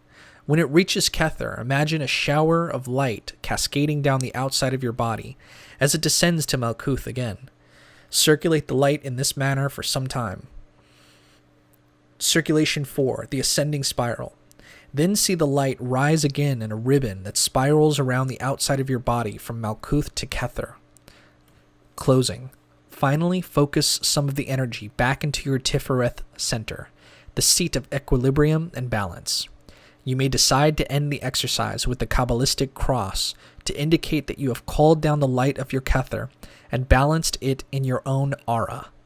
Then let your imagination dwell on the aura and see it oval and clear, pulsating with the glow from Tifereth.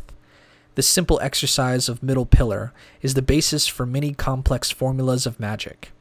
If you are called to see anyone who is ill, depressed, or who has a depressing effect on you, you should perform this exercise beforehand.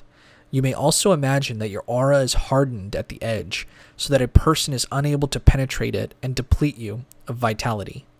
When you have practiced the exercise of the middle pillar for some time, and you can visualize the spheres easily, you can establish the other Sephiroth within your aura by vibrating the deity names.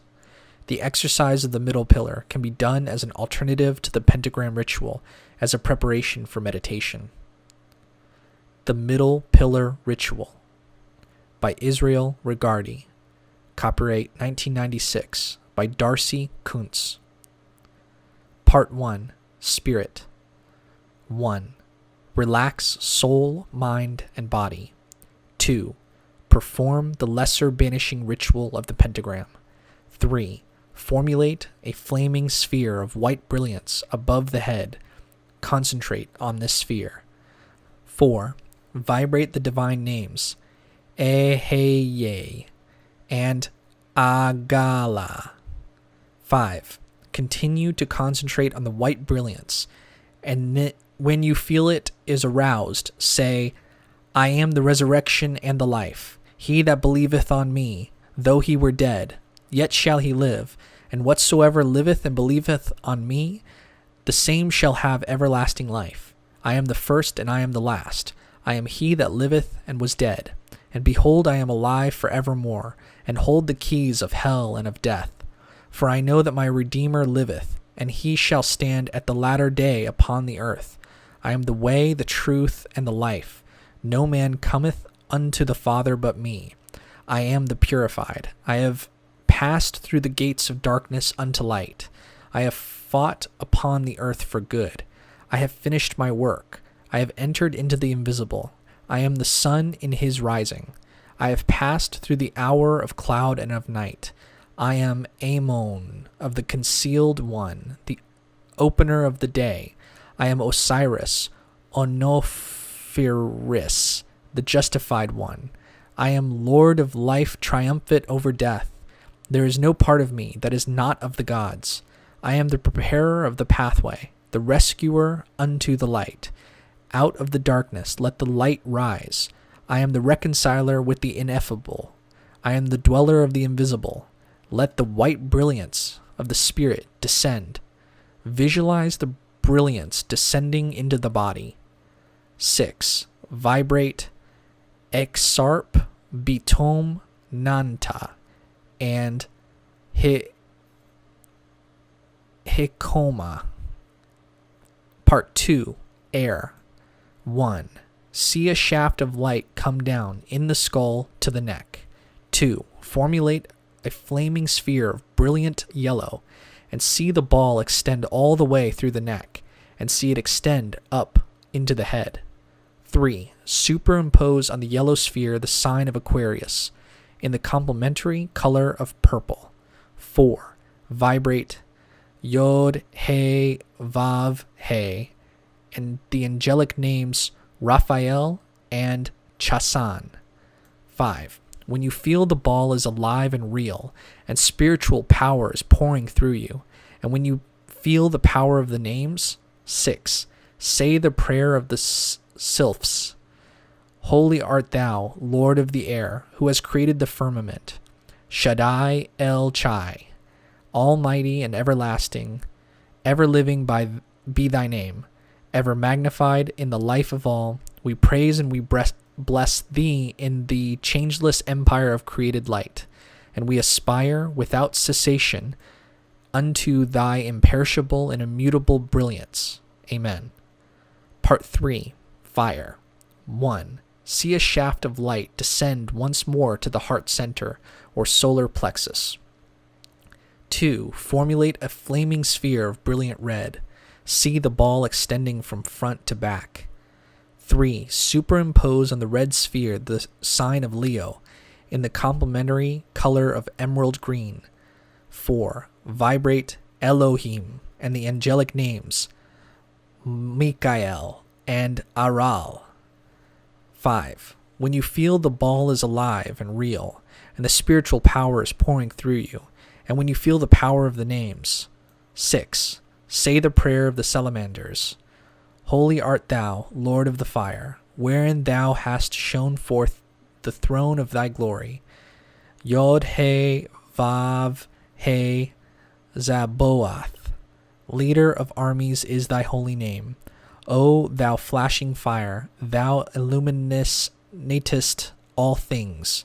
With thy insupportable refulgence, whence flow the ceaseless streams of splendor, which nourisheth thine infinite spirit.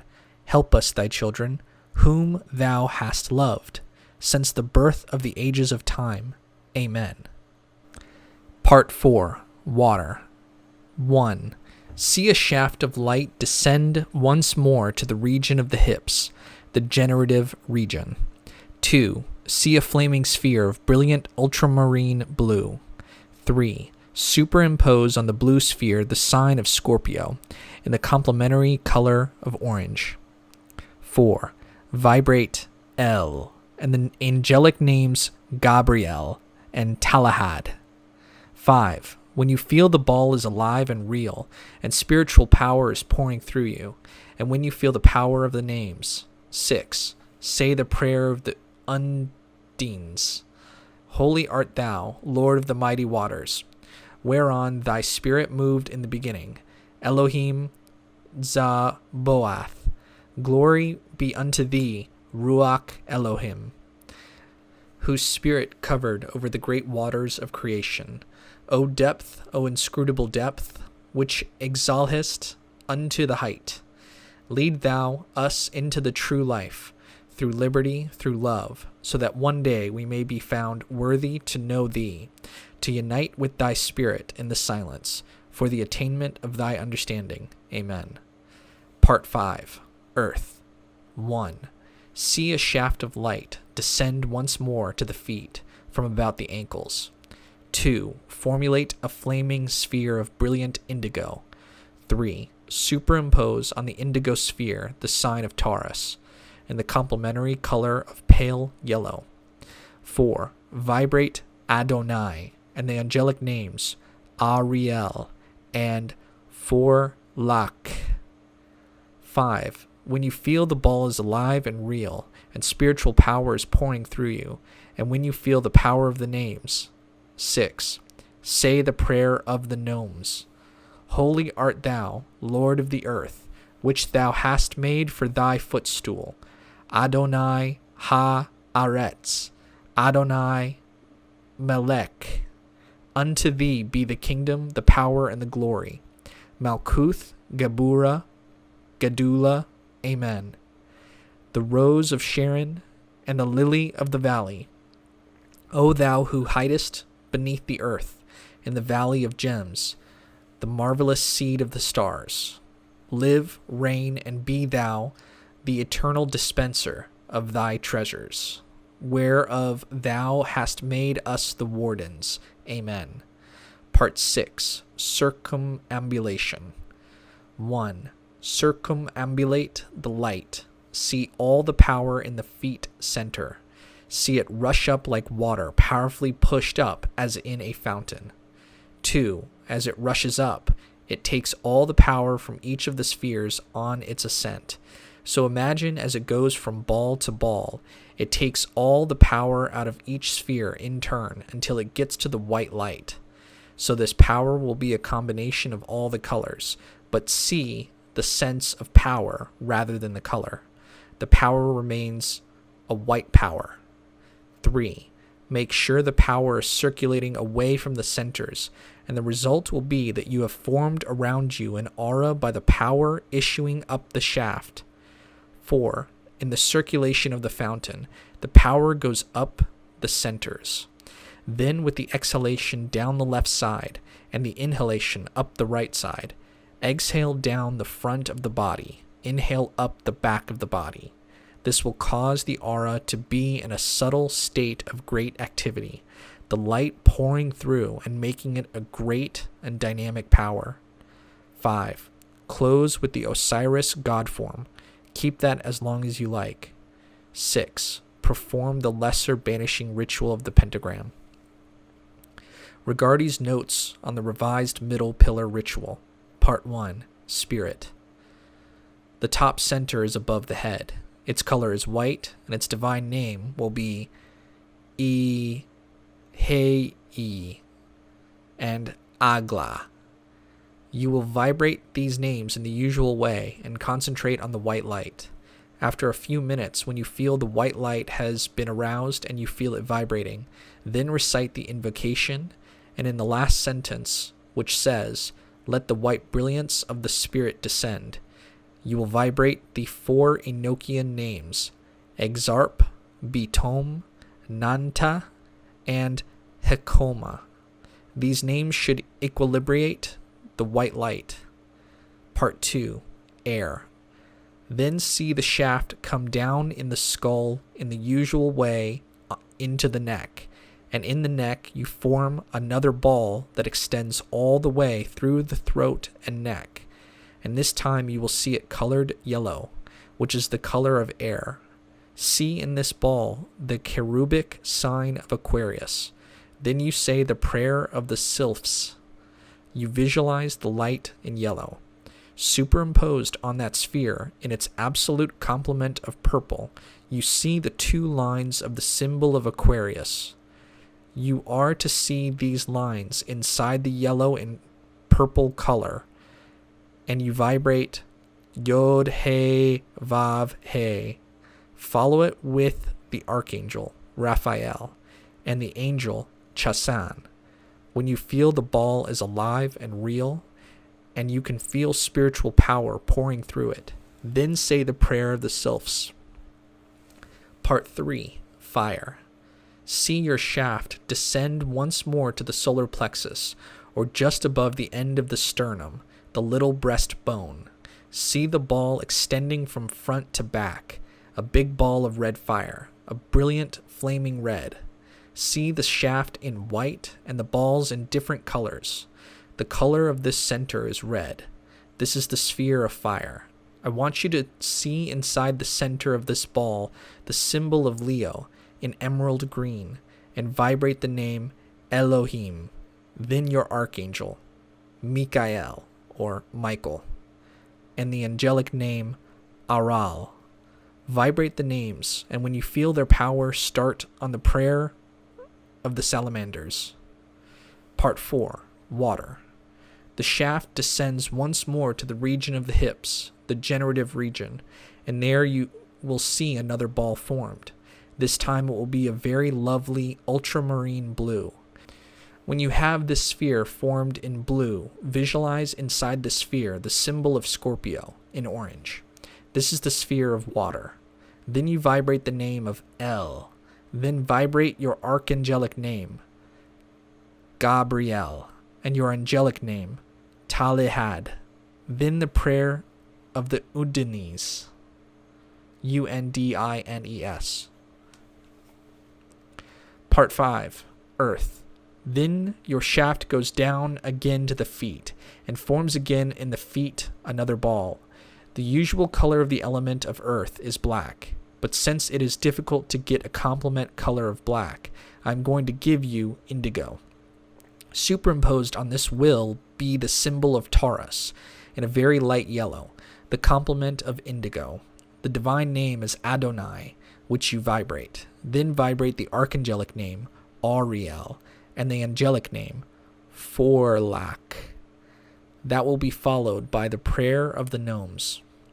Part 6. Circumambulation. Here you have 5 balls on the central sphere. When you get down to the feet, stop and see this shaft with the 5 balls all glowing. Then start what I call the formula of circumambulation.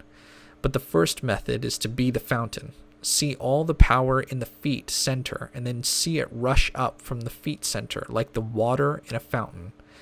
As this power rushes up, see it take away all the power from all the other spheres on its ascent to the top. Then you can imagine as it goes from ball to ball, it takes all the power out from each sphere in turn until it gets to the white light.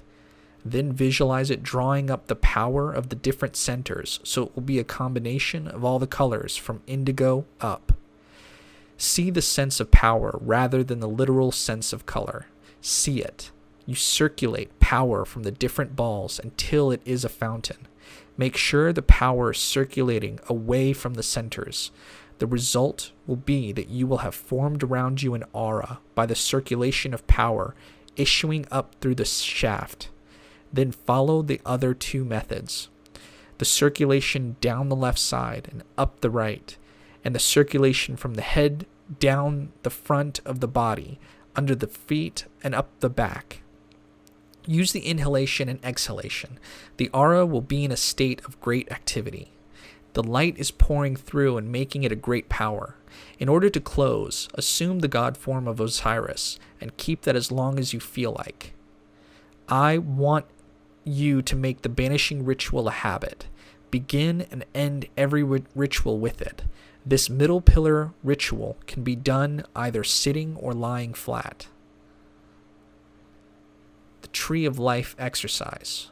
The rite of 3 pillars. This exercise can be performed either standing, sitting, or lying down. After a few minutes of relaxation, imagine a sphere of white light just above your head. Vibrate the name Iheye. Keep vibrating this word until it is the only thought in your conscious mind. Maintain a strong visualization of the white sphere. Then imagine a shaft of white light descending from your Kether center to your Chokma center at the left temple of your forehead. Visualize a sphere of white light there. Intone the name of Yah, meaning Lord. Keep vibrating the name until it is the complete focus of your attention. Bring a shaft of white light horizontally across from your Chokma center to your Bina center at the right temple of your forehead. Form a sphere of white light there. Vibrate the name Yod He Vav He Elohim a number of times until it occupies all of your mind. Now bring a shaft of white light down diagonally from your Bina center to your Dath center at the nape of your neck. Visualize a sphere of white light there. Vibrate the name Yod He Vav He Elohim. Intone the name until it is the only thing in your conscious mind. Next, visualize a shaft of white light down diagonally from the Dath center to your Chesed center at your left shoulder. Form a sphere of light there. Vibrate the name El, meaning God, a number of times until it fills your mind. Bring a shaft of white light horizontally from chesed to your Gebura center at your right shoulder. Visualize a sphere of light. There. Vibrate the name Elohim Gebor, meaning God of battles.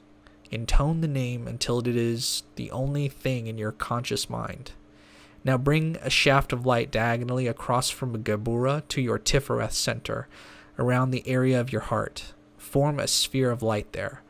Vibrate the name Yod He Vav He Elo Ha Vidahath several times until it fills your consciousness. Next, visualize a shaft of white light down diagonally from the Tifereth center to your Netzach center at your left hip. Form a sphere of white light there. Vibrate the name Yod He Vav He Za Ba Oth, meaning Lord of Hosts, a number of times until it occupies all of your mind. Bring a shaft of white light horizontally from Netzach to your Hod center at your right hip. Form a sphere of light there. Vibrate the name Elohim Zabobaoth, meaning God of Hosts. Intone the name until it is the only thing in your conscious mind. Now see the shaft of white light descending diagonally from Hod into the Yesod center in the genital region. Imagine a sphere of light formed there. Intone the name Shaddai El Chai, meaning Almighty Living God, several times as before.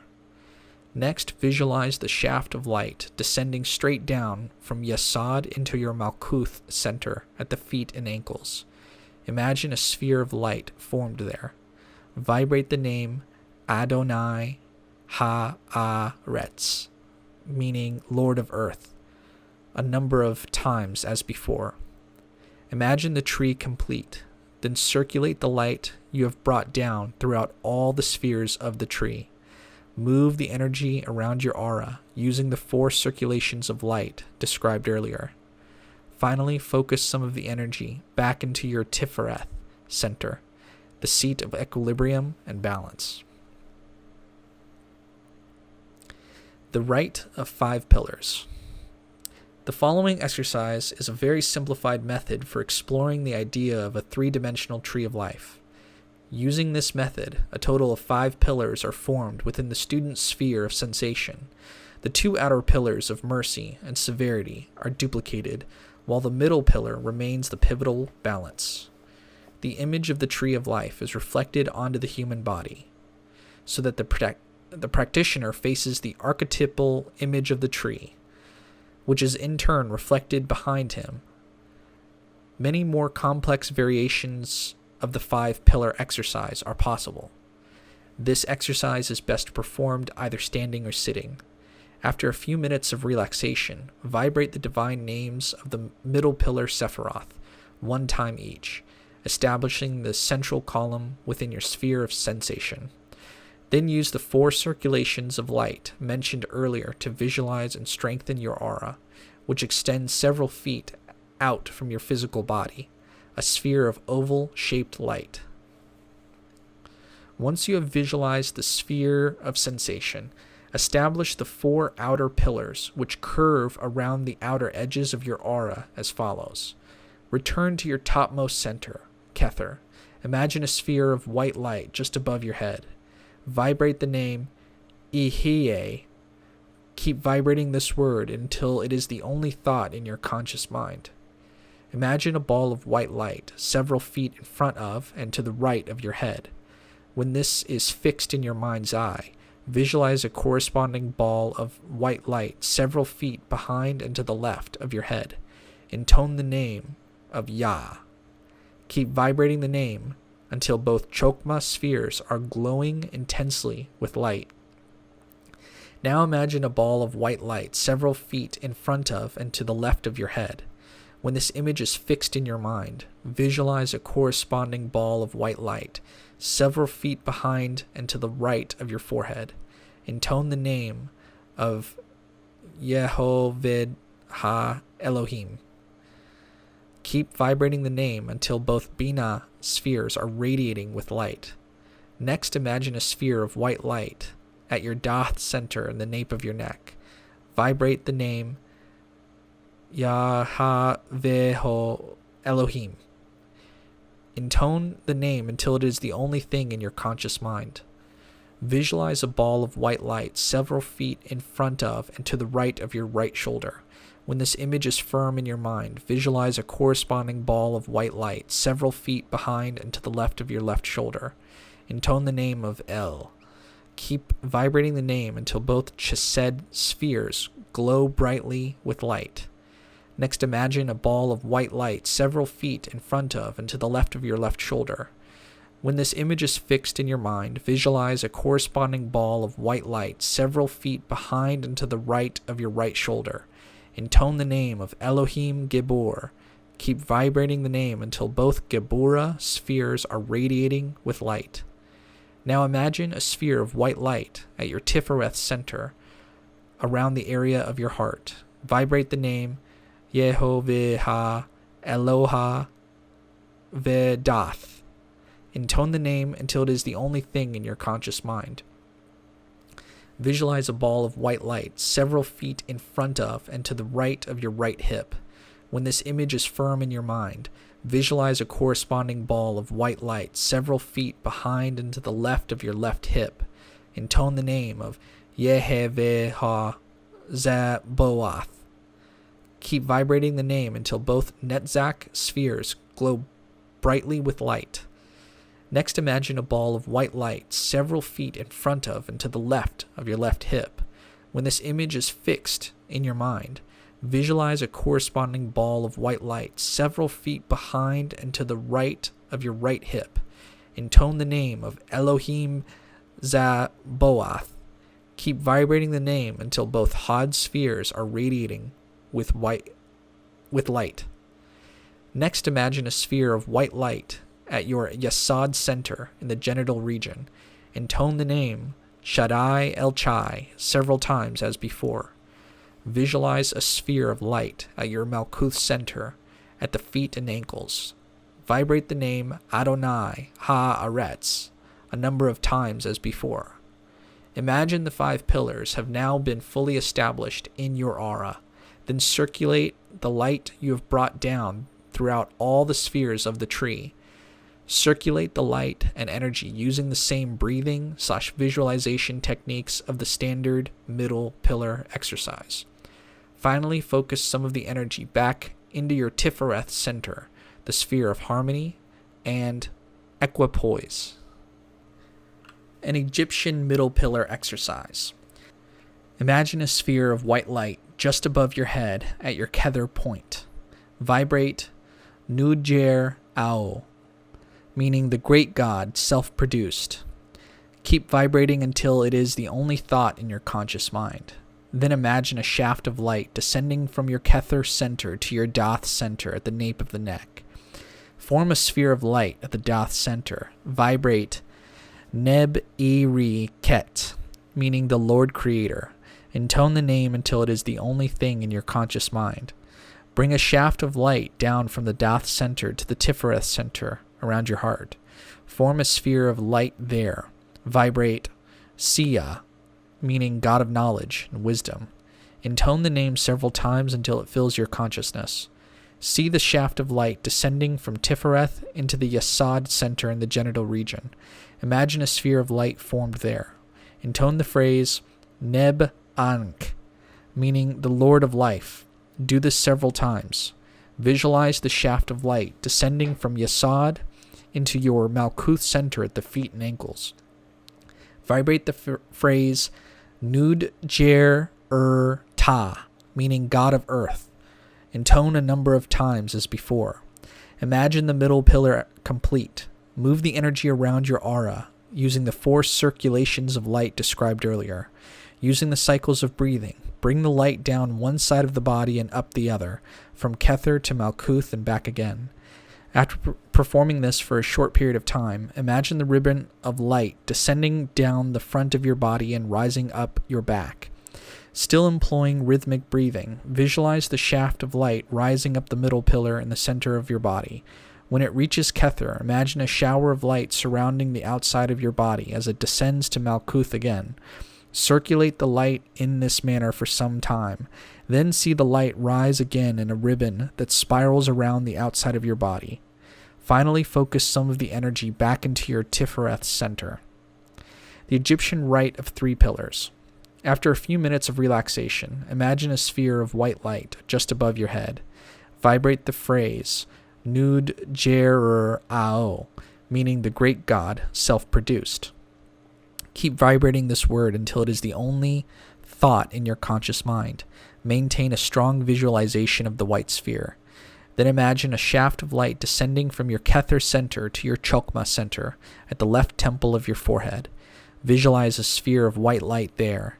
Intone the phrase of Atef Nud Jer, meaning the Divine Father. Keep vibrating the name until it is the complete focus of all your attention. Bring a shaft of white light horizontally across from your Chokma center to your Bina center at the right temple of your forehead. Form a sphere of white light there. Vibrate the phrase At, meaning Great Lady, a number of times until it occupies all of your mind. Now bring a shaft of light down diagonally from your Bina center to your Dath center at the nape of your neck. Visualize a sphere of white light there. Vibrate the phrase Neb Ere Ket, meaning the Lord Creator. Intone the name until it is the only thing in your conscious mind. Next, visualize a shaft of white light down diagonally from the Dath center to your Chesed center at your left shoulder. Form a sphere of light there. Vibrate the phrase On No Fur, meaning the good being, a number of times until it occupies all of your mind. Bring a shaft of white light horizontally from Chesed to your Gebura center at your right shoulder. Visualize a sphere of light there. Vibrate the phrase Sma Keru, meaning the justifier. Intone the name until it is the only thing in your conscious mind.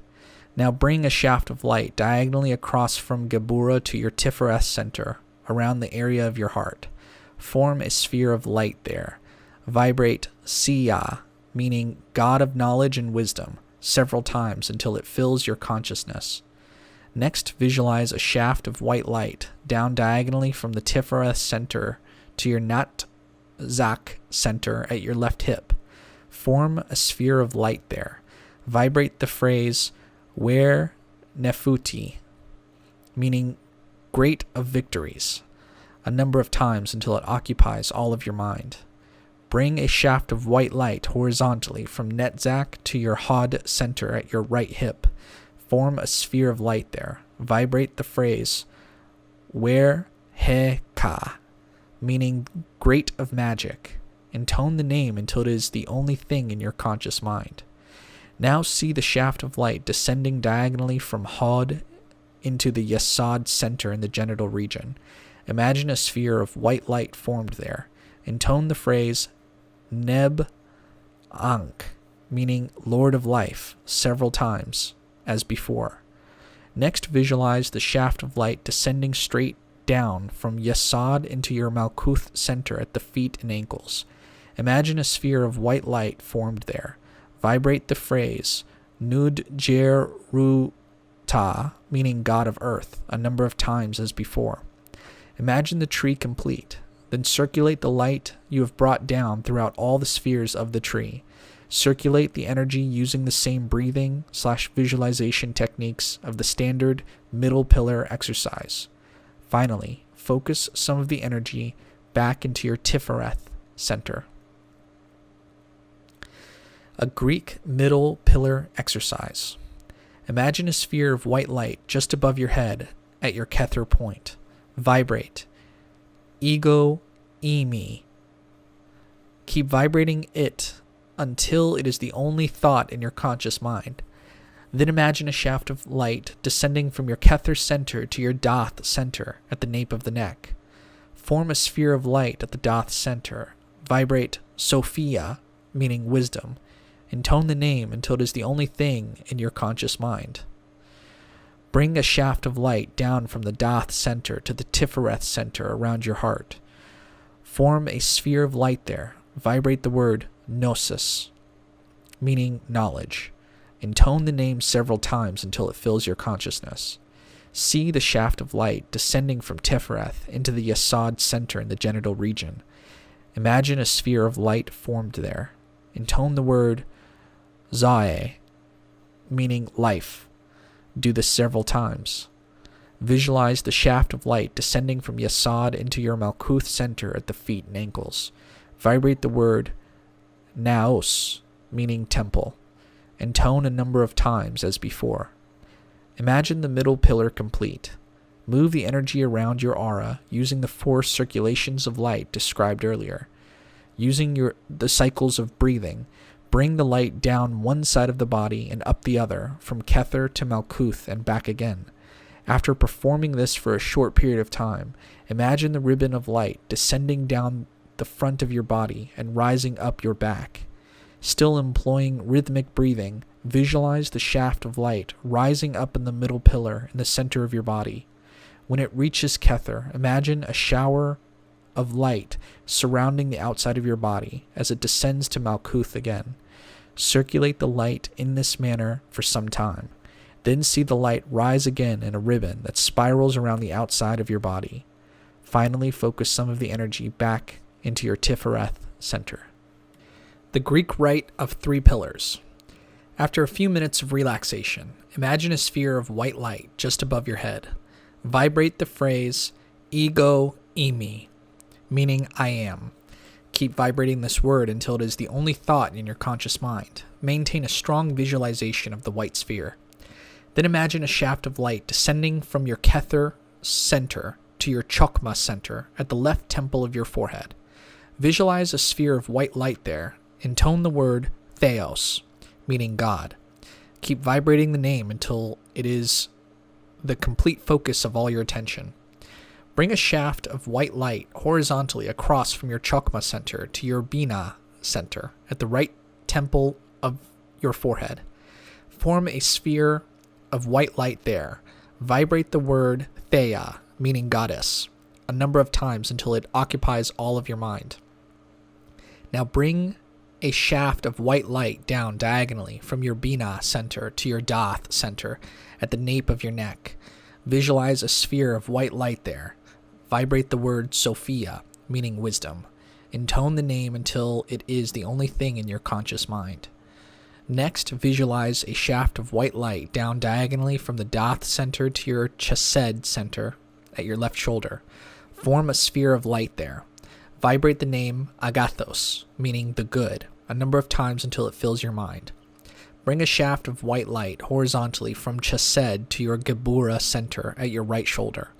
Visualize a sphere of light there. Vibrate the word crisis, meaning judgment. Intone the name until it is the only thing in your conscious mind. Now bring a shaft of light diagonally across from Gebura to your Tifereth center around the area of your heart. Form a sphere of light there. Vibrate gnosis, meaning knowledge, several times until it fills your consciousness. Next, visualize a shaft of white light down diagonally from the Tifereth center to your Netzach center at your left hip. Form a sphere of light there. Vibrate the word daimon, meaning spirit, a number of times until it occupies all of your mind. Bring a shaft of white light horizontally from Netzach to your Hod center at your right hip. Form a sphere of light there. Vibrate the word nous, meaning mind. Intone the name until it is the only thing in your conscious mind. Now see the shaft of light descended diagonally from Hod into the Yesod center in the genital region. Imagine a sphere of white light formed there. Intone the word Zaweh, meaning life, several times as before. Next, visualize the shaft of light descending straight down from Yesod into your Malkuth center at the feet and ankles. Imagine a sphere of white light formed there. Vibrate the word Naos, meaning temple, a number of times as before. Imagine the tree complete. Then circulate the light you have brought down throughout all the spheres of the tree. Circulate the energy using the same breathing/visualization techniques of the standard middle pillar exercise. Finally, focus some of the energy back into your Tifereth center. A Gaelic middle pillar exercise. Imagine a sphere of white light just above your head at your Kether point. Vibrate Croon, meaning crown. Keep vibrating until it is the only thought in your conscious mind. Then imagine a shaft of light descending from your Kether center to your Dath center at the nape of the neck. Form a sphere of light at the Dath center. Vibrate Fias, meaning knowledge. Intone the name until it is the only thing in your conscious mind. Bring a shaft of light down from the Dath center to the Tifereth center around your heart. Form a sphere of light there. Vibrate Grinyas, meaning beauty. Intone the name several times until it fills your consciousness. See the shaft of light descending from Tifereth into the Yasod center in the genital region. Imagine a sphere of light formed there. Intone the name Bu Nungcha, meaning foundation. Do this several times. Visualize the shaft of light descending from Yasod into your Malkuth center at the feet and ankles. Vibrate the name Re-Uchk, meaning kingdom. Intone a number of times as before. Imagine the middle pillar complete. Move the energy around your aura using the 4 circulations of light described earlier. Using the cycles of breathing, bring the light down one side of the body and up the other, from Kether to Malkuth and back again.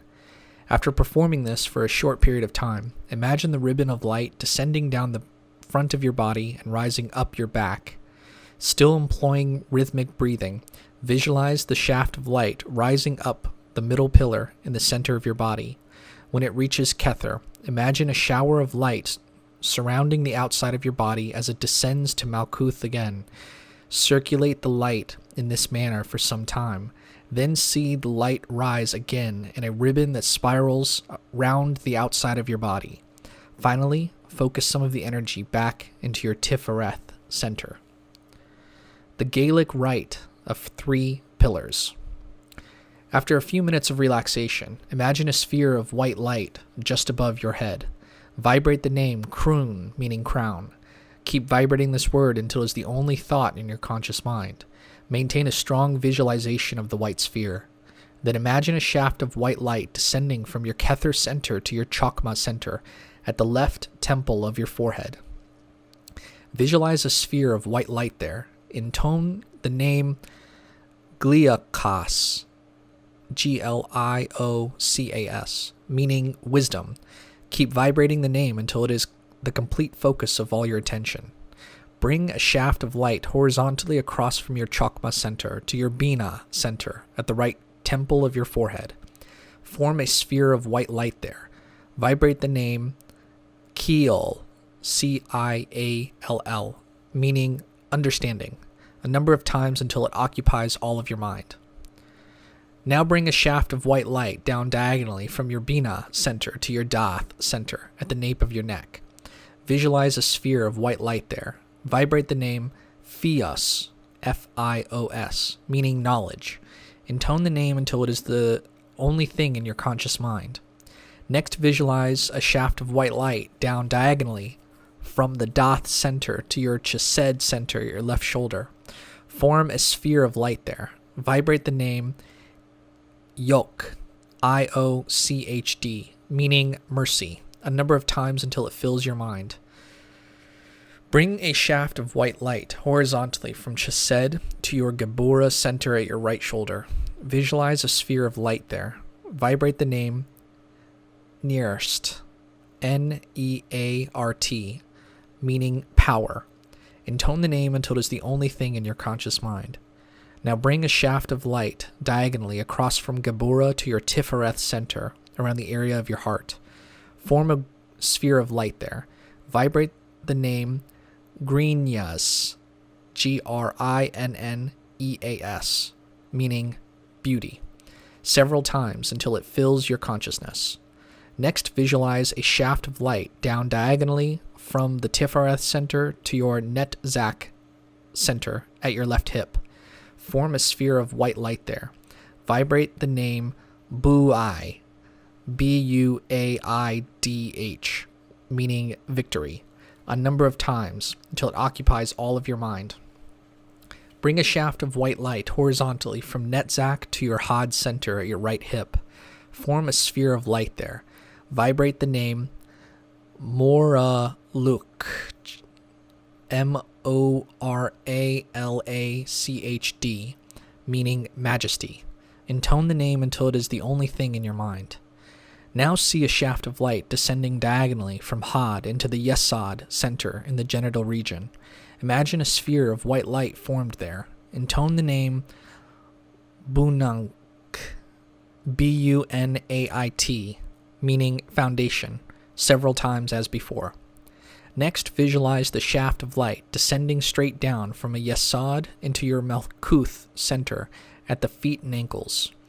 Imagine a sphere of white light formed there. Vibrate the name Rioghachd, Rioghachd, meaning kingdom, a number of times as before. Imagine the tree complete. Then circulate the light you have brought down throughout all the spheres of the tree. Circulate the energy using the same breathing/visualization techniques of the standard middle pillar exercise. Finally, focus some of the energy back into your Tifereth center. A shamanic middle pillar exercise. Note: the two rituals that follow employ the names of deities from several different Native American tribes. Imagine a sphere of white light just above your head at your Kether point. Vibrate Wakanda, Great Spirit. Keep vibrating it until it is the only thought in your conscious mind. Then imagine a shaft of light descending from your Kether center to your Doth center at the nape of the neck. Form a sphere of light at the Doth center. Vibrate Baaxpee, Baaxpee, spiritual transformative power. Intone the name until it is the only thing in your conscious mind. Bring a shaft of light down from the Doth center to the Tifereth center around your heart. Form a sphere of light there. Vibrate Wakinyan, Wakinyan, light spirit. Intone the name several times until it fills your consciousness. See the shaft of light descending from Tifereth into the Yesod center in the genital region. Imagine a sphere of light formed there. Intone the name Amala, one who supports the world. Do this several times. Visualize the shaft of light descending from Yesod into your Malkuth center at the feet and ankles. Vibrate the name Nokomis. Intone a number of times as before. Imagine the middle pillar complete. Move the energy around your aura using the 4 circulations of light described earlier. Using the cycles of breathing, bring the light down one side of the body and up the other, from Kether to Malkuth and back again. After performing this for a short period of time, imagine the ribbon of light descending down the front of your body and rising up your back. Still employing rhythmic breathing, visualize the shaft of light rising up in the middle pillar in the center of your body. When it reaches Kether, imagine a shower of light surrounding the outside of your body as it descends to Malkuth again. Circulate the light in this manner for some time. Then see the light rise again in a ribbon that spirals around the outside of your body. Finally, focus some of the energy back into your Tifereth center. The shamanic rite of 3 pillars. After a few minutes of relaxation, imagine a sphere of white light just above your head. Vibrate the name Wakanda, Great Spirit.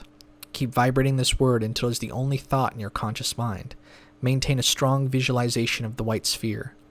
Then imagine a shaft of white light descending from your Kether center to your Chokmah center at the left temple of your forehead. Visualize a sphere of white light there.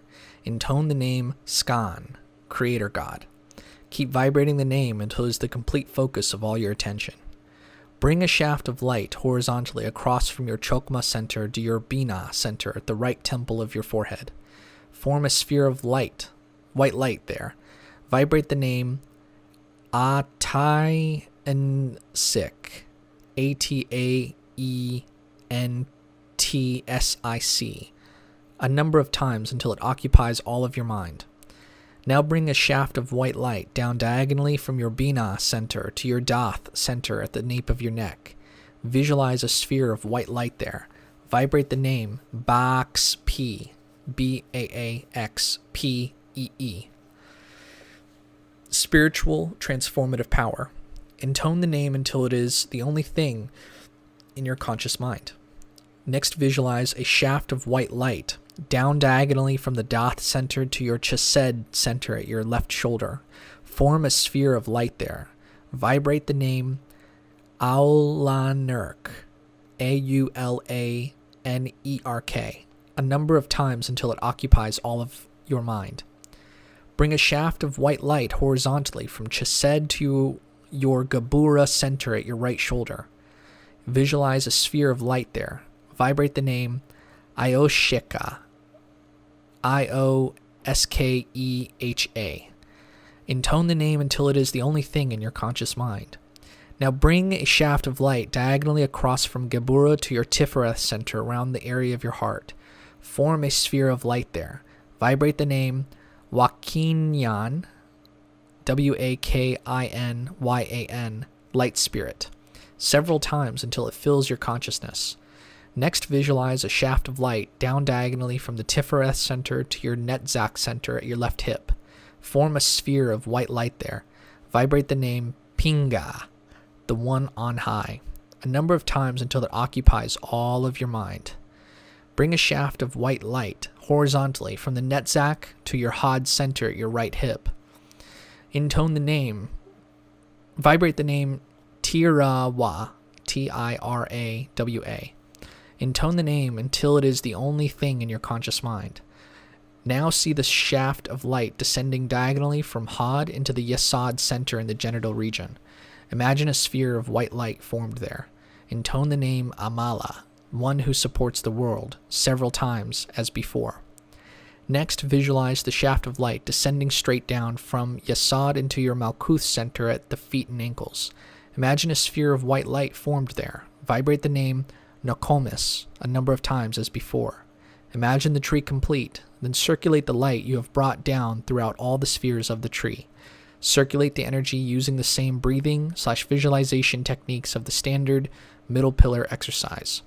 Finally, focus some of the energy back into your Tifereth center. Deities on the Tree of Life. The Tree of Life is a magnificent map, a template of the divine universe.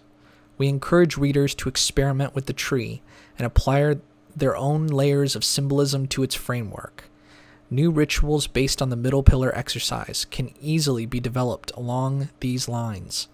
The following list shows how the various gods and goddesses of several pantheons can be attributed to the tree. Bear in mind, however, that finding correspondences between one culture's spiritual system and another is an inexact science at best. The associations given here are only one of several that are possible. A list of deity correspondences. Kether in Egyptian is Nujer or Ptah, Greek Aether, Roman Aether, Celtic Dagda, Norse Ymir, Hindu is Brahman. I'll put a list in the description below, but this is a list of deity correspondences where the Sephira corresponds with different cultures and their deities. Color and visualization. As Regardie stated in Chapter 5, once students are familiar with the basic exercise of the middle pillar and the three pillars, they can expand their practices by visualizing the Sephiroth in their appropriate colors. Kether is white, Chokmah is gray, Bina is black, Dath is lavender, Chesed is blue, Gabura is red, Tifereth is yellow, Netzach is green, Had is orange, Yesod is violet, Malkuth contains earth tones of citrine, russet, olive, and black. Formulating the spheres in these colors will not only help to strengthen the reader's integration of their specific energies, it is an important element of certain middle pillar healing techniques. Symbols and other images visualized within the spheres often result in potent variations of the middle pillar exercise. Flower buds, either roses or lotuses, can be imagined to open into full blossom as the divine name of a particular sephira is vibrated. For example, Tifereth could be imagined as a sphere containing a yellow rosebud. As the divine name of the sphere is intoned, the bud unfolds into a magnificent yellow rose. Flames, chalices, tools, gemstones, geometric shapes, and a host of other images could be visualized as well. The only limit on the number and variety of this exercise is the boundary of one's imagination. Consecration of talismans. One of the most unique methods of using the middle pillar exercise that was developed by Regardie was a tool for consecrating talismans. This method requires that the magician first activate the spheres within his or her body. Then, employing mental focus and rhythmic breathing, the magician can charge the talisman by transferring the invoked energy into the talisman. Talismans dedicated to a specific purpose can be fine-tuned by projecting energy from the corresponding sephira and its appropriate color within the body. Healing rituals. It can be said that the middle pillar exercise is, by its very nature, a ritual for self-healing. Regular performance of this ritual, like the practice of the relaxation rites previously mentioned, can help alleviate the neuromuscular tensions that lead to more serious illnesses. This exercise can also be used to heal others as well. Regardie discovered that he could project healing energy to his patients by performing the middle pillar exercise beforehand.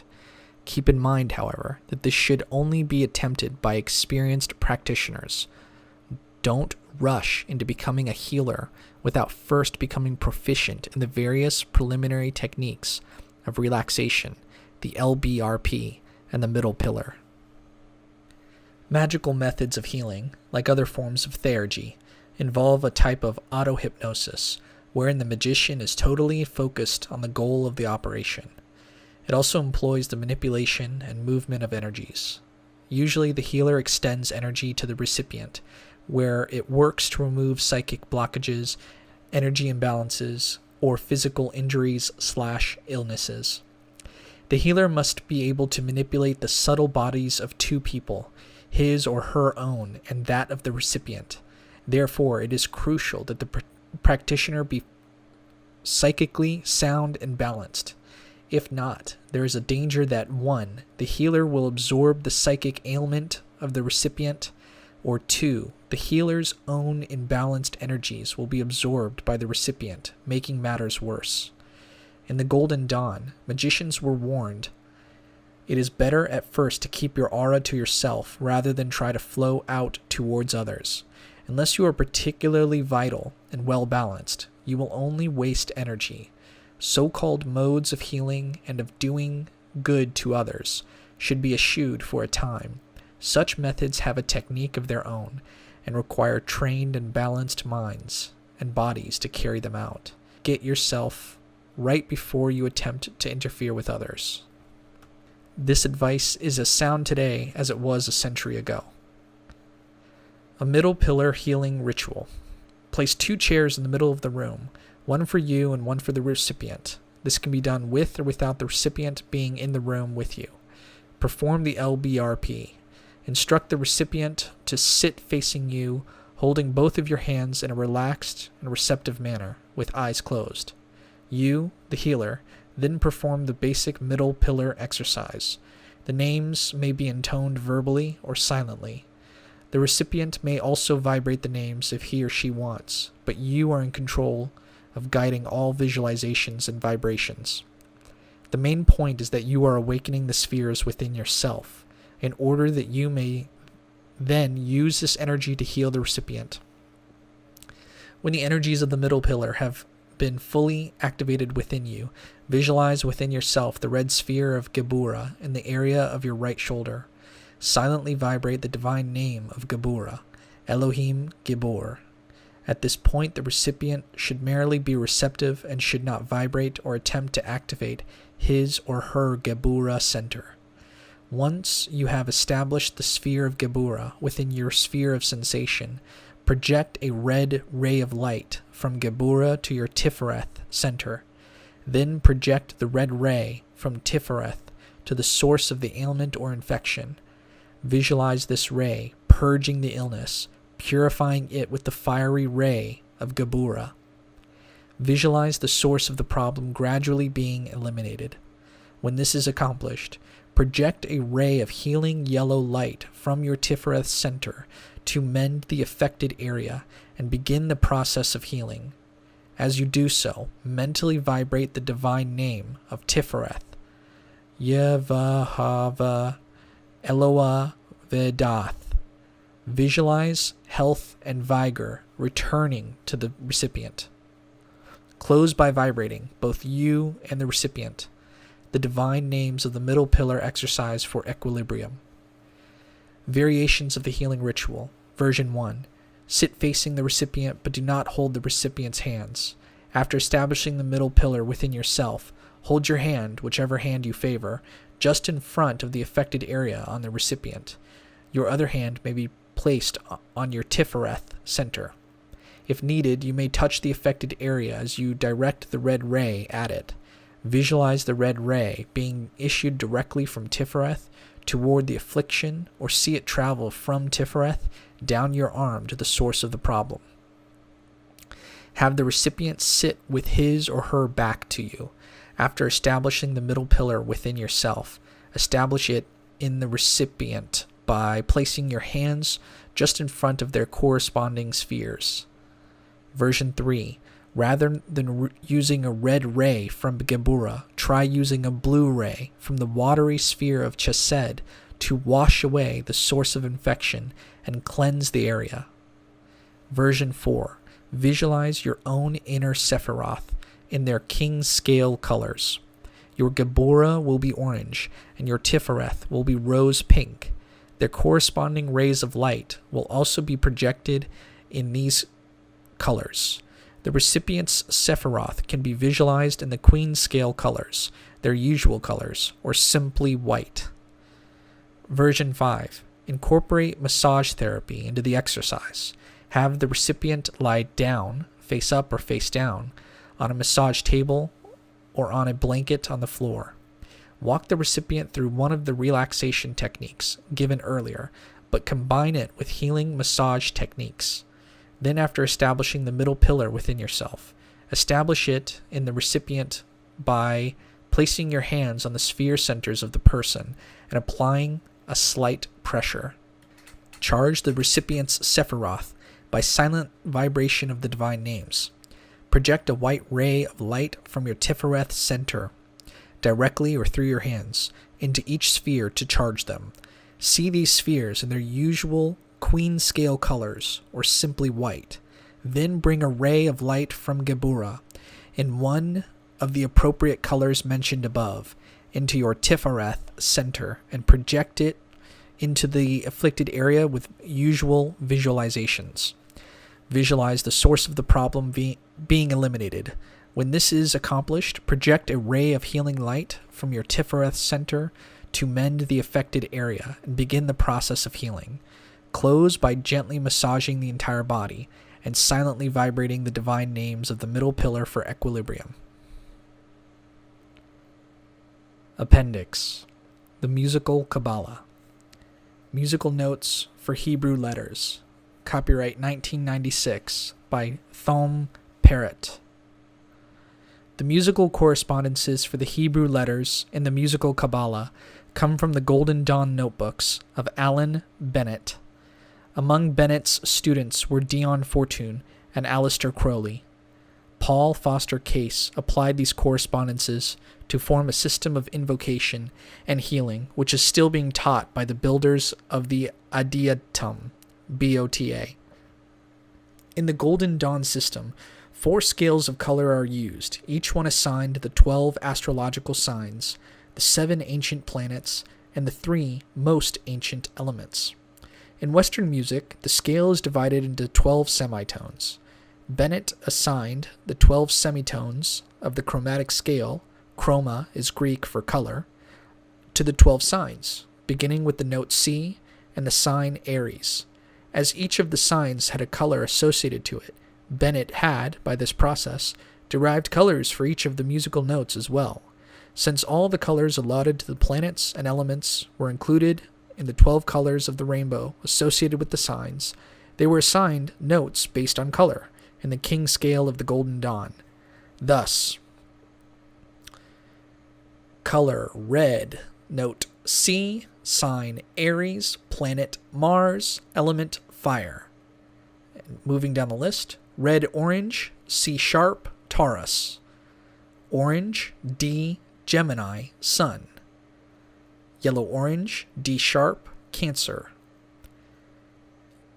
Yellow, E, Leo, Mercury, Air. Yellow green, F, Virgo. Green, F sharp, Libra, Venus. Blue green, G, Scorpio.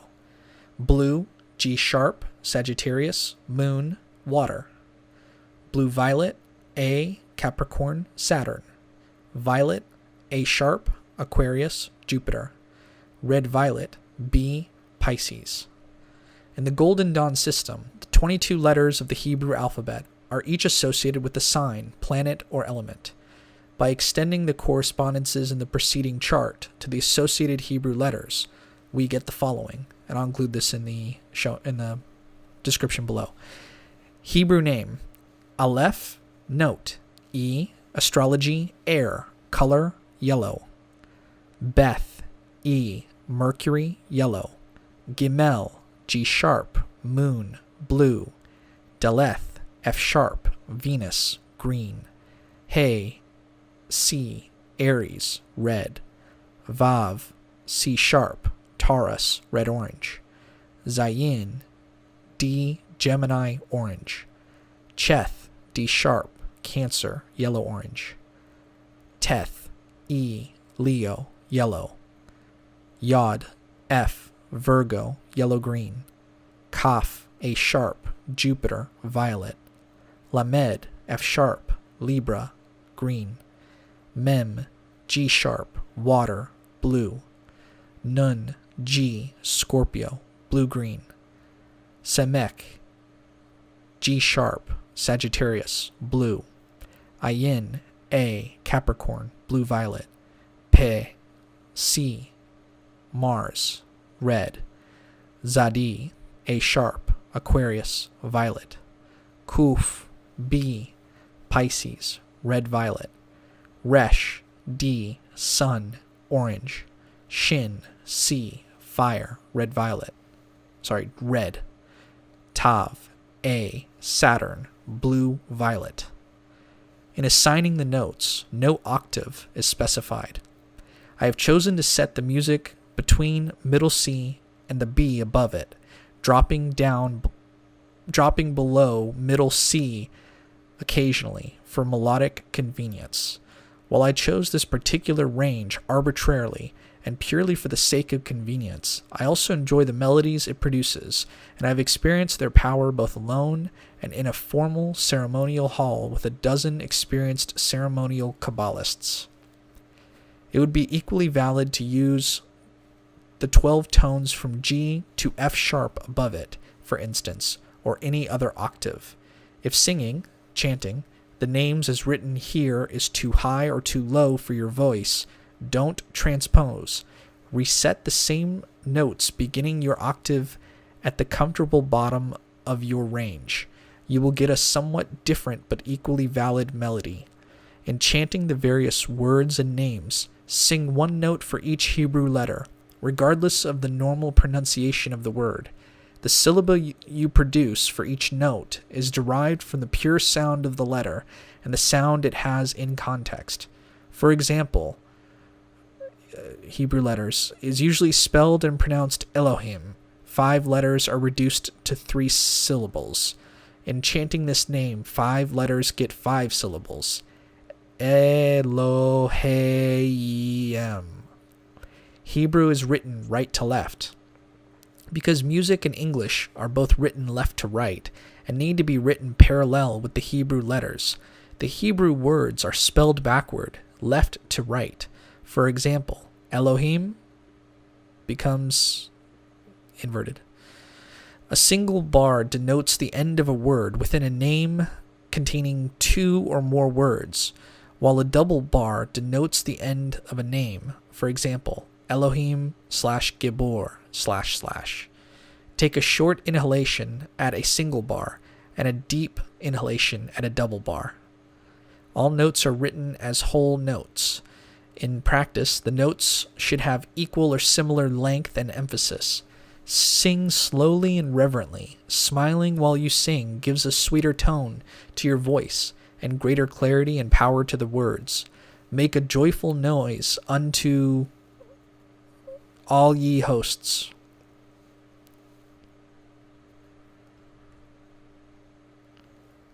Glossary. Abyss, a chasm or gulf which separates the three supernal sephirah from the rest of the spheres on the Tree of Life. Considered a division between the noumenal and the phenomenal.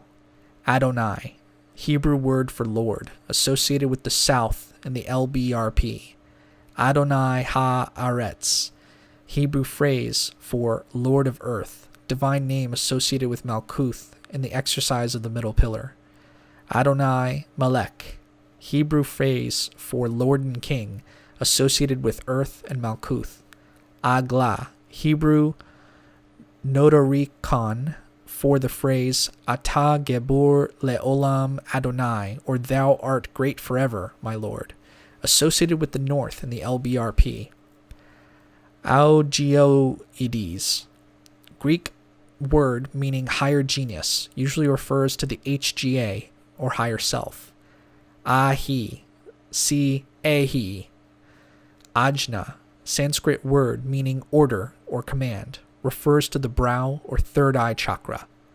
Akasha, derived from a Sanskrit word meaning to shine, the tattva associated with the element of spirit. Its symbol is the black egg.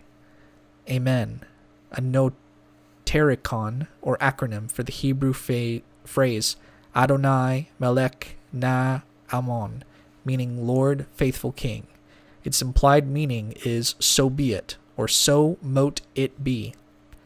Anahata, Sanskrit word meaning unstruck sound, refers to the heart chakra. Analysand, a person who is undergoing psychotherapy. Analytical psychology, a term used by C.G. Jung to describe his particular method of psychotherapy. Anima, an archetypal soul image, which is the embodiment of the reflective feminine nature of man's subconscious. Anima mundi, the soul of the world. Animus, an archetypal soul image, which is the embodiment of the creative masculine nature of women's subconscious. Apas, derived from the Sanskrit word meaning water, the tattva associated with the element of water. Its symbol is the silver crescent. Arau, a ruling spirit traditionally associated with fire, though in modern times associated with air. Archetype, often referred to in Jungian psychology to mean a pre-existent idea, mode of thought, or God form that manifests through the collective unconscious of humanity. Asanas, various positions used in Hatha Yoga. Asai, the Qabalistic word of action and matter associated in Malkuth and the element of earth. Ata, see Ato, Hebrew word meaning thou art, used in the Qabalistic Cross. Ato, see Ata. Atziluth, the Qabalistic word of archetypes attributed to Kether and the element of fire. Aura, a shell or layer of astral substance which surrounds and permeates the physical body, also called the sphere of sensation, see subtle body. Ariel, see Uriel. Bina, Hebrew word for understanding, referring to the third sephirah on the Tree of Life. Bitom, Enochian word associated with the element of fire. Bria, the Kabbalistic world of creation consisting of Chokma and Bina attributed to the element of water. Chakra, Sanskrit word meaning wheels or lotus flowers, refers to energy centers within the aura that correspond to certain glands or organs within the body. Chasan, Hebrew angel associated with the element of air. Chesed, Hebrew word for mercy, referring to the fourth sephirah on the Tree of Life. also called Gadula, which means greatness, magnificence. Chia, in Kabbalah, the part of the soul located in Chokmah, which is described as the life force, divine will, and source of action. Circulation, movement in a circle or circuit. In the middle pillar exercise, light or energy is circulated around and through the body. Circumambulate, to walk around, especially as part of a ritual. Chokmah, Hebrew word for wisdom, referring to the second sephirah on the Tree of Life. Collective unconscious, in Jungian psychology, those mental patterns and primordial images that are shared by all of humanity. Komam Anu, the name of an Enochian governor. Complex, a group of related, often repressed ideas and impulses that compel characteristic or habitual patterns of thought, feelings, and behavior, an exaggerated or obsessive concern or fear. Conscious, the component of waking awareness, the state of being awake and perceptive. Consciousness, one's personal or collective identity consisting of many levels of conscious and unconscious realities. To expand one's consciousness implies gaining access and or awareness of these various levels. Conscious self, the ego or point of self-awareness. Dath, Hebrew word for knowledge, the so-called invisible sephirah on the Tree of Life. Dath is not really a sephirah, but rather a conjunction of the energies of Chokmah and Bina. It can be likened to a passageway across the abyss. Divine self, our true, pure, transcendent self, which contains a spark of divinity. Dharana, Sanskrit word meaning holding, refers to the yogic discipline of concentration on an object or symbol. Ego, that portion of the psyche which is conscious, most directly governs thought and behavior, and is most concerned with outer reality, also called the conscious self. Ahiye, Hebrew word meaning I am, divine name associated with Kether and employed in the exercise of the middle pillar. El, or Al, Hebrew word meaning God, divine name associated with Chesed. Elarx Arpe, name of an Enochian governor. Elohim, Hebrew word meaning gods. Elohim Gabor, Hebrew phrase meaning Almighty God, divine name associated with Gabura. Elohim Zaboath, Hebrew phrase meaning God of armies, divine name associated with Hod. Ens, the one, or the essence. Exarp, Enochian word associated with the element of air. Field of consciousness, the incessant flow of observable images, feeling, thoughts, sensations, and impulses. Free association, a spontaneous, logically unconstrained, and undirected association of ideas, emotions, and feelings. A psychoanalytic technique in which a patient's articulation of free associations is encouraged in order to reveal unconscious thoughts and emotions, such as traumatic experiences that have been repressed. Gabriel, Hebrew archangel of elemental water. Galgal, Hebrew word meaning whirling. The plural form is Galgalim, referring to the Sephiroth as they exist within the human aura or sphere of sensation. Gebura, human word for power or severity, referring to the fifth Sephirah on the Tree of Life. The phrase V'Gebura, meaning and the power, is used in the Qabalistic Cross. Gedula, Hebrew word for greatness, magnificence, a title of Chesed. The phrase V'Gedula, meaning and the glory, is used in the Qabalistic Cross. Gematria, a form of Hebrew numerology that uses the numerical values of the letters of the Hebrew alphabet. Gevura, see Gebura. Gnomes, elemental spirits of earth. Great work, a term borrowed from alchemy's magna opus, refers to the path of human spiritual evolution, growth, and illumination. Geupf, the lowest part of the soul, centered in Malkuth, a low level of subconscious intelligence which is closely tied to the physical body. Hikoma, Enochian word associated with the element of water. Heilsvig, a German word which means sacred way. It was a term used by Jung to describe a method for psychological healing and individuation. Hermetic, of or relating to Hermes Trismegistus, or the works ascribed to him, having to do with the occult sciences, especially alchemy, astrology, and magic deriving from Western sources, Hebrew, Egyptian, and Greek. HGA, Holy Guardian Angel, see Higher Self. Higher Self, a personification of the transcendent spiritual self that is said to reside in Tifereth and mediate between the divine self and the lower personality, sometimes referred to as the Holy Guardian Angel, the lower genius, and the Iogeoides. Higher unconscious, see superconscious. Had, Hebrew word for splendor, referring to the 8th Sephirah on the Tree of Life. Hypnosis, a sleep-like state, usually induced by another person, in which the subject may experience forgotten or suppressed memories, hallucinations, and heightened suggestibility.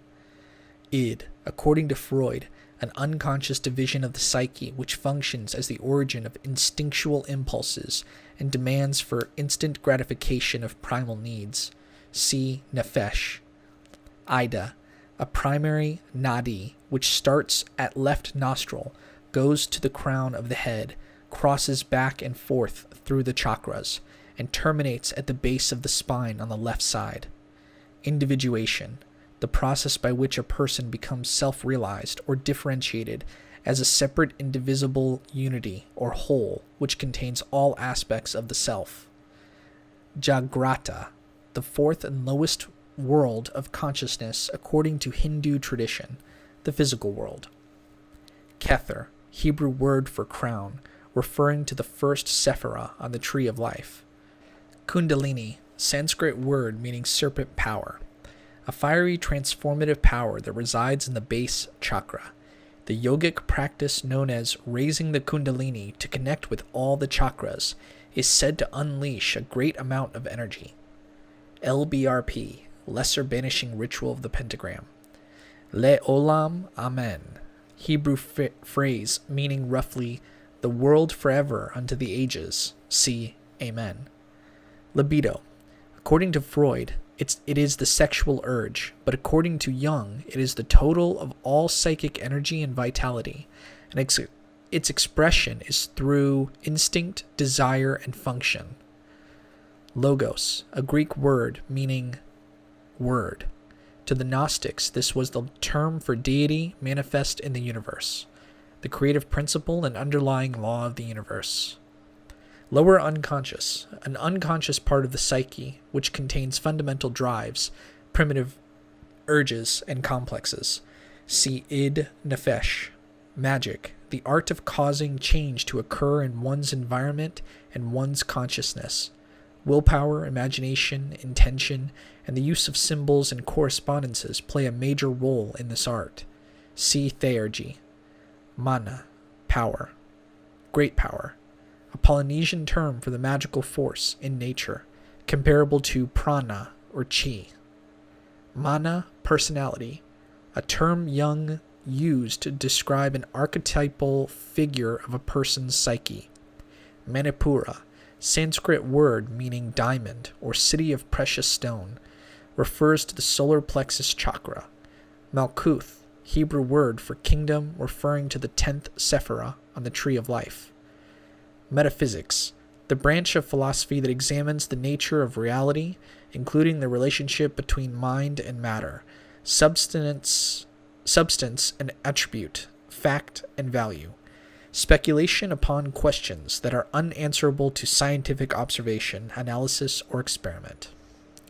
Mikael, or Michael, Hebrew archangel of elemental fire.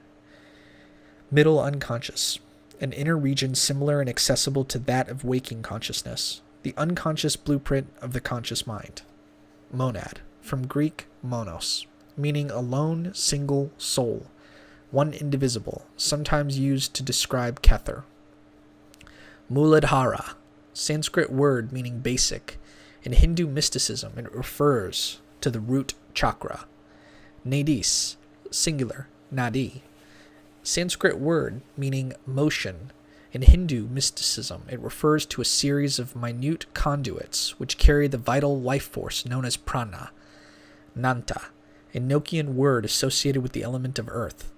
Nefesh, in Kabbalah, the part of the soul located in Yasad, which is described as the lower self or lower unconscious, contains primal instincts, fundamental drives, and animal vitality. See id.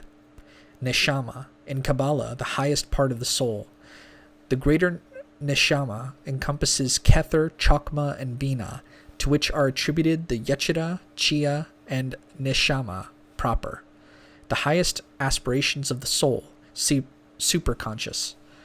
The Neshama proper, or intuitive soul, is found in Binah. Netzach, Hebrew word for victory, referring to the seventh sephirah on the Tree of Life. Neurosis, any of various mental or emotional disorders arising from no apparent organic lesion or change and involving symptoms such as insecurity, anxiety, depression, and irrational fears. Not as detrimental as psychosis, a person with a particular neurosis can otherwise function normally. Notarikon, a Kabbalistic method for obtaining the hidden meanings of Hebrew words by viewing them as acronyms of phrases or vice versa. Oedipus complex, an unconscious sexual desire in a child, especially a boy, for the parent of the opposite sex, that is usually combined with hostility to the parent of the same sex. This complex, if unresolved, may result in neurosis and an inability to form normal sexual relationships in adulthood. Orgone, according to Reich, a vital life force which permeates all living things. Pentagram, a geometric figure based upon the pentacle, which has 5 lines and 5 points. Figures based on the pentacle include the pentagram and the pentagon. The pentagram, or 5-pointed star, is also called the figure of the microcosm, the pentalpha, and the wizard's foot. Pentagrammaton, a Greek word which means 5-lettered name, refers to the Hebrew name of Yeshua. Pentalpha, another name for the pentagram. Persona, a mask of the personality created by the conscious mind and presented to others as the real self. Forlak, angel associated with elemental earth. Pingala, a primary nadi which starts at the right nostril, goes to the crown of the head, crosses back and forth through the chakras, and terminates at the base of the spine on the right side. Prana, in yoga, the vital life force which courses through the nadis of the human body. Pranayama, Sanskrit word for the breath way, yogic techniques for breath control and vital energy manipulation. Prithivi, the tattva associated with the element of earth. Its symbol is the yellow square. Projecting sign, also called the attacking sign, and the sign of Horus, one of the neophyte signs of the Golden Dawn. Protecting sign, also called the sign of silence, and the sign of Harpocrates, one of the neophyte signs of the Golden Dawn. Psyche, the Greek word for soul, the mind functioning as the center of thought, emotion, and behavior, and consciously or unconsciously adjusting or mediating the body's responses to the social and physical environment. Psychiatry, the branch of medicine that deals with the diagnosis, treatment, and prevention of mental and emotional disorders. Psychoanalysis, a term coined by Freud to describe his method of psychotherapy. Psychology, the study of the mind, mental processes, and human behavior. Psychopomp, Greek word meaning guide of souls. Psychosis, a severe mental disorder with or without organic damage, characterized by derangement of personality and loss of contact with reality and causing deterioration of normal social functioning. Psychosomatic, from the Greek words psyche or soul and soma or body, of or relating to a disorder having physical symptoms but originating from mental or emotional causes. Psychosynthesis, a term used by Assagioli to describe his method of psychotherapy, which includes the use of symbolism and allegory, and which accepts the idea of the soul, the libido, and the imagination as essential aspects of the human being. Psychotherapy, the healing of the psyche, the treatment of mental disorders, which methods with methods that revolve around the interpersonal relationship between therapist and client. Freud's psychoanalysis and Jung's analytical psychology are two forms of psychotherapy. Kabbalah, Hebrew word meaning tradition. Quintessence, the fifth essence, refers to spirit. Raphael, Hebrew archangel of elemental air. Repression, the unconscious exclusion of painful impulses, desires, or fears from the conscious mind. Ruach, Hebrew word for breath, air, and spirit, the middle part of the Kabbalistic soul, representing the mind and reasoning powers. Ruach Elohim, Hebrew for spirit of God. Sahasrara, Sanskrit word for thousand-petaled lotus. In yoga, it refers to the crown chakra. Some authorities do not consider it to be an actual chakra, although most modern practitioners do. Salamanders, elemental spirits of fire. Samasati, a form of Buddhist meditation that examines and cultivates the memory. Self-realization, complete development of or fulfillment of one's own spiritual and psychological potential. Sephiroth, Hebrew word meaning numbers, spheres, emanations, refers to 10 divine states or God energies depicted on the Qabalistic Tree of Life. The singular form is Sephirah. Shaddai El Chai, Hebrew phrase meaning Almighty Living God, divine name of Yasod used in the exercise of the middle pillar. Shadow, the sum of all personal and collective elements which are rejected or refused expression in life and consequently unite into a somewhat independent splinter personality. Siddhis, from a Sanskrit word which means to succeed, accomplish. Psychic powers and abilities that most people are unaware of having, but which develop as the student advances on the path of yoga. Solve et coagula, Latin phrase meaning dissolve and coagulate. Alchemical axiom which points to the practice of reducing a solid to a liquid and back to a solid again, used as a metaphor for the practice of psychotherapy and self-integration, or the magical processes of initiation and spiritual growth. Sphere of sensation, the aura.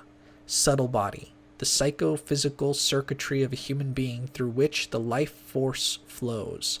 Energy blueprint for the physical body, sometimes called the astral body, etheric double, or body of light.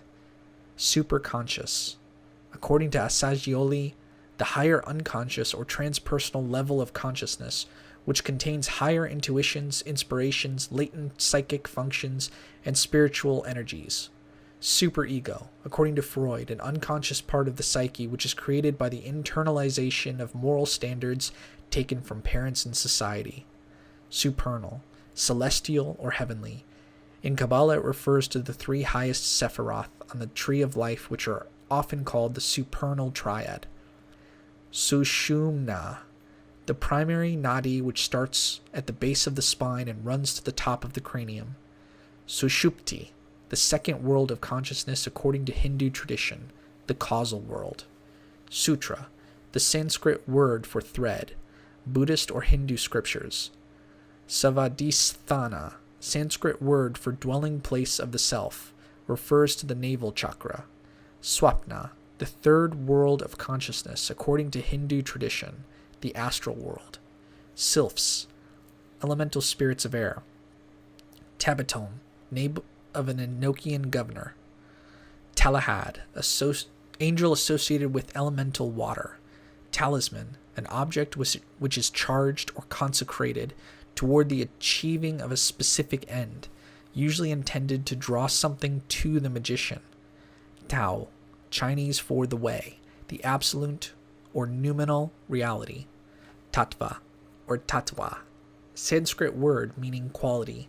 The five main tattvas, Tejas, Apas, Vayu, Prithivi, and Akasha, correspond to the 5 elements of fire, water, air, earth, and spirit.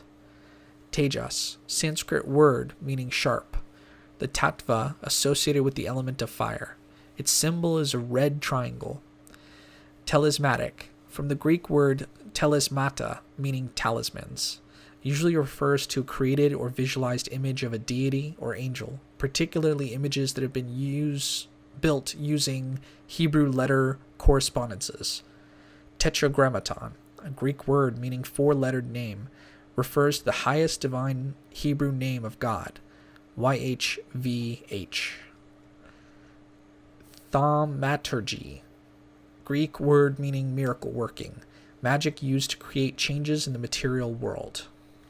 Theurgy, Greek word meaning God working, magic used for personal growth, spiritual evolution, and for becoming closer to the divine. Theurgist, God worker, a ceremonial magician. Tifereth, Hebrew word for beauty, referring to the sixth Sephirah on the Tree of Life. Turiya, the first and highest world of consciousness according to Hindu tradition, described as conscious meditative sleep. Transconscious, a term used by William Stoltz to describe the psyche's creative and intuitive imagination. Transference, in psychoanalysis, the process by which emotions and desires originally associated with one person, such as a parent or sibling, are unconsciously shifted to another person, especially to the analyst. Transpersonal, transcending or reaching beyond the personal or individual. Unconscious, in psychoanalytic theory, the division of the mind containing elements of psychic makeup, such as memories or repressed desires, that are not subject to conscious perception or control, but that often affect conscious thoughts and behavior. Undines, elemental spirits of water, uniting symbol, according to Jung, a symbol which portrays the union or successful integration of all parts of the psyche. Uriel or Ariel, Hebrew archangel of elemental earth. Vayu, Sanskrit word meaning to blow, the tattva associated with the element of air. Its symbol is the blue circle. Vegetotherapy, a Reichian method of therapy which uses deep massage to unlock muscular tension and release repressed material. Vibratory formula, a method by which divine names and words are intoned forcefully and with authority in a vibration. Visuddha, Sanskrit word meaning purity, refers to the throat chakra. Ya, divine Hebrew name associated with Chokmah. Yang, in Chinese Taoism, the positive active male principle. Yetchida, in Kabbalah, the highest part of the soul located in Kether, and is described as the true divine self, the purest form of consciousness. Yeheshua, Hebrew name for Jesus, a divine name associated with the five elements of fire, water, air, earth, and spirit, referred to as the Pentagrammaton. Yesod, Hebrew word for foundation, referring to the ninth Sephirah on the Tree of Life. Yetzirah, the Kabbalistic world of formation consisting of Chesed, Geburah, Tifereth, Netzach, Had, and Yesod, attributed to the element of air. YHVH, four letters which stand for the highest Hebrew name for God, which is considered unknown and unpronounceable, often referred to as the Tetragrammaton. YHVH Elohim, divine Hebrew name of Binah, meaning the Lord God, associated with Daath and the exercise of the middle pillar. YHVH Eloah Ve'Dath, divine Hebrew name of Tifereth, meaning Lord God of knowledge, used in the exercise of the middle pillar. YHVH Zaboath, divine Hebrew name of Netzach, meaning Lord of armies. Yin, in Chinese Taoism, the negative, passive, female principle. Yoga, Sanskrit word meaning union, the Eastern science of physical, mental, and spiritual integration. We've reached the conclusion, the end of the book, The Middle Pillar, the third edition, by Israel Regardie. This has been narrated by me, Michael Kuhlman. It's been great. Let me know if you've listened to the entire thing all the way through. And I'd love to hear what impact it had on you. So hopefully we can keep the discussion alive. Thank you very much for listening.